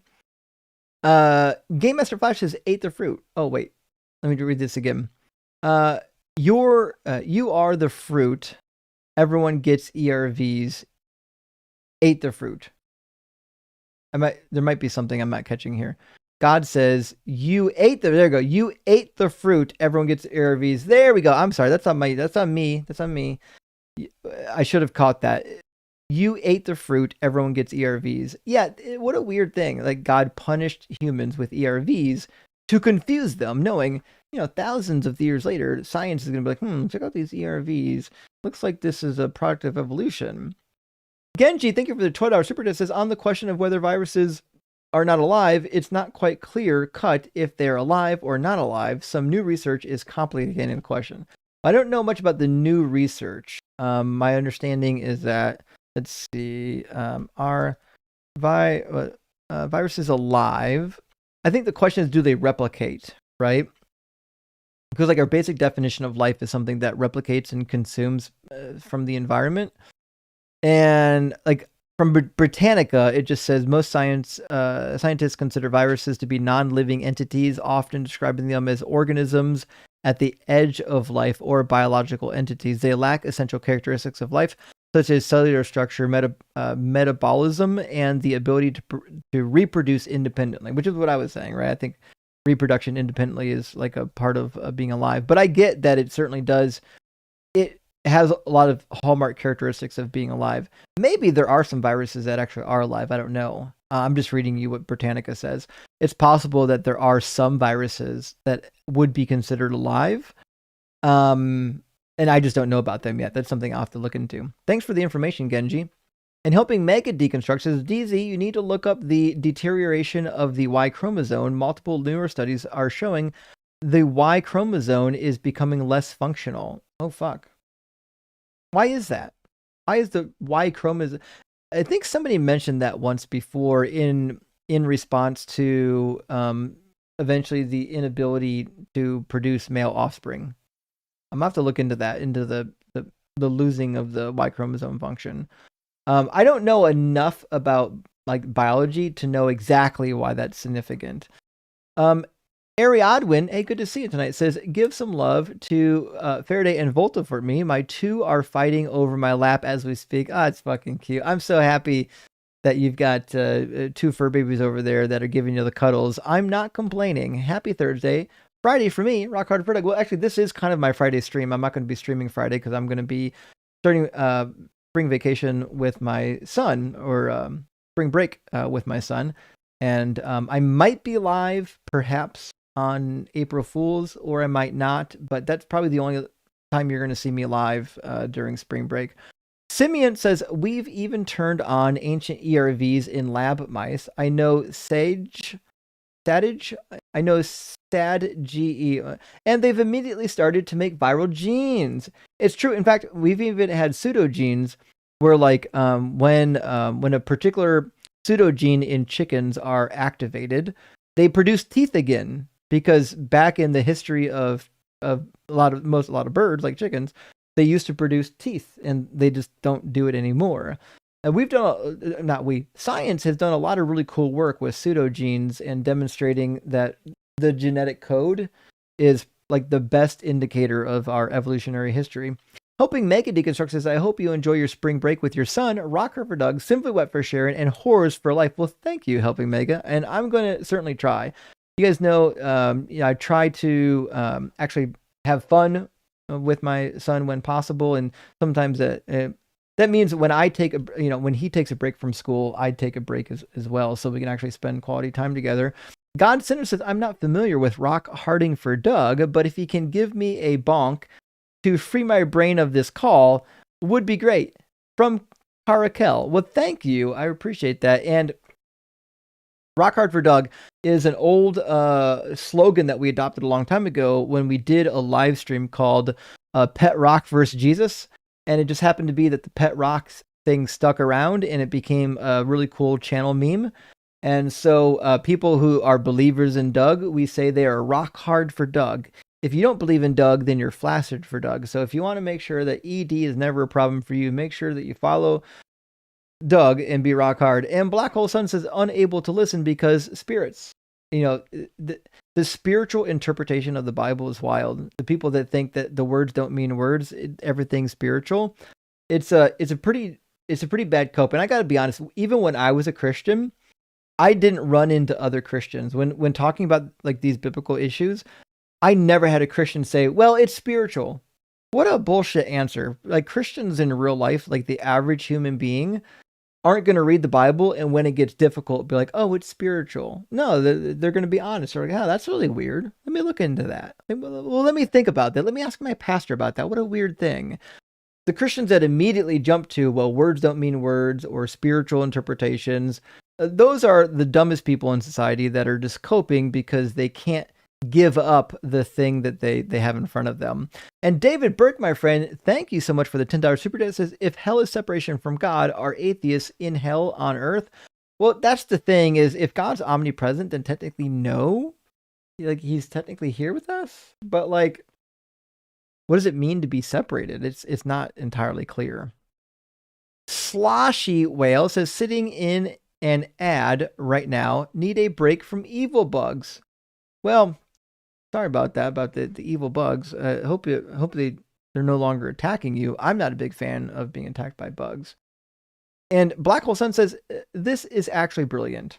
Well, thank you. I appreciate that. I don't know which exact comment you're referring to, but I appreciate the compliment. And Martin Isles, it might be during that evolution discussion. Martin Isles, thank you for the $20 Canadian super chat. It says, Dr. Diggs, I will have a drink for you. Oh, wait, you already finished my bottle of wine. You know what? Here's the deal. I've had Dr. Diggs on quite a bit, quite a few times. I like Dr. Dig. I think Dr. Dig is really smart. I am actually convinced she might have been imbibing tonight, and there's nothing wrong with that. She just might not have maybe known tonight how deep in it she was. She's usually really fucking on the ball and really, really sharp. She might have been a little bit dull tonight because she did a little bit of partaking. Who knows? Nevertheless, love her anyways. Those things happen. When I clip that video, out of respect for Dr. Diggs, I might actually just clip that part out of it. I did that once with one of my friends that came up, and it sounded like they might have been intoxicated. And I was like, you know what, we're going to clip that out for their posterity so that people don't think negatively of them. Because Dr. Diggs is phenomenal, by the way. If you're on TikTok, you should follow Dr. Diggs. It just happened to be the case that maybe she was, imbibing, which, it happens. God Eating Penguin, thank you so much for the $20 super chat. I really appreciate it. It says, this lady would have been a good guest to be confronted by Venus. Oh, fuck, Venus would have ate her alive.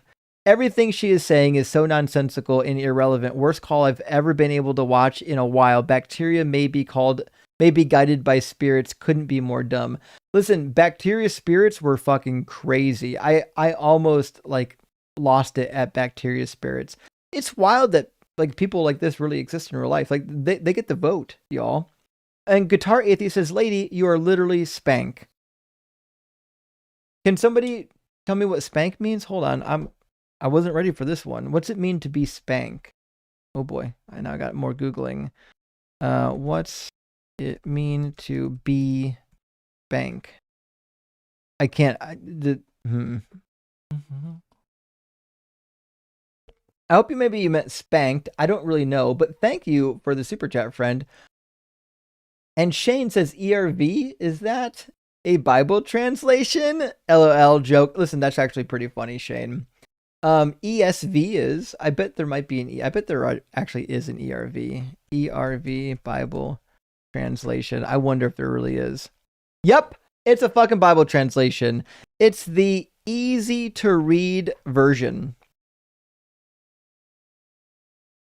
That's what it means. The ERV is the easy to read version. Fantastic. Not the Bible, Jason. Thank you so much for the super chat, friend. It says, I'd send Ellen an invoice after this. You know what, do you think her real name was Ellen? Actually, I don't really know. Or do you think, I'm going to write a note in here. Do you think Elle was Eliana? Do you guys remember Eliana? Do you think that was her?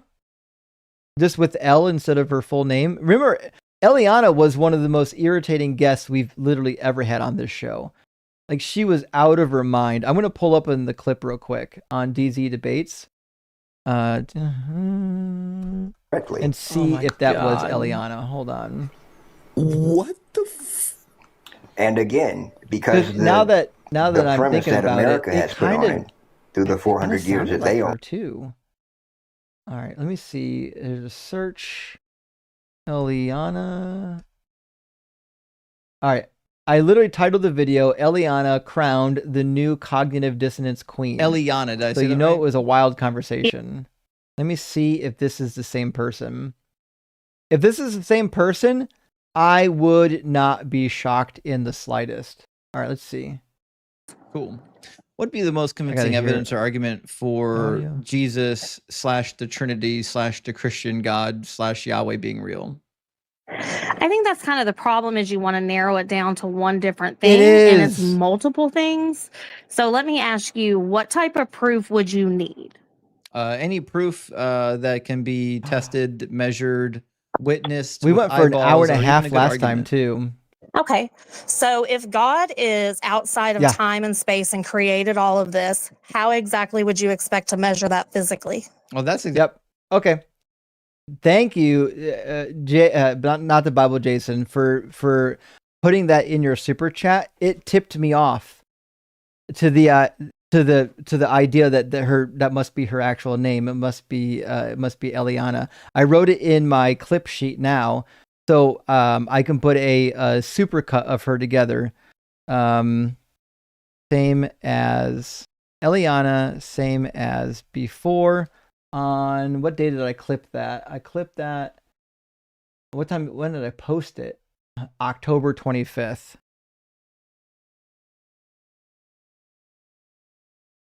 Okay, cool. So now we know Eliana may actually get a supercut. She's so infuriating. She might get like one of those 3-hour, 4-hour supercuts.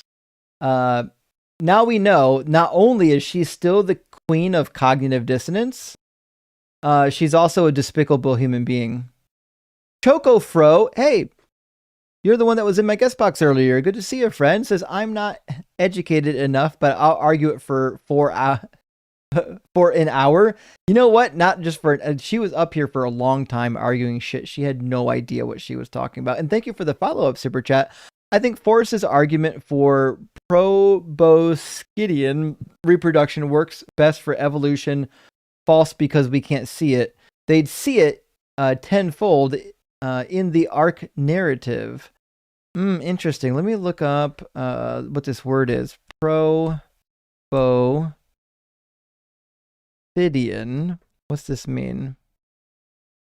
Reproduction. I'll have to look into this. And I'll let you know what I can find out. It says proboscidean reproduction is characterized by slow K-selected life history traits, including long gestation periods and late sexual maturity and extensive parental care.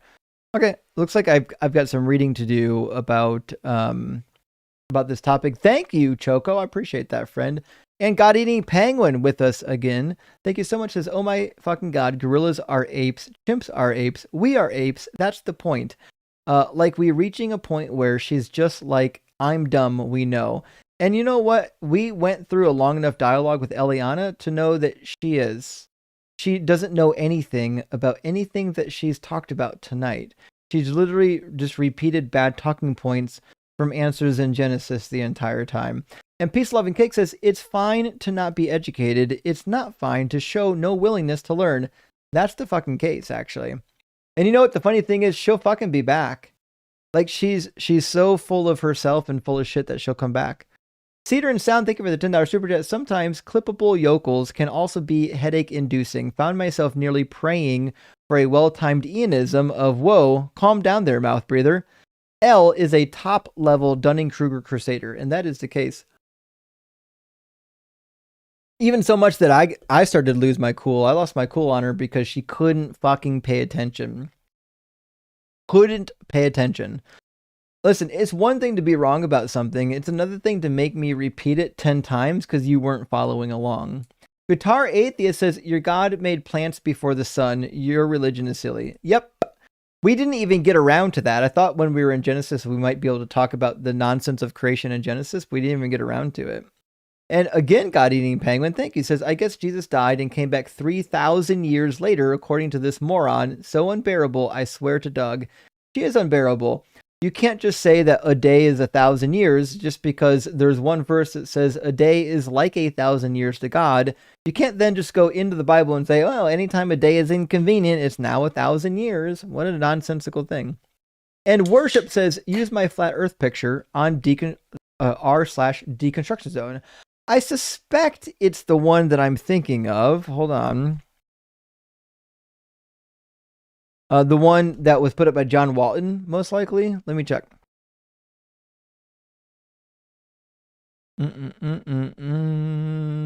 Actually, this is similar to the one by John Walton. It's not identical to it, but it certainly is similar. Give me a second, and I'll pop it up on screen so y'all can see what I'm talking about.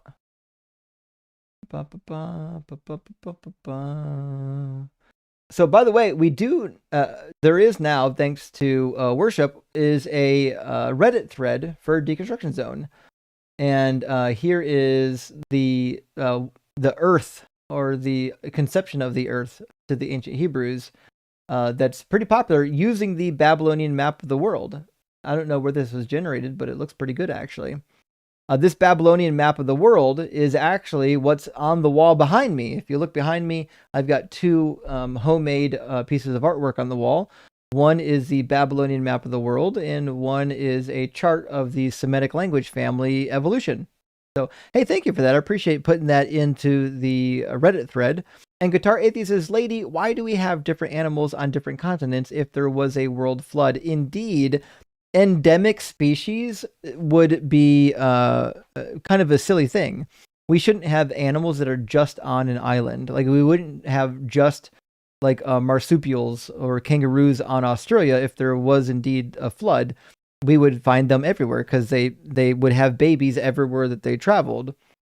Nissi Wianini, thank you for the super chat. Says super loud and super wrong. Typical Christian, indeed. Not just super loud, but also wouldn't shut up. Like, I don't know why she thought talking over me was going to work. Like, listen, I can talk over somebody as the host and make it work because I got a mute button. They can't do that. It's weird that people without mute buttons will try to talk over you. And September Timber, thank you for the $3 super thanks. And Jessica, good to see you tonight. Thank you for the newest rhyme. Says there once was a god named Sharon who renders all apologetics barren. She makes all of us wet. This is as good as it gets. The total opposite of a Karen. Oh, that's pretty good, actually. Although, it is fitting, despite that Eliana's name doesn't start with a K. And you know what? There are some very nice Karens out there. But of the meme Karen that we know of, I would say Eliana's probably one of them. God Center coming in again. Thank you. I believe Carakel, if I remember your name. The God of the Bible sounds like a rude prick. Better to worship Doug or spinny skirts. You know what? Fucking A, I actually can agree with that. W to some spinny skirts and Doug. And Farkas Maktavish, thank you for the super chat, friend, says, take a shot whenever words don't mean words, and then check the availability of donors' livers. Yeah. Words definitely don't mean words. If you guys were doing take a shot when words don't mean words, I apologize. There may be some people that didn't make it through the night. And Amir, thank you for sending out a Deconstruction Zone gifted membership, and also God Eating Penguin with another super chat. Thank you. Says LMFAO, isn't prophecy just foreshadowing? Yes, Haman Pynchon was writing hella prophecy his whole career. Isn't that crazy?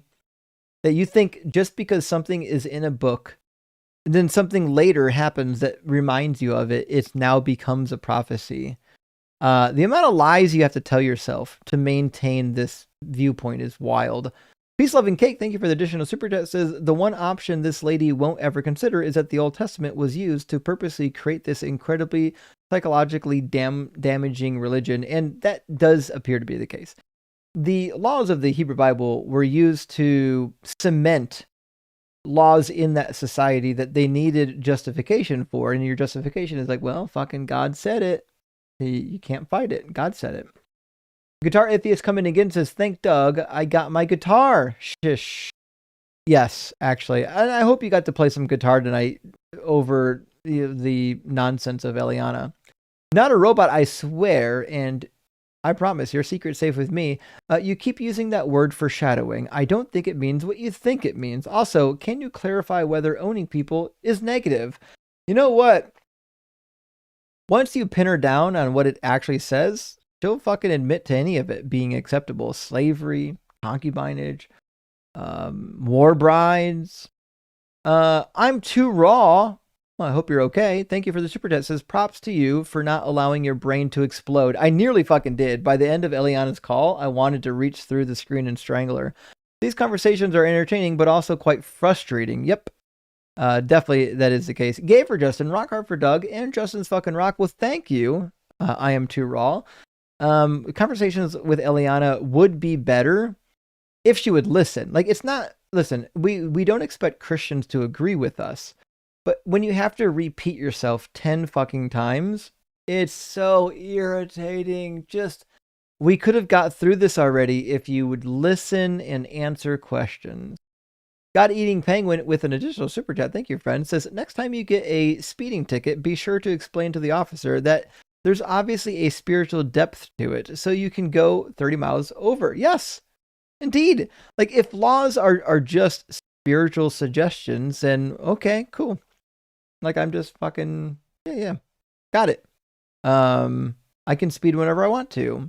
This is only a spiritual ticket. I don't even have to pay it. I might pay it spiritually anyways. And Aceliant Monk says, so very glad I have had strong women in my life. It taught me they are equal indeed. To hear a woman weaken and infantilize them makes me sad and wish she had better people in her life. You know, it's hard as someone with 4 sisters who loves their sisters to hear other women saying it's better to be sold into slavery and have no autonomy than to get to choose to go with your husband. Giant Giant K Pseudo says, imagine saying with a totally straight face, how is it a slave if it's his wife? Isn't that crazy? Like, she doesn't understand like that you can consider somebody your wife and also be a slave. Like, the idea of wifehood in the Hebrew Bible is like, this is just your woman and that's your man. And that's it. That just means you're with him and she's with you. That's all it means. The nature of that relationship could vary greatly. And Carissa Wheeland, thank you so much for sending out 50. That is huge, my friend. I really appreciate that. 50 DZ Debate gifted memberships. I really, really appreciate that. That helps the channel out a lot. And interesting name, Ontological Shock. I think we've had a little bit of that tonight. What's sad is of this woman. What's sad is of this woman was shown. I think you mean if. What's sad is if this woman was shown these immoral biblical laws in any other religious text, she would be able to immediately reject them. Yes, exactly. If she read this in the Quran, she'd be like, no, that's fucking evil. But because it's in the Bible, they got to bend over backwards, to try to justify it. And they don't do a really good job of it. Genji, my friend, thank you for the additional super chat. Says this lady is a certified pure uncut POSFF. You know what? You're right. And I didn't write it in my cheat sheet or in my clip sheet, but I need to write under her name POSFF. There we go. because she is. And every time she comes up on the channel, we're going to remind her of it. Marcelo Pinheiro, thank you for the super chat, says, unbelievable that my first super chat ever is to call a caller a POSFF. What the actual fuck is wrong with her? Rock hard for Doug and gay for Justin. Well, thank you, Marcelo. Beautiful name, by the way. Yeah, what a crazy thing to get on a live stream in front of, I don't know how many people were here, 2,000 people, 2,500 people, and to say slavery was okay, selling your daughter as a slave and a concubine is okay, war brides, dope. It's embarrassing. And John Odes says this call should be studied by psychologists. It really should. The amount of backflips and pretzels required to have this conversation are astounding. Imagine if she put that brain power to something useful. Ambers, thank you for the super chat, says the patriarchy has shallowed, chewed up, and spit this woman out. Smashed this fucking patriarchy. This is why we are where we are as a society. Agreed, Amber. In fact, my mug was cold, but you guys know I'm always going to be repping fuck the patriarchy. The patriarchy is not doing any favors for anybody. We didn't need it then. We don't need it now. It was just a structure that was in place because people lack the means to fight against it. And Milf Wrangler, thank you for the $10 super chat, says the fact that she can't see any other option than slavery. Who knew the viruses have spirits, lady, is actually insane. Yeah, who could have guessed? Right? God says, hey, I don't like these people. And you think your only two options with an all-powerful God is to either murder all of them or murder all of them minus the little virgin war brides. That's a false dichotomy. And Chris says, I can't believe Ghislaine Maxwell called in. Oh, fuck. That's good, actually. I gotta write that in fact. Snip the super chat that says,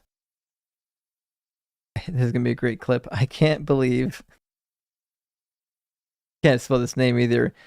Ghislaine Maxwell called in. That's really fucking funny. And put it as a stinger at the beginning of the video. Oh, what time slot is this? We've been live for 7 hours and 45 minutes. Jeez, I'm gonna say at the 7:45 mark. That's crazy. I was supposed to be in bed hours ago. All right, we're gonna get there.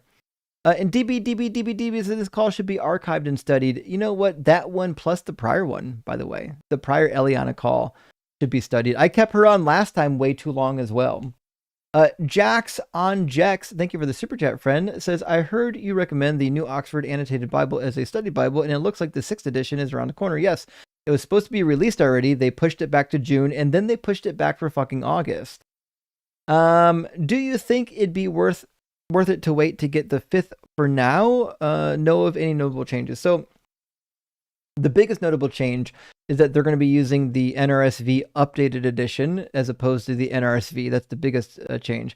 Now, whether or not there are changes to the actual articles in it, I don't know yet. I'll have to wait and see. Most likely there are, but they're not wide-scale changes. The biggest changes will be probably in the translation itself. But there is a published list of the changes between the NRSV and the NRSV updated edition. In fact, if you Google it, there's a couple lists out there that were put together by the publishers for you to find out where the differences are.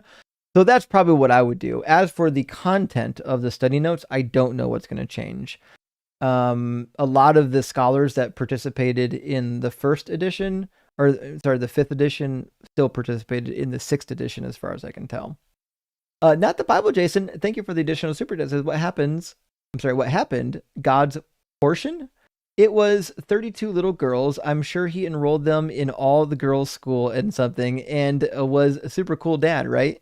Isn't that crazy that they think that they really believe, or at least they lie to themselves, and think that all these 32,000 war brides or little virgin girls were distributed to the soldiers to just to raise in their home, to have new daughters hanging around. Yeah. Why did it matter if they were virgins? What if they were 15 and they weren't virgins? Why do we need to murder them? What a ridiculous thing to believe in. And 223 Mrossum, thank you for the $20 super chat, friend, says, for your Old Testament little virgin girls being turned into war brides rhetoric, do you think it would be more effective to refer to them as babies? Some were instead. It's the only word that gets through to these people. Well, it's a tough one because like there is a distinction in Hebrew between children and babies and sucklings and infants. There were real distinctions. So like, I think it'd be difficult. I think it'd be a hard sell to use the phrase that they were babies if they weren't really babies. I think I get the rhetoric, I do, but I don't think Christians would take it seriously. I think you lose ground almost immediately. If you brought that out in a debate, the first thing they're going to do is like, well, it doesn't say baby. Okay, well, what does it say? And that's why I wouldn't use it. But it'd be a fun trick to play. Flashy says, the NASCAR race was JK, but I could have had one for real. The NASCAR race was a joke, but I could have had one for real. I may not fully know what you're referring to. I can't remember NASCAR coming up in the conversation today. Maybe my memory is my memory is failing me. If so, I'm sorry. I don't fully understand what's happening in this super chat. And Marcus Alexander says, just baby paste. Finishing move her already. You know what? I did keep her on a long time. And baby paste should have been in order, but I don't think I don't believe that she got baby pasted. And I don't have any notes on her previous call, because her previous call, I started taking my spreadsheet notes on all the callers back in June. And I think she came in during the springtime before June rolled around. So I don't think Eliana, I even have notes in here. Let me do F. Do I have anything in here for Eliana? No, I don't. So unfortunately, I don't even have notes on the previous call. I'd have to go watch it back. But yeah, you know what? Next time she's on, we'll baby paste her. She deserves it. And Ryan, thank you for the $20 super chat, friend. Says, here's some money for putting up with this lady. You know what? I really appreciate that. And after the amount of sleep I'm going to miss tonight for dealing with that hag, yeah, I'm going to need a little bit. A little bit of mental cope myself. Thank you for that. And Dono Kano says, please make it stop. This person is too dishonest. They're too dishonest. But like, to be fair, like when you get somebody like that, you do want to kind of beat them up as long as possible so that they learn their lesson. Maybe she won't. Good question. Actually, I know she won't. Good question says, that L lady was capable of expressing herself fine enough, but her brain got stuck finding the spiritual side of crimes. Religion is mind trash. Yes. When your cope for everything is it's spiritual, it's nonsense. Because like, remember when they started out wanting to talk about archaeology, about how we have these archaeological finds that prove the Bible true. But then like the minute you point to something that's not true, like, oh, it's spiritual. Well, was the fucking rock at Horeb spiritual, or was that real? Like, why is it when you like what it says, it's now real, but when you don't like what it said, it's spiritual? Not the Bible. Jason says her vat is a ninja bullet. That, like a vessel for holding liquids, is a ninja bullet. JMR, or the artist formerly known as JMR, now not the Bible Jason. I don't know what you mean by her vat is a bullet, a ninja bullet. But thank you for being here, friend. If I don't know why. I assume that made sense to somebody, but didn't make a whole lot of sense to me. Cool Cat says book rec for first dive into biblical history. Old Testament history.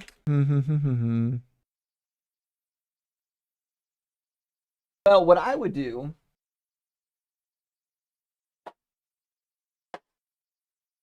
is get like Old Testament survey. I like the one by Hubbard. And read that. It'll give you a smattering of information that you're going to need for reading the Hebrew Bible. In fact, I'll show you the one.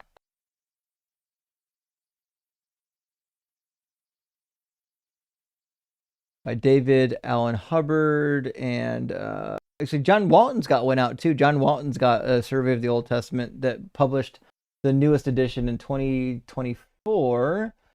This one here is pretty popular. still really well read and really well received. This is the picture's tiny. Old Testament survey from the message, form, and background of the Old Testament by William Sanford, Lesor David, Alan Hubbard, and Frederick William. So it's got multiple people involved. It's a really good introduction into the Old Testament. They've got some too for the New Testament. Like you can do New Testament survey. This one I'm sure would be fine too. Survey of the Old Testament by John Walton and Andrew Hill. John Walton's really awesome. That'd be a good entry point into the Old Testament. Once you get through the Old Testament, then you want to do the same with like a survey of the New Testament. So you could say New. Oop, can't type. Testament survey. Cannot type at all right now. There we go. Let me see what we've got here. Any good ones? This one should be pretty good. Douglas Moo and D.A. Carson are really well respected. I like Douglas Moo more than D.A. Carson. D.A. Carson's too conservative for me. But Douglas Moo is an excellent scholar. This would be a good introduction into the New Testament. I also like the one by David De Silva. Hold on. De Silva introduction to New Testament. None of those words are getting typed out right. There we go. I think this is a good volume as well. This one's thick. It's a Hossey fellow. Introduction to the New Testament. This would be a really good start as well. But we have an abundance of good scholarly literature at the moment. Any scholarly introduction to the Old Testament, New Testament will get you going. Frostbite says, "What is your opinion on a God existing, not necessarily a Christian God?" Well, I'm kind of agnostic on whether or not some kind of a God could exist. Like if it's one of the gods described by Plato, like it's not a God that's outside of space and time.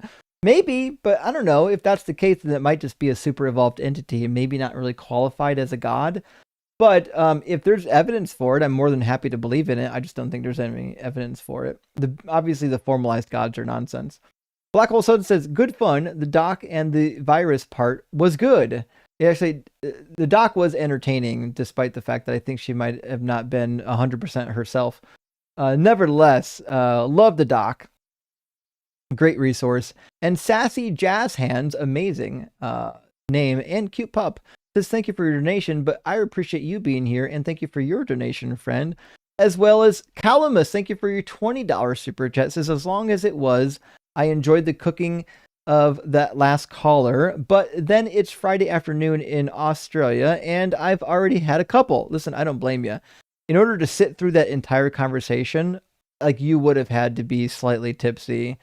There's some people that probably did sit through the entire thing, and for that, I'm sorry. That was a lot of stuff to sit through for a long time as well. It is what it is, you know. Who's this crashing out repeatedly in the comments of the TikTok stream? Third Eye Smokin' cannot be a legit person. That can't be a real name. Okay. There's some racist bullshit too. The mark of Cain, white skin. All right, well, we're just gonna fucking mute you now for saying racist bullshit in the chat. That's not what the mark of Cain is, dummy. You racist. I can only assume Black Hebrew Israelite. Anyways, Columnist, thank you for being here, friend. And Foxy, thank you so much for the $10 super chat. Says the fact she couldn't track between Exodus 21, Judges 21, Numbers 31, and Deuteronomy 21 is wild. She clearly just kept trying to cope and didn't really take in the context. Rock Hard Frog, it's true. Everyone here knew what was happening. Put a 1 in the comments if you knew why each one of these chapters was brought up and how it was relevant to the conversation. How can somebody be in a one-to-one dialogue with somebody else, reading the actual words in the page, and not understand why they were being brought up? What example was on display as they were being read? It's crazy that she was that intellectually dishonest. Sassy Jazz Hands again, thank you so much for the super chat. It says, does anyone else find Justin extremely hot when he's cooking this disgrace of a human being? Just me? Thank you, Justin. Rock hard for Doug. Wet for Justin. I mean, Sharon. Long live the Kraken crew. W Kraken crew. I haven't had some good Kraken in a while, but I need to get some Kraken flowing. I've got Kraken Gold, but no regular Kraken. And thank you, Sassy. I really appreciate that. And I've tried not to cook that hard because, people cry about it. He's mean. He yelled. But to be fair, listen, she was a piece of shit. Eventually, after so many hours of talking to someone like that, you're going to get frustrated. And maybe it's my fault. Maybe I shouldn't have kept her on that long. David Gregory, thank you for the super chat. Friend says, enjoy the break. You do amazing work. You may enjoy learning more about episodic memory literature in cognitive neuroscience for debates. It does sound like something that would be helpful, to be fair. Let me episodic memory in neuroscience. Let me see what we got here. Okay. Well, there is a wiki page I can start with to get a smattering of information. Thank you, David. I appreciate that, friend. There's always something more that I could learn, for sure. Mason Tory, thank you for the 50 New Zealand dollars. I appreciate that. You said on a few occasions that in regards to Jesus insisting on following the laws of Moses, Jesus said something about punishing the children or youth, or something along those lines. I've searched high and low for the scripture and cannot find it. Well, I got your back there, Mason. I want to take you to Bible Gateway, and we're going to go to Matthew 15 and Mark chapter 7. And these are basically parallel passages. So you only really need one of them. But in Mark 15, we find that Jesus is being denigrated because his disciples don't follow the tradition of the elders. And Jesus is like, hey, you guys are using this tradition to literally nullify the law of Moses. It says, you hypocrites. Isaiah rightly prophesied about you when he said, the people honor me with their lips and their hearts are far from me. In vain they do worship me, teaching human precepts as doctrines. Then he gets to the punishing of the children. Then he called the crowd to him and said, listen and understand, it is not what goes into the mouth, but if I was a person, but what comes out of the mouth. So now he's explaining why he doesn't wash hands. And he gives the explanation for that. And then he says, let's see, where's the... There we go. We passed the good part.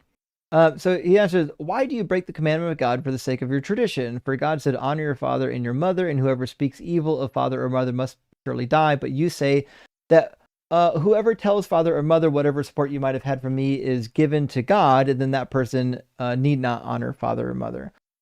So for the sake of your tradition, you nullify the word of God, you hypocrites. So he's saying, you guys are hypocrites. You've created this new system of laws that causes you to not follow the laws that you're supposed to be following. Hey, here's an example of that. The example that he picked out literally just happened to be Jesus advocating for stoning of children. So congratulations, Jesus, you're horrific. And CLI says, do you believe Jesus was just a normal guy and we've been worshiping a normal dude for 2,000 years? LOL, I think so. Thanks for what you do. FTJT and rock hard for Doug. What's FDJT? Let me think on this for a second. You guys know what that means? FDJT. I feel like I should know that one, to be honest. That one might be on me. Any takers? Know what that means?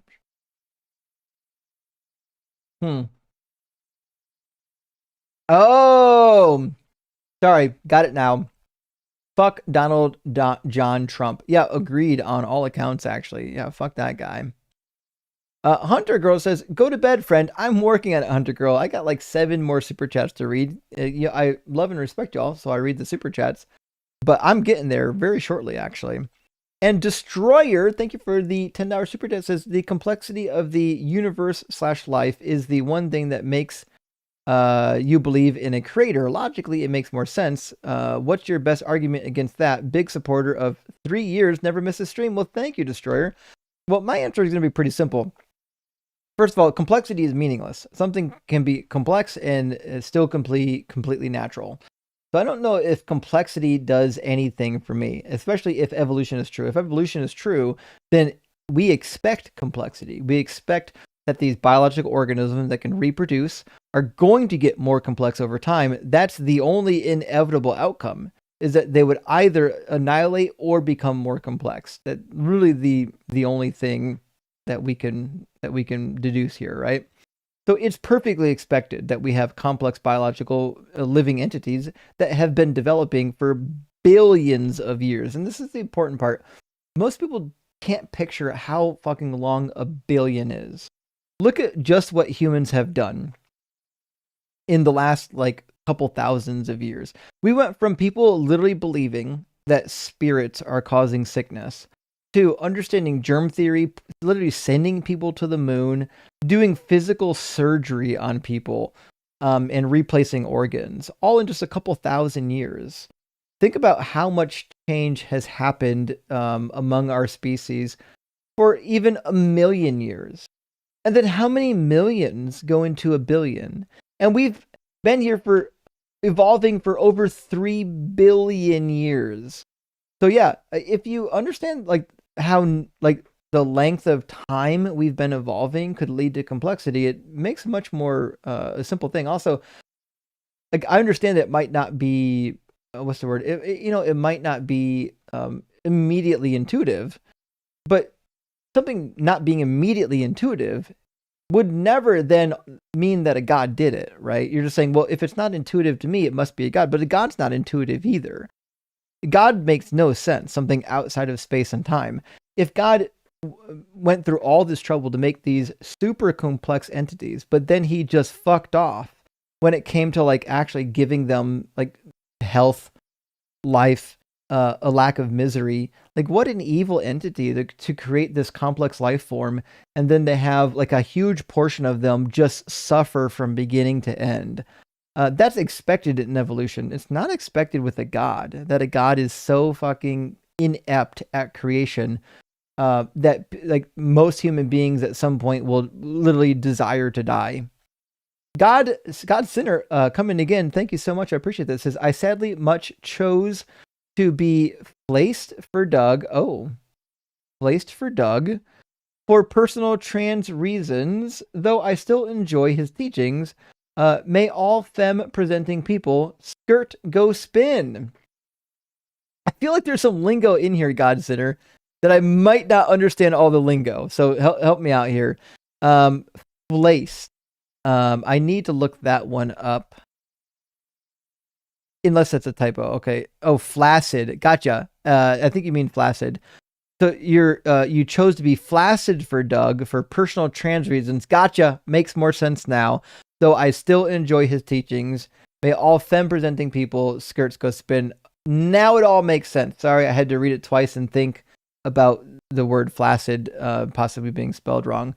Thank you for letting me know. I really appreciate it. Sometimes like people tend, especially people in my position, we tend to think about other people by, I don't know, kind of assuming quite often that like people are like we are, right? That's why like ancient people or even modern times people, like when you draw Jesus, like the Chinese will draw Jesus looking Chinese looking.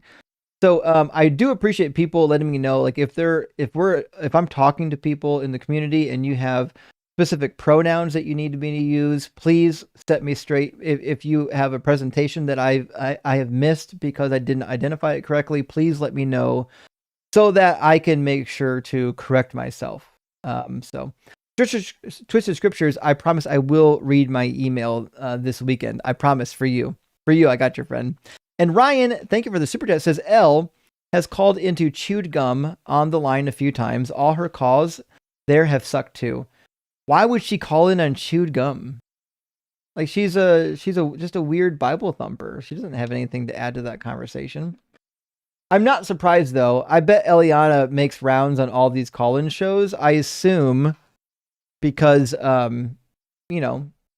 she's got enough hubris to think that she's got all the answers. She really doesn't. They're bad answers. She never. These are the type of people who are like she looked up answers to questions and never bothered to think if they were good answers. And the Bard, thank you for the $10 super chat. Says, now that we are in the end times, are you at all interested in doing a Daniel barbecue? It could be a revelation. Oh, fun use of words, the Bard. Okay, so this is a good question. I would actually enjoy doing a live stream and just title it like the Book of Revelation is utter bullshit from beginning to end. I would enjoy every minute of that.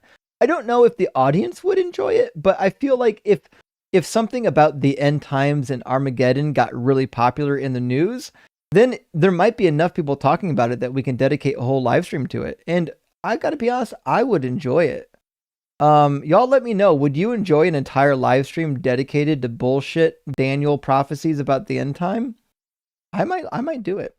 Ryan, my friend, thank you so much for the $10 super chat. Says one last thing on L. Once on Chewed Gum, there was clearly an abusive husband in the background telling her what to say. I felt bad for her, and yet she continues the Christian cycle of abuse. Oh no.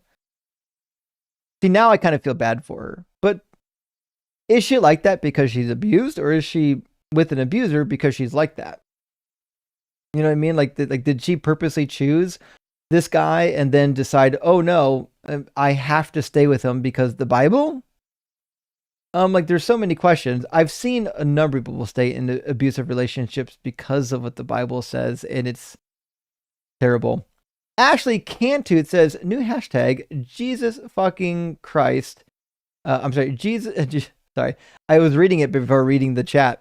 Justin's fucking chest hair. Oh, fuck. You know, I don't have V-neck today, guys. I'm sorry. It's just a little bit here.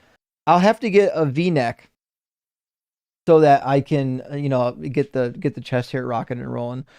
I usually have a whole collection of V-necks, but you know what? I washed some of them and now they shrunk and now they're tight on me. I need to like tone down the fucking ice cream so I can fit back into my V-necks, you know? Floshy says NASCAR races are like 3 hours. I said I'd be done before L. Oh, fuck. I realize that now. Okay, that makes more sense. And they are long. That's why if I watch a NASCAR race, I'm literally just watching like the last half hour of it. You just want to come in and watch the end because that's where they trade in all the paint. You know what I mean? If you miss an accident, it's fine. You can go back and watch the accidents on the YouTube highlights. Soupy Dude, thank you for the $5 super chat, friend. Says, I have been listening to a few of your videos while working out recently, and I'm enjoying learning more about the Bible. Keep on teaching folks the truth. Rock hard for Doug. Well, thank you, Soupy Dude. I really appreciate that. And working out is a good way to watch the debates. Also, you can listen to them on podcasts. Go look on Apple Podcasts, on Spotify, and all the other podcasts. For the Deconstruction Zone, you'll find all of the live debates there and a channel dedicated to the debate clips if you don't want to do the YouTube thing. And if you're not doing the YouTube thing, then guess what? You don't have to, we don't have as many of the YouTube related nonsense like the dealing with the comment section and dealing with playback ads and things like that. Also, remember, I have a Bible study with Sarah. We do basically every week the Evangelical Bible Study. Look for the Evangelical Bible Study on the podcast platforms and go check us out. We just got it up on podcast finally, and we got like half of Genesis already posted. It's a really cool Bible study. I love it. And also, while you're at it, just follow the Leaving Faith YouTube channel if you want to watch it rather than listen to it. Not the Bible Jason again says Ninja Bullet. Oh, is a smoothie blender. Oh, you mean, I got you. The Ninja Bullet is a smoothie blender. I forgot about that. I got to be honest. I thought the Ninja was just called the Ninja. I actually have a Ninja blender. I don't have a Bullet. I thought the Bullet was a separate blender. But it might be that, let's see, Ninja. It might be that Ninja has their own edition of the Bullet that I was unaware of. I'm looking for it. Oh, they call it the NutriBullet, the Ninja NutriBullet. It looks like. So, nevertheless, I get what you're saying now. Yeah.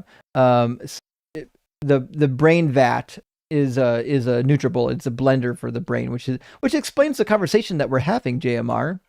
I really appreciate the clarification. And Frostbite says, many ex-Christians have told me that fear of death is the reason for their faith because they fear a world without God where they won't live forever. Yeah, I get that. Although you have to question, like, listen, you can't choose what you believe. So if you believe, or you say you believe because of fear of hell, like, well, you don't really believe then. Like, if you're choosing to be part of the religion just because you're afraid of hell, that's one thing. But don't call it belief. You either believe in hell or you don't believe in hell. It's one or the other. Your fear of hell is irrelevant. I would imagine if you fear hell, You only fear hell because you already believe. You don't believe because you fear hell. You fear hell because you believe already. So it's like a chicken before the egg situation. And Cedar and Sound, good to see you, friend, says, just now getting into leatherworking. Gotta say, some Bible binding can be impressive. What's the most impressive one you've seen or have? Well, of the most impressive Bible bindings, I found a lot of them to not be great. In fact, I'll show you one that I hate recently.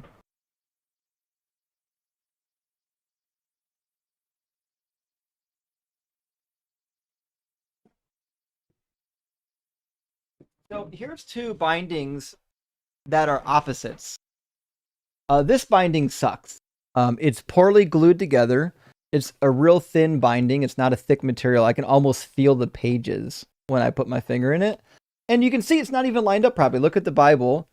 It's just the shittiest binding. Like, they're supposed to put these bindings together so that, like, you got this nice gold edge. It's garbage. Nothing's even lined up. It's just the worst binding of a Bible I've ever seen. This is the King James gigantic version that you can get at like Books A Million.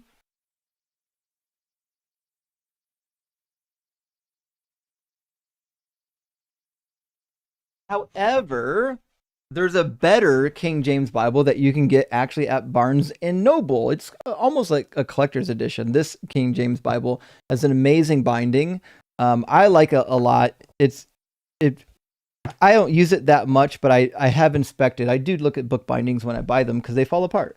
But one of my favorites, though, is this Hossie Geneva Bible. This big old Geneva Bible has a great binding on it.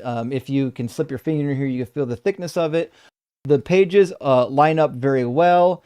It opens nice and wide. Sometimes you get bindings and like both the binding and the way it's glued and the way the paper is, it won't like lay flat. Like the pages do weird things. This one lays perfectly flat. It's got a good strong binding. You can open it. It lays flat. The pages don't flap around. I like the binding on this book a lot. I wish more Bibles were like this. But then again, it's a giant shelf Bible. You're not going to carry this thing around.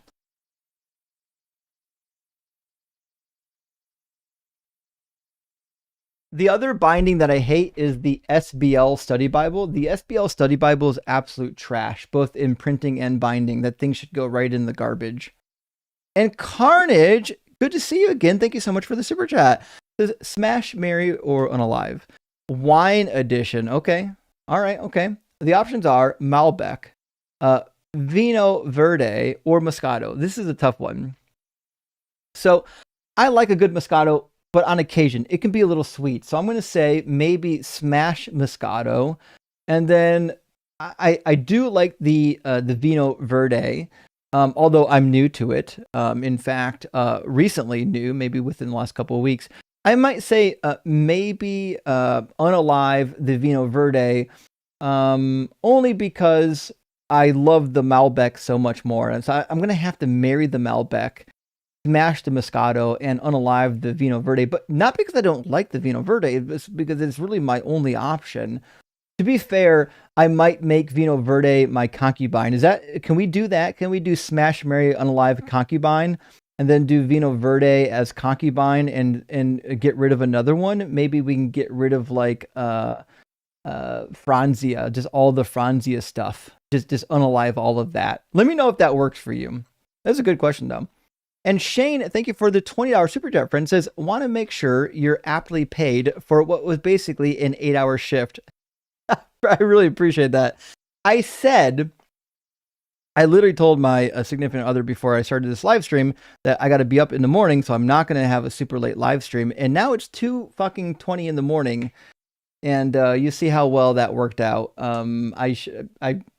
It's on me. I should have ended the Eliana conversation half hour after it started, but you know what? I can't stop myself sometimes. You get a guest that you really just want to beat their head with the Bible, and it's hard to quit. Justin fucking Rock and Rock Hard for Doug. Well, thank you, Shane. And I got 2 more super chats. Chris, thank you so much for the super chat. It says, still hoping for Mezzo collaboration. You know what? The Mezzo collaboration is happening. I've contacted Mezzo. We are going to be getting it set up. So look forward to that. I also got a date set for the John Cohen collab on April 9th. Let me double check. I believe it's April 9th. Give me a second. On April 9th. Yes, April 9th. I'm going to be doing a live stream with John Cohen. So I will be getting one up with Mezzo. Hopefully a live stream eventually with Joel and Mezzo both. We're going to make it happen. And last super chat from Cedar and Sound says, now tuck in tight and close your eyes while Doug sends blessings from the skies. May stony songs and soft dreams keep a gentle watch beside your sleep. That is beautiful. I appreciate that, Cedar. And with that, friends, I think that's all we got for the night. Thank you so much for being here. It was a long one. I'll definitely clip that Eliana post in the near future, and then when I do, I'll in the link. I'll go ahead and I'll link to the original Eliana, so people who want to hear the first Eliana can hear the first Eliana. But thank you so much for being here, friends. I really love and appreciate everybody. And have a great one. I'll see you sometime in the near future, friends. Also, go and support Dr. Blitz. Watch his videos. And whenever he's able to go live, make sure you watch his live stream. Make sure you show him